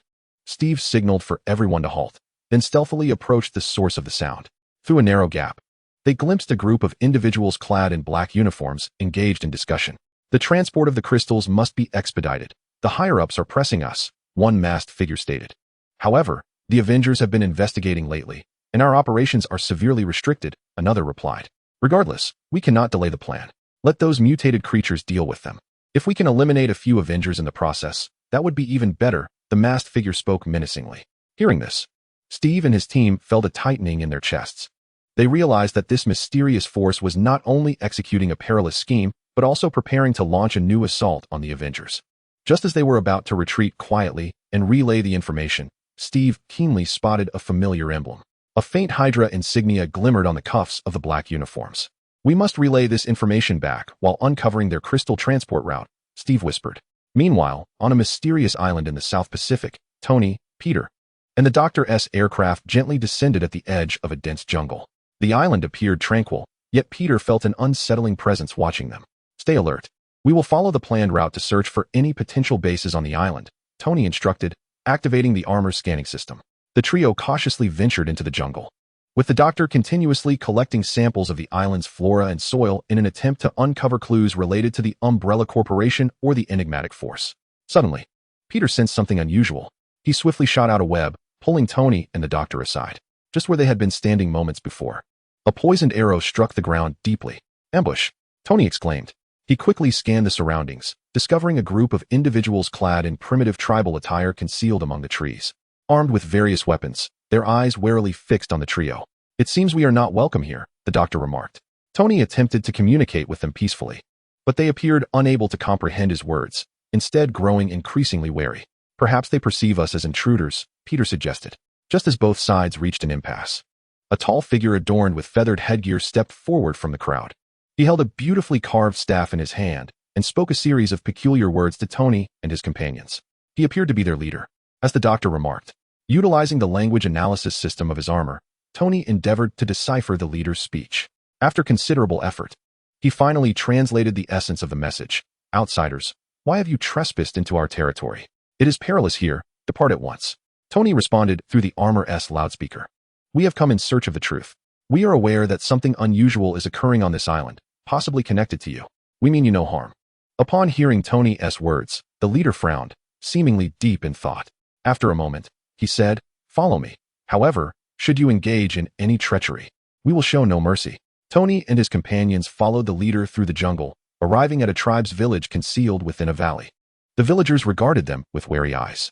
The leader brought them to a thatched hut and gestured for them to enter. Inside, there were strange totems and artifacts, along with patterns recorded on leaves. These patterns appeared to narrate a story, which the doctor observed intently. Just then, a villager rushed in and spoke urgently to the leader. The leader's expression shifted to one of grave concern as he turned to Tony and his companions, saying, "This is dire. Those malevolent individuals have returned. They will abduct our people for horrific experiments. Will you assist us?" Tony exchanged glances with his companions and nodded resolutely. "We will help you. First, tell us who these evil people are," he stated. The leader pointed to a depiction on the wall featuring the emblem of the Umbrella Corporation, saying, "It is they who have established a secret base on the other side of the island, frequently capturing our people for experiments and unleashing dreadful monsters." "It seems we have come to the right place," Peter exclaimed with excitement. "Let us first address their immediate threat, then investigate that secret base," Tony suggested. Meanwhile, in the mysterious complex within the African desert, the aircraft piloted by the agent team led by Hulk and Clint circled above the arid expanse. According to their scans, the enigmatic structure lay at the heart of the desert ahead. "Prepare for landing. Everyone check your gear," Hulk commanded. The aircraft descended slowly onto the desert floor, and the team disembarked, advancing towards the structure. The sun blazed fiercely, and the ground was scorching. Each step proved arduous. "This place feels like a steam room," Clint complained. As they approached the complex, they noted the architecture was remarkably unique, seemingly a blend of various cultural elements. The entrance to the structure was tightly shut, and an eerie silence enveloped the surroundings. "Something feels amiss. It is too quiet here," Hulk cautioned. Suddenly, the ground trembled as a swarm of enormous sandworms erupted from the earth. These colossal creatures, measuring over 10 meters in length and covered in tough scales, revealed gaping mouths filled with sharp teeth. It appeared this was their manner of welcoming. Clint swiftly drew his bow and released an arrow, which struck a sandworm, merely grazing its scales and igniting a spark without inflicting any substantial harm. Hulk let out a thunderous roar and charged toward the sandworm, seizing its head and hurling it aside with great force. The other agents quickly armed themselves and commenced their assault on the sandworms. However, the number of sandworms continued to swell, moving swiftly through the desert and posing a grave threat to everyone. "This cannot continue. We must devise a way to uncover their weakness," Hulk shouted. As Clint evaded the attacks of the sandworms, he meticulously observed their movements and discerned that their eyes were relatively vulnerable, representing a feasible target for assault. "Aim for their eyes," Clint called out. Upon hearing this, the agents adjusted their aim and concentrated their fire on the sandworm's eyes. Through their collective effort, one sandworm after another fell. After a fierce battle, they finally repelled the sandworms. "All right, let us proceed and uncover the secrets concealed within this enigmatic complex," Hulk declared. They arrived at the entrance of the structure, where the door was adorned with peculiar runes. Clint examined the runes closely and deduced that they resembled an ancient cipher lock. "Give me a moment. I may be able to decipher this code," Clint stated, retrieving some tools from his backpack and beginning his work. At that moment, Hulk discovered a buried metal plaque amidst the debris. embossed with the Hydra insignia and accompanied by strange symbols that hinted at a connection between this place and the collaboration of Hydra and the Umbrella Corporation. As everyone anxiously awaited, Clint successfully cracked the code. The door creaked open, releasing a wave of mysterious energy. "Be cautious, greater dangers may lie within," Hulk warned as he stepped through the threshold first. Beyond the door was a long corridor, the walls aglow with an eerie luminescence. They advanced along the corridor, uncertain of what awaited them. Meanwhile, at the Avengers base, the SHIELD agents left behind were diligently analyzing the incoming information. They understood that this investigation was of paramount importance, crucial for unmasking the clandestine forces behind the Umbrella Corporation and thwarting any potential grand conspiracy they might be planning. Chapter 40. A perilous exploration in the twisting, labyrinthine underground passages of an abandoned industrial city in Eastern Europe. Steve and his companions moved stealthily, their nerves taut as they cautiously followed a group of figures clad in black. The dim light in the passage seemed drained of vitality by the passage of time, with only a few flickering wall lamps casting a feeble glow to barely illuminate their path. A stale, decaying odor permeated the air, a mingling of time and decay, as if each breath drawn carried the weight of the city's storied past. Occasionally, the distant sound of machinery echoed, like whispers from a hellish abyss, reverberating through the silent corridor and sending chills down their spines. Steve's communicator emitted his hushed voice, as if fearing to disturb a slumbering demon. "We must ascertain the intricate details of their crystal transportation. This may be the key to thwarting their next move." The soft responses from Natasha and the other agents echoed through the device, their tones imbued with a shared tension and resolve. As they ventured deeper, a vast underground warehouse materialized before them, resembling a colossal nest brimming with a myriad of containers. Some of these containers glimmered faintly, as if harboring enigmatic stars. Steve and his companions knew they contained the mysterious crystals. The black-clad figures within the warehouse scurried about like industrious ants, their expressions urgent as they directed operations. The air was thick with an impending sense of conflict, as if a massive transportation was on the verge of commencing. Observing their demeanor, it was evident that the transport was imminent. Natasha's gaze was as sharp as a hawk's, intently monitoring every movement within the warehouse. "We must devise a means to alert the base, to intercept this batch of crystals." Yet, fate seemed to revel in playing tricks. In that critical moment, an agent slipped, inadvertently kicking a metallic object. The clamor of metal clanging shattered the silence of the warehouse like a heavy hammer, fracturing their covert operation. Instantly, the black-clad figures became alert, akin to disturbed wasps, drawing their weapons and swiftly converging on the source of the sound. "We've been discovered. Prepare for battle," Steve bellowed, his voice resonating like a thunderclap, causing the very air around them to quiver. He raised his shield high, a bastion of invulnerability, charging to the forefront. The SHIELD agents, well trained, swiftly formed a combat formation, their weapons belching flames as they engaged in fierce crossfire with the black-clad assailants. In an instant, the warehouse erupted in gunfire, bullets flying and sparks igniting.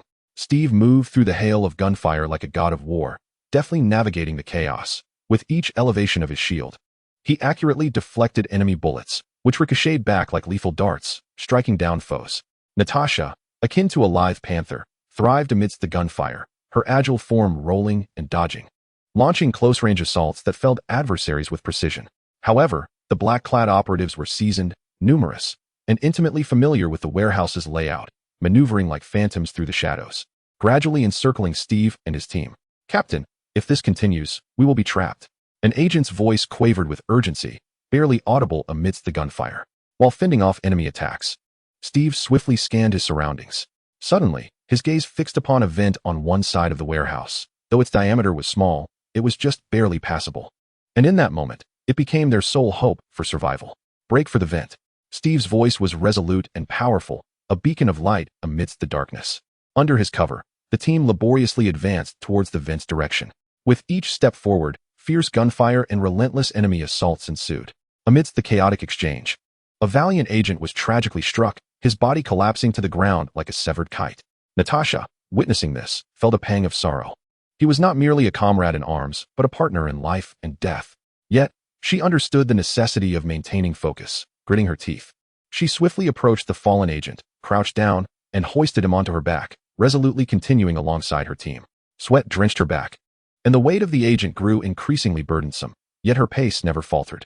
At last, they successfully broke through the enemy's encirclement, arriving at the entrance of a ventilation shaft. Steve first ushered the injured agent into the narrow passage, which was undoubtedly torturous for him in his condition. But there was no alternative at that moment. He then signaled for the others to enter sequentially. The figures in black pursued relentlessly from behind, firing wildly at the ventilation shaft. Bullets struck the metal, producing a cacophony akin to the grim drumbeats of death. "Hurry, don't stop," Steve urged from the rear, his voice imbued with undeniable authority. The group crawled laboriously through the constricted passage, their clothes soaked with sweat, arms and knees scraped raw against the rough walls. Blood seeping out, yet no one paused. The relentless pursuit of the enemy left them no room for complacency. Meanwhile, on a mysterious island shrouded in an enigmatic aura in the South Pacific, Tony, Peter, and the doctor followed the tribal leader to the outskirts of a village. There, they beheld a group clad in Umbrella Corporation uniforms, forcefully detaining several villagers whose eyes were filled with terror and despair, struggling desperately against their captors. "Release them," roared the tribal leader, his voice akin to that of a thunderous lion, brimming with boundless fury and authority. Leading the villagers like a band of fearless warriors, he charged toward the enemy. Tony and his companions swiftly joined the fray, marking the onset of a confrontation between justice and malevolence. Peter sprang into action first. Akin to an agile spider, deftly swinging through the air, he launched his webbing, which ensnared the arms of several Umbrella personnel with precision, disarming them of their weapons. Tony activated his armor's weapon systems, and in an instant, the suit radiated brilliance. Beams of energy erupted from it, akin to shooting stars streaking across the night sky, striking the foes and igniting a series of violent explosions that illuminated the battlefield. Although the doctor did not engage directly, he meticulously observed the enemy's movements and weaponry. His gaze was as profound as a tranquil lake, calm and discerning, seeking to identify the adversary's vulnerabilities. Clutching a compact scanner, he diligently gathered data, analyzing the enemy's weapon performance and tactical characteristics. The personnel of the Umbrella Corporation evidently did not anticipate such a fierce resistance. Momentarily disoriented, their movements faltered, and their weapons began to tremble. However, they quickly regained their composure, relying on their advanced weaponry to engage in intense confrontation with Tony and his allies. The roar of firearms and the cries of the people intertwined, plunging the entire battlefield into chaos. "The weapons wielded by these adversaries are rather formidable. We must exercise caution," Tony communicated through the communicator, his tone imbued with gravity. Amidst the fierce combat, he incessantly adjusted the parameters of his armor, striving to devise the optimal strategy against the enemy's armaments. Just as the battle reached an impasse, Peter's keen gaze discerned peculiar devices resembling energy amplifiers affixed to one of the enemy's transport vehicles. Drawing upon his experience and intuition, he realized that these could potentially be the key to the adversary's overwhelming firepower. "Tony, I shall disable the devices on that vehicle. It may weaken their weapons," Peter declared, his eyes shimmering with determination as he unhesitatingly surged toward the transport. The enemy, recognizing Peter's intentions, swiftly dispatched a fraction of their forces to thwart him. Bullets rained down upon Peter, yet he adeptly evaded their onslaught midair, his form as graceful and buoyant as willow fluff in the breeze. Simultaneously, he unleashed webs to disrupt the enemy, weaving an intricate tapestry in the air that left them bewildered. At last, he successfully approached the transport, ensnaring the energy amplifiers with his webs. With a mighty tug, accompanied by a resounding crash, the amplifiers were ripped free. As the energy amplifiers were obliterated, the weaponry of Umbrella Corporation personnel markedly diminished in potency, their once mighty arms now akin to a toothless tiger, rendered feeble and impotent. "Now is our moment. Everyone, charge," the tribal leader shouted, seizing the opportunity. The group surged forth like a tumultuous tide, overwhelming the personnel of the Umbrella Corporation. The smoke of battle gradually dissipated, and the dawn of victory illuminated the faces of all present. "Thank you, our valiant friends," the tribal leader expressed with heartfelt sincerity, his eyes brimming with gratitude. "Now, I shall lead you to their secret base." Meanwhile, within the enigmatic structures of the African desert, Hulk, Clint, and the agents delved deeper along a mysterious corridor. The surrounding walls were etched with ancient symbols and peculiar patterns, seemingly narrating a tale of forgotten history. Suddenly, a massive stone door loomed ahead, adorned with intricate symbols and designs that appeared almost alive, glimmering with a mysterious light in the darkness. "This door seems extraordinary. It may be yet another cipher," Clint remarked. Retrieving his tools once more, his gaze focused and resolute as he meticulously examined the symbols on the door. His fingers glided over the engravings, seeking to discern a pattern within. Just as he concentrated on deciphering the code, numerous small apertures in the surrounding walls suddenly opened, releasing a torrent of green smoke. The mist spread rapidly, enveloping the corridor in a shroud of verdant haze. "Beware, it's poisonous gas," Hulk bellowed, his voice reverberating like thunder throughout the corridor. He quickly shed his jacket to cover his mouth and nose, simultaneously alerting the others. His movements were swift and decisive, resembling a towering mountain. Offering a sense of security in the face of peril, the agents hastily followed suit, covering their mouths and noses with fabric, yet some still inhaled the toxic gas. Their bodies began to tremble, with coughs echoing around them, and dizziness rendered them unsteady. Hulk, witnessing the scene, felt a surge of urgency. His eyes blazed crimson, his fury akin to a raging inferno within his heart. Summoning all his strength, he charged towards the stone door. The tremendous impact caused the door to shudder slightly, dust cascading down, yet it remained steadfastly shut. "Hulk, do not act impulsively. This may deplete your stamina," Clint shouted, his voice laced with anxiety and concern. "I am close to cracking the code." Hulk halted, his chest heaving violently, the aura of rage swirling about him. He awaited anxiously, each second stretching into eternity. At last, Clint successfully deciphered the code, and with a mighty rumble, the stone door creaked open. Fresh air flooded in, akin to a life-giving spring, dispersing some of the noxious fumes. The group hurriedly carried the poisoned agents out of the fog-laden zone, allowing them to inhale the fresh air. After a series of urgent measures, the afflicted agents gradually regained some strength. Their pallor began to restore to a healthy hue, and their breathing steadied. "Everyone be cautious. We do not know what dangers lie ahead," Hulk proclaimed in a deep, resonant voice, leading the group through the stone threshold. His steps were resolute, reminiscent of a warrior advancing into battle, unafraid of the lurking perils.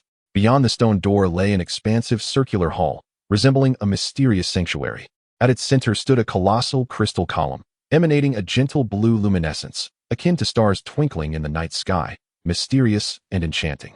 Surrounding it were peculiar instruments, pulsating with a spectrum of colors and emitting a soft humming sound, as if whispering the secrets of the universe. "What is this?" Clint inquired, gazing at the crystal column, his eyes brimming with curiosity and vigilance. Just then, a battalion of mechanical sentinels emerged around the hall, towering and clad in resilient metallic exoskeletons that reflected a chilling light. Their eyes glowed red, resembling demons from the abyss, exuding a chilling aura. "It seems we are in trouble again." Hulk clenched his fists, his muscular arms tensed, veins bulging, preparing for another conflict. The mechanical sentinels advanced without hesitation, their heavy footsteps thundering as they charged towards Hulk and the others. Hulk was the first to engage, clashing with one of the mechanical sentinels. His fist collided with the sentinel's body, producing a resounding echo, akin to a bell tolling, shaking the air around them. However, the mechanical sentinel appeared largely unfazed. It merely swayed slightly before launching another attack against Hulk. Meanwhile, Clint directed the agents to exploit the hall's terrain, seeking vulnerabilities in the mechanical sentinels for their assault. The agents dispersed, skillfully maneuvering through the hall, targeting the joints and eyes of the sentinels, their relatively weaker points, with their weaponry. The sounds of gunfire intertwined with the mechanical roars, transforming the entire hall into a fierce battleground. In the midst of a fierce battle, Hulk discerned that the energy core of the mechanical sentinels resided in their backs. By destroying this core, they could obliterate them. "Attack their energy cores on the back," Hulk bellowed, his voice resonating like a clarion call, inspiring all around him. Upon hearing his command, the team swiftly adjusted their focus. After a grueling struggle, they ultimately vanquished the entire cadre of mechanical guards. The battlefield lay strewn with the remnants of the sentinels, their flickering lights gradually dimming. "At last, it's resolved." Clint sighed, wiping the sweat from his brow, a weary smile etched across his face. "We cannot afford to relax yet. We must ascertain the purpose of this crystal pillar and the surrounding apparatus," Hulk stated, striding towards the crystalline structure. His gaze brimmed with vigilance and curiosity, pondering the enigmatic secrets concealed within this mysterious pillar.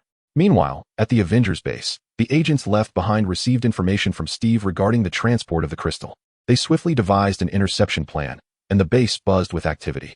Various instruments flickered with light as agents busily prepared for an intense confrontation with the transport convoy.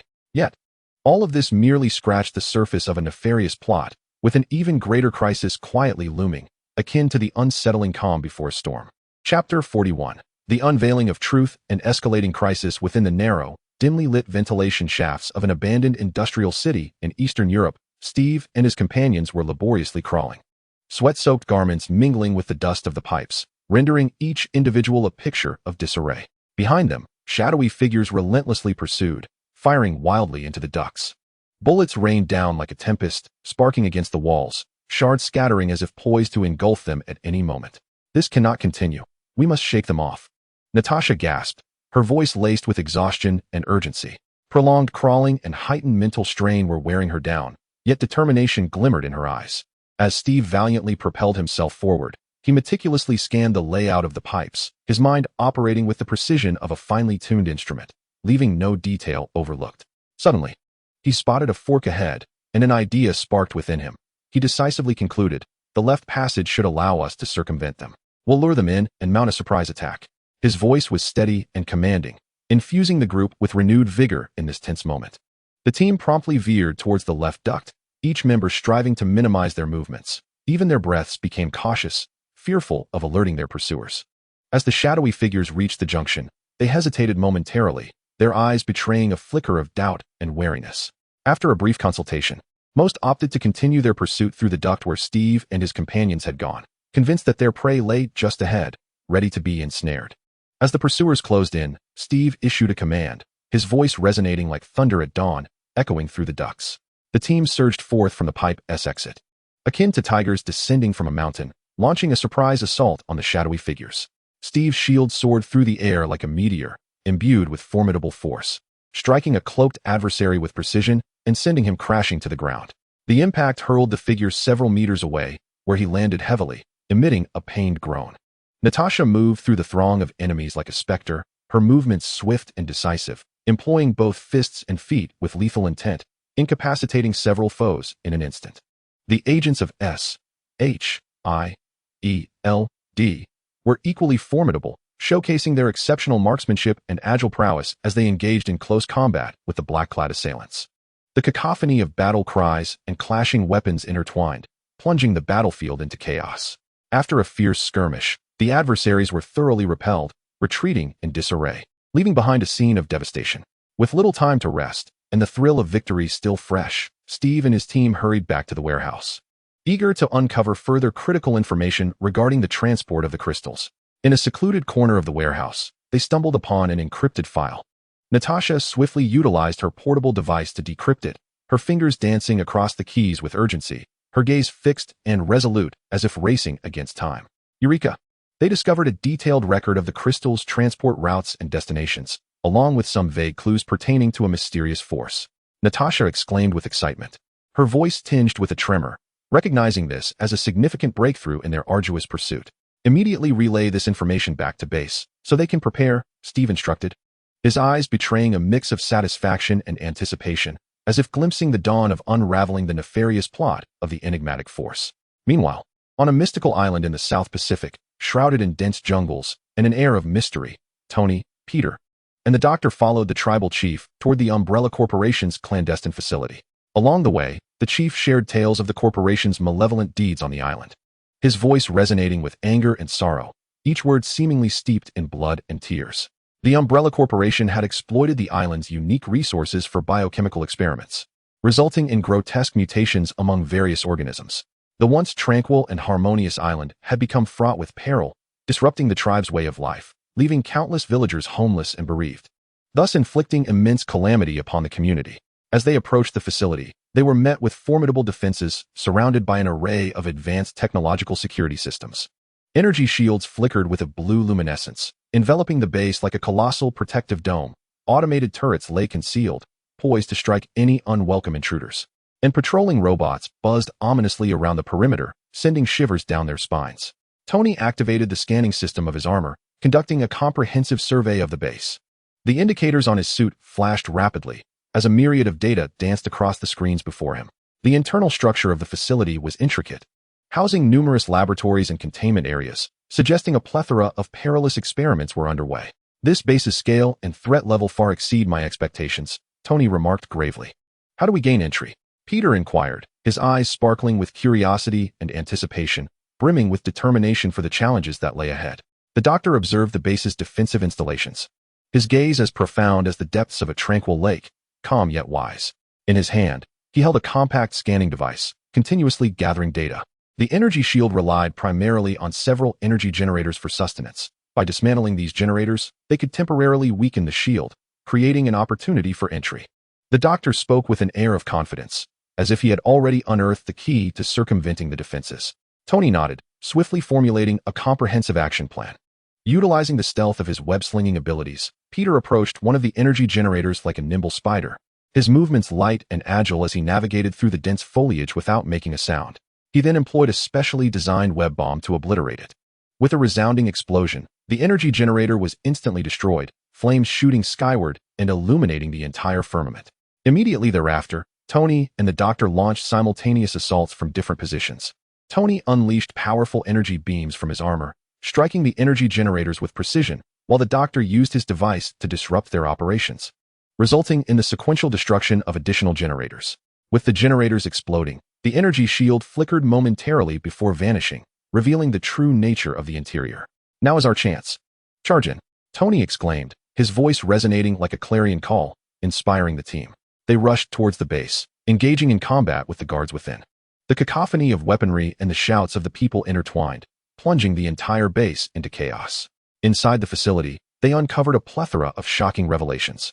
The laboratory was filled with samples of various mutated creatures, grotesque in form and exuding an eerie aura, as if they hailed from another realm.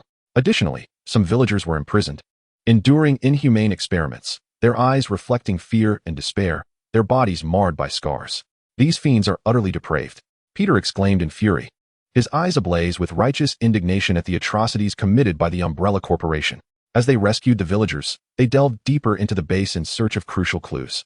In a control room, the doctor discovered several computer files, his fingers dancing across the keyboard with rapidity, his gaze focused and resolute. The documents detailed the collaboration between the Umbrella Corporation and a mysterious entity, revealing that this enigmatic force had been supplying advanced technology and resources to the corporation, facilitating their mad experiments. In return, the Umbrella Corporation was to create a formidable bioorganic army for them, a force that, once established, would unleash catastrophic consequences upon the world. Meanwhile, within the enigmatic complex in the African desert, Hulk, Clint, and others were engaged in research around a central crystal column in the Grand Hall. Through the analysis of surrounding instruments, they discovered that this crystal column appeared to be a colossal energy transmission hub, connecting to various mysterious locations around the globe. These locations pulsated with red light on the map, seemingly concealing countless secrets. It was clear that this complex was not merely a simplistic research facility. It might play a pivotal role in the overarching scheme of the mysterious entity, Clint remarked, his eyes betraying a hint of astonishment and concern, as this revelation underscored the gravity of their situation. Just as they were poised to delve deeper into their investigation, an urgent communication from the base interrupted them. According to information relayed by Steve and his team, SHIELD had encountered formidable resistance while intercepting a convoy transporting crystals. A mysterious force had deployed a new generation of combat robots, imposing in stature and equipped with advanced weaponry, their hard metallic exteriors reflecting a chilling luminescence. These machines unleashed powerful energy beams, exerting tremendous pressure on the SHIELD agents. "We must return swiftly to provide support," Hope declared, his voice resonating like thunder, imbued with strength and determination. His eyes flared crimson, rage akin to a blazing inferno igniting within him, fueled by the provocation of their adversary. The group hastily vacated the enigmatic complex, boarding their aircraft to return to the base. En route, they fervently debated strategies to counter the newly emerged combat robots, each contributing insights amid the tense yet spirited atmosphere. Hulk proposed leveraging his immense strength to directly assault the enemy lines, while Tony suggested targeting the robots' energy systems to identify vulnerabilities. Clint advocated for utilizing the terrain to stage an ambush. Upon their return to the Avengers base, Hulk, Clint, and the others immediately engaged in battle preparations. Outside, the conflict had escalated to a fever pitch. The new combat robots surged forth like a tidal wave, their weapons discharging formidable energy beams that relentlessly battered the base's defensive shield. The shield flickered with blue light under the assault, revealing cracks that hinted at imminent collapse. "The energy output of these robots far exceeds our expectations. The shield won't hold much longer," an anxious SHIELD agent reported, his voice trembling with urgency, his face etched with tension and concern. Steve, Natasha, and others had just returned to the base, promptly joining the command. "Everyone stay calm. Do not panic," Steve shouted, his voice unwavering and powerful, serving as a stabilizing force amidst the chaos. instilling confidence and courage in the team. We must identify the weaknesses of these robots and concentrate our fire. Tony and the doctor rapidly analyzed data on the combat robots, their expressions focused and resolute. Fingers flying over the computer keyboard as various statistics danced across the screen. Although these robots have protective measures at their joints, they will experience energy overload under sustained assault. We can exploit this weakness, Tony asserted, his tone brimming with conviction, as though he had already unearthed the key to victory. With this revelation, the Avengers and SHIELD agents recalibrated their tactics. Hulk was the first to charge into the fray, his towering figure reminiscent of a titan. As he seized a robot's arm with his formidable strength and twisted it violently, the harsh sound of metal grinding against metal ringing out, while the robot's joints suffered damage. Emitting a crackling sound of electrical discharge, Natasha and Clint, with their unparalleled marksmanship, relentlessly targeted the joints of the robots, each bullet striking true. Peter danced through the battlefield with the grace of a willow in the wind, deftly attaching explosives to the robot's joints with his webbing before detonating them. The ensuing explosion engulfing the machines in a brilliant blaze. Through their collective efforts, the battle robots began to falter, their movements growing sluggish and their weapon discharge rate diminishing. However, the enigmatic forces seemed to sense the robots' vulnerabilities and activated their contingency plan.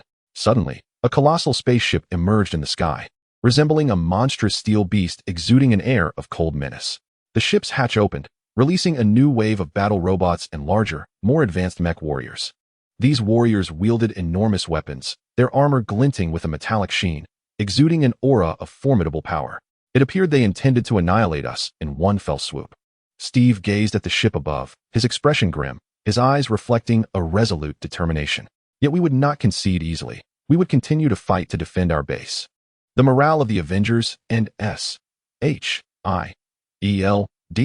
agents soared, fully aware that this battle was not merely about the survival of the base, but the safety of the entire world. They gripped their weapons tightly, their gazes steely as they faced the enemy, bracing for an even fiercer conflict, as if the fate of the world hung precariously in the balance. Chapter 42, a fight to the death. As the mysterious forces continued to pour forth battle units from their ship, the situation outside the Avengers base grew increasingly dire. The newly emerged mech warriors towered over 2 men in height, encased in heavy armor that shimmered with a metallic luster, resembling moving fortresses. Armed with weapons capable of launching powerful energy pulses, each strike was accompanied by a thunderous roar, sending shockwaves through the air.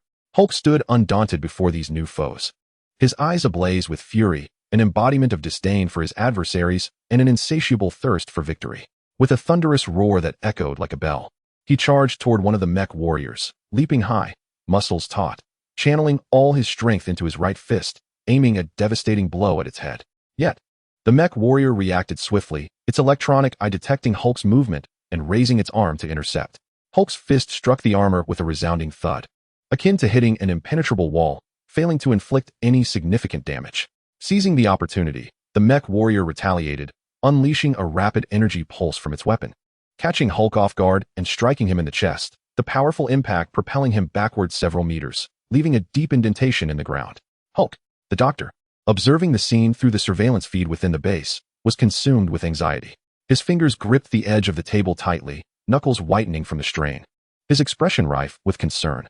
Do not worry, this brute possesses considerable strength, but toppling Hulk is no easy feat. The Hulk rose from the ground, brushing off the dust from his form, and charged once more toward the mechanized warrior. His strides were resolute and powerful, each step reverberating through the earth, an embodiment of indomitable will and formidable strength that commanded awe. Meanwhile, Tony engaged in a dynamic aerial dance with the combat robots, his suit emanating blue flames, akin to a shooting star streaking across the battlefield. His vigilant gaze remained fixed on the movements of the mechanized warrior. Equipped with an advanced scanning system and his keen perceptiveness, he discerned that despite the warrior's heavy armor, its movements lacked agility, with the energy shield at its joints briefly weakening during extensive maneuvers. Attention!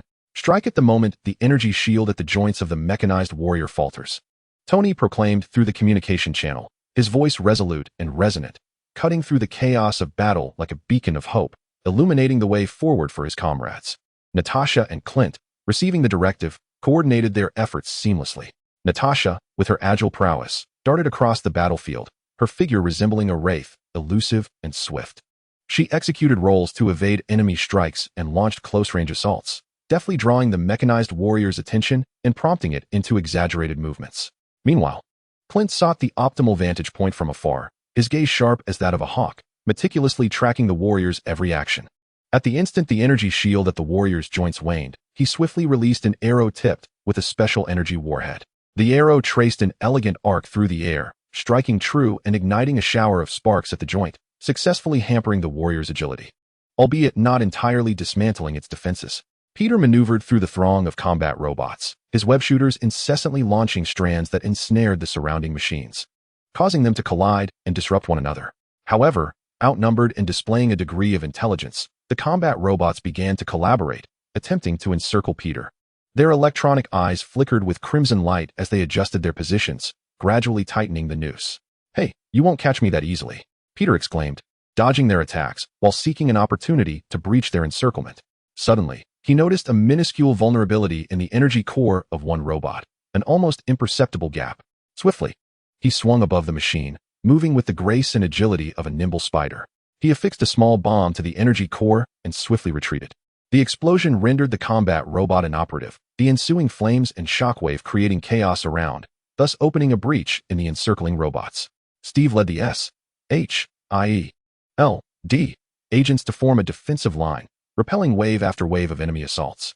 Clutching his shield, a symbol of justice and courage, he steadfastly defended against energy beams, each impact igniting dazzling sparks.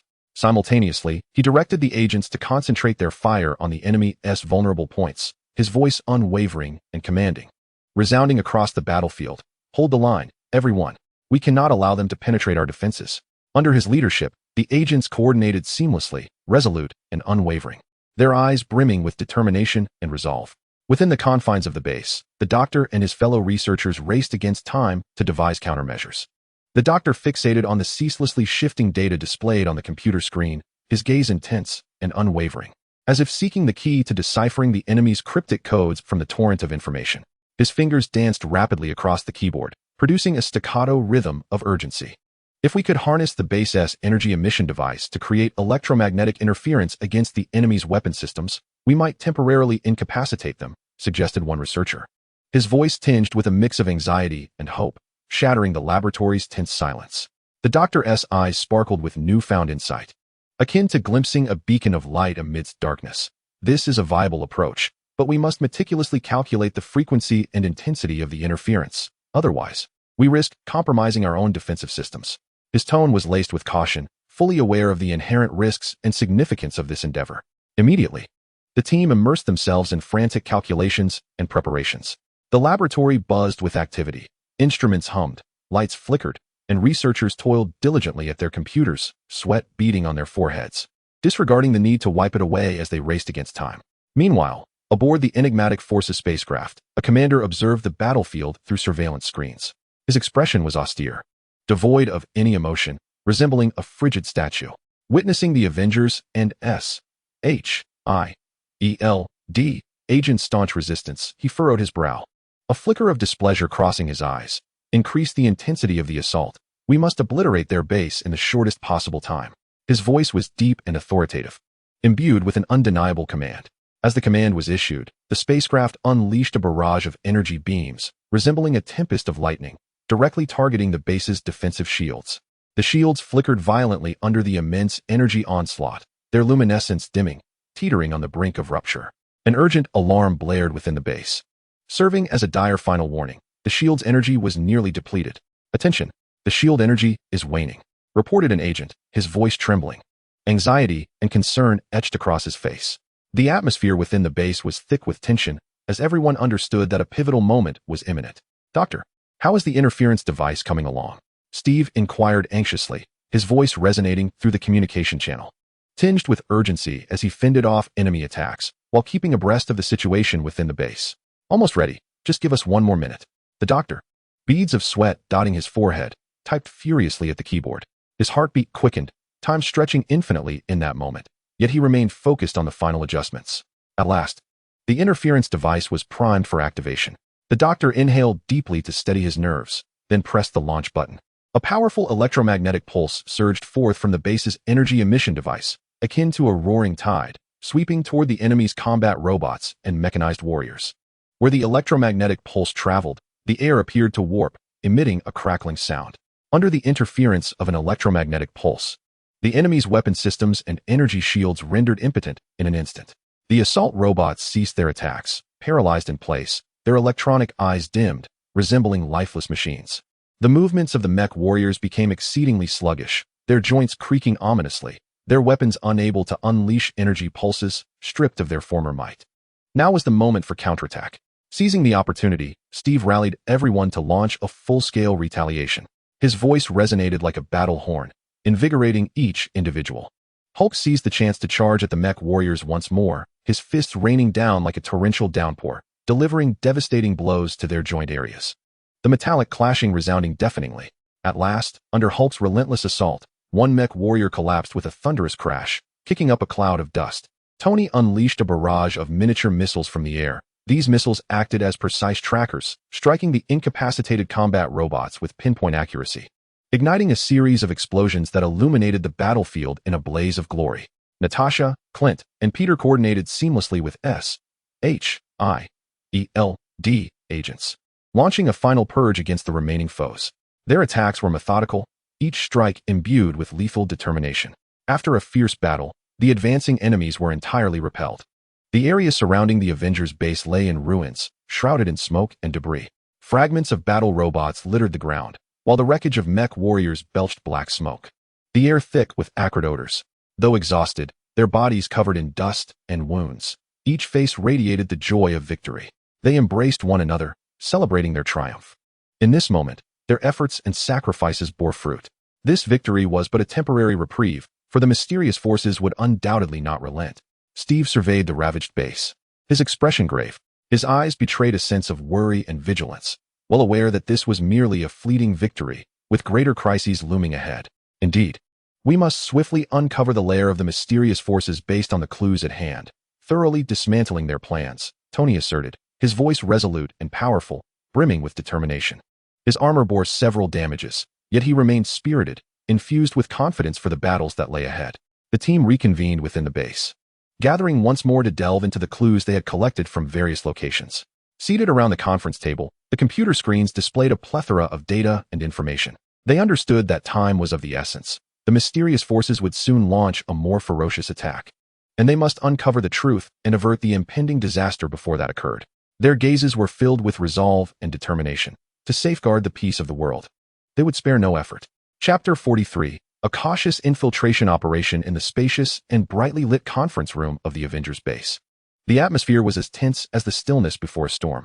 Core members Steve, Tony, Natasha, Clint, and Peter gathered around the massive conference table, their expressions grave, their eyes reflecting a profound focus and determination for the impending operation. Everyone is acutely aware of the formidable nature of this mission. Each decision bears significant weight on the success or failure of our actions, and indeed, the safety of the entire world hangs in the balance. We have gathered some preliminary intelligence regarding the general location of the mysterious forces' stronghold, yet it is certain to be heavily fortified, replete with unpredictable traps. Steve was the first to shatter the silence, his gaze resolutely sweeping over each teammate, as if his eyes conveyed strength and confidence. In this endeavor, we must exercise utmost caution. A single misstep could lead to our complete annihilation. His voice resonated powerfully in the conference room, imbuing each individual with a profound sense of responsibility. Tony, arms crossed over his chest, nodded slightly in agreement. The captain spoke the truth.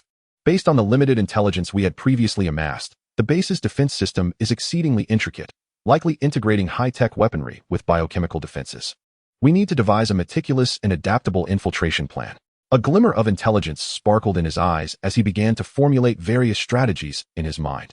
A deep discussion ensued, delving into every detail, from breaching the outer defenses to addressing potential emergencies within the base. Natasha, drawing from her extensive experience as a spy, proposed utilizing the enemy's patrol gaps for infiltration. Clint focused on analyzing the terrain surrounding the base, seeking the most concealed paths for entry.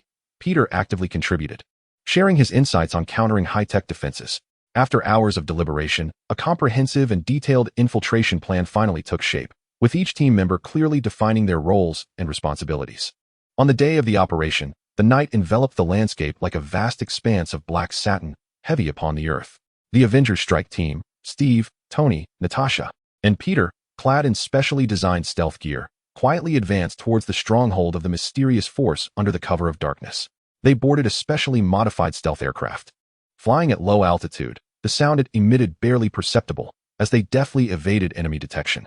The stars twinkled faintly in the night sky, seemingly praying for the success of their endeavor. The aircraft landed in a concealed valley several kilometers away from the base. The team swiftly disembarked, ensuring their equipment was in order before beginning their stealthy approach on foot. The surrounding mountains loomed in the moonlight, resembling a cadre of silent sentinels. The occasional call of an owl added an eerie ambience to the tranquil surroundings. Steve led the way, his steps light yet assured, ever alert to the sounds around him. Natasha followed closely like a nimble leopard, her eyes sharp and observant, akin to the stars above. Peter moved with the agility of a spider. Weaving effortlessly among the rocks and trees, Tony, donned in his armored suit, provided silent aerial support and intelligence monitoring. Stay vigilant. We are very close to the base and may encounter the enemy at any moment, Steve whispered through the communicator. The team members nodded subtly, instinctively dispersing to maintain an appropriate distance, cautiously advancing in the direction of the base. Their breaths grew exceedingly faint, fearful that even the slightest sound might alert the enemy. As they approached the outer perimeter of the base, advanced optical equipment revealed a landscape riddled with an array of high-tech sensors and automated defense weapons. These devices lay concealed among rocks, trees, and underbrush, nearly imperceptible unless scrutinized closely. The sensors emitted a faint red glow, resembling vigilant eyes. The automated weapons lurked silently in the shadows, poised to launch a lethal assault on any intruder. The arrangement of these sensors was remarkably ingenious, leaving scarcely any apparent vulnerabilities. After observing for a moment, Natasha spoke softly, her voice like a gentle breeze, yet laced with gravity. Tony furrowed his brow and activated the scanning analysis system on his armor. His gaze fixated on the screen, where data flashed by at an astonishing pace. After conducting a thorough scan, he discerned that while these sensors had a broad coverage, they operated with a fleeting signal refresh interval. Everyone, take note. These sensors refresh their signals every 30 seconds, with a brief 5-second window. We must move swiftly during this fleeting moment, Tony murmured, his voice steady and calm, yet tinged with tension, for this was a race against time. They inhaled deeply, awaiting the opportune moment. Their heartbeats seemed audible in the stillness of the night, each silently counting down in anticipation. As the signal refresh occurred, they moved like phantoms, swiftly traversing the sensor-laden area and successfully evading the automated weapons fire. In that instant, they resembled a cadre of specters gliding through darkness, leaving no trace behind. However, this was merely the beginning. Upon entering the base's interior, they found themselves in a narrow, dimly lit corridor. The walls pulsated with an eerie blue light, as if beckoning from the depths of hell. A pungent chemical odor assaulted their senses, inducing a wave of dizziness. This scent is unsettling. It could be some form of chemical defense, Peter murmured, covering his mouth and nose with his sleeve. His eyes reflected a blend of anxiety and vigilance, ever attuned to the lurking dangers of the unknown. Suddenly, rows of sharp metal spikes sprang from the walls on either side, converging swiftly towards the center of the corridor. Steve reacted instinctively, shouting, "Watch out!" as he raised his shield to protect himself. The shield shimmered with a silvery light under the strange blue glow, resembling an impenetrable barrier. The other team members sprang into action. Tony hovered in midair, utilizing his armor's flight capabilities, blue flames erupting from his suit to illuminate the shadowy passage. Natasha and Peter adeptly scaled the protrusions on the walls to evade the onslaught. Their movements were agile and practiced, akin to dancers trained through countless rehearsals. Just as they narrowly escaped this round of traps, a formidable group of bioengineered soldiers appeared at the corridor's end. These warriors towered above, their muscular forms draped in a grotesque, grayish hue, resembling demons that had crawled forth from the abyss of hell. The eyes glimmered with a bloodthirsty crimson light, and the energy weapons in their hands exuded a chilling aura. They unleashed a frenzied barrage upon the assault team, energy beams weaving through the corridor, producing a cacophony of sound. It appeared that a fierce battle was inevitable, Steve declared as he boldly charged toward the bioengineered soldiers. His shield navigated through the hail of bullets, deftly deflecting enemy fire while he sought opportunities for close combat. His presence was reminiscent of a war deity, moving fluidly among foes, each strike infused with formidable strength. Natasha darted like a bolt of black lightning, swiftly maneuvering to the enemy's rear, wielding her specially designed baton to launch a surprise assault. Her movements were agile and fierce, every blow landing precisely on vital points of her adversaries. A resolute glimmer shone in her eyes, as if to declare her unwavering determination to her foes. Peter, meanwhile, nimbly traversed the corridor, utilizing his web shooters to ensnare the enemy's weapons. Disrupting their aim, he intermittently unleashed web bombs, igniting explosions amidst the enemy ranks. His figure resembled a nimble spider, effortlessly evading and outmaneuvering, leaving the adversaries bewildered. Tony hovered above, wielding the weapon systems of his armor to suppress the bioengineered soldiers with relentless firepower. Beams of energy erupted from his suit, striking true and igniting a series of explosions. Illuminated by the flames, his armor appeared even more formidable, embodying a warrior from a distant future. In the midst of the intense crossfire, the team gradually discerned that although these bioengineered soldiers possessed great strength, their movements were relatively sluggish, and they lacked cohesion. Thus, they began to coordinate, exploiting the enemy's vulnerabilities to launch more effective assaults. Steve drew the enemy's attention, creating opportunities for Natasha's close-range attacks. Peter incessantly disrupted the enemy's maneuvers, providing Tony with advantageous angles for firing. Their synergy was seamless, resembling a unified entity. After a grueling struggle, the assault team ultimately succeeded in repelling the bioengineered soldiers. However, the commotion of battle attracted the attention of more adversaries. In the distance, heavy footsteps and clamorous shouts echoed, indicating that additional foes were hastening towards them. "We must leave this place swiftly and seek alternative routes," Steve urged. The team promptly followed, advancing along another corridor. They were acutely aware that in this perilous base, every moment brimmed with danger, and they must remain composed, overcoming numerous challenges to accomplish their infiltration mission and gather crucial intelligence on the enigmatic forces. Their eyes reflected unwavering resolve and determination. Regardless of what awaited them ahead, they would march forward with courage. Chapter 44. Encounter with bioengineered soldiers. The assault team raced through the narrow corridor, the thundering footsteps of enemies drawing ever closer behind them. The sporadic flashes of emergency lights along the corridor elongated and shortened their figures, crafting an atmosphere thick with tension and oppression. "Everyone be cautious," from the sound. "It seems there are many enemies approaching," Natasha warned in a hushed tone, glancing back with vigilance. The team members gripped their weapons tightly, poised to confront the impending wave of attacks. Suddenly, the passage ahead opened up, revealing a vast circular hall before them. The walls of the hall were embedded with crystals that emitted an eerie green glow, casting an unsettling illumination throughout the space. At the center of the hall, a group of bio-enhanced soldiers stood in a state of readiness, their physiques even more formidable than those previously encountered.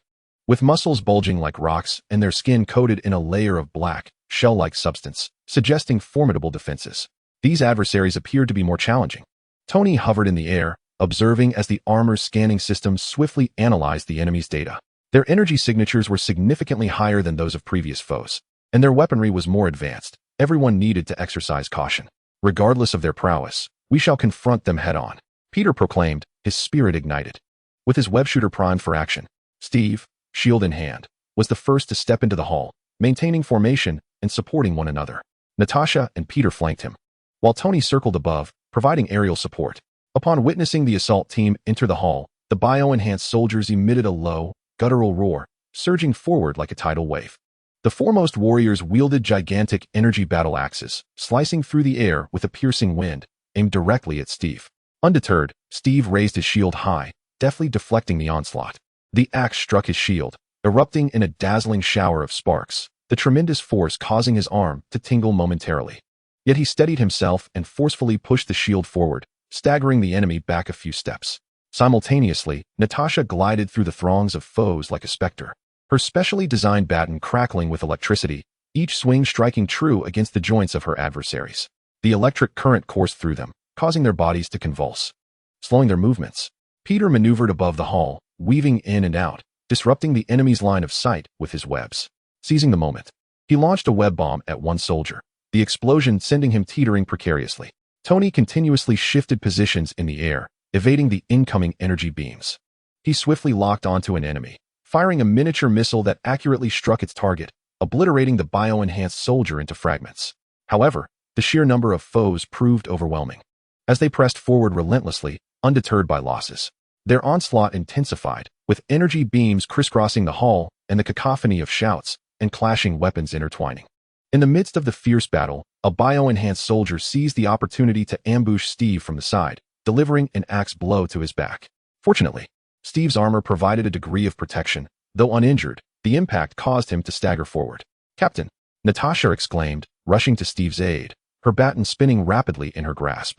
pushing back the surrounding enemies. Peter amplified his offensive, ensnaring multiple foes' legs with webs and pulling forcefully, toppling them to the ground. Hold on, everyone. We will surely triumph over them. Tony mused, dodging attacks while devising strategies. He discovered that these bioengineered warriors exhibited a fleeting vulnerability in their energy cores during their assaults. Everyone, focus your attacks on their chest area where the energy core is located. That is their Achilles heel. Tony shouted through the communicator. Upon hearing his words, the team immediately adjusted their strategy. Seizing the moment, Steve expertly sidestepped as a warrior raised its axe to strike, then delivered a powerful blow to the enemy's chest with his shield, successfully targeting the energy core. With a thunderous explosion, the warrior disintegrated into a fiery ball. Natasha and Peter swiftly aimed their attacks at the foes' chests, and soon the hall was filled with the cacophony of explosions as the bioengineered warriors fell one after another. After an intense battle, the last of the bioengineered warriors in the hall were finally vanquished. Though the members of the strike team were weary, their eyes gleamed with determination. They understood that this was merely a segment of the base's defenses. Greater challenges lay ahead. We must move quickly. The enemy may continue to pour in, Steve urged, leading the group deeper into the base. As they approached the entrance of a corridor on the opposite side of the hall, a pungent odor assaulted their senses. A faint green mist wafted through the passage. This mist seems suspicious. It could be toxic, Peter remarked, covering his mouth and nose. Everyone, exercise caution and put on your gas masks, Steve instructed, retrieving masks from the equipment bag and distributing them to the team. The members donned their masks hastily and cautiously ventured into the corridor. The mist obscured their vision, rendering everything beyond a short distance indistinct. They advanced slowly, remaining vigilant to any sounds around them. Suddenly, a strange noise emanated from the fog, reminiscent of some colossal creature writhing. What is that sound? Natasha whispered, gripping her baton more tightly. At that moment, a massive tentacle shot out from the mist, sweeping toward Peter with tremendous force. The tentacle, resembling a thick python, rushed at him with a whooshing sound. Reacting swiftly, Peter utilized his webbing to leap upward, narrowly evading the tentacle as it grazed his feet and crashed heavily against the adjacent wall, leaving a deep fissure in its wake. What on earth is that? Natasha gasped. With the emergence of the tentacle, the peculiar writhing noise grew ever clearer, as though a gargantuan form was slowly approaching through the mist. Suddenly, a colossal silhouette materialized from the fog. It was an unprecedented mutated bioorganic weapon, towering 2 stories high, its appearance humanoid yet amalgamated with traits from various creatures. Its head resembled that of a massive insect, with multifaceted eyes glimmering with an eerie red light, and a mouth brimming with razor-sharp fangs. Its body was a grotesque tapestry of contorted muscles and thick veins, with several long tentacles extending from its back, flailing menacingly in the air. Be cautious. This creature is formidable, Steve shouted. He charged forward, his shield glinting ominously. The mutated beast lashed out with its tentacles in an assault against Steve, who adeptly dodged while searching for an opportunity to counterattack. Tony relentlessly launched missiles into the air, endeavoring to weaken the mutated creature's strength. The missiles exploded upon impact, sending forth showers of sparks, yet the creature seemed only superficially injured, continuing its frenzied assault. Natasha maneuvered to the side of the beast, employing the electric current from her baton to strike at its leg joints. The surge caused the creature's legs to tremble slightly, but it quickly regained its composure. Lashing out at Natasha with a tentacle, she deftly sidestepped, yet was grazed by the edge of the tentacle, causing her to tumble to the ground. Natasha, Peter exclaimed, immediately shooting webbing to ensnare the creature's tentacle, temporarily immobilizing it. He then dashed over to Natasha, helping her to her feet. I'm fine, keep fighting. She gritted through clenched teeth. Seizing the moment, Steve leaped with all his might, striking the creature's head with his shield. The blow left the creature momentarily dazed, and it roared in fury, breaking free from Peter's webbing. It then opened its gaping maw, unleashing a torrent of green venom towards Steve. He quickly raised his shield in defense, the venom sizzling upon contact, emitting a corrosive hiss. Realizing that this approach was futile, he knew they must swiftly identify the creature's critical weakness. At that moment, Tony spotted a small parasitic beast nestled within the creature's head. Attack the head. There's a small parasitic creature. That could be its weakness, he shouted through the communicator. Hearing this, the team focused their fire on the creature's head. Peter launched specially designed web bombs, which detonated at the site of the parasite, momentarily halting the creature's onslaught. Steve seized the opportunity to charge forward, bringing his shield down forcefully upon the parasite. The creature emitted a pained shriek, its body convulsing violently as its tentacles drooped helplessly. However, it did not succumb easily. In its final moments, it swung a tentacle with all its might, striking Peter. He was hurled backward, crashing against the wall and spitting blood. Peter, Natasha, and Steve rushed to assess his injuries. I can hold on, Peter replied weakly. At that juncture, Tony seized the opportunity, launching one final missile that struck the creature's chest core with pinpoint accuracy. With a thunderous explosion, the creature's body began to disintegrate, ultimately reducing to a mass of bloody remnants. The strike team emerged victorious, albeit at a significant cost. Peter was gravely injured and required immediate medical attention. Consequently, the captain arranged for personnel to escort Peter away while they pressed on toward the forward base. Chapter 45. Deeper into the base as the metallic door, etched with mysterious runes, slowly opened, the Avengers strike team stepped into the space beyond. Inside lay a vast, empty warehouse, the air tinged with a faint scent of disinfectant mingled with metallic undertones. Rows of enormous transparent containers stood like silent sentinels, quietly observing in the dimness. Steve was the first to enter, cautiously scanning the surroundings as he whispered, "Everyone, be careful, something feels off here." His voice reverberated throughout the expansive space, tinged with an imperceptible tension. Tony followed closely behind, activating the analysis system in his suit to scan one of the containers. As the results emerged, his expression grew increasingly grave. These appeared to be human samples undergoing some form of genetic modification. It seemed that a mysterious force was conducting large-scale genetic experiments, a notion that was utterly terrifying. If their plans succeeded, the repercussions would be unimaginable.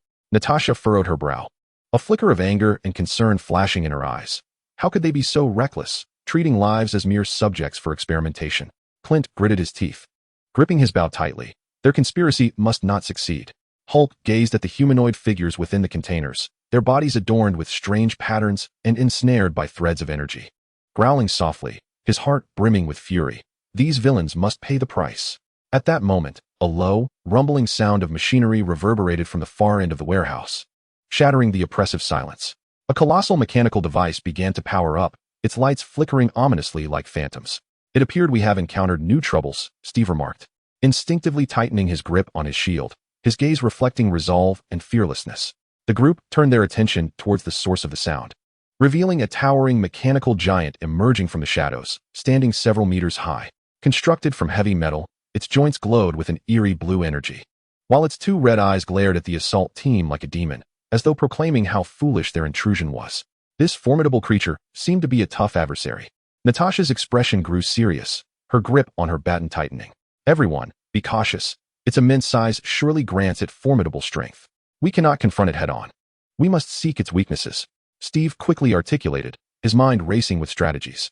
The mechanical giant seemed to comprehend Steve's words, emitting a deep growl that reverberated painfully in their ears. It lumbered towards the assault team, each step causing the ground to tremble as though an earthquake were imminent. "Tony, draw its attention in the air while we search for weaknesses on the ground." Steve swiftly devised a plan.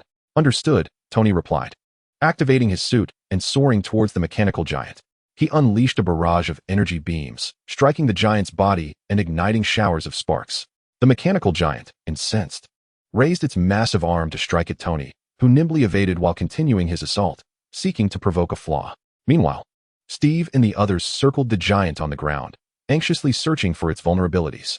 Natasha, with keen eyes, quickly discerned that the joints of the giant's legs bore relatively weak protection, shouting, "Target its leg joints." Clint swiftly nocked an arrow, firing several explosive-tipped arrows towards the mechanical giant's leg joints. The arrows struck true, igniting a series of explosions that, while not fatal, slowed the giant's movements considerably. Seeing this, Hulk let out a mighty roar, charging towards the mechanical giant, leaping high, and bringing his immensely powerful fist crashing down onto the giant's leg joint. The immense force caused the mechanical giant's legs to tremble violently, with the blue energy emanating from its joints flickering intensely. Under the collective assault, cracks began to appear in the joints of the mechanical giant's legs, the blue light pulsating erratically. "With a little more effort, we shall surely vanquish it," Tony shouted from the air, intensifying his attack as a miniature missile struck the giant's head. The mechanical giant's body swayed, and its leg joint, finally unable to bear the strain, snapped with a resounding crack, its colossal form crashing to the ground, shaking the entire warehouse. "Do not relax. We do not know what dangers lurk within the warehouse," Steve cautioned, leading the group to continue their search for crucial clues regarding the enigmatic Forces plans. In a corner of the warehouse, they discovered a massive computer mainframe, its indicator lights pulsating incessantly. Tony stepped forward, preparing to decipher the machine's password to glean information.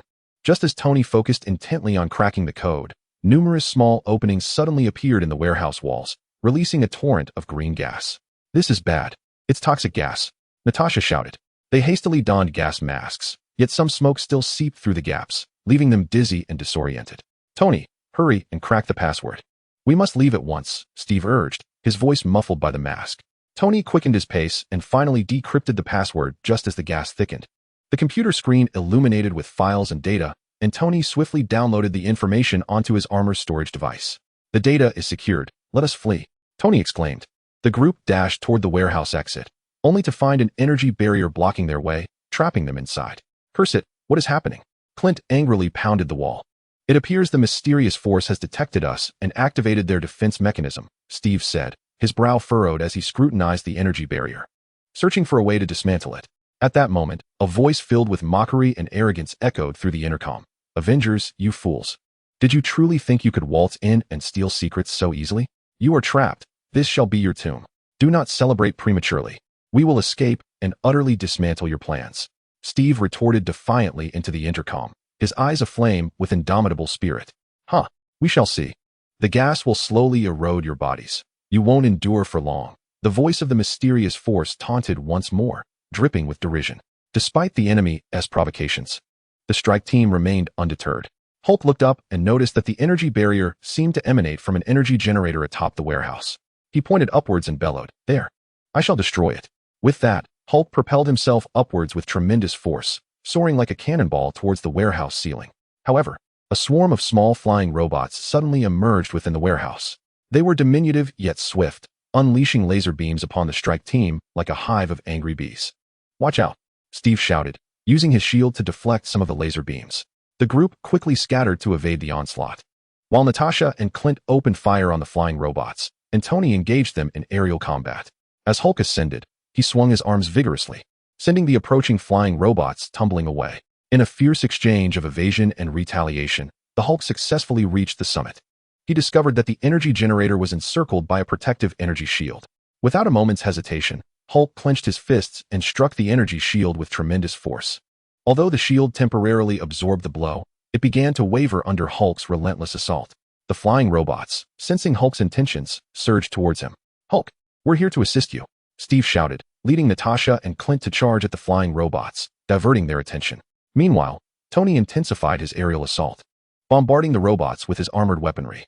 Under the protection of his teammates, Hulk seized the opportunity created by the shield's fluctuations and delivered another mighty blow, obliterating the energy generator and causing the energy barrier to dissipate. "Let's move," Steve urged, as they all rushed towards the warehouse exit. Upon bursting out of the warehouse, they found the passageway teeming with soldiers from a mysterious force.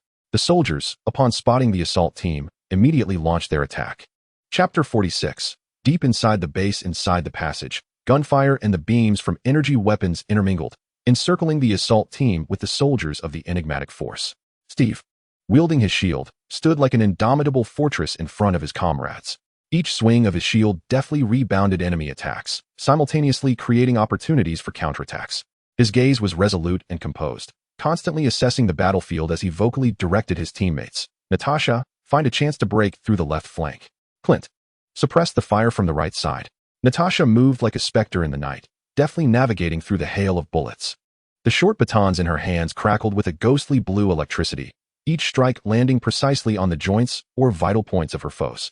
Her eyes were sharp, quickly discerning the weaknesses of the enemy amidst the chaos of battle. Upon hearing Steve's command, she charged towards the left flank without hesitation, skillfully dodging energy beams while incapacitating several enemies with her batons, successfully tearing a breach in the left flank's defenses. "This way, keep up," Natasha called out, her voice firm and commanding. Clint held his position, relatively concealed, as his arrows flew like the scythe of death, each one imbued with lethal force. He calmly observed the movements of the enemies on the right, accurately predicting their actions. As the foes attempted to concentrate their fire on Steve, Clint's arrows rained down, disrupting their rhythm.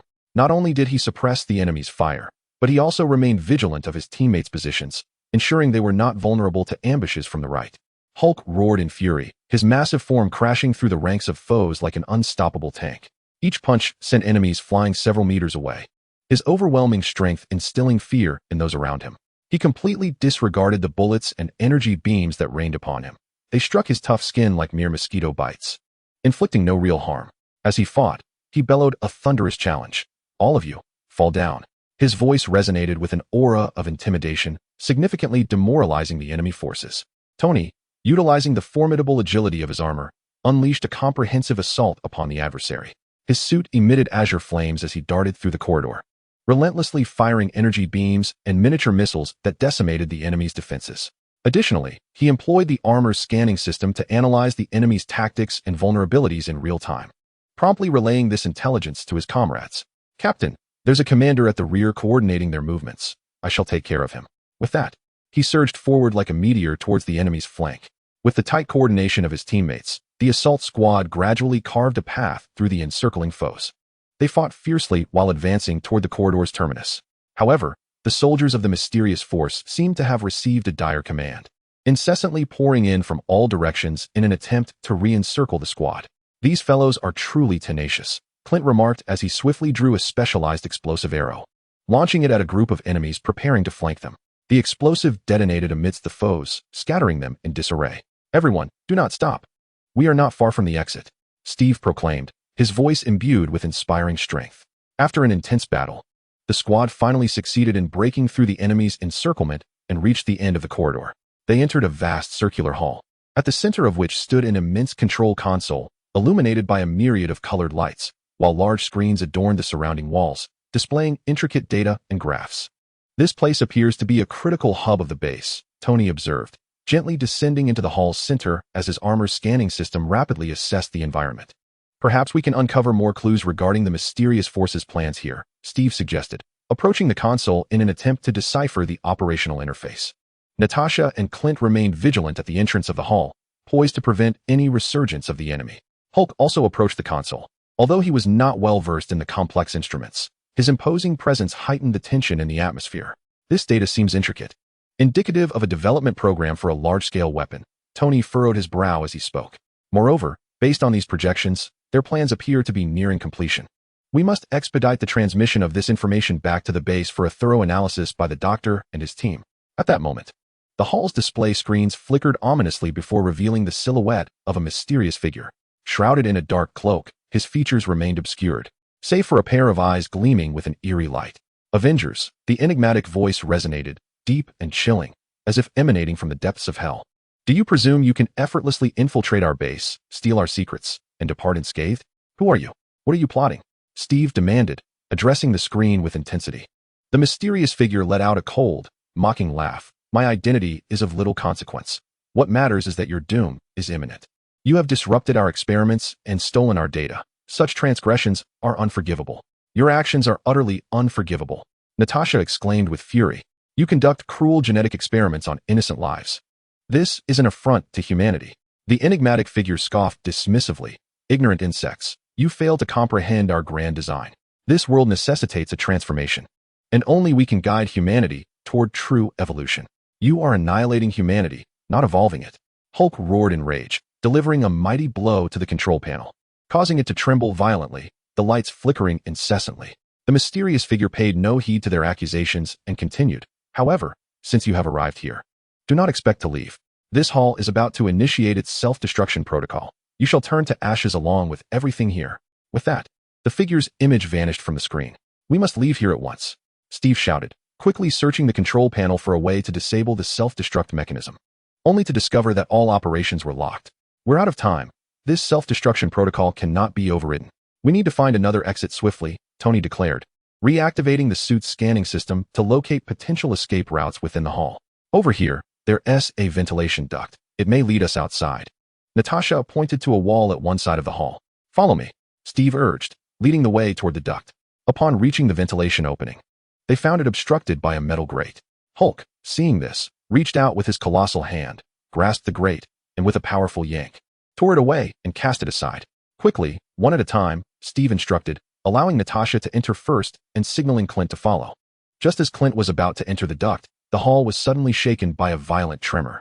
The self-destruction protocol had commenced, cracks appeared in the walls, and debris fell from the ceiling. "Hurry," Steve shouted, as he and Hulk swiftly crawled into the ventilation duct. The duct was narrow and dark, and the group struggled through it. Hulk found it particularly challenging due to his size, yet he persevered with unwavering determination. The sounds of explosions and tremors echoed behind them, as if death were closing in. "We must quicken our pace. We cannot perish here." Steve's voice resonated within the duct. After what felt like an eternity of crawling, a glimmer of light appeared ahead, prompting them to hasten their movements. When they finally emerged from the duct, they found themselves in a secluded corner of the base, surrounded by a dense forest, with the distant facility engulfed in smoke and flames. "Phew, we've finally escaped," Clint gasped, a smile of relief gracing his features. "Let us not celebrate too soon. We need to leave this area and return to the base," Steve cautioned. He took out his communicator, attempting to contact the base, only to find the signal heavily disrupted and unable to connect. "It seems the interference is quite strong. We need to find a location with a better signal," Tony remarked, glancing around before venturing deeper into the forest, perhaps to elude any disturbances. The group nodded in agreement and proceeded further into the woods. Along the way, they remained vigilant, acutely aware of their surroundings, wary of potential ambushes by mysterious forces. After a strenuous trek, they finally reached the edge of the forest. Here, the signal improved slightly. Steve retrieved the communicator once more, attempting to reach the base. Base, this is Steve. Please respond." Steve spoke into the device. After a brief moment, the anxious voice of the doctor crackled through. "Captain, is that you? We have been worried about you. How are you faring?" "We are fine and have successfully gathered some crucial leads, but the base is undergoing self-destruction. We are at the forest's edge, outside the base," Steve replied. "That's excellent news. Hurry back. We need to analyze the data you have brought," the doctor urged. "Understood. We shall find a way back," Steve said, disconnecting the communicator and turning to his teammates. "Let us return home." Thus, the strike team embarked on their journey back to the base, fully aware that the clues they had uncovered were vital, perhaps key to unraveling the nefarious schemes of the mysterious forces and thwarting their deranged plans. Awaiting them at the base would be a race against time, filled with research and confrontation. Chapter 47. Return to the base and crisis analysis. At this moment, the Avengers strike team trudged forward, their weary and battered bodies laboring through the long and perilous return journey. They had just narrowly escaped the hellish lockdown of the mysterious forces base, each member acutely aware that the difficulties of this battle surpassed their wildest expectations, with danger potentially lurking close behind.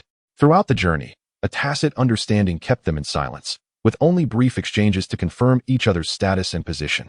Their nerves were taut, like a string poised to snap at any moment, ever ready to confront imminent threats. Finally, after a protracted and arduous trek, they glimpsed the familiar and reassuring silhouette of the Avengers base. Inside, the atmosphere was tense and bustling.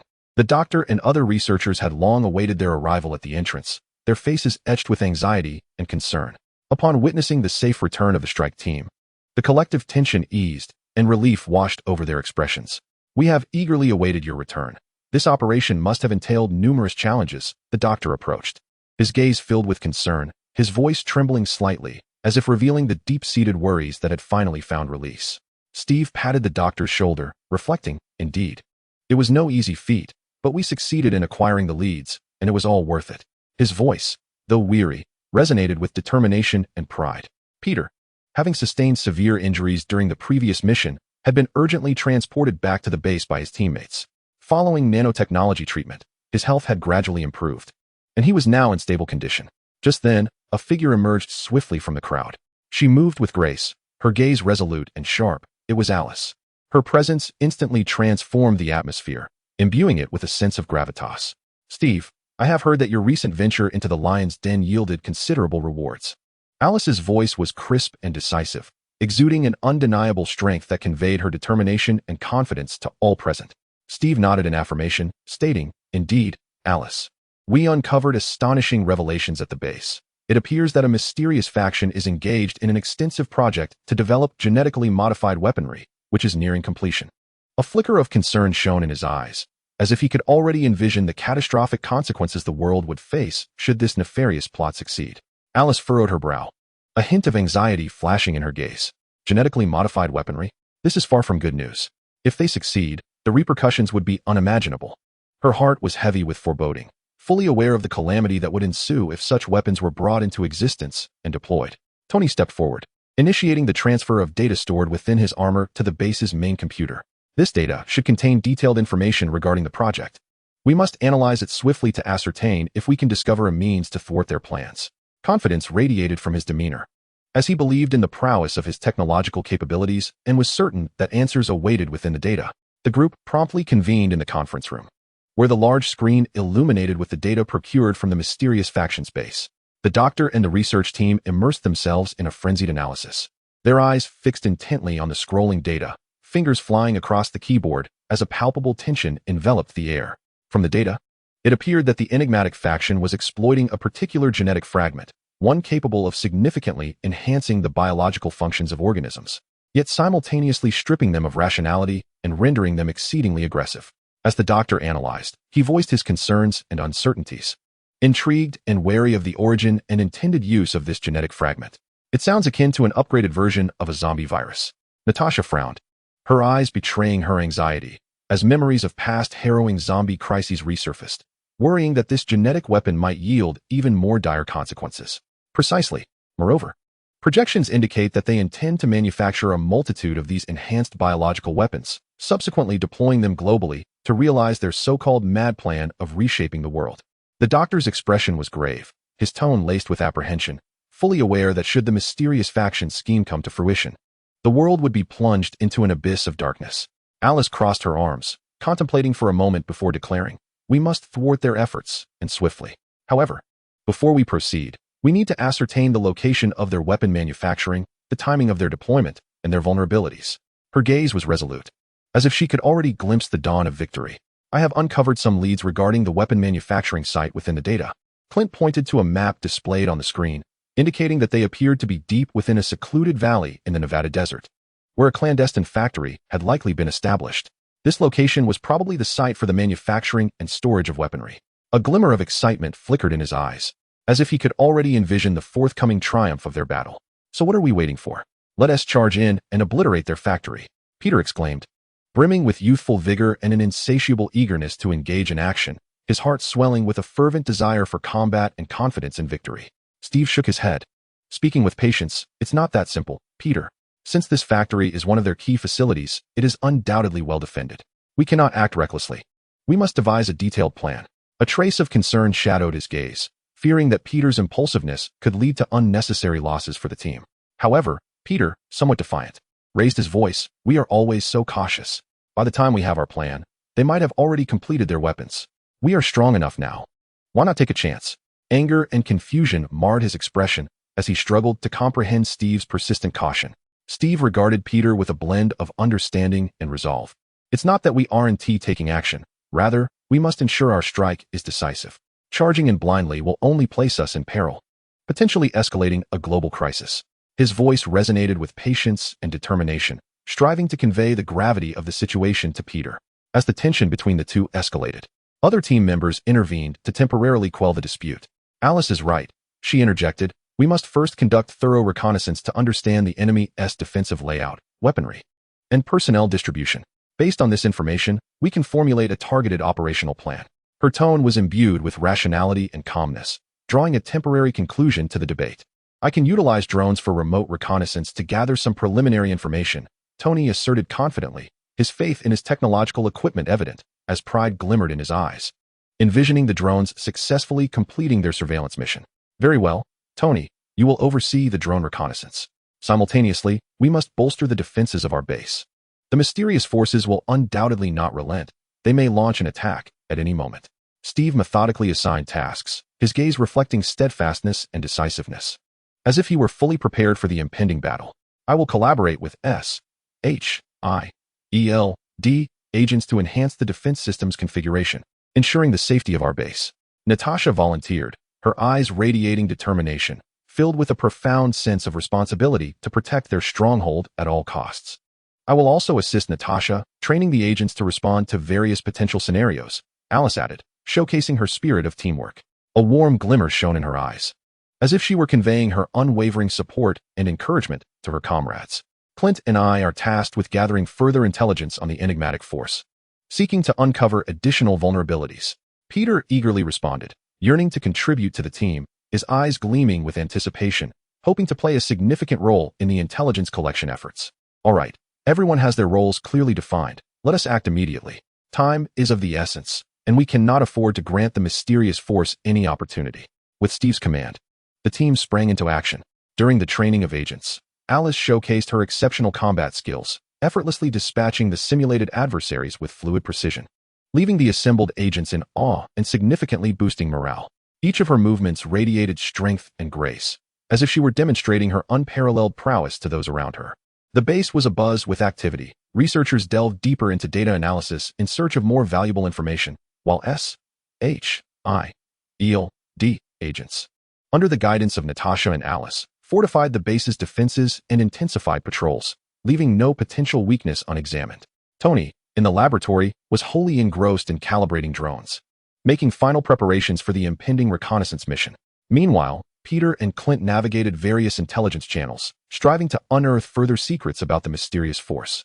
After considerable effort, Peter and Clint successfully obtained crucial intelligence from a clandestine informant, revealing that the energy supply of the mysterious force's secret factory had a significant flaw. It would become incapacitated under specific electromagnetic interference frequencies. This revelation illuminated a glimmer of hope for the team, their faces lighting up with excitement, as if they could already envision the shores of victory. Meanwhile, in the distant ruins of the mysterious force's base, a shadowy figure stood amidst the debris, eyes glinting with fury and resentment as he surveyed the destruction. "Avengers, you have thwarted my plans, and I shall not let you go unpunished." The figure growled softly, his voice thick with malice, activating contingency plans to hasten weapon production, intent on delivering a lethal blow to the Avengers. His heart was ablaze with hatred and rage, vowing that the Avengers would pay dearly for their transgressions. Under his command, the remnants of the mysterious force began to regroup, scheming in the shadows for a renewed assault on the Avengers. Although the Avengers had prepared for the impending crisis, they remained unaware that a more formidable trial was on the horizon.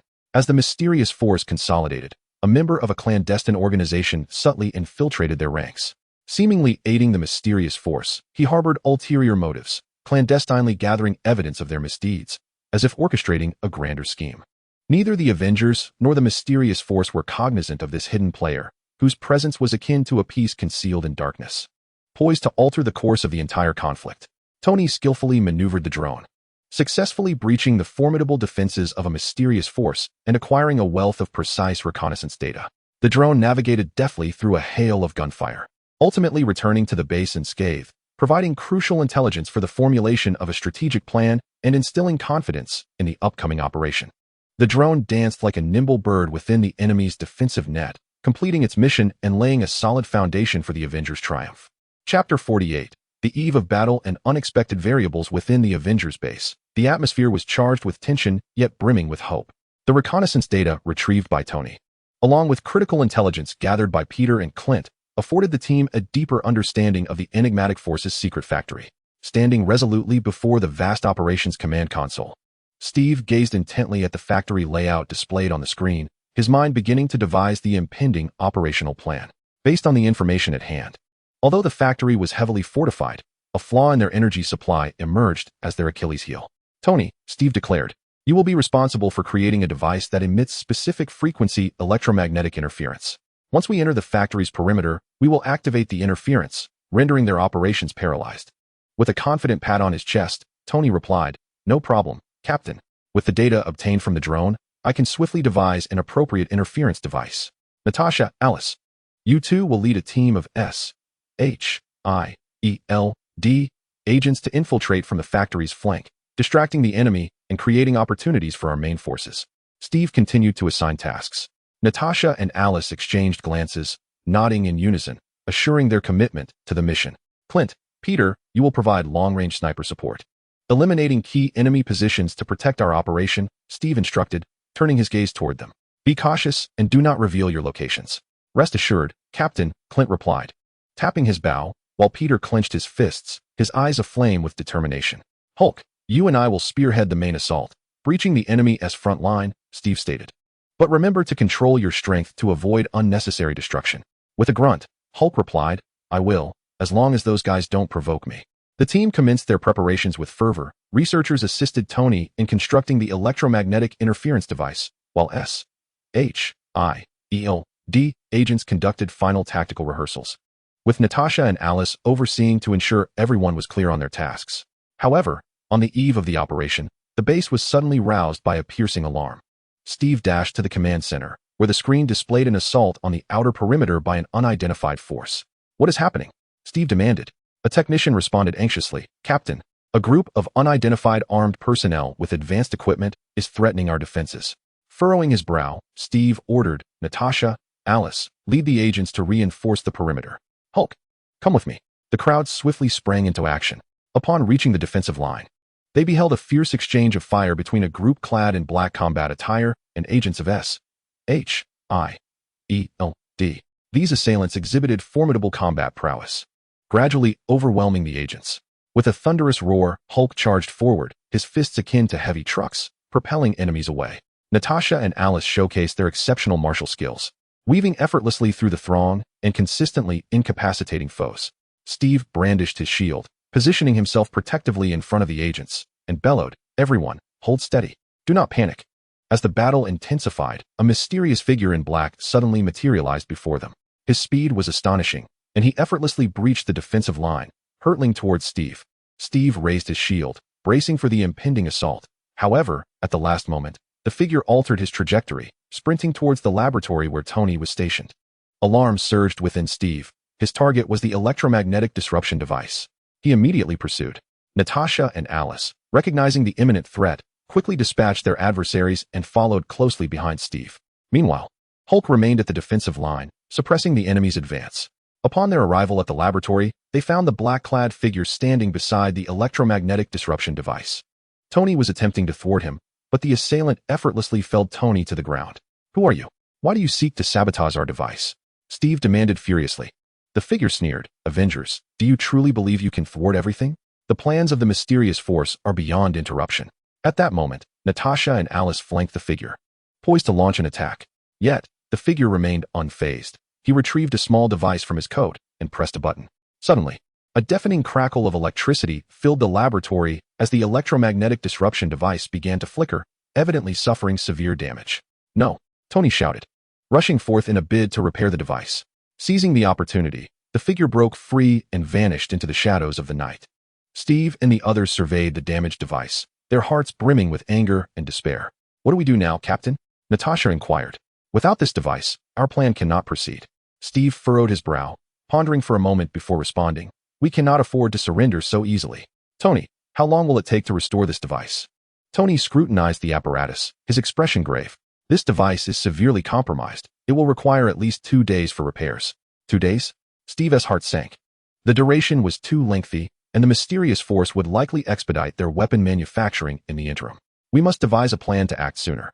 At that moment, Peter suddenly recalled something. "Captain, the mysterious informant Clint and I spoke to earlier seems well versed in the technology of the mysterious force. Perhaps he can assist us in finding alternative solutions." Steve's eyes brightened. "Excellent, Peter.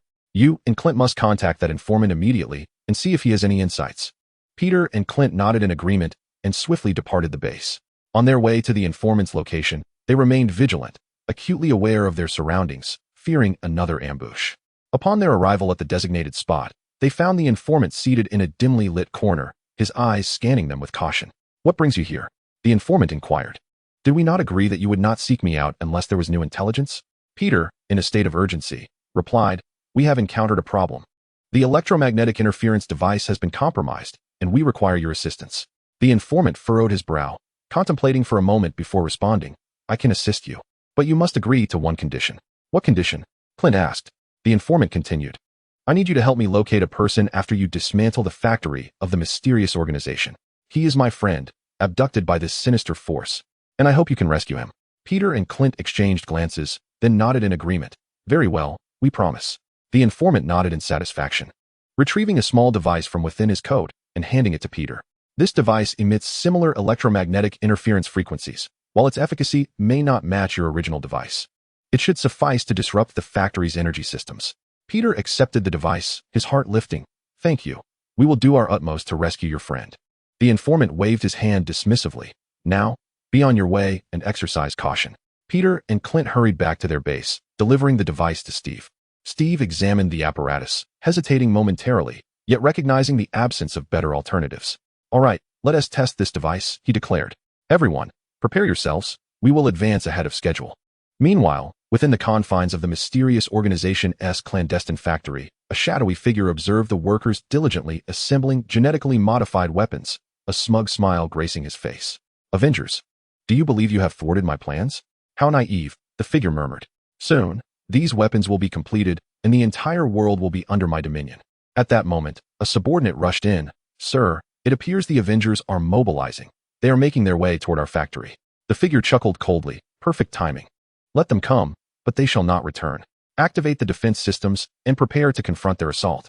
The Avengers advanced swiftly under the cover of night, fully aware of the peril that lay ahead, yet resolute in their mission to thwart the nefarious designs of the mysterious organization. As they neared the factory, Steve issued the command, commence the operation. Natasha and Alice led the agents stealthily from the flanks, utilizing the terrain's concealment to evade enemy patrols. Clint and Peter positioned themselves as snipers, keenly monitoring the factory's interior. Meanwhile, Steve and Hulk charged directly toward the factory's entrance. The factory's defense systems activated immediately, unleashing a barrage of lasers and bullets in their direction. Hulk roared ferociously, raising his arms to shield against the majority of the onslaught. Steve deftly maneuvered through the hail of gunfire, his shield ricocheting enemy bullets. Tony, prepare to activate the electromagnetic interference device, Steve shouted. Tony nodded as he retrieved the device and pressed the activation button. However, shortly after it powered on, it flickered erratically before ceasing to function. What is happening? Steve exclaimed, alarmed. Tony anxiously inspected the device, noting its instability rendered it incapable of maintaining the interference frequency. At that moment, the factory's large doors swung open, and a battalion of soldiers clad in combat gear surged forth, encircling Steve and Hulk. This is bad. We are surrounded, Steve shouted. Natasha and Alice, encountering their own troubles on the flanks, found their position compromised as the enemy launched a fierce assault against them. Clint and Peter discovered that the adversaries within the factory appeared to be well prepared, significantly hampering their sniper operations. Captain, what do we do now? Natasha inquired urgently through the communicator. Furrowing his brow, Steve pondered for a moment before asserting, remain calm, maintain a defensive stance, and await our opportunity. Just then, a thunderous explosion erupted from the rear of the factory, startling everyone as they wondered what had transpired. The mysterious figure was also taken aback by the sudden blast and hurried to investigate. It turned out that members of the clandestine organization had covertly sabotaged several critical facilities within the factory, aiming to thwart the nefarious scheme while simultaneously gathering more evidence. Seizing the moment, the Avengers members launched a counteroffensive. Steve brandished his shield, breaking through the enemy's encirclement and charging into the factory. Hulk followed closely behind, his fists relentlessly incapacitating foes. Natasha and Alice exploited the ensuing chaos to successfully breach the enemy lines and infiltrate the factory. Clint and Peter continued their sniper coverage, providing crucial support for their teammates. Upon entering the factory's interior, they found the mysterious figure standing beside a colossal container, which appeared to house genetically modified weaponry. Do you think you can stop me? It's too late. The mysterious figure bellowed frantically, declaring that the weapons were on the verge of activation, threatening to annihilate the entire world. Steve, with unwavering determination in his gaze, replied, we will not allow your scheme to succeed. At that moment, Tony suddenly conceived a plan. He swiftly activated his suit's energy system, adjusting the energy output to mimic the electromagnetic interference frequency. Perhaps this approach could work, Tony mused, as he directed the suit's energy toward the energy control mechanism adjacent to the container. With a resounding surge of electricity, the control device began to flicker, and the activation process of the genetically modified weaponry was disrupted. The mysterious figure, witnessing this, roared in fury and charged at Tony in an attempt to thwart him. However, Steve timely intervened, using his shield to block the mysterious figure's assault. You have lost. The mysterious figure, Steve stated firmly, now come with us and face justice. The mysterious figure scoffed. Do you truly believe I will be captured so easily? At that moment, the enigmatic figure abruptly pressed a button, causing numerous concealed weaponry systems to emerge from the factory walls, launching an assault on the members of the Avengers. Watch out, everyone, Steve shouted. The team immediately sought refuge, evading the onslaught of enemy fire. However, the intensity of the enemy's firepower proved overwhelming, and they began to struggle to maintain their defense. Just then, the sound of a helicopter resonated from above the factory. As they looked up, a group of individuals clad in specialized combat suits descended from the helicopter, joining the fray to assist the Avengers in combating their adversaries. It was revealed that these individuals were reinforcements from SHIELD, who had swiftly arrived upon receiving Steve's distress signal. With the support of these reinforcements, the Avengers gradually gained the upper hand. They successfully dismantled all weapon systems within the factory and captured the mysterious figure. As they exited the factory, they noticed the sky outside had begun to lighten with the dawn. The weary team exchanged glances, their faces adorned with expressions of relief. "We did it," Steve declared. "We thwarted the nefarious plot." However, just as they prepared to return to their base, Peter suddenly identified a troubling issue. He anxiously spoke into the communicator. "Captain, it appears we have not located the informant's acquaintance whom we were tasked to rescue." Steve furrowed his brow, pondering for a moment before responding. "Perhaps that individual is not here. Let us first escort the mysterious figure back to the base, and then devise a plan to search for his companion." The team nodded in agreement, escorting the enigmatic figure as they made their way toward the base. As they journeyed back, a sense of victorious elation filled their hearts. Yet a flicker of concern lingered for the individual they had failed to find. They were uncertain whether this oversight would herald a new threat or mark the inception of a more profound conspiracy. Meanwhile, the member of the mysterious organization, having accomplished his mission, quietly vacated the scene, his objectives seemingly unfulfilled as he continued to observe from the shadows, awaiting the next opportunity to arise. Chapter 49. Hidden Truths and New Threats Within the Avengers Base. The atmosphere was tense and bustling. The elation of successfully apprehending the enigmatic figure and dismantling his clandestine factory was fleeting, as the team soon found themselves ensnared in a new quandary. The mysterious figure was confined within a specialized cell at the base, under the vigilant watch of Hulk and several S.H.I.E.L.D. agents. A disdainful smirk adorned his face as he disregarded the inquiries posed by Steve and the others. "You would do well to be forthcoming. What other plans do you have? Where is the individual we failed to locate?" Steve's gaze was piercing, fixated on the enigmatic figure. The figure merely scoffed dismissively. "Avengers, do you truly believe that capturing me resolves everything? Such naivety. My plans extend far beyond this. Your efforts are in vain." Natasha furrowed her brow, her eyes betraying a hint of anxiety, recognizing that this approach could lead nowhere, as he was unlikely to divulge any information easily. At that moment, the doctor hurried into the interrogation room, clutching a freshly analyzed data report. "Captain, we have uncovered new leads from the data retrieved from the factory." Steve immediately turned around and asked urgently, "What leads? Speak quickly." The doctor adjusted his glasses, his expression grave as he replied, "According to the data, the mysterious organization seems to have several clandestine strongholds scattered across the globe, all interconnected, likely orchestrating further nefarious plans. Moreover, regarding the individual we have yet to locate, the data suggests he may be involved with an ultimate weapon currently under development by this organization, a weapon whose power far exceeds our previous understanding of genetic modification weaponry." Upon hearing this, the group's expressions shifted to one of seriousness. Alice crossed her arms, contemplating for a moment before saying, "It appears our previous endeavors have merely scratched the surface. The conspiracy of this mysterious force is far more intricate and vast than we had anticipated. What should we do now?" Peter inquired anxiously. "We cannot allow them to succeed in developing their ultimate weapon." Steve took a deep breath and responded slowly. "First, we must continue interrogating the mysterious individual, exhausting every avenue to extract more information about these secret strongholds. Meanwhile, Tony, you and the doctor should analyze the existing data to further pinpoint the potential locations of these strongholds. Natasha, Alice, you are responsible for bolstering the base's defenses to prevent any retaliatory actions from the remnants of the mysterious organization. Clint, Peter, you will continue to gather intelligence, seeking any leads on the whereabouts of that enigmatic individual." The group nodded in agreement, each taking on their assigned tasks. In the laboratory, Tony and the doctor found themselves absorbed in the dense array of data displayed on the computer screen. "This data is exceedingly complex. Accurately identifying the locations of the secret strongholds will not be an easy feat," Tony remarked, furrowing his brow. The doctor adjusted his glasses and replied, "We can begin by examining their communication records and energy consumption data. Perhaps we can uncover some clues." As they diligently analyzed the data, Peter and Clint arrived at the former hideout of the mysterious informant, hoping to glean further information.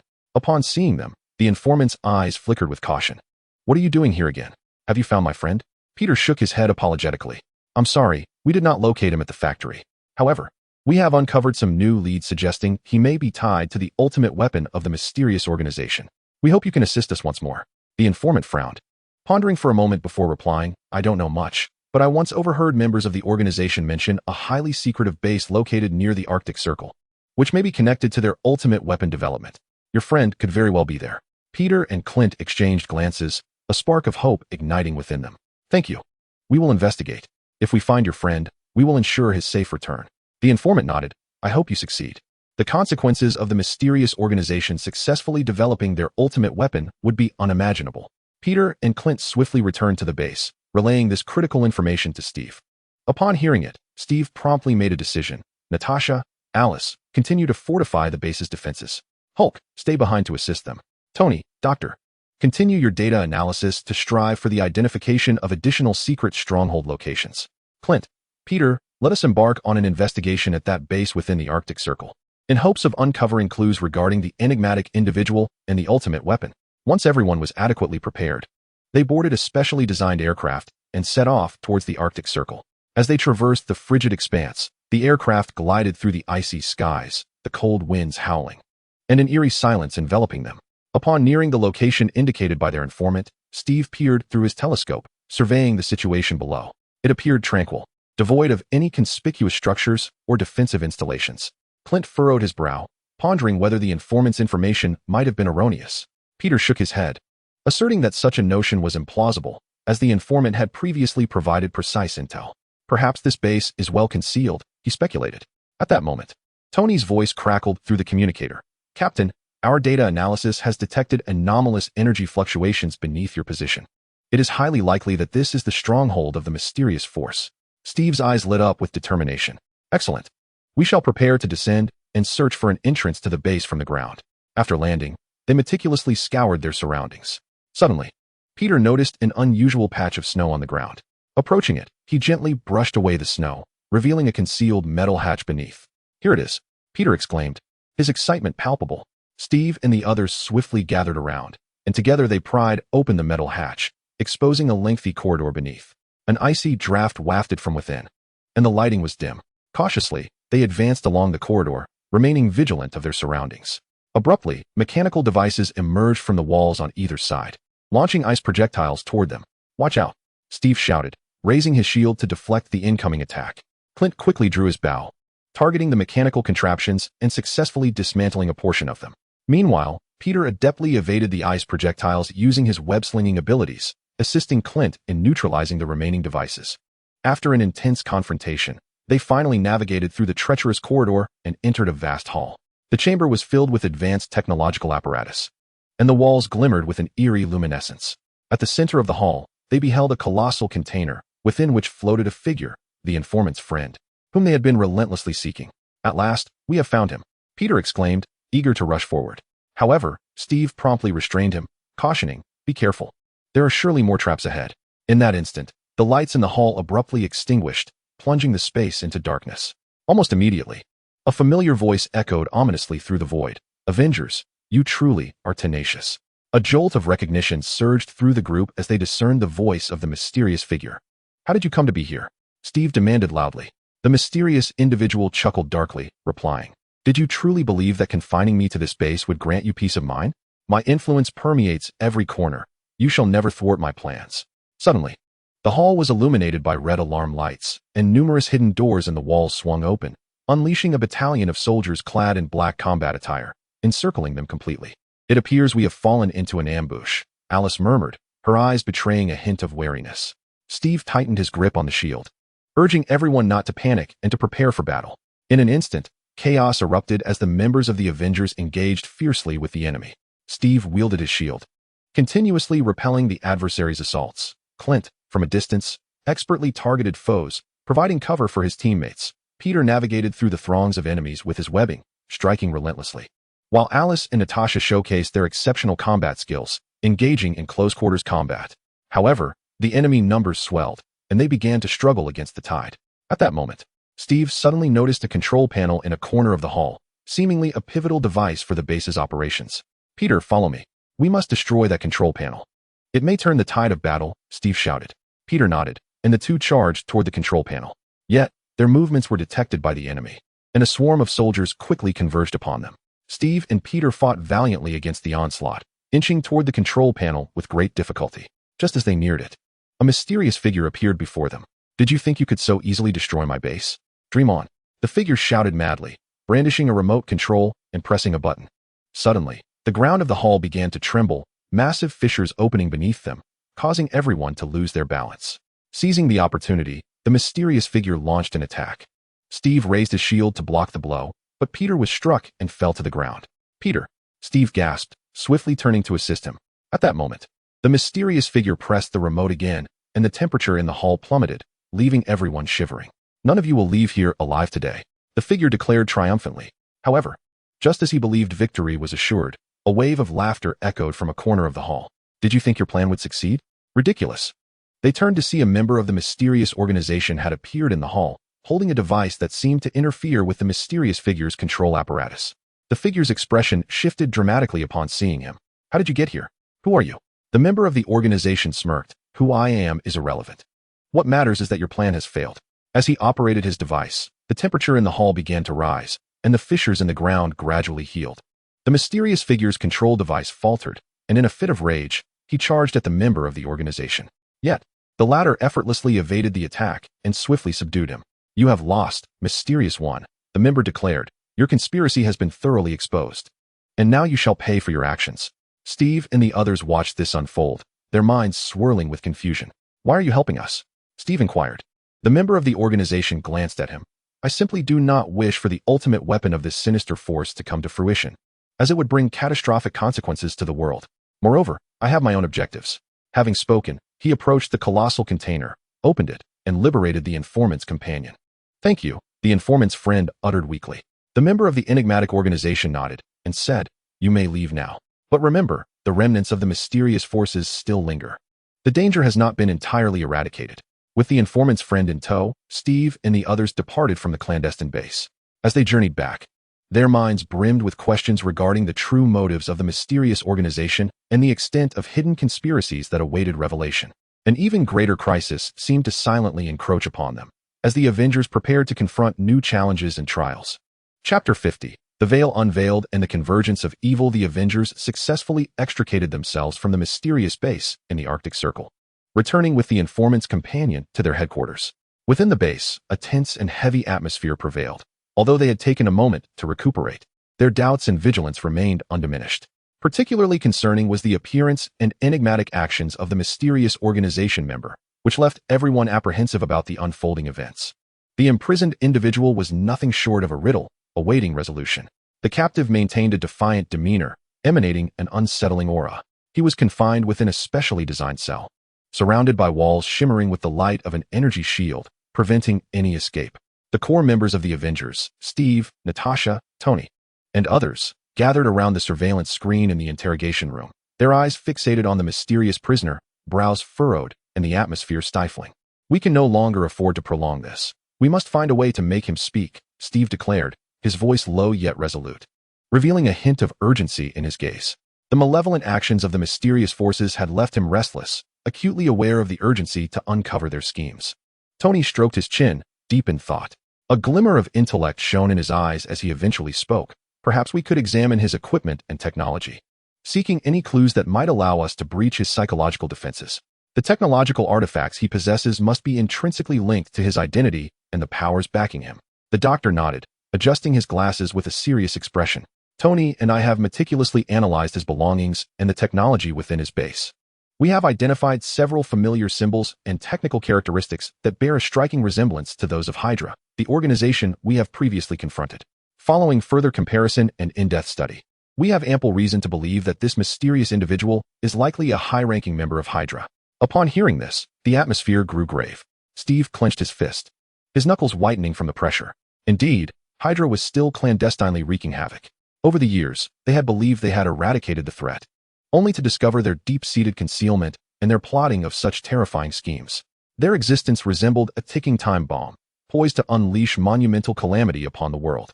Moreover, based on the information currently at hand, it appeared they were developing even more powerful weapons, aiming to seize control over the globe. The doctor added, his eyes betraying a sense of concern. If that so-called ultimate weapon were indeed developed successfully by them, the consequences would be unimaginable. It could plunge the entire world into chaos, posing an unprecedented threat to human civilization. At that moment, Hulk, who was in charge of guarding the enigmatic figure, transmitted a message through the communicator. Captain, this individual has suddenly begun to speak, as if he has something to convey. Steve and the others immediately rose and hurried into the interrogation room. Upon seeing them, the mysterious figure revealed a peculiar smile, one that seemed to conceal endless schemes. Oh, you have finally uncovered my identity.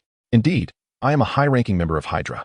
For years, we have been quietly amassing power, awaiting the day of our resurgence. Within Hydra, I am the linchpin of intelligence and strategic planning, codenamed the Master of Shadows. All intelligence gathering and strategic scheming are conducted under my direct control. It is quite laughable that those foolish Avengers have failed to perceive our existence all these years, the enigmatic figure declared, his eyes shimmering with a mad glint. Why are you collaborating with the Umbrella Corporation? Steve inquired, locking eyes with the mysterious figure, his gaze piercing. I have heard that you are plotting something grander. The mention of the Umbrella Corporation caused the smile on the figure's face to vanish in an instant, a flicker of wariness crossing his eyes. How do you know about the Umbrella Corporation? It seems you know more than I had anticipated. Nevertheless, it is of no consequence to share this with you. Answer my question. Steve's tone was resolute, imbued with an air of authority that was unmistakable. The mysterious figure fell silent for a moment, seemingly weighing the pros and cons. Eventually, he scoffed. Since you are already aware, I might as well enlighten you. The Umbrella Corporation possesses advanced biological technology. While we at Hydra have formidable resources and technical support, our collaboration aims to realize a shared objective, to reshape the world. We intend to guide the development of this world according to our will. The weak humans require our direction. What you refer to as reshaping the world is merely a desire to dominate it, plunging humanity into endless suffering and catastrophe, Natasha retorted fiercely. Her eyes ablaze with indignation at the villainous intentions of the mysterious figure. He dismissed her with a scoff. You so-called heroes fail to comprehend the truth of this world. Only we can lead humanity toward true evolution. You are but stumbling blocks in our path. To achieve our grand objective, what does the sacrifice of a few insignificant lives amount to? Your ideas are utterly insane. Peter exclaimed in fury, his face a canvas of rage and discontent. You experiment on innocent people and develop dangerous weapons. This is an affront to humanity. You have no right to determine the fate of others. The mysterious figure chuckled coldly. Power? In this world of survival of the fittest, only the strong wield authority. The Umbrella Corporation has made significant breakthroughs in biological technology, and our collaboration is on the verge of entering a new phase. Soon, you shall witness our might. Our ultimate weapon is a terrifying entity that fuses biological technology with energy innovation. It possesses the ability to unleash formidable energy waves, disrupting electronic devices worldwide and plunging the entire globe into darkness. Concurrently, it can fabricate mutated biological weapons that will heed our command, serving as instruments for our conquest of the world. Your nefarious schemes shall not prevail, Steve asserted resolutely, his gaze reflecting unwavering determination. We shall undoubtedly thwart your plans. Justice may arrive tardily, yet it shall never be absent. The enigmatic figure regarded them, a flicker of derision gleaming in his eyes. You? The Avengers? Humph. You are exceedingly naive. The Umbrella Corporation's might far surpasses your imagination. Once their biological weapons are unleashed, chaos will engulf the world. At that juncture, you shall be powerless to reverse the tide. Furthermore, we possess clandestine strongholds across the globe, rendering your attempts to annihilate our influence utterly futile. Upon the conclusion of the interrogation, Steve and his companions exited the chamber, their spirits weighed down. They understood that a far graver crisis loomed on the horizon, and the enemy's strength and cunning exceeded their wildest fears. It seems we must reassess the current situation, Steve remarked, his brow furrowed. The alliance between the Umbrella Corporation and Hydra presents an unprecedentedly formidable adversary. Their technological prowess and insidious schemes cannot be underestimated. We must bolster our own strength while forging alliances with greater forces. Tony suggested, a hint of concern flickering in his eyes. Perhaps we can reach out to other superheroes to collectively confront this threat. Strength in numbers is paramount. Only through unity can we enhance our chances of success. Indeed, we cannot act in isolation. Natasha nodded, her demeanor grave. Moreover, we need to delve deeper into the circumstances surrounding the Umbrella Corporation.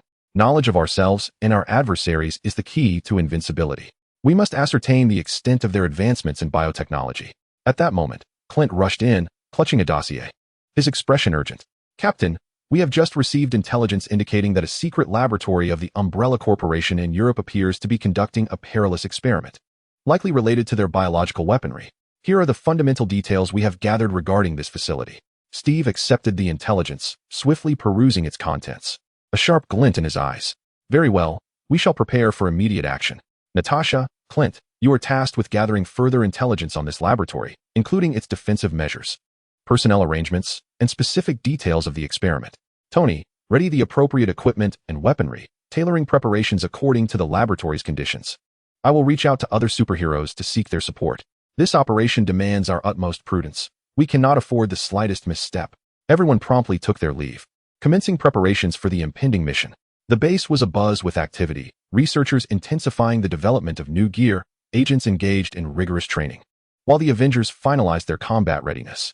Meanwhile, in a distant European enclave, within the Umbrella Corporation's secret laboratory, a cadre of researchers clad in white lab coats labored diligently on their experiments. At the heart of the laboratory, a colossal petri dish brimmed with a mysterious emerald liquid, seemingly gestating a terrifying entity. This creature writhed and contorted within the viscous substance, exuding an eerie aura that sent chills down one's spine. The head of the laboratory stood before the petri dish, a satisfied smile gracing his features. His gaze radiated madness and avarice, for soon, our masterpiece would be born. At that moment, the Avengers and other heroes would find themselves vanquished. This biological weapon would possess unparalleled combat prowess and adaptability, wreaking havoc across the globe and plunging humanity into a state of dread. And we would ascend as the dominators of this world. Meanwhile, within the clandestine lair of Hydra, the accomplices of the enigmatic figure were orchestrating their next maneuvers. They gathered around a vast conference table, the atmosphere thick with tension and foreboding. We must expedite the development of our weaponry while simultaneously fortifying our defenses, one Hydra member declared, his countenance frozen in a cold expression.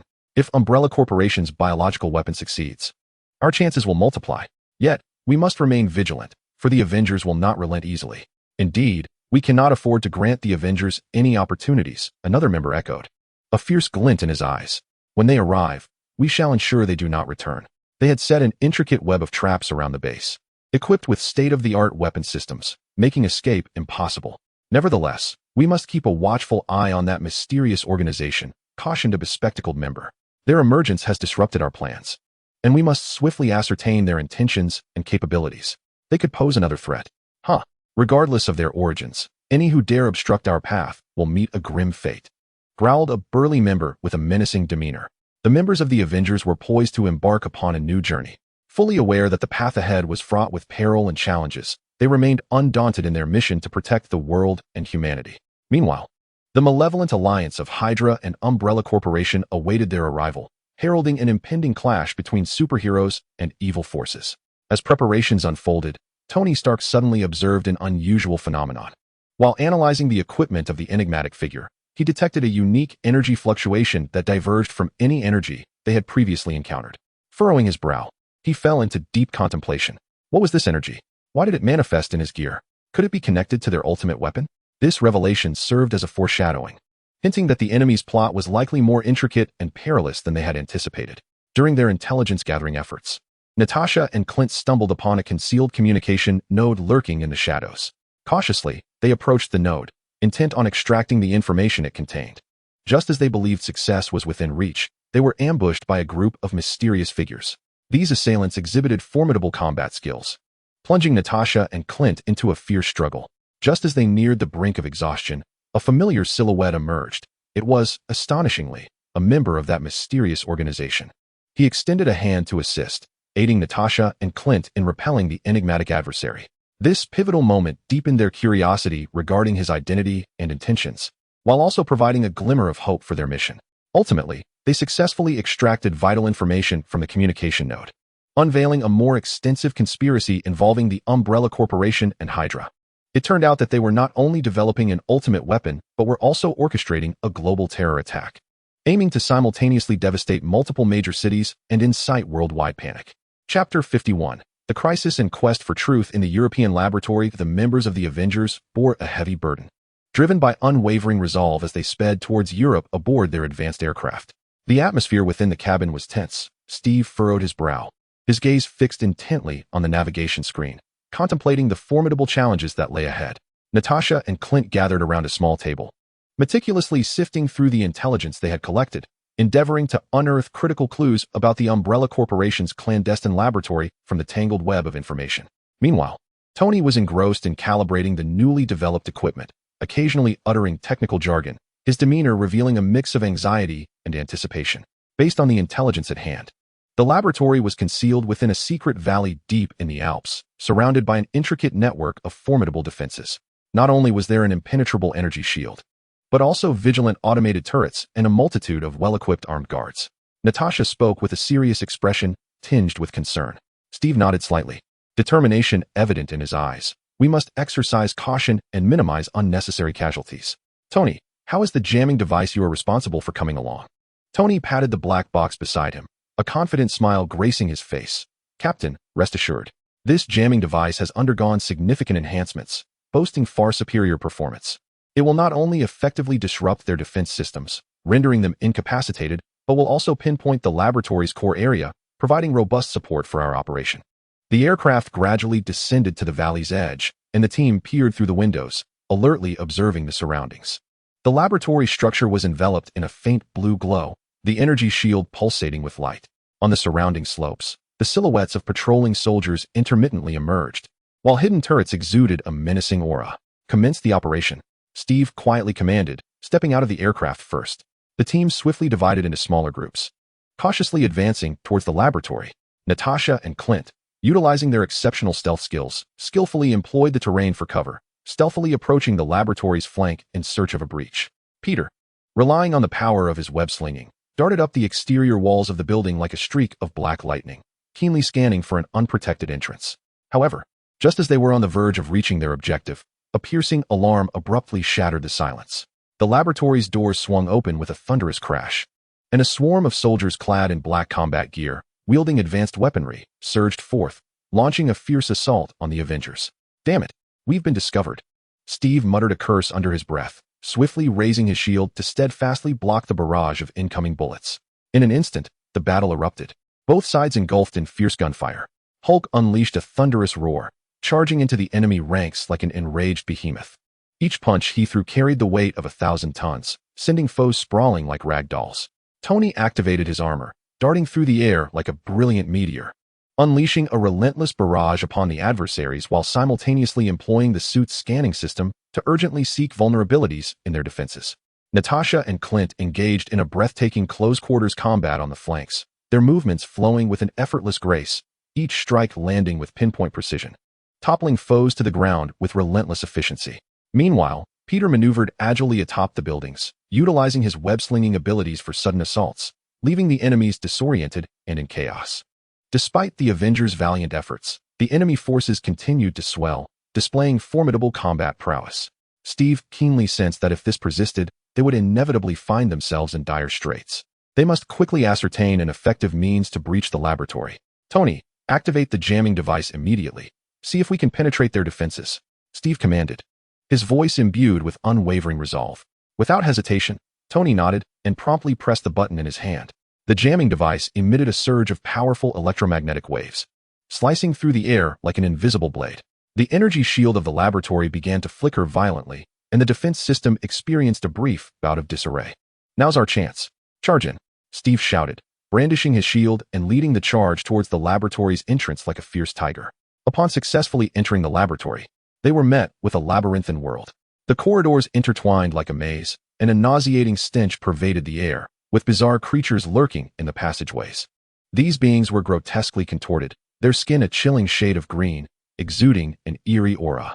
What in the world are these creatures? Peter questioned, overwhelmed by a wave of revulsion.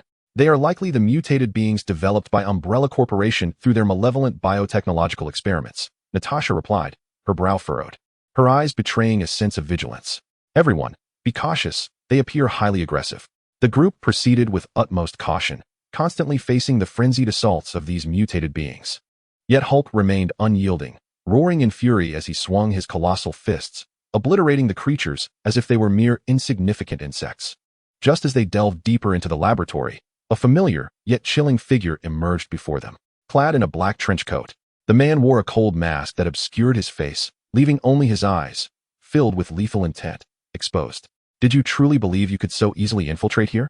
Avengers, none of you shall leave this place alive today.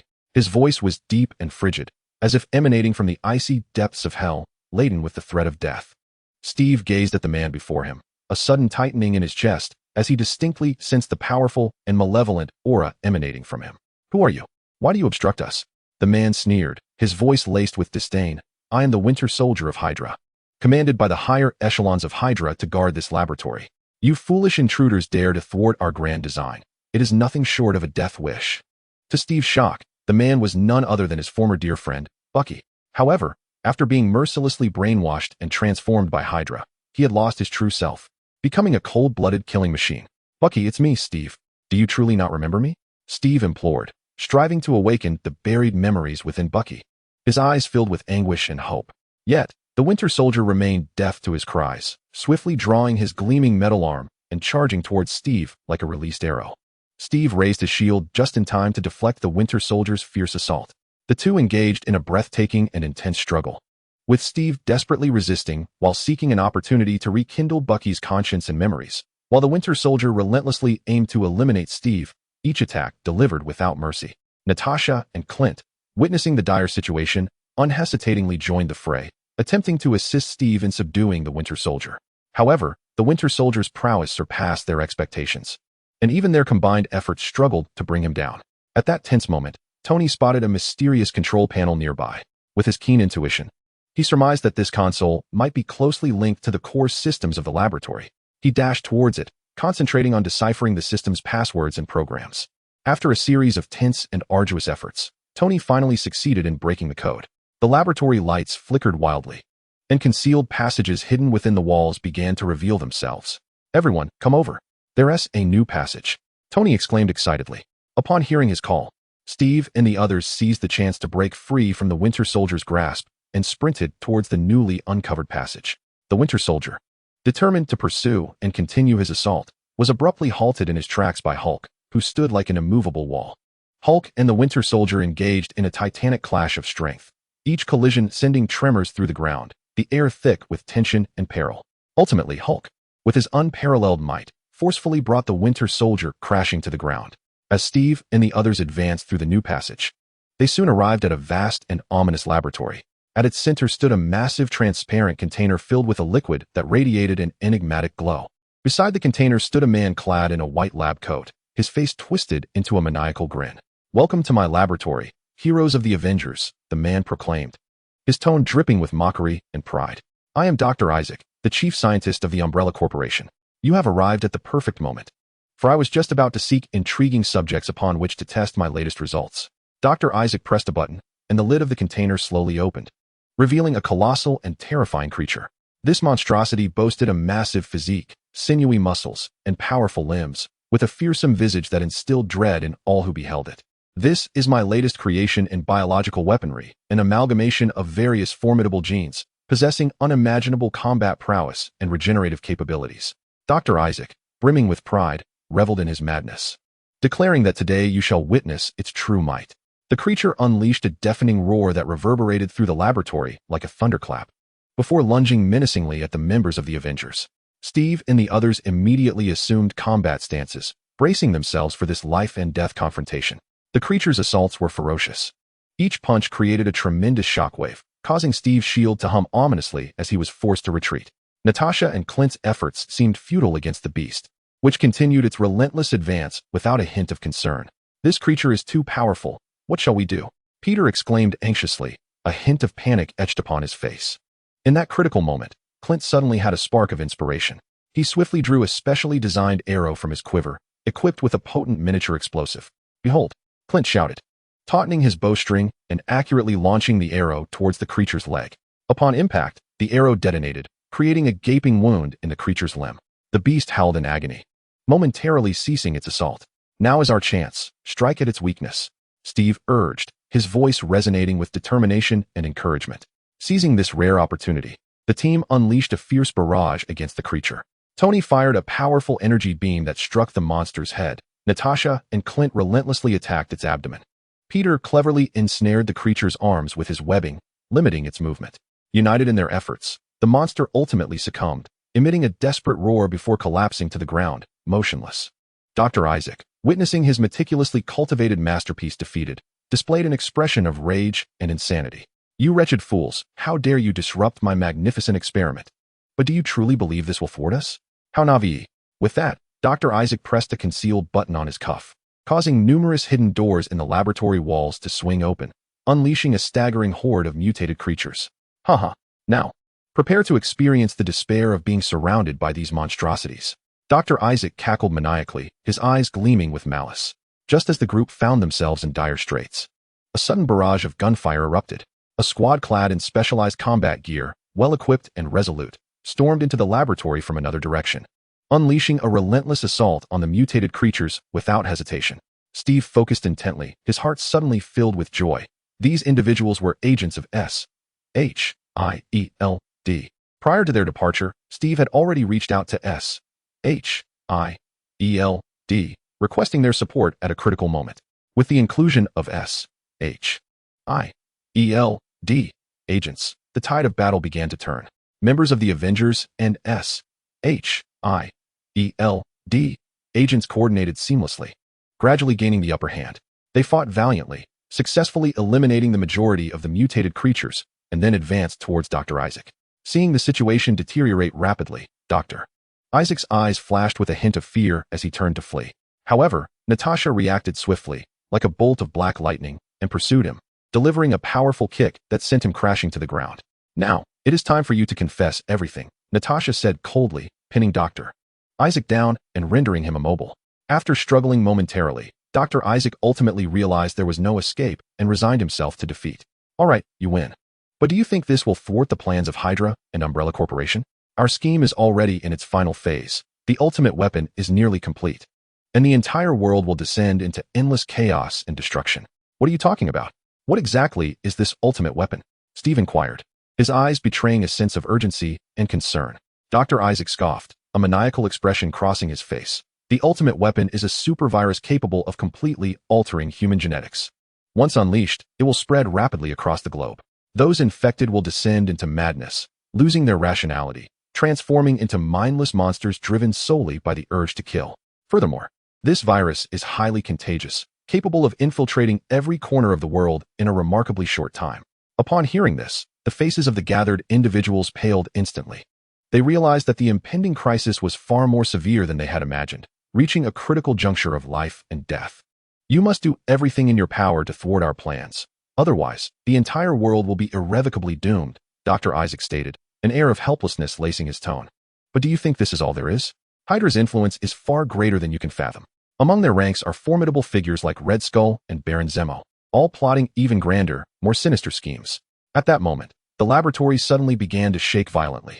It turned out that during the fierce battle, some critical equipment had sustained severe damage, resulting in an unstable energy system that could explode at any moment. This is bad. The lab is going to explode. We must leave immediately, Steve shouted, his voice tinged with urgency.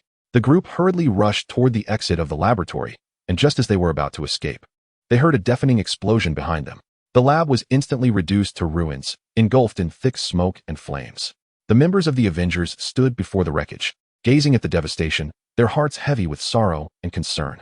They are aware that although this operation successfully dismantled a significant laboratory of Umbrella Corporation, the threats posed by Hydra and Umbrella linger ominously, their schemes potentially more intricate and perilous. A greater challenge awaits them. We must never surrender. We must persist in our quest to thwart them, Steve declared resolutely, his eyes reflecting an unwavering determination. The others nodded in agreement, fully cognizant that the path ahead was fraught with daunting obstacles. Yet, in the name of safeguarding the world and preserving humanity's future, they must forge ahead, ready to confront the forthcoming trials. In the distant shadows, Red Skull and Baron Zemo observed with cold detachment, sinister smiles gracing their faces, as a more harrowing conspiracy quietly brewed in the darkness, heralding an unprecedented battle of life and death for the Avengers. Chapter 52. Escalation of Crisis and Final Preparations. The members of the Avengers emerged from the ruins of the European laboratory, each face etched with gravity and concern. Though the explosion had obliterated some of the malevolent research, the revelation of the ultimate weapon by Dr. Isaac weighed heavily on their hearts like a burdensome stone. Upon returning to the Avengers base, Steve promptly convened an emergency meeting. The atmosphere in the conference room was stifling, a palpable tension enveloping them. A vast screen displayed various intelligence regarding Hydra and Umbrella, incessantly reminding them of the formidable and dangerous adversaries they faced. The situation was abundantly clear to all. Standing before the conference table, Steve's steadfast gaze swept over each member. The ultimate genetic virus weapon jointly developed by Hydra and Umbrella, if unleashed, would spell catastrophe for all humanity. We must swiftly devise a means to impede their progress. Tony furrowed his brow, his fingers lightly tapping the tabletop. Based on the information gleaned from Dr. Isaac, the development of this virus is nearing completion. Our time is limited. Furthermore, we remain oblivious to the location of their virus storage and specific release plans. Indeed, Our understanding of their operations remains woefully insufficient. Natasha crossed her arms, a hint of anxiety evident in her eyes. The upper echelons of Hydra, including Red Skull and Baron Zemo, along with the clandestine forces of Umbrella, are undoubtedly plotting in the shadows. We must enhance our intelligence-gathering efforts. Clint nodded in agreement, suggesting, I will reach out to the informants I contacted previously with Peter to see if we can unearth any useful information. Perhaps we can discover the location of the virus storage. Peter immediately responded, all right. I will contact them now and see if there are any new leads. At that moment, the usually silent Hulk suddenly spoke, his voice resonating like thunder. Let us go find them and take those guys down. Let us see how they can wreak havoc then. Steve slightly shook his head. Hulk, we cannot act impulsively. They are undoubtedly well prepared. We must devise a meticulous plan to ensure our success in thwarting them. The doctor adjusted his glasses and spoke with a serious demeanor. My research team and I will endeavor to analyze the samples and data brought back from the laboratory, in hopes of uncovering the virus's vulnerabilities or developing a corresponding antidote. However, this process will require time, and success is not guaranteed. Alice interjected, I can assist the doctor. I possess some experience in biotechnology, and perhaps I can offer valuable support. Steve nodded. Very well, Doctor and Alice. You shall oversee this aspect of the endeavor. Tony, continue to refine our equipment, making improvements for any potential scenarios we may encounter. Natasha, maintain close communication with SHIELD to ensure we receive adequate support. Everyone acknowledged their assignments and busied themselves accordingly. The base buzzed with activity. Researchers worked diligently in the laboratory, while SHIELD agents, under Natasha's direction, bolstered defenses and conducted patrols. Tony toiled away in his workshop, engrossed in various instruments and equipment. Meanwhile, Peter and Clint resumed their quest for leads, traversing the city's hidden corners to meet informants clandestinely. However, most informants reported a lack of new information, which left them feeling somewhat disheartened. Just as they were on the verge of giving up, one informant provided a crucial lead. I have heard of a mysterious base in a tropical rainforest in South America. It is heavily guarded, with frequent comings and goings of Umbrella Corporation personnel. While I cannot confirm it, it is likely connected to their ultimate weapon. Peter and Clint exchanged hopeful glances and promptly relayed this information to Steve. After a moment of contemplation, Steve remarked, this may be the place we seek. However, the complexities of the South American rainforest necessitate thorough preparation. Inform everyone to get ready for departure. Meanwhile, within the joint base of Hydra and the Umbrella Corporation, the atmosphere was notably grim and tense. Red Skull stood before a massive screen, studying intelligence on the Avengers, a cold smirk playing on his lips. The Avengers are indeed a troublesome bunch. Yet, do they truly believe they can thwart us? His voice was deep and frigid, laced with disdain. Baron Zemo chimed in. They have indeed caused us considerable trouble, but our plan is now unstoppable. Once the ultimate viral weapon is unleashed, chaos shall engulf the world, and the Avengers will cease to exist. A senior official from the Umbrella Corporation added, our virus is ready. We await the opportune moment. Those Avengers are utterly oblivious to our true strength. Just as they reveled in their confidence, a subordinate rushed in, reporting, it seems the Avengers have set their sights on our base in South America. They may act soon. Red Skull's expression darkened at once. These fools, he scoffed. Notify the guards at the base to reinforce defenses. Simultaneously, activate the contingency plan. If they dare approach, let them come and never return. Back at the Avengers base, preparations for departure were already underway. Tony showcased his newly developed equipment, which had undergone special modifications to better withstand the tropical rainforest environment and potential adversaries. This included a new communication device with enhanced signal strength, resistant to interference. Additionally, the weapons had been optimized to counteract mutated creatures and enemy defense systems, Tony explained. Steve nodded. All right, everyone, check your gear. We must succeed on this mission. The team boarded their aircraft, heading towards the tropical rainforest of South America. Upon landing at the rainforest's edge, they immediately felt the humid and mysterious atmosphere enveloping them. Everyone be cautious. The environment here is complex and may conceal various dangers. Steve cautioned. They cautiously advanced towards the base indicated by their informant, encountering an array of bizarre creatures and treacherous terrain along the way. However, through their individual abilities and teamwork, they successfully overcame one obstacle after another. As they neared the base, a sudden barrage of gunfire erupted. A group of soldiers from the Umbrella Corporation appeared, seemingly aware of the Avengers' approach. Prepare for battle, Steve shouted. The team instantly assumed combat positions and engaged the enemy. Natasha and Alice moved with agility, weaving through gunfire and continuously taking down foes. Hulk charged forward with a roar, his sheer strength instilling fear in the adversaries. Peter swung between trees using his webbing, launching surprise attacks from behind. Clint provided cover from a distance, shooting accurately to protect his teammates. Meanwhile, Tony, clad in his armor, unleashed a barrage from the air while searching for weaknesses in the base's defenses. After a fierce confrontation, they successfully breached the enemy's line and reached the base's imposing entrance. However, the door was firmly shut and appeared to be equipped with a formidable defense system. "Tony, can you open this door?" Steve inquired. Tony nodded. "Let me give it a try." He produced a small device and began to hack into the door's password and defense system. At that moment, an alarm blared from within the base, and the door swung open, revealing a horde of mutated creatures. These beings were far more ferocious and powerful than those they had encountered in the European laboratory. "Everyone be careful. These creatures are formidable," Natasha exclaimed. The team was once again thrust into battle. Hulk engaged in close combat with a massive mutated creature, delivering powerful blows, though the creature exhibited formidable resistance. Tony fired energy beams from the air in an attempt to eliminate the mutated beings, but the results were less than satisfactory. Peter and Clint continued to shoot, searching for weaknesses in the creatures. Natasha and Alice utilized their agility to target the creature's vulnerable areas, such as their abdomens and legs. After a grueling struggle, they eventually dispatched the majority of the mutated entities. At this juncture, Tony successfully breached the door's defense system, and it slowly opened. As they entered the base, they discovered a vast underground facility with a labyrinthine network of corridors. They advanced cautiously, when suddenly, a figure emerged ahead. A figure clad in a black robe stood before them, his face obscured by a mask that rendered his features indistinguishable. "The Avengers, you have finally arrived." The voice of the enigmatic figure resonated, deep and sinister. "But do you truly believe you can thwart our plans? This shall be your burial ground." Steve gazed unwaveringly at the mysterious being, asserting, "No matter who you are, we shall not allow your nefarious schemes to succeed." With a chilling laugh, the figure waved his hand, and the surrounding walls revealed numerous hidden compartments, from which an array of concealed weapons and energy beams erupted. The group swiftly evaded the onslaught, seeking opportunities for counterattack. At that moment, Peter suddenly spotted a control console, speculating that it might be linked to deactivating the weapons. He deftly swung towards the console using his webbing. Realizing Peter's intent, the figure immediately dispatched several mutated creatures to impede him. Peter skillfully dodged their assaults while steadily advancing toward the console. Natasha and Alice provided support from the sidelines, attacking the mutants to create openings for Peter. Ultimately, Peter reached the console and successfully disabled the weapons.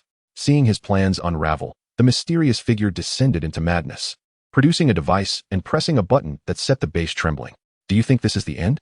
The self-destruct sequence has been initiated. None of you shall escape," he bellowed frantically. Steve, recognizing the urgency of the situation, urged, "Everyone, find a place to hide and locate the virus storage." The team scoured the base until they discovered a room containing the virus storage containers, filled with a green liquid that emitted an eerie glow. "This is it. The doctor mentioned this is the ultimate gene virus," Alice declared. At that moment, Hulk shouted, "There's a passage over there. It might be an exit." Steve swiftly made a decision, instructing, "Alice, take the virus samples and go ahead. We will hold them off." Alice nodded, grasped the virus samples, and dashed toward the passage. Natasha, Clint, and Peter joined Steve in fending off the attacks of the mysterious figure and the remaining mutants. Hulk forged ahead, his strength preventing the enemies from closing in. As they fought, the team retreated toward the passage. Eventually, they successfully evaded their pursuers and reached the passage's entrance. Outside lay an expansive area where a spacecraft awaited. The group quickly boarded the vessel, and just as they took off, the base erupted in a tremendous explosion, a massive fireball soaring into the sky. On board the spacecraft, the team watched the explosion behind them, collectively sighing in relief. They had secured the virus samples, which might prove pivotal in halting the ultimate weapon. "Let us return and deliver the samples to the doctor. Let us hope he can devise a solution," Steve said. The spacecraft headed back to the base, where the doctor and his research team awaited their return with bated breath. A race against time and research was about to commence, as the Avengers prepared for their final efforts to save the world. Meanwhile, remnants of Hydra and the Umbrella Corporation conspired in the shadows, hinting at an impending greater crisis that loomed ahead. Chapter 53. The final battle and redemption. The aircraft of the Avengers soared with hope and purpose, racing towards the base. Inside the cabin, Alice clutched the container holding the ultimate gene virus sample tightly, her expression grave and focused. The eerie green liquid within the container seemed to harbor the power to annihilate the world, instilling a sense of urgency in everyone aboard. Upon returning to the base, the doctor and the research team were already prepared in the laboratory. Alice carefully handed the sample to the doctor, whose eyes reflected a mixture of tension and anticipation. This is the key to averting disaster. We must act with utmost urgency, the doctor declared, diving into the intense research with his team. Outside the laboratory, Steve paced anxiously, silently praying for the doctor to swiftly find a solution. Natasha approached, gently patting his shoulder. Do not worry too much. The doctor and his team will surely succeed. Steve nodded slightly, yet his gaze remained laced with concern. We cannot afford any mistakes. If the virus is unleashed, the consequences would be unimaginable. Meanwhile, in the clandestine stronghold of Hydra and the Umbrella Corporation, Red Skull, Baron Zemo, and others seethed with fury. They gazed at the intelligence regarding the destruction of the base, their eyes gleaming with hatred. Avengers, I shall not let you escape unscathed.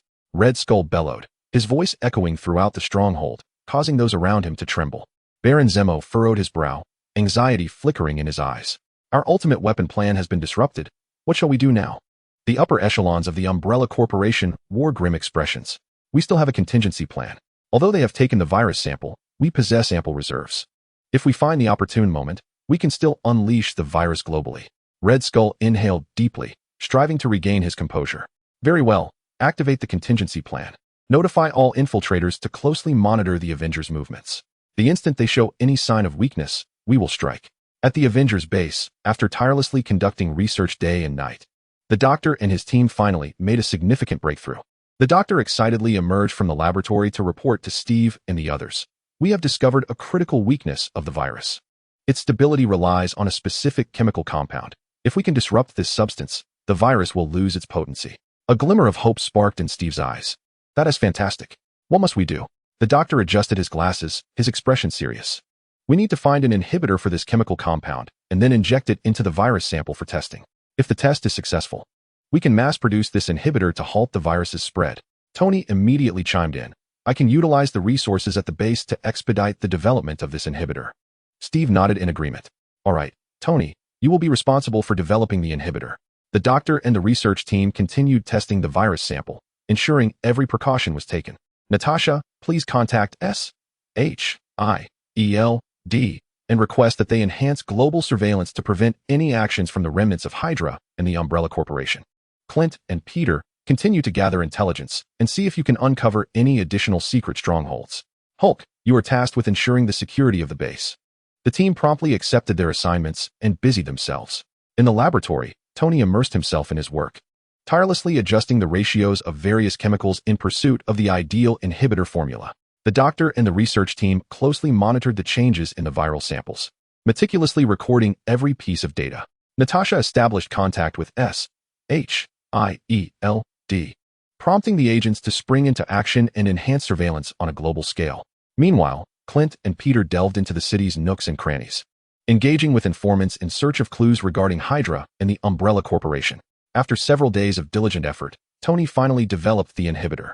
With palpable excitement, he presented it to the doctor. This is the inhibitor I created. It should disrupt the key chemical components of the virus. The doctor accepted the inhibitor and immediately commenced testing. Under the anxious gaze of the team, he injected the inhibitor into the viral sample. Gradually, the once tumultuous green liquid within the sample became calm, losing its virulence. We succeeded, the doctor exclaimed, elated. This inhibitor effectively destabilizes the virus, rendering it inactive. A weight lifted from Steve's heart. Wonderful. We can mass-produce this inhibitor and thwart the virus's spread. However, just as they prepared for large-scale production, Clint and Peter delivered grim news. They had discovered that remnants of Hydra and the Umbrella Corporation were plotting a large-scale assault, targeting the Avengers base. They seem to know we've developed the inhibitor and intend to destroy our progress, Clint stated somberly. Steve furrowed his brow, determination flickering in his eyes. It appears they are growing desperate. Notify everyone to enter battle readiness. We cannot allow their scheme to succeed. Within the base, the atmosphere shifted to one of palpable tension. Under Natasha's command, SHIELD, agents reinforced the defensive structures. Tony made final adjustments to his armor, preparing for the imminent confrontation. Hulk paced within the base, eager to engage the enemy. Soon enough, the remnants of Hydra and the Umbrella Corporation launched their assault. They deployed a multitude of armed soldiers and mutated creatures, surging toward the Avengers base. The battle erupted instantaneously. Outside the base, gunfire and explosions reverberated. Standing atop the fortifications, Steve wielded his shield, directing the combat. Steady now, don't panic. Execute the defense as planned. Hulk roared as he charged forward, his fists striking like heavy trucks, sending enemies flying. Natasha and Alice maneuvered fluidly through the ranks of foes, their combat skills leaving the adversaries defenseless. Clint and Peter, positioned at a distance, sniped effectively, their arrows and webbing relentlessly striking the enemy. Tony soared through the air in his armor, unleashing energy beams and mini-missiles that systematically dismantled the enemy's defenses. However, the enemy's numbers were overwhelming, and their assaults grew increasingly fierce. Just then, in Chapter 53, the final battle and redemption, the Avengers aircraft sliced through the sky, propelled by hope and purpose, racing towards the base with remarkable speed. Inside the cabin, the atmosphere was heavy and tense. Alice held tightly to the container housing the ultimate gene virus sample, as if it were the last bastion safeguarding the world. Within the container, the eerie green liquid quivered slightly, emanating a chilling aura, as though it harbored the malevolent power capable of annihilating humanity, instilling a sense of urgency in every individual present. At last, the aircraft landed steadily at the base. The doctor and his research team had long been prepared in the laboratory, their expressions a mix of anxiety and anticipation. Alice cautiously handed the sample to the doctor, who trembled slightly as he accepted it, acutely aware that this small vessel held the fate of all humanity. This was the key to preventing the impending disaster. Not a moment could be squandered. The doctor's voice was low yet resolute, and he quickly immersed himself and his team in the urgent research. Outside the laboratory, Steve paced restlessly, his brow furrowed, silently praying for the doctor to discover a solution swiftly. Each passing second seemed to heighten his inner turmoil.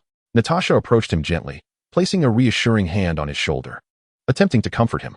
Don't worry too much. The doctor and his team are experienced. They will find a way. Steve nodded slightly, yet his eyes remained filled with concern. The gravity of the crisis was too severe. There could be no missteps. If the virus were unleashed, the world would descend into an irretrievable abyss. Meanwhile, in the sinister secret stronghold of Hydra and Umbrella Corporation, Red Skull, Baron Zemo, and their associates were enveloped in anger and frustration. They fixated on the intelligence revealing the destruction of the base, their eyes ablaze with the fire of vengeance. Avengers, I shall make you pay dearly. Red Skull roared, his voice reverberating within the stronghold, causing surrounding objects to tremble and instilling fear in all present. Baron Zemo furrowed his brow, his gaze betraying a hint of anxiety. Our meticulously planned ultimate weapon project has been disrupted. What are we to do now? The high-ranking officials of Umbrella Corporation wore grim expressions, a glint of ruthlessness flashing in their eyes. There is no need for panic. We have contingency plans. Although they have seized the virus sample, our reserves remain ample. Given the right opportunity, we can unleash the virus globally, plunging the world into chaos. Red Skull took a deep breath, striving to quell his inner fury and regain composure. Very well, activate the contingency plan immediately. Inform all operatives to closely monitor the Avengers' every move. The moment they reveal any vulnerability, we shall launch a devastating attack. At the Avengers base, after relentless days and nights of arduous research, the doctor and his team finally achieved a significant breakthrough. The doctor, his face flushed with excitement, dashed out of the laboratory to share the momentous news with Steve and the others. We have identified the virus's Achilles heel. The stability of this virus is entirely contingent upon a specific chemical compound. If we can manage to disrupt it, the virus will lose its vitality. A glimmer of hope flashed in Steve's eyes as he stepped forward eagerly, inquiring, "That's excellent. What exactly should we do?"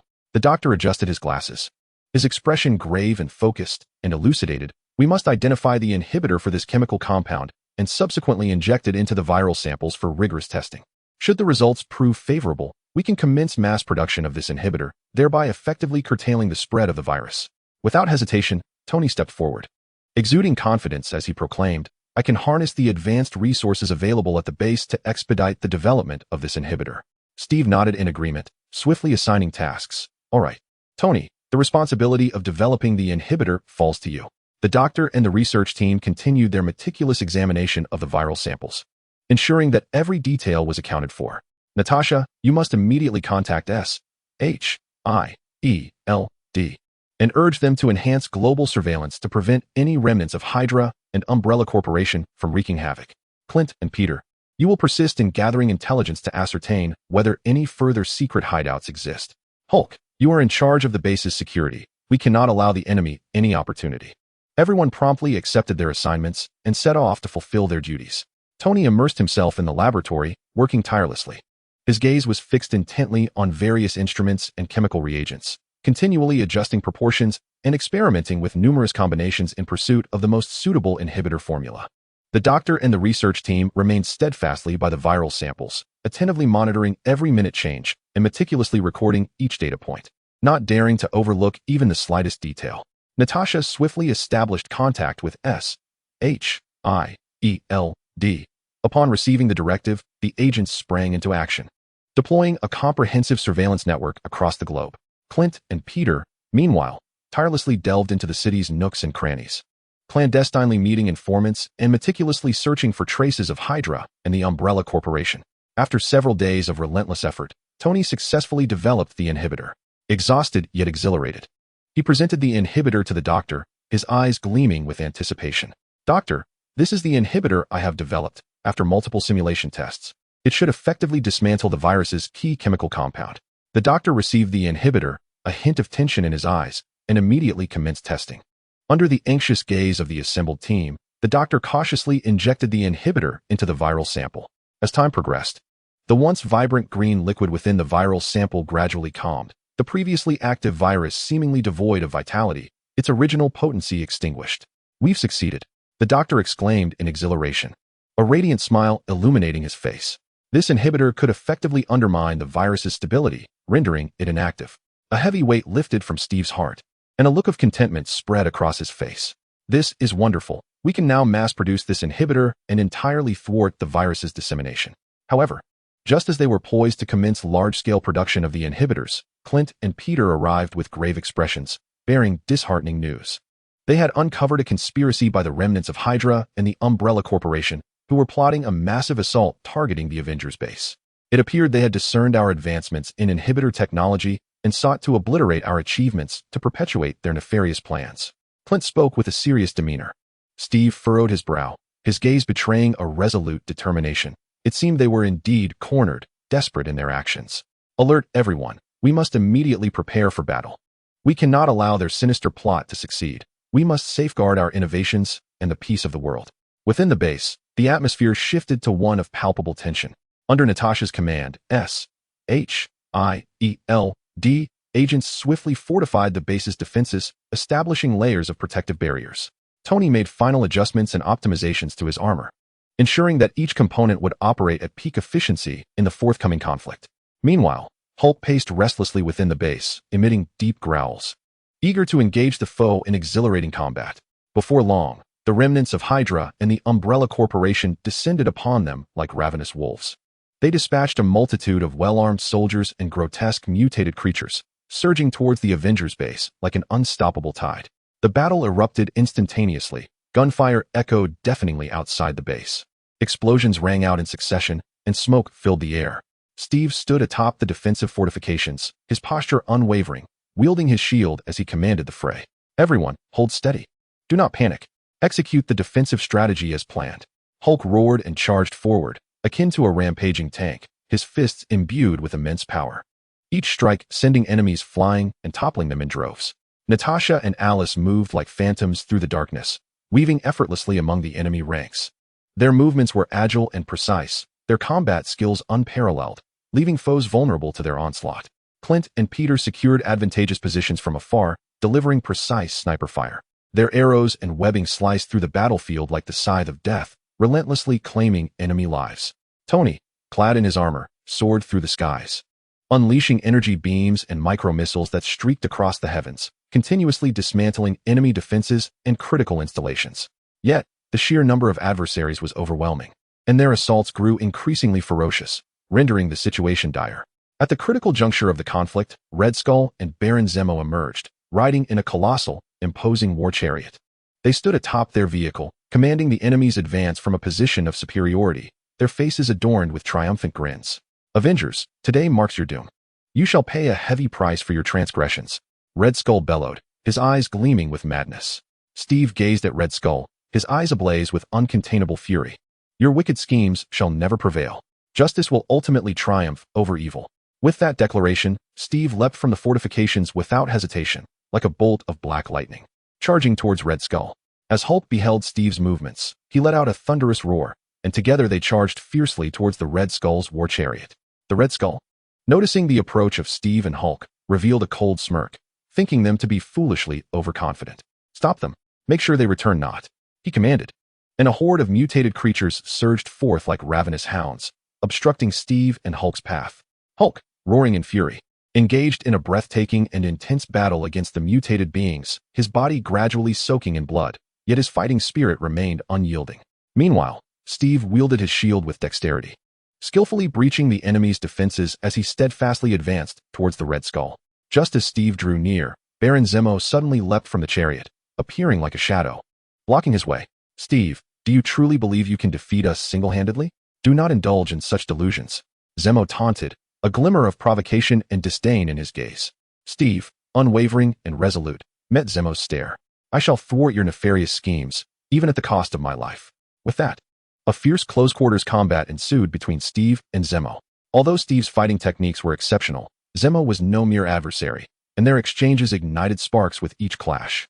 Meanwhile, Natasha and Alice astutely identified a high-ranking official from the Umbrella Corporation, who was stealthily attempting to infiltrate the base to sabotage the production equipment of the suppressants. Exchanging a knowing glance, Natasha and Alice surged forward like arrows released from a bow, engaging in a deadly confrontation with him.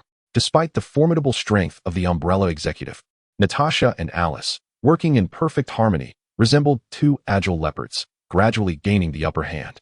After an intense struggle, they successfully subdued the official, pinning him firmly to the ground, rendering him immobile. On another front, Tony, with his keen insight, discerned the enemy's command center. He swiftly adjusted his armor's flight trajectory, resembling a high-speed missile as he soared towards it. Upon reaching the command center's apex, he unleashed a miniature missile, striking true and obliterating the enemy's command system in an instant. The enemy, now devoid of leadership, descended into chaos, flailing about like headless flies. Seizing the opportunity, Hulk unleashed a rampage, his strength seemingly boundless, instilling terror in the hearts of his foes. Clint and Peter continued to fire relentlessly, eliminating adversaries and alleviating pressure on their companions. Witnessing the deteriorating situation, fear surged within the Red Skull, and a hint of panic flickered in his eyes. He attempted to flee, seeking a moment to regroup, but Steve, quick-witted and agile, intercepted him. "Red Skull, your malevolence has reached its conclusion. Today marks your end," Steve declared, his gaze imbued with an air of authority and righteousness. The Red Skull, his eyes glimmering with despair, retorted, "No, I shall not be defeated. I will not allow you to triumph." With that, he produced a device, preparing to initiate a self-destruct sequence, attempting to take the Avengers down with him in a final act of defiance. At this critical moment, Bucky suddenly appeared. His gaze revealed a flicker of determination and remorse as he swiftly advanced, seizing the device from the Red Skull's grasp and hurling it far away. It became evident that Steve's words and actions during the earlier battle had acted as a warm sun, gradually awakening Bucky's dormant memories. "Bucky," Steve said, his eyes brimming with surprise and relief. Bucky met Steve's gaze, his eyes filled with profound regret. "Steve, I am so sorry. In the past, I was under Hydra's control and committed numerous wrongdoings." Steve stepped closer, placing a reassuring hand on Bucky's shoulder, his face breaking into a forgiving smile. "It's all right. What matters is that you have returned. We are still brothers." The Red Skull, witnessing the utter failure of his plans, spiraled into madness, roaring like a wounded beast as he lunged towards Steve. Yet, Steve effortlessly evaded his attack, delivering a powerful punch that sent the Red Skull crashing to the ground, rendered incapable of further resistance. The battle had finally concluded. The Avengers, through unwavering resolve and close collaboration, achieved a resounding victory. They successfully thwarted Hydra and the Umbrella Corporation's nefarious schemes, safeguarding the world's peace and tranquility. In the aftermath, the Doctor and his research team, living up to expectations, successfully mass-produced the suppressants. They swiftly distributed these vital resources across the globe, erecting a formidable barrier against the spread of the virus. Standing in the plaza of their base, Steve surveyed his weary yet jubilant teammates, a wave of emotions washing over him. "We have succeeded. This is the result of our collective efforts. However, we must not forget that many unknown threats lie ahead, and we must remain vigilant in our guardianship of this world." Nods of agreement echoed around him, as they all understood that the road ahead would still be fraught with challenges, yet as long as they stood united, no obstacle would prove insurmountable. In the distance, sunlight bathed the earth, dispelling the shadows of war, ushering in a sense of peace and tranquility. The members of the Avengers beheld this scene, smiles of contentment gracing their faces. Through their courage, intellect, and sacrificial spirit, they had saved the world, undeniably earning their status as heroes. Their legendary tale would forever resonate throughout the world, inspiring generations to bravely confront adversity and uphold justice and peace.